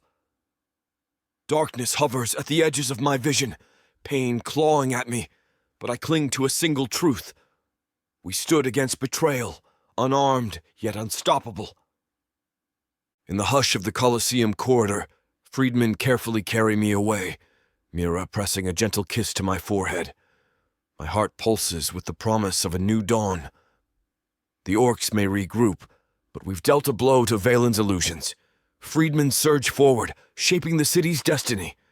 And no matter what tomorrow brings, I know I haven't fought my last battle, but with Mira by my side, that burden is easier to bear. I let the din of cheers fade behind us, a new conviction lodged firmly in my chest. Champion's hammer or not, I've championed the truth, and Milthar will never be the same. Earth is pretty much a desolate wasteland since the orcs came over from Protheka, and being a woman, the best you can hope is to be someone's property.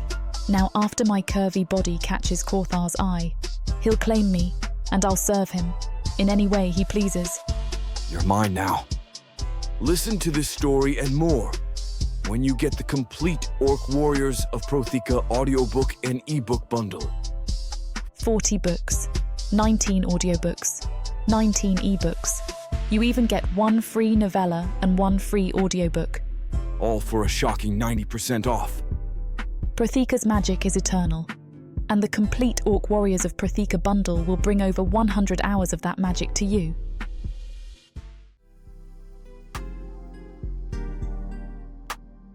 Chapter 17. Mira. I stand just inside the wide arches of the Colosseum, heart hammering so loudly I swear everyone must hear it. Early sunlight slants across the stands, revealing a messy tableau of freedmen, crafters and city guards armed with makeshift weapons, unified in defiance of any further treachery. The air crackles with fear and determination. Remanos, still wounded from the previous duel, is at my side, refusing any suggestion to remain behind. His eyes gleam with quiet resolve, a promise he won't abandon me again, no matter the cost. We arrived moments ago to the echo of enraged shouting from the arena's centre, where orcs and traitorous nobles face off with freedmen squads. The scene spreads like a dire tapestry, a scattering of orc enforcers brandishing heavy axes, a swath of battered freedmen gripping spears, the dais occupied by Valen and 2 other colluding nobles. I glimpse senators huddled in an elevated section, some fearful, some furious. Clearly, negotiations have failed. Violence brims beneath every glare. My mouth runs dry. Not long ago, Remanos forced the Orc champion to retreat, exposing Valen's twisted ploy. But it seems the conspirators have dragged new Orc enforcers into the fray for a last, desperate attempt at controlling the city. My freedmen presence swells behind me, bristling with weapons. I step forward anyway, ignoring the tension quivering in my limbs. This is it. If we don't end the conspiracy here, Milthar will slip into chaos. Remanos steadies himself against a broken pillar. His injuries haven't fully healed. His thigh is wrapped with fresh bandages, and bruises darken his arms. But his gaze sweeps over the arena, unwavering. When he spots me studying him, he offers a faint smile. "I'm fine," he whispers. "Better to see this through than let more orcs slip in." I nod, breath shallow. Freedmen surge into the seating around us, forming ranks on the arena's edge. An orc steps forward, hulking with an iron-spiked club strapped to his belt. He's flanked by 2 smaller but equally savage-looking orc enforcers. They glare at freedmen in the stands, flaring their nostrils, then fix their attention on Valen upon the dais. Valen stands tall, cloak embroidered with gold. Despite the swirl of chaos, he tries to exude authority, an authority we've painstakingly unravelled. A hush falls as the orc points a thick-fingered hand at Valen. "You promised gold and vantage in this city. Where is it? We see freedmen in arms, your plan in tatters." Valen's face flushes with anger, glancing at the crafters and freedmen who hold the arena's periphery. "I told you to crush them quickly, then we'd secure the gates. The Senate would be forced to obey once their freedmen were defeated." One of the traitorous nobles near Valen, a grey-furred minotaur with polished horns, mutters, "We never expected freedmen to rally so strongly behind Remanos. We can still salvage this if we move swiftly. The city is panicked." I clench my fists. They speak as though freedmen stand no chance. Yet freedmen have proven their loyalty repeatedly, and the crafters have joined us, brandishing everything from battered swords to metalworking tools. Not a single freedman appears ready to surrender. An orc enforcer sneers at Valen. "We see no easy conquest here. Freedmen outnumber your Senate guard. If you have no gold to pay us, we withdraw." His words echo with threat, a realization that their so-called allies might be leading them into a losing fight. Valen's frustration flares. "You can't withdraw. We had a deal. Take Mira for your orc lords, kill any freedman who resists, and the city's gates open to your trade. I told you, I just need her in your clutches publicly so freedmen lose morale." My stomach twists at the shameless cruelty in his tone. Freedmen shift, glaring daggers at Valen. This is the final unravelling of his conspiracy, offering me up as a trophy to break freedmen's unity. The orcs, though, sense no gold forthcoming, no easy path to subdue freedmen. They look ready to tear Valen to shreds, or depart. I exchange a quick glance with Remanos. He steels his jaw, steps forward, and raises his voice. Valen, your plot is laid bare. The orcs see your failure. Freedmen hold the Colosseum stands. Your illusions are done. Surrender now before more blood is shed. Valen whips around, eyes gleaming with hatred. Spare me your sanctimony, freedmen. You lost champion rank. No one follows you but these worthless labourers. He gestures violently at the freedmen squads, who bristle at the insult. A freedman voice from the stands calls, "We follow him by choice, not your rotten Senate orders."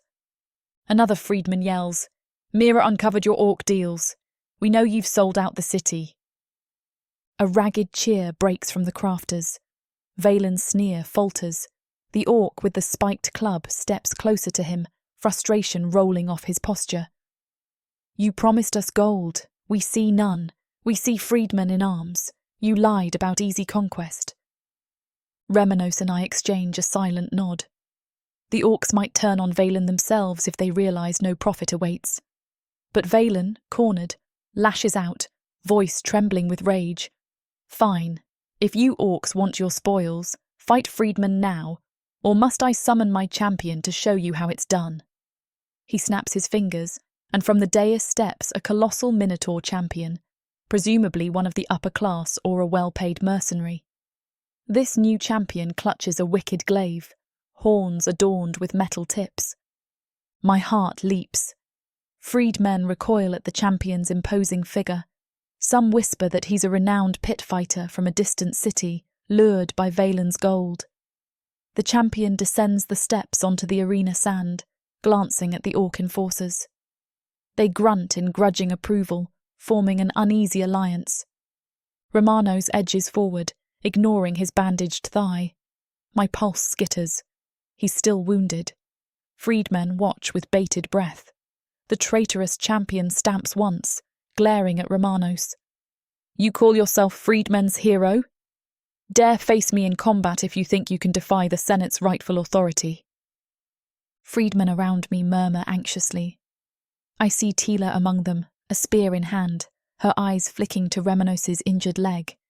He can't keep fighting alone. But Remanos lifts his head, speaking with quiet grit. I stand for freedmen and the city they love. If your blades serve Valen's corruption, I'll fight you. The champion snorts. The orc enforcers cluster behind him, brandishing heavy axes. Valen stands on the dais, arms crossed, triumphant grin returning to his muzzle. Yes, try your freedman luck, Remanos. You'll fall quickly, and the orcs will seize Mira anyway. I can't bear the thought of another savage duel. Freedmen must see my distress because they surge in, yelling they'll fight en masse. But Remanos turns, lifting a hand to forestall them. If we all clash, the city bleeds more. Let me settle this. I fought an orc champion before. I can handle this traitor's champion too. Anguish twists in my chest. I want to beg him not to push his wounded body, but I see unwavering resolve in his eyes. He steps onto the arena's sand again, the place that once hailed him champion. The traitor champion lifts his glaive in a mocking salute. My freedmen shift in the stands, tension coiled. The orc enforcers watch hungrily, perhaps ready to intervene if Remanos gains an advantage. My fists tremble. I look to Tiro, freedman near me. We can't let them ambush him. If the orcs jump in, we defend. They nod, eyes grim. Remanos retrieves a battered halberd from a freedman who volunteers it, albeit with tearful worry. The battered weapon looks meagre compared to the champion's ornate glaive. Valen laughs scornfully from the dais, as if relishing Remanos's final downfall. My blood boils at his cruelty. The Colosseum hushes again.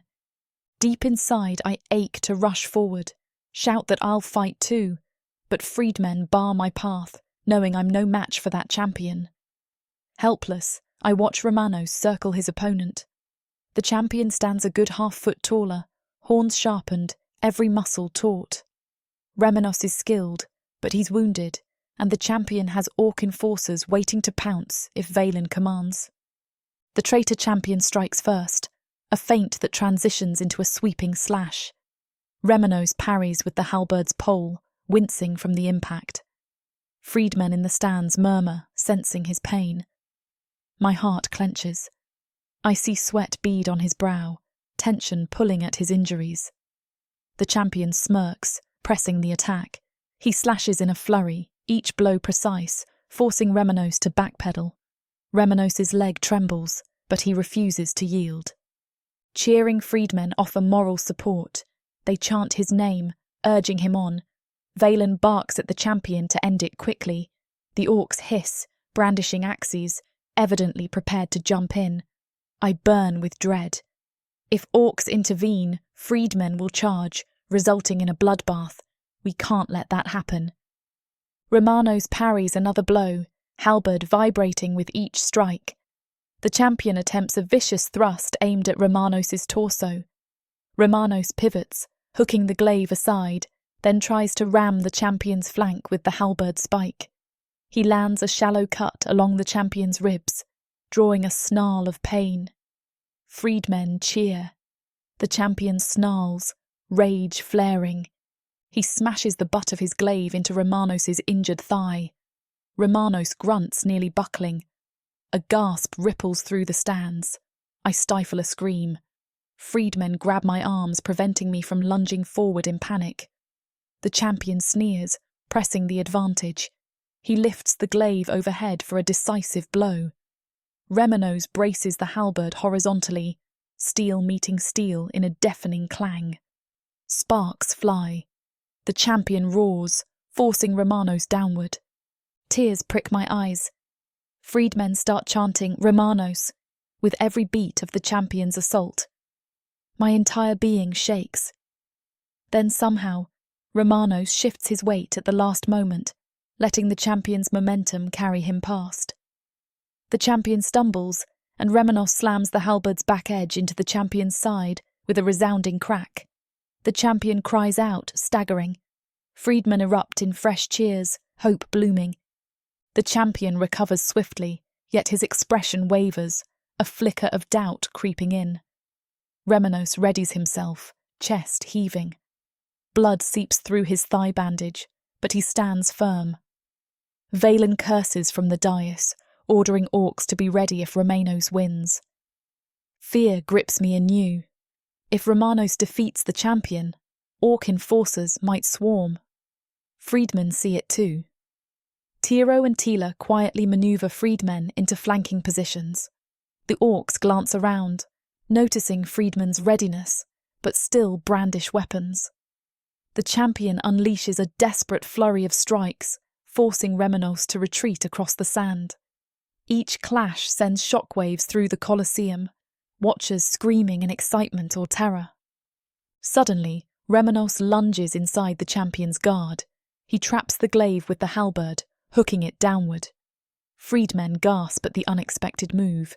The champion tries to yank free, but Remanos twists, using the champion's momentum against him.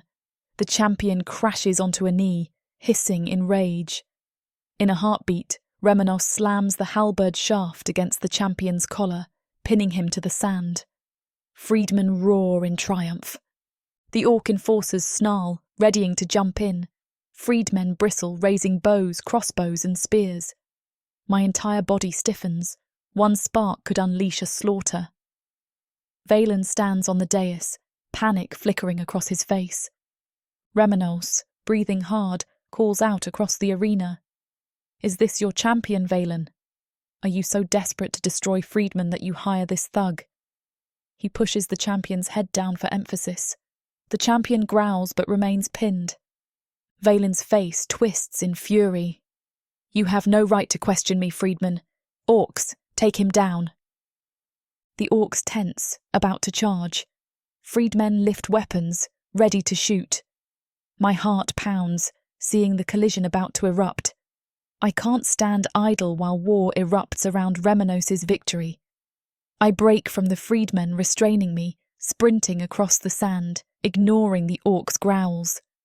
"Stop!" I shout, voice straining to carry. "Orcs, you see freedmen's numbers. You see no gold from Valen. Attack, and freedmen will slaughter many of you. Why die for Valen's empty promises?" The orc enforcers falter, exchanging uncertain looks. Freedmen are indeed arrayed in a dense ring, outraged enough to fight to the death. They outnumber the orcs 2 or 3 to 1. The orcs shift, uncertain. I press my advantage, stepping forward despite trembling knees. Valen has no wealth left. He can't pay you after freedmen destroyed his conspiracies. If you stand down, you can leave free, no gold lost. Why risk your lives now? A hush grips the Colosseum. The orc with the spiked club scowls, glancing at freedmen bristling on all sides. Then his glare turns to Valen, who stands on the dais with no legion to protect him. Realization flickers in the orc's eyes. They're outmaneuvered. He sneers, but slowly lowers his weapon. The other orcs follow suit, grudgingly stepping back from the arena's centre. Freedmen keep their weapons raised but do not fire. Valen shouts in desperation, "Fools! Fight them! Our plan!" But it's too late. The orcs see no reason to spill more blood without guaranteed profit. They begin withdrawing, ignoring Valen's outraged cries. Freedmen part to let them pass, but remain watchful for any treachery. A wave of relief washes over me. I hurry to Remanos' side. He's still got the champion pinned, blood trickling down his leg, face carved with pain and fatigue. Freedmen rush in, disarming the champion, dragging him aside. The champion curses bitterly. Freedmen subdue him, cheering that Remanos has prevailed again. Valen tries to flee the dais in the confusion. Freedmen, however, intercept him. Tila seizes his arm, hauling him down the steps. He thrashes, but freedmen hold firm. Autumn emerges from a corner, meeting Valen's wild eyes. No more. The Senate sees your conspiracy laid bare. You answer for this treason. Valen spits. "You ungrateful wretch! You knew freedmen threatened our power. I merely took steps to ensure the city's future." Autumn grimaces. "I suspect that's your final lie. Freedmen are our people, not an enemy. We let your manipulations divide us. That ends now." Freedmen press Valen into the arena's centre, a hush descending. Mira, myself, my freedmen surround him. My heart thuds as I watch Valen's face contort with hatred. He tries to bluster, but freedmen brandish the logs, the treaties, brand him with every piece of evidence. The stands murmur, some senators stepping down to see or hear. Remanos, hobbling on his wounded leg, stands tall before Valen. Freedmen part, letting him confront the man who nearly destroyed Milthar. "Confess, Valen. You orchestrated orc infiltration, bribed them to break freedmen's spirit, show the city the truth of your vile scheme." Valen snarls, "You can't make me!" But freedmen roar in unison, the wave of anger suffocating any further protest. The senator at Remanos' side hisses, "Your condemnation is certain. Spare yourself more shame. Speak." Realizing no escape remains, Valen trembles, eyes darting between freedmen's weapons. Fear cracks his arrogance. He breaks, voice trembling with hatred. "Fine, I did it. Freedmen were a threat to Vakak privilege. I used orcs to create fear, to keep them underfoot. If you had just handed Mira over, none of this would have erupted. She was the wedge to break freedmen's unity." Gasps tear through the stands. Freedmen seethe. A senator behind Autumn utters a pained exhale, as though realizing the Senate's complacency in all this. Valen collapses to his knees, freedmen tightening their circle. Tila steps closer, chain in hand. Remanos' chest heaves, tail swishing in raw anger. Freedmen watch, expecting him to deliver a final blow or condemnation. But he remains oddly calm, kneeling painfully beside Valen. "Your own words bind you. Let the city see how you used orcs and noble gold to crush freedmen for your own greed." Valen gapes, tears of rage in his eyes, as freedmen clamp manacles on him. Senators watch in grim silence. Autumn bows his head to freedmen. We will hold a formal trial. Valen's confession is clear. This conspiracy ends today. A wave of relief surges from freedmen, crafters, and city guards in the stands. Many erupt in cheers or weeping. Autumn signals loyal senators to take Valen away. Freedmen part to let them pass. The traitorous champion is likewise bound, glaring at Remanos with resentful eyes. Freedmen handle him with no gentleness. I rush to Remanos, letting freedmen handle the rest. He sags into me, exhaustion radiating from every limb. My eyes brim with tears as I cradle his jaw. You did it. We did it. No more illusions. Valen is finished. He exhales a shaky breath, pressing his forehead to mine. Thanks to freedmen and you, we reclaimed the city from his claws. Are you safe? I choke on a laugh, half sob. Yes, you unstoppable bull. I'm safe. The orcs withdrew once they realized no gold was coming. My chest clenches with the memory of them retreating. You've freed freedmen from terror. This city might find its soul again. He closes his eyes, relief shimmering. Freedmen circle around us, patting Romanos' shoulders, some bowing to me. The entire Colosseum resonates with a sense of communal victory. The stands slowly fill with cheering onlookers, citizens once too fearful to speak. They chant freedmen's unity, crafters wave handmade banners, city guards raise spears in salute to Remanos. Tila gently approaches, tears in her own eyes. Remanos, freedman or champion, we follow you. Milthar owes you its life. Others echo her words, freedmen shouting agreement. Remanos lowers his gaze, humility shaping his features. A battered minotaur merchant thrusts a water flask into my hand, urging me to tend Remanos' injuries. I nod gratefully. Kneeling beside him, I help him drink, seeing relief flicker in his tired eyes. Freedmen stand watch, ensuring no other orc pockets lurk. Autumn emerges once more, voice soft. We vow to hold a new Senate session, rectify freedman's status. This fiasco won't be repeated, and if Remanos still wishes to lead, we'd reconsider his champion rank. Remanos looks up, sweat beading on his brow. I appreciate it, Autumn, but freedmen need no champion's seat if we keep the city honest. We stand on equal ground.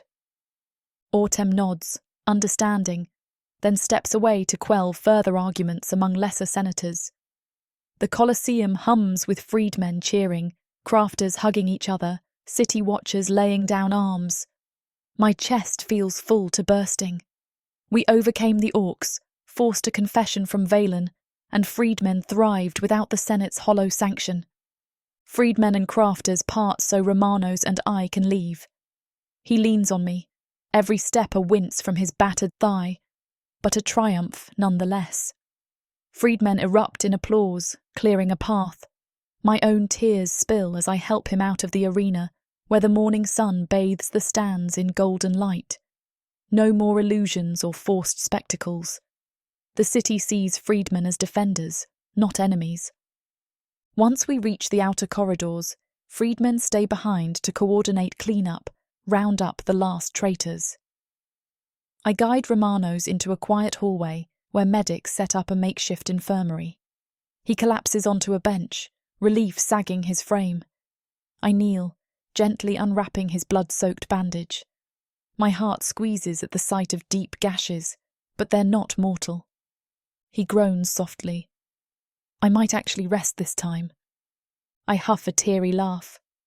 Good, because you're about to keel over. Carefully cleaning the wounds, I murmur, no award as champion, no official seat, but freedmen hail you as their real champion, and you forced Valen to confess instead of killing him. He exhales in a trembling sigh. I didn't want more bloodshed. He can rot in a prison cell for all I care. Freedmen's unity is worth more than revenge. I swallow emotion, pressing fresh cloth to his thigh. You taught me real honour. Not the Senate's brand, but the kind that defends those cast aside. He lifts a shaky hand, resting it on my cheek. You taught me the city's worth defending for more than pomp, Freedmen, crafters, they're my purpose. My tears slip free. Freedmen pass us by, carrying supplies, but we exist in our own bubble of relief and heartbreak. My voice trembles. Thank you for never giving up. Even stripped of rank, you fought for me, for all of us. He cups my chin, eyes brimming. I'd fight 1,000 battles if it keeps you safe. Despite the swirl of freedmen and crafters, I lean in, brushing a gentle kiss over his muzzle. He leans into it, ignoring the pain in his leg. Our foreheads press, a shared breath of relief. The city might be battered, but we stand on new ground. Freedmen recognized, Valen undone, orcs repelled. At length, freedmen respectfully approach, announcing that the Senate flees back to the forum for an emergency session, some clamoring to reinstate a freedman presence. Autumn tries to manage the chaos. Rumours swirl that city laws will be reformed to prevent any future human spoils. A piece of my heart glows with hope that Milthar might become a city that values all. Remanos grunts, trying to stand. I push him down gently. No, you rest. Freedmen can handle the rest of the day's madness. His tail flicks, half protest, half acceptance. Fine, but soon we'll need to shape the city's future. Freedmen must hold seats in the Senate. You, crafters, city guards, everyone. I nod. Yes, a new beginning.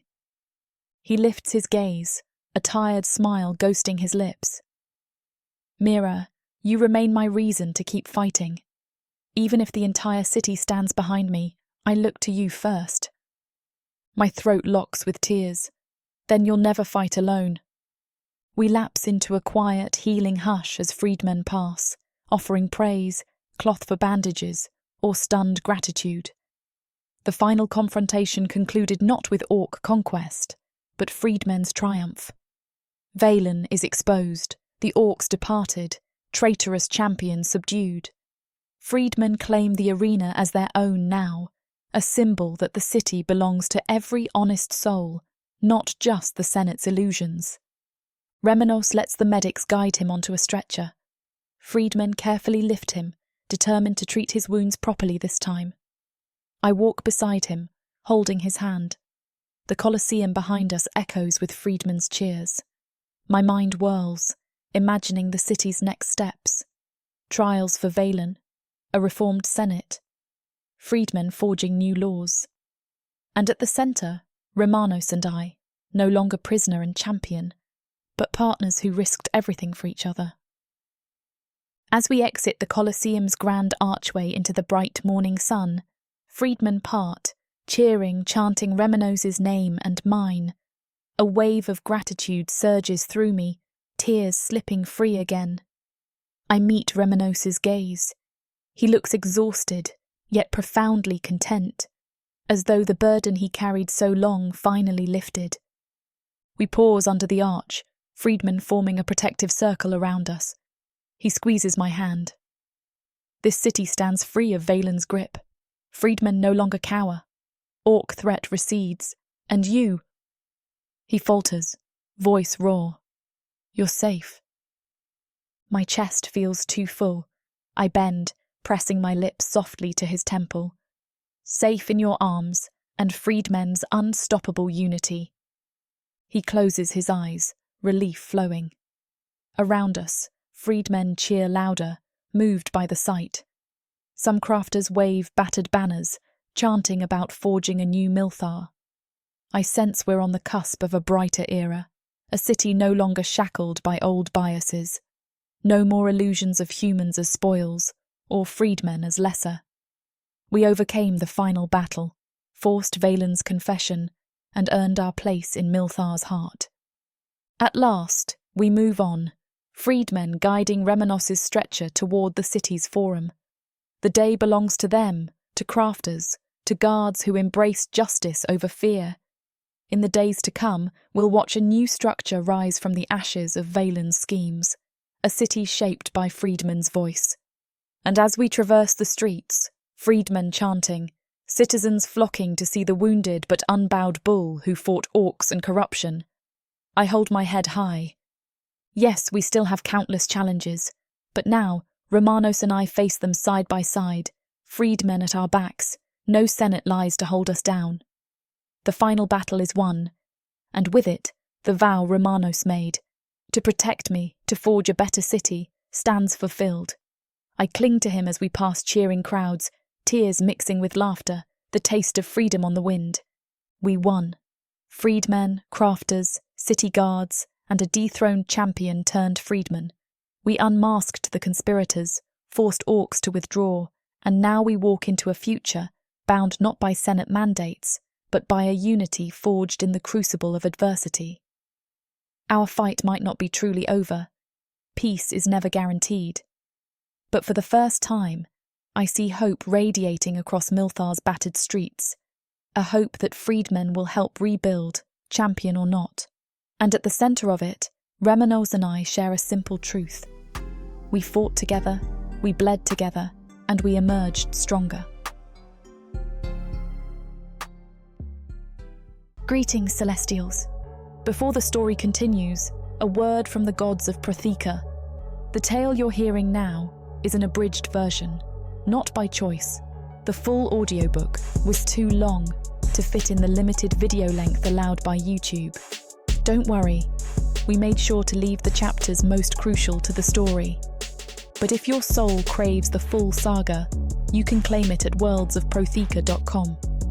There, the full director's cut is waiting, and as a token for the inconvenience, it's offered at a discounted price. Use code YouTube30 for 30% off. Thank you for listening to Worlds of Protheca on YouTube, and we hope you enjoy the rest of the story.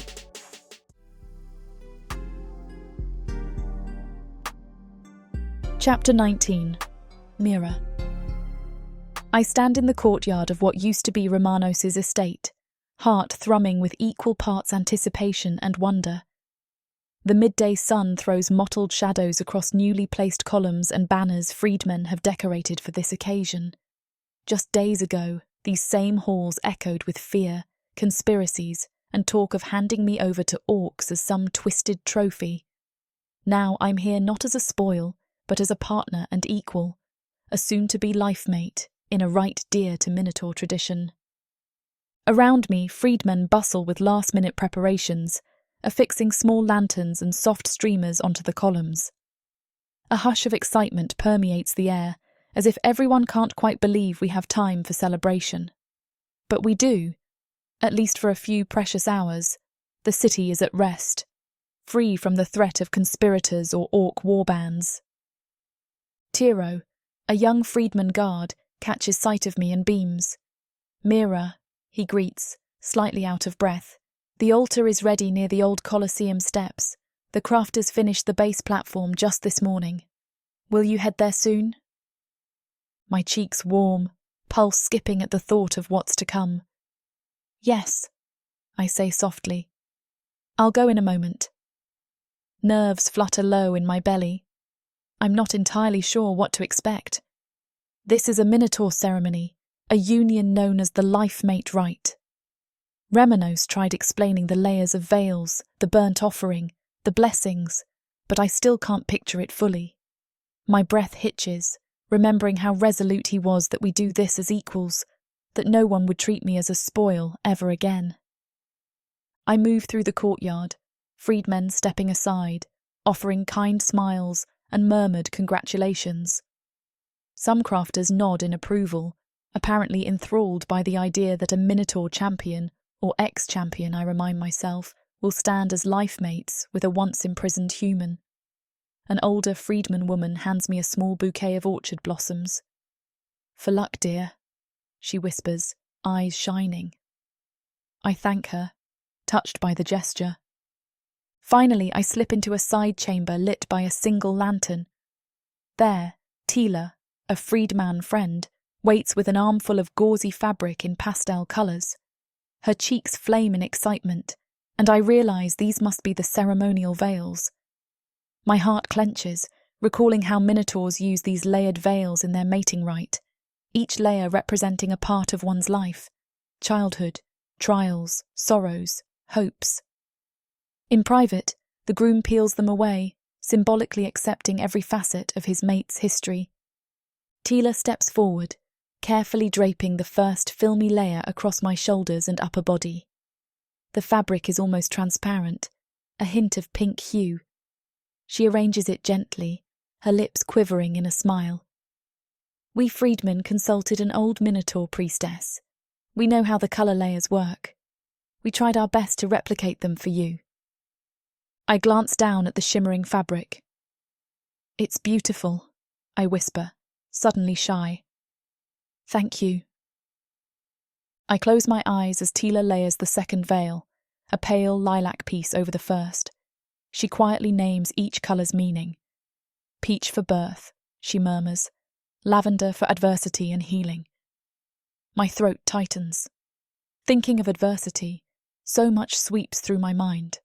My captivity by orcs, the Senate's attempts to brand me a spoil, fighting side by side with Remanos to unearth Valen's conspiracies.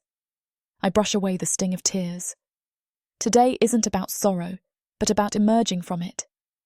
Tila continues layering, a soft green for renewal, a warm gold for triumph. By the time the final layer, a deeper pink, falls across my shoulders, I feel cocooned in gentle colour. My face is partially obscured by translucent folds. I breathe carefully, reminding myself that in private, Remanos will peel these layers away as we consummate our bond. My cheeks flame at that thought, but an undercurrent of anticipation ignites my blood. I recall the gentle press of his mouth the night after we drove out the orcs, how his whispered vow turned my world bright. Tila finishes with a flourish, stepping back. You look radiant, she declares, tears brimming in her eyes. I can't believe the city's doing this for you. Everyone wants to witness the burnt offering. They say it's a sign we freedmen will carry new traditions. I manage a shaky laugh, unable to express the swirl of gratitude. It's not just for me, I correct softly. Remanos insisted the entire city be invited to show freedmen's acceptance. He says this ceremony is for all. Tila nods, a grin tugging her lips. Then let's go. The altar is only a short walk away. I breathe in, my veils shifting around me with a whisper of fabric. My reflection in a polished metal mirror startles me. I look ethereal, every layer representing the life that led me here. Part of me can't believe I'm about to pledge lifemates with a minotaur who once wanted no part in claiming me. Smiling at the irony, I tilt my chin, feeling a surge of confidence. I choose this, and Remanos chooses me, on equal terms. Tila and another freedman girl, Keller, guide me out of the chamber. We emerge onto a path lined with orchard blossoms. Freedmen stand on either side, hushed smiles lighting their faces. I hold the small bouquet from earlier, heart fluttering. In the distance, I see the Colosseum's arches, half lost in bright afternoon sun. A wooden platform is erected near the steps, an improvised altar. As we approach, a hush settles over the onlookers. Crafters, freedmen, city watchers, and even a scattering of senators watch from a respectful distance. Some hold bouquets of orchard flowers or wave-cloth banners dyed in freedmen's colours. My pulse races, noticing a priestess in simple robes near the platform, a small brazier crackling at her side. This must be the moment. Remanos stands by the altar, flanked by Tiro and a couple freedmen. He wears plain leathers, not champion's regalia. He gave that up long ago. Yet I've never seen him look more regal. My breath catches at his broad shoulders, the gentle tilt of his horns, his dark eyes fixed on me so fiercely it sends heat racing through my veins. The bruises on his arms peek from beneath rolled sleeves, reminders of our battles. But he looks calm, steady. I step forward alone, freedmen parting behind me, letting me approach the altar. My veils rustle around my body, tinted sunlight painting me in faint colour. My gaze locks onto Remanos, and the rest of the crowd falls away like a distant blur. The hush grows profound, the only sound my heartbeat thudding in my ears. He offers a small, tender smile, eyes flicking with admiration at the layered veils. The priestess, a soft-spoken older minotaur woman, lifts her arms.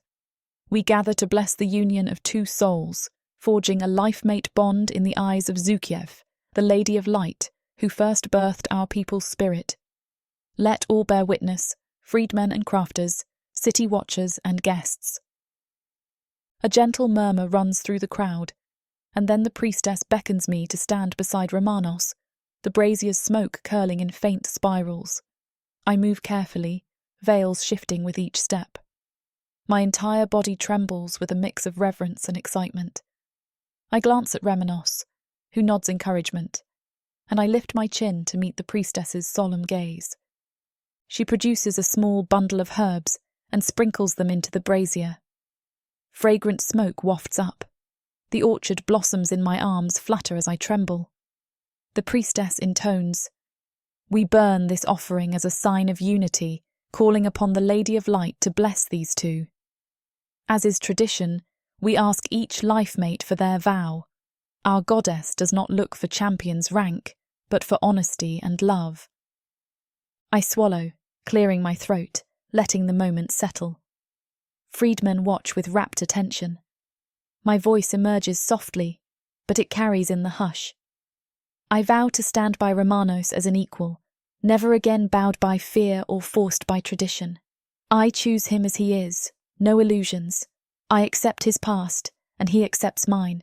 Together we shape our future. The priestess smiles kindly, nodding. Then she turns to Remanos, who fixes me with a gaze so warm it nearly undoes me. His voice rumbles, quiet, yet strong. I vow to share my life with Mira. No rank or vow to the Senate binds me. I cast aside old illusions that once enslaved us both. Mira stands as my equal, my beloved, and I pledge all I am to her. Freed from champion's shackles, I choose her willingly. A pang of emotion seizes my chest, tears welling. Freedmen sniffle in the crowd. The priestess raises her hands again. These pledges are heard. Now we kindle the burnt offering to show we accept the goddess's witness. She drops a twist of fragrant resin into the brazier, flames leaping high. A hush, punctuated by soft murmurs of awe, washes over us. She nods to me, indicating I should place my orchard flowers in the flame. My hands shake. I press them forward, feeling the heat lick at my wrists. The flowers catch, curling as the sweet smoke intensifies. My heart hammers. Remanos gently adds a small carved wooden token, an old arena bracer seal. Freedmen exhale in wonder as the token blackens, releasing the last symbol of his champion rank into the fire. The priestess tilts her head, chanting a brief minotaur blessing. I catch a few words about lifemates, renewal, the bond of choosing each other. Then she beckons us close. By Zukiev's grace, we declare the goddess is pleased by this union. May your bond stand in the face of all storms. Freedmen, crafters, watchers, they erupt in applause. My cheeks burn at the intensity of it. Another part of the ceremony remains, though, the private portion. The priestess gestures for us to step behind a curtained partition quickly erected near the altar, an improvised enclosure ensuring no prying eyes see the final unveiling. Freedmen respectfully turn away, continuing to celebrate outside. My heartbeat surges as we slip behind the curtain, leaving the cheering crowd muffled. Inside, torchlight flickers against thin linen walls. Remanos stands close, the smell of burnt herbs clinging to his fur. Tension coils in the small space, a mixture of reverence and yearning. He exhales, voice hushed. You look breathtaking in these veils. Each layer is a piece of your life, a piece I vow to honour. My cheeks warm, knees unsteady. I can't believe we're truly doing this, I whisper, a soft laugh escaping. I never wanted to be a trophy bride, but this is different. It's our choice. Together. He gently nods, large hands hovering near my shoulders. No illusions, No Senate mandates, only us. I swallow, heart hammering. Then, very deliberately, I lift the topmost veil, letting him see my face fully. My voice trembles. The first layer, peach for my birth, my child self who learned to adapt under the sun and roads. You accept that girl's story? His expression turns soft. I do. She's part of your strength, your wanderer's soul. He caresses the fabric, lifting it aside with care. It drapes down, exposing the deeper layers. My pulse thrums. The gesture is more intimate than any heated embrace, because it acknowledges me at my core. We continue in a hush. I gesture to the second layer, lavender for adversity. This is the part of me that endured orc capture, Senate scorn, the pain of feeling worthless. My voice cracks. Do you accept her too? He doesn't hesitate. I do. I cradle that part of you. Your resilience shaped the woman who stands before me. He carefully peels the second veil back, eyes brimming with compassion. My throat constricts, tears gathering, the power of this moment nearly overwhelming. Layer by layer we repeat the process. A soft green for renewal, my hope found in freedmen's solidarity, in forging new paths. A rich gold for triumph, our shared victory in unmasking Valen, driving orcs away. Each time he acknowledges that piece of me and removes the veil, bearing more of my arms and torso. By the time the final tinted veil remains, my body feels flushed with emotional intensity. My breath hitches at the closeness, the tender way his fingertips brush the fabric. He hesitates, voice deep. The last veil. Pink for love or new beginnings, yes? I nod shakily, recalling Tila's words. Yes. My life with you, free of illusions. In that flickering torchlight, he slips the final veil aside, letting it drift to the floor. My entire body is exposed beneath the gently layered fabric, albeit I wear a simple underdress for modesty. But the symbolism is stark. I stand bare of my past burdens, raw before him. My heart stutters, seeing the admiration and vulnerability in his eyes. He's a minotaur who once hated the notion of taking a spoil. Now he cherishes me as an equal. His hands tentatively slide up my arms, calloused palms trembling. You are beyond beautiful, he murmurs, voice hoarse. Thank you for trusting me with every layer. Tears slip down my cheeks. And thank you for choosing me, not as spoil or trophy, but as your partner. He dips his head, muzzle brushing my cheek, warmth flooding me. The thick hush dissolves any caution, and I press closer, sighing as our bodies align.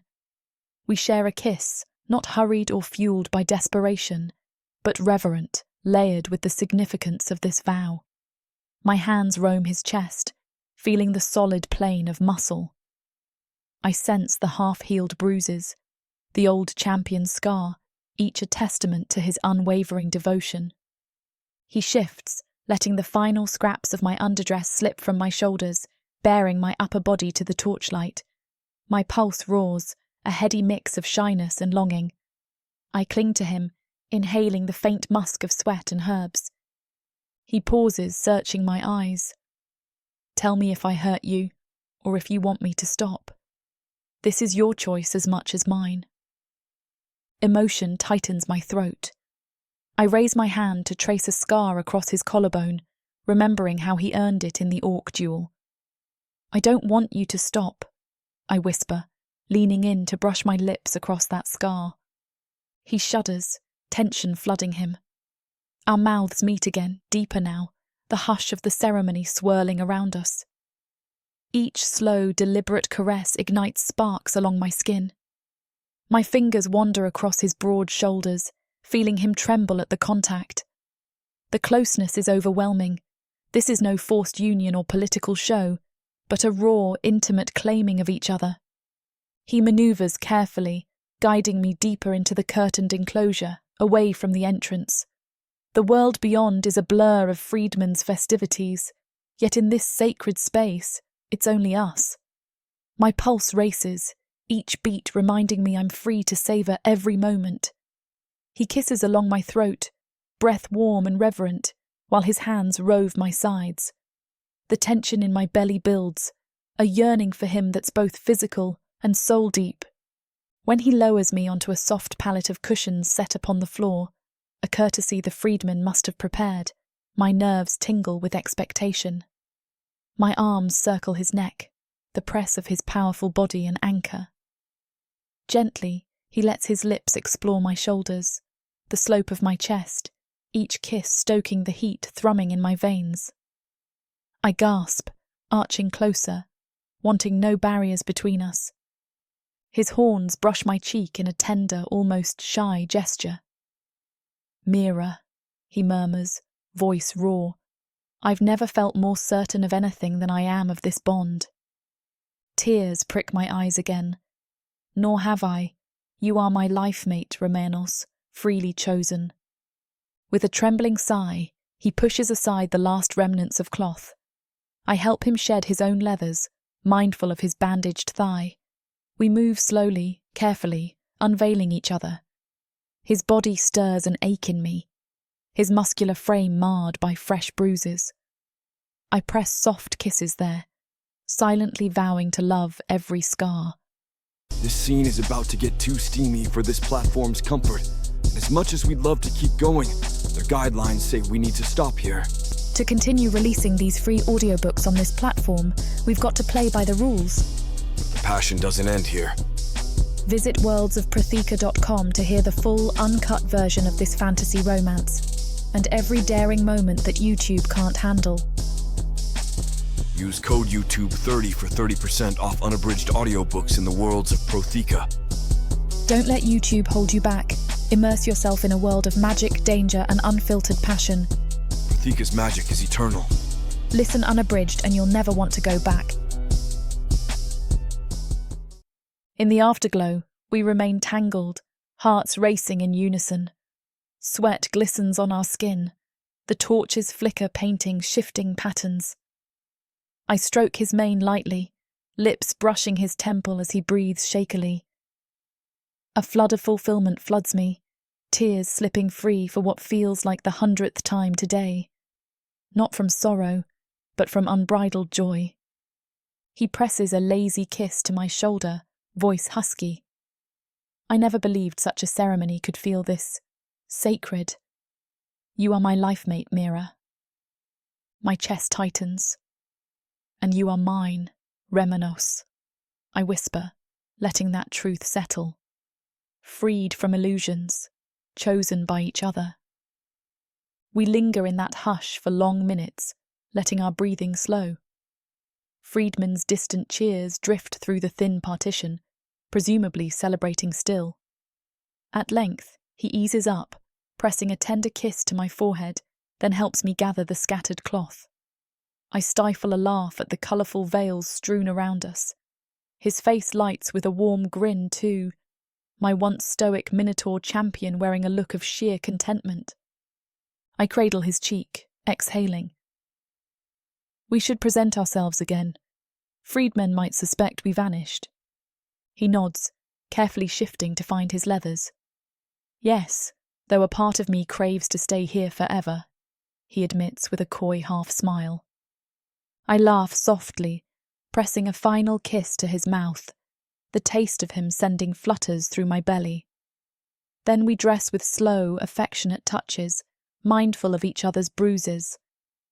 My body still hums with aftershocks, my mind reeling at how swiftly we overcame so many hardships to arrive at this vow. Once clothed, I gather the veils in a neat bundle, deciding freedmen can frame them as part of this new tradition. My face heats, remembering the sensual unveiling. He extends his arm, leaning on me for stability when his thigh protests. I slip an arm around his waist, letting him rest against me. Then, with hearts brimming, we step out from behind the curtain, returning to the improvised altar. A hush claims the gathered freedmen, crafters and watchers as they behold us. A single freedman boy holds a small bowl of smouldering herbs near the brazier, a final fragrance drifting up. The priestess nods at us, smiling warmly. And so it is done. The goddess blesses your union. May you walk together, no rank overshadowing your bond. We exchange a glance, gratitude sparkling. Freedmen whoop and clap, crafters cheering, city watchers stomping in approval. My cheeks blaze, but my spirit soars. We have no reason to hide or apologize. This ceremony belongs to freedmen as much as it belongs to us. Remanos raises his voice, addressing the crowd. Hear me, freedmen. This rite stands for all of us, forging new paths free of illusions. Our bond is our choice, an example that none are spoils or lesser. We stand equal, mates in life, forging the city's future side by side. The cheers intensify, orchard blossoms tossed into the air in celebration. I can't help laughing, leaning into Remanos' warmth. He wraps an arm around my waist, mindful of my veils. The city once tried branding me a spoil. Now freedmen hail me as a rightful partner to the minotaur they once called champion. My heart swells, tears tickling my lashes again, but they're tears of joy. Hands reach out to pat Remanos' shoulders, to grasp my hands in congratulations.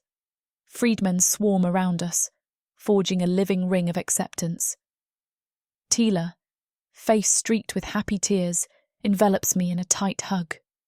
Tyro slaps Remanos on the back, nearly toppling him in good-natured excitement. Even a few crafters approach with small tokens, handcrafted bracelets, earthenware cups. We accept them with humility, the knowledge that freedmen truly see me as an equal lifemate to Remanos. Eventually, the crowd's noise settles into laughter and meandering conversations. A freedman girl passes around a pitcher of spiced wine, pouring small cups for everyone. Another freedman boy plays a gentle tune on a reed flute. The courtyard brims with warmth, a festival for the bond we've just sealed. Remanos, swaying a bit from exhaustion, sips the spiced wine and trades jokes with freedmen. My heart thrums with contentment. At last, as the sun dips lower, painting the Colosseum's arches in gold, we slip away from the main cluster, needing a moment of calm. Arm in arm, we stroll a short distance from the altar, orchard blossoms crunching underfoot. He leans on me a little, thigh still sore, but I'm happy to be his support. We pause near a low stone bench, letting the faint hush embrace us. Freedmen remain in sight, celebrating further. Remanos sighs, resting his forehead against mine. Thank you, he whispers, voice thick, for standing with me, for forging this bond. I never knew a ceremony could feel so real. I cradle his cheek, tears brimming yet again. No illusions, no forced spoils, just us. He kisses me, a lingering press of lips that sends a sweet ache coursing through me. The city might stand beyond these orchard blossoms, freedmen forging new laws, crafters preparing for tomorrow's tasks. But in this quiet moment, the magnitude of our vow settles deep into my soul. We overcame conspiracies, orc raids, Senate manipulations, and emerged truly free to love each other on our own terms. Pulling back, he sets his muzzle against my temple. Lifemate, he murmurs, voice unsteady with emotion. I never thought I'd utter those words without shame or regret. A quiet laugh escapes me. Neither did I, but here we are. He inhales, gaze drifting toward freedmen in the distance. Tomorrow we can plan if freedmen need us to remain here, or if we might travel for a while. But tonight, we're lifemates, no champion's obligations overshadowing us. My chest tightens at the mention of overshadow, but I let it pass, focusing on the warmth in his voice. I rest my palm on his chest, feeling his steady heartbeat. Yes, no obligations overshadow us. I say softly, correcting any slip. We choose how to stand with freedmen, together. He laughs gently, pressing a final kiss to my lips.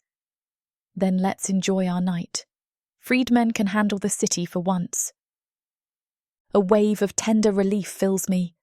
We'll rejoin the crowd soon, share a toast, maybe dance or simply talk. But for now, we hold each other in the hush, orchard flowers releasing sweet fragrance. The day is ours, the vow sealed. Freedmen rejoice, and I stand here with my lifemate, finally free from the Senate's chain. I exhale, burying my face against his broad shoulder, letting the last rays of sunlight paint us in a golden hush. The city sings in quiet triumph. The Colosseum stands as a reminder of battles fought and won, freedmen forging a new path. And in the midst of it all, Remanos and I hold each other, every veil removed, hearts bared, souls united in a bond of choice and love. Yes, we have truly begun anew. Chapter 20. Remanos. I stroll through the winding streets of Milthar's bustling heart, the sun shining down on me in a way that feels gentler now. No tension thrumming in the air, no watchful guard in the corner scanning my every move. It's as if the city itself breathes easier. Freedmen have claimed the forum, forging committees and councils to shape new laws. Crafters hawk fresh wares, newly confident that trade can flourish without orc extortion or Senate meddling. Passing them, I sense an undercurrent of excitement crackling through the streets, an awareness that real change is here at last. I catch a glimpse of my reflection in a polished metal tray set out by a merchant. The face staring back is battered but alive, with a kind of peace I never thought I'd find. My horns, once polished for champions' appearances, are unadorned, just rough bone, scuffed from my last battles. The city doesn't mind. They see me for what I truly am, a freedman among freedmen, a minotaur who refused to let illusions rule him. And that knowledge alone feels lighter than any crown of laurels the Senate could have placed on my head. The sweet scents of orchard blooms linger in the morning breeze. Many freedmen decorate their stalls with garlands, celebrating the city's rebirth. Children dart between them, shrieking in playful banter. Every corner of Milthar brims with renewed life. I notice freedmen guards patrolling, not under Senate orders, but at the request of local merchants who trust freedmen more than the old watchmen. The entire power structure has shifted, though carefully, to something fairer. A few freedmen pause their chatter, noticing me. One or two wave, calling out, "Remanos, safe travels!" My chest squeezes with a rush of gratitude. News spread quickly that Mira and I plan to leave soon, to sail beyond Milthar's shores. Freedmen appear both proud and wistful about our decision, aware we've chosen the freedom we helped them secure. I dip my head in acknowledgement, continuing down a lane that leads to the harbor. My thigh aches faintly from the old injury, but the wound no longer cripples me. Each step is a reminder I survived the orc clashes, Valen's conspiracies, the forced champion's rank. Freed from illusions, indeed. The harbor opens up before me in a wash of sunlit water. Dozens of ships bob at the piers, sails fluttering in a gentle breeze. Dock workers labor with renewed vigor, hauling crates for future trade. Freedmen with rolled parchments negotiate shipping routes, crafters adding color-coded stamps to boxes, ensuring clarity. The entire place buzzes with possibilities. I exhale, taking it all in. At the edge of the docks, an elegant yet sturdy craft awaits. No lavish decoration or Senate crest, just solid wood that can handle long voyages. The Freedmen Council insisted on gifting us a vessel, but we refused anything too grand. This simpler sloop suits me better. I run a hand over the smooth railing, checking the rigging. The Freedmen crafters who built it did fine work. My tail swishes in quiet satisfaction. Footsteps approach behind me. I check behind me to find Mira, hands clasped together, eyes bright with the same anticipation stirring in my veins. She's dressed in travel leathers, a light cloak draped around her shoulders. Just yesterday, she wore the layered veils for our lifemate ceremony. My heart warms at the memory. No illusions, no forced stance. Now she's simply my partner, about to embark on a shared journey. She smiles when she sees me examining the boat. "You seem pleased," she notes, stepping close enough for me to feel the gentle brush of her hip against mine. I nod, tail giving a slow flick. It's a good vessel.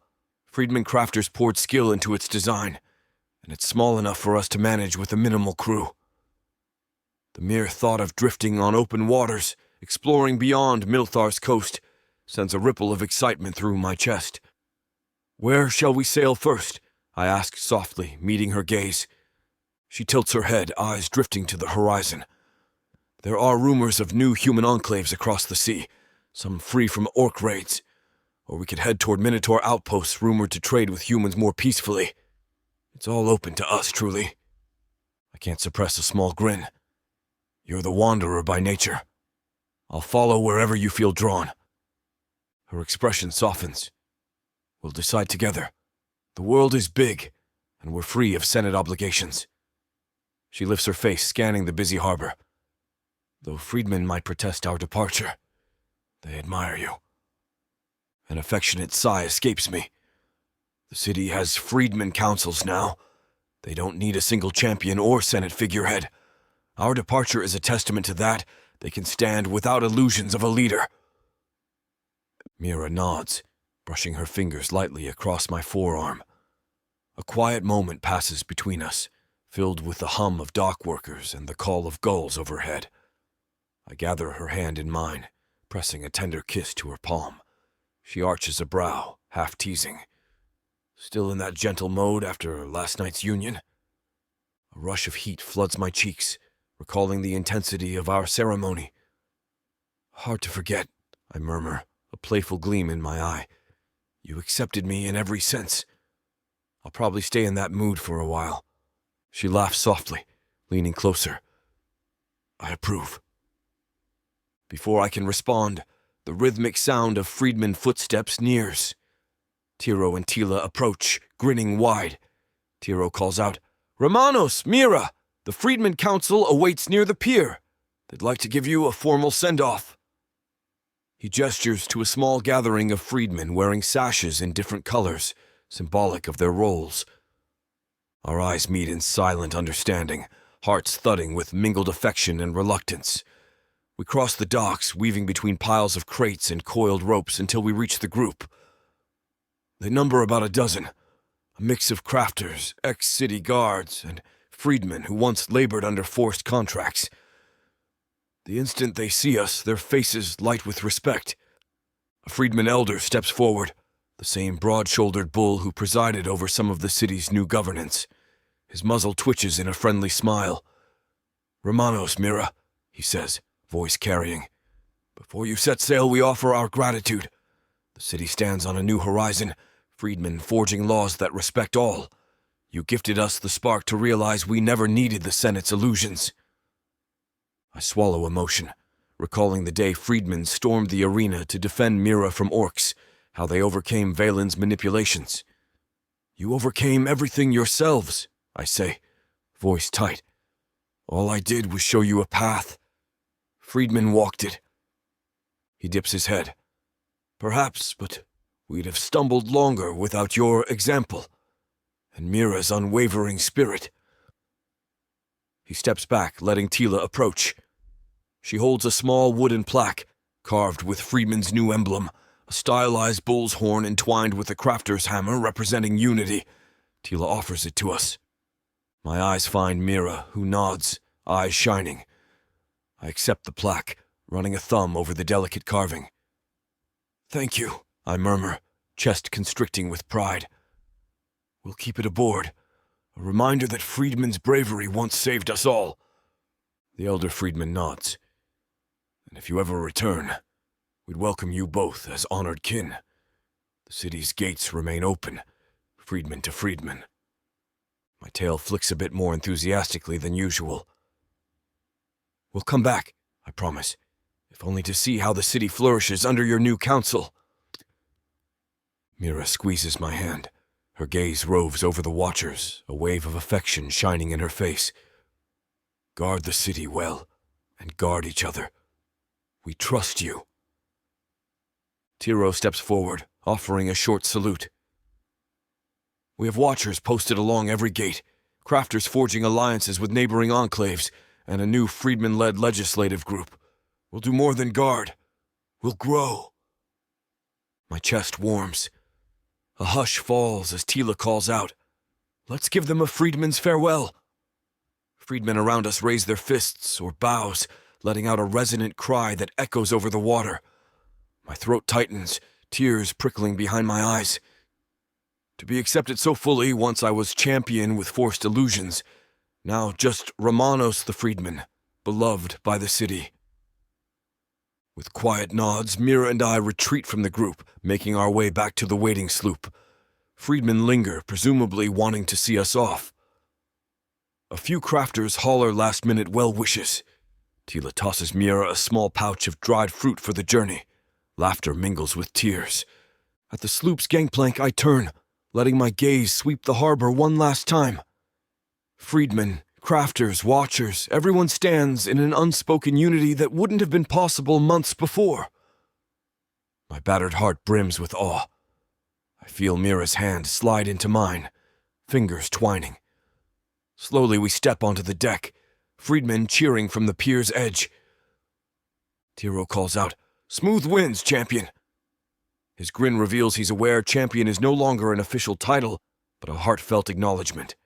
Freedmen wave, crafters wave their hats. Mira and I wave back, the sloop rocking gently beneath us. Then we turn to see a small volunteer crew freedmen insisted on sending to help sail us out of the harbor. Perhaps half a dozen minotaurs and humans, some city watchers bored with old duties, now eager for a taste of open water. Mira releases a pent-up breath, scanning the rigging. "This craft is lovely. Freedman's craftsmanship never ceases to amaze me." I nod, testing the wheel. No illusions, only honest skill. The volunteer crew sets to work, untying lines, loosening sails. Freedmen on the docks throw off the last mooring ropes, hollering final farewells. A surge of adrenaline courses through my veins as the sail catches a gentle breeze, the sloop gliding away from Milthar's pier. The city's coastline unfurls in a magnificent panorama of arches and columns, freedmen's banners fluttering on the upper towers. Mira's right beside me, cloak ruffling in the wind. She leans over the railing, watching freedmen recede. "It's surreal," she whispers. "No champion's duty, no Senate chain, just the sea ahead." I reach out, resting a reassuring palm on her shoulder. "We earned this freedom. Freedmen are safe, orcs driven out, conspirators tried. We can choose our next chapter." Her eyes gleam with tears that never quite fall. "And we'll write our own laws along the way," she murmurs, half to herself. A jolt of warmth flickers in my chest. "Yes," I echo softly. "No illusions can bind us now." The sloop's hull cleaves through calm waves, picking up speed. The city shrinks behind us, freedmen's cheers fading into a gentle hum. The volunteer crew hums sea shanties while adjusting rigging, content to let us drift along. Mira and I share a private smile, leaning over the deck rail. The salt air stings my nose, reminiscent of new beginnings. After a time, she exhales and meets my gaze. "Remember how you once had everything? Champion seat, Senate favor, a hammered crest? Did you ever imagine throwing it all away for a single woman?" I huff a soft laugh, half incredulous at the memory. "Never. But I realize none of it was real. Friedman's acceptance is real. Your love is real." I brush her cheek with my knuckles, marveling at how easily she closes her eyes to the touch. "I choose this to stand here again, free from illusions."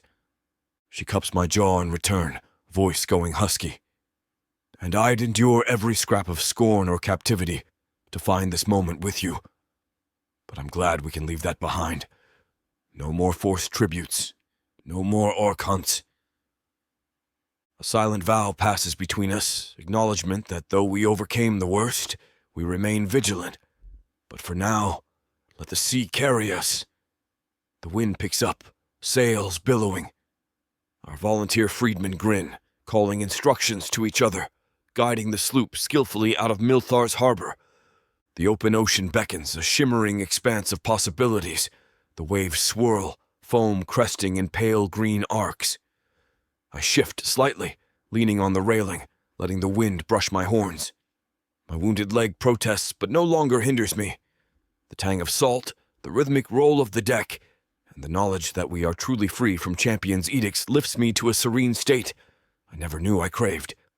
Mira stands close, hip grazing mine in companionable silence. Then with a sidelong grin, she murmurs, "You realize Freedmen will keep building their city without you. They might rename it Freedman's Haven, or something equally grand." I chuckle. They might, and I'll come back one day to see them thriving. But I suspect they'll keep the name Milthar, honoring the place we've all fought to reclaim. Freedmen don't hold grudges against a city's name, just the illusions that once choked it. She hums in agreement. True, they overcame illusions, and so did we. Hard to believe how we once circled each other, me cursing you as a mere champion, you resenting me as a forced spoil. Now we sail side by side. I shift closer, letting my tail curl around her waist in a gentle squeeze. Perhaps it was a messy path, but it led us here. That's enough. She laughs low and musical, pressing her shoulder to mine. For a time we stand like that, content to watch the ocean stretch out. The Freedman crew behind us chatters, marveling at calm seas and the bright horizon. I overhear one mention how good it is to sail for themselves, not for Senate errands. My chest warms. The final bits of old champion pride evaporate, replaced by something stronger. Freedman's bond, and Mira's unwavering acceptance. At last, the coastline recedes to a mere line in the distance, the city's towers faint silhouettes. We near open waters, the sloop rocking gently. Mira looks over her shoulder at me, mischief dancing in her eyes. "Ready for whatever awaits across the sea, champion?" she teases. Well aware champion is no longer official, but a private nickname between us. I smirk, stepping forward so our bodies align from chest to thigh. "I'm ready if you stand beside me, lifemate," I say, letting the last word roll off my tongue with quiet reverence. She beams, pink blooming across her cheeks. My heart flips at that sight. She slides her arms around my middle, ignoring the Freedman crew's kindly glances. "Then we'll face it together," she murmurs, pressing her mouth gently to my collarbone. The sensation lances pleasure through me, reminiscent of the raw passion we shared at the ceremony. I exhale shakily, savoring her closeness. Over the next hours, we sail steadily out to sea, Freedmen alternating shifts at the helm and rigging. Mira and I gather with them occasionally, sharing water and fruit, discussing possible routes. They mention rumors of human outposts or minotaur enclaves distant from Milthar's politics. My mind stirs with excitement. We can chart new territory, forging alliances Freedmen might benefit from eventually.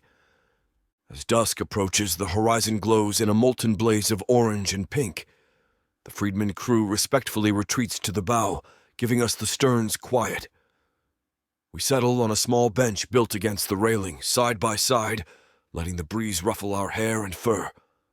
A hush blankets the sea, waves rolling in a gentle lull. Mira laces her fingers with mine, her gaze fixed on the last sliver of sun dipping into the water. All those illusions, champion's rank, Senate demands, they feel like a distant dream now, she says, voice hushed. I nod, brushing my thumb over her knuckles. We overcame them, not letting them define us. Freedmen overcame illusions, we overcame illusions, and we found each other along the way. She turns, eyes gleaming with emotion. I'd endure every clash, every sabotage, if it means standing here with you, free to shape my life. My throat tightens. Likewise, lifemate. I press a soft kiss to her temple. The word lifemate still sends a thrill through me, a reminder of the vow we sealed beneath swirling veils and a priestess's blessing. Freed from illusions, indeed. Night settles gently, stars blinking into view. One freedman from the crew lights a lantern near the helm. The water around us shimmers in the moon's reflection, a pale path leading us onward. Mira leans her head on my shoulder, content sigh brushing my fur. My tail coils around her waist in a subtle embrace. We don't speak for a while, letting the ocean's hush lull us. At length, she shifts, turning those bright eyes on me. "So," she whispers, a teasing smile flickering. "Any final words for the city we left behind? Anything you regret not telling Friedman?" I shake my head slowly. No regrets. I said all that needed saying. Friedmen know they hold Milthar's future. I trust them. As for us, we walk our own path now. She nods in satisfaction. The Friedman crew in the bow breaks into soft laughter, exchanging stories about how they once labored under the Senate's oppressive rules. My chest warms, remembering how they volunteered for this journey specifically because they yearned for the open sea. Freed indeed. Mira straightens, her tone turning playful. We might soon write a new story for Friedman if we find uncharted enclaves. Maybe we'll come back with trade agreements or knowledge that shapes Milthar further. I grin, tail flicking in anticipation. Yes, or we might find nothing but open water. Either way, we do it free from illusions. She hums in agreement, shifting so she straddles my lap, arms looping around my neck. My breath catches, her sudden closeness igniting that familiar spark. "And if we find only open water," she murmurs, lips inches from mine, "then we'll sail on to the next horizon, forging our own law." My heart thuds, recalling the vow we made. No illusions, no old rank, forging new truths together. I curve my arms around her waist, pulling her flush against me. "We write our own laws now," I echo, voice a low rumble. A flicker of heat lights her gaze. "Then let them fear the pen more than the blade," she counters softly, quoting the very phrase we joked about days earlier. A wave of warmth surges through me. In that single line we frame our future. Not champions' duels, but shared knowledge, freedmen alliances, forging a fairer world. I close the distance, capturing her mouth in a slow, tender kiss, the sea wind tousling my mane. Freedmen in the bow discreetly look away, letting us share this private moment. My chest brims with a fierce love that overshadowed every trial behind us.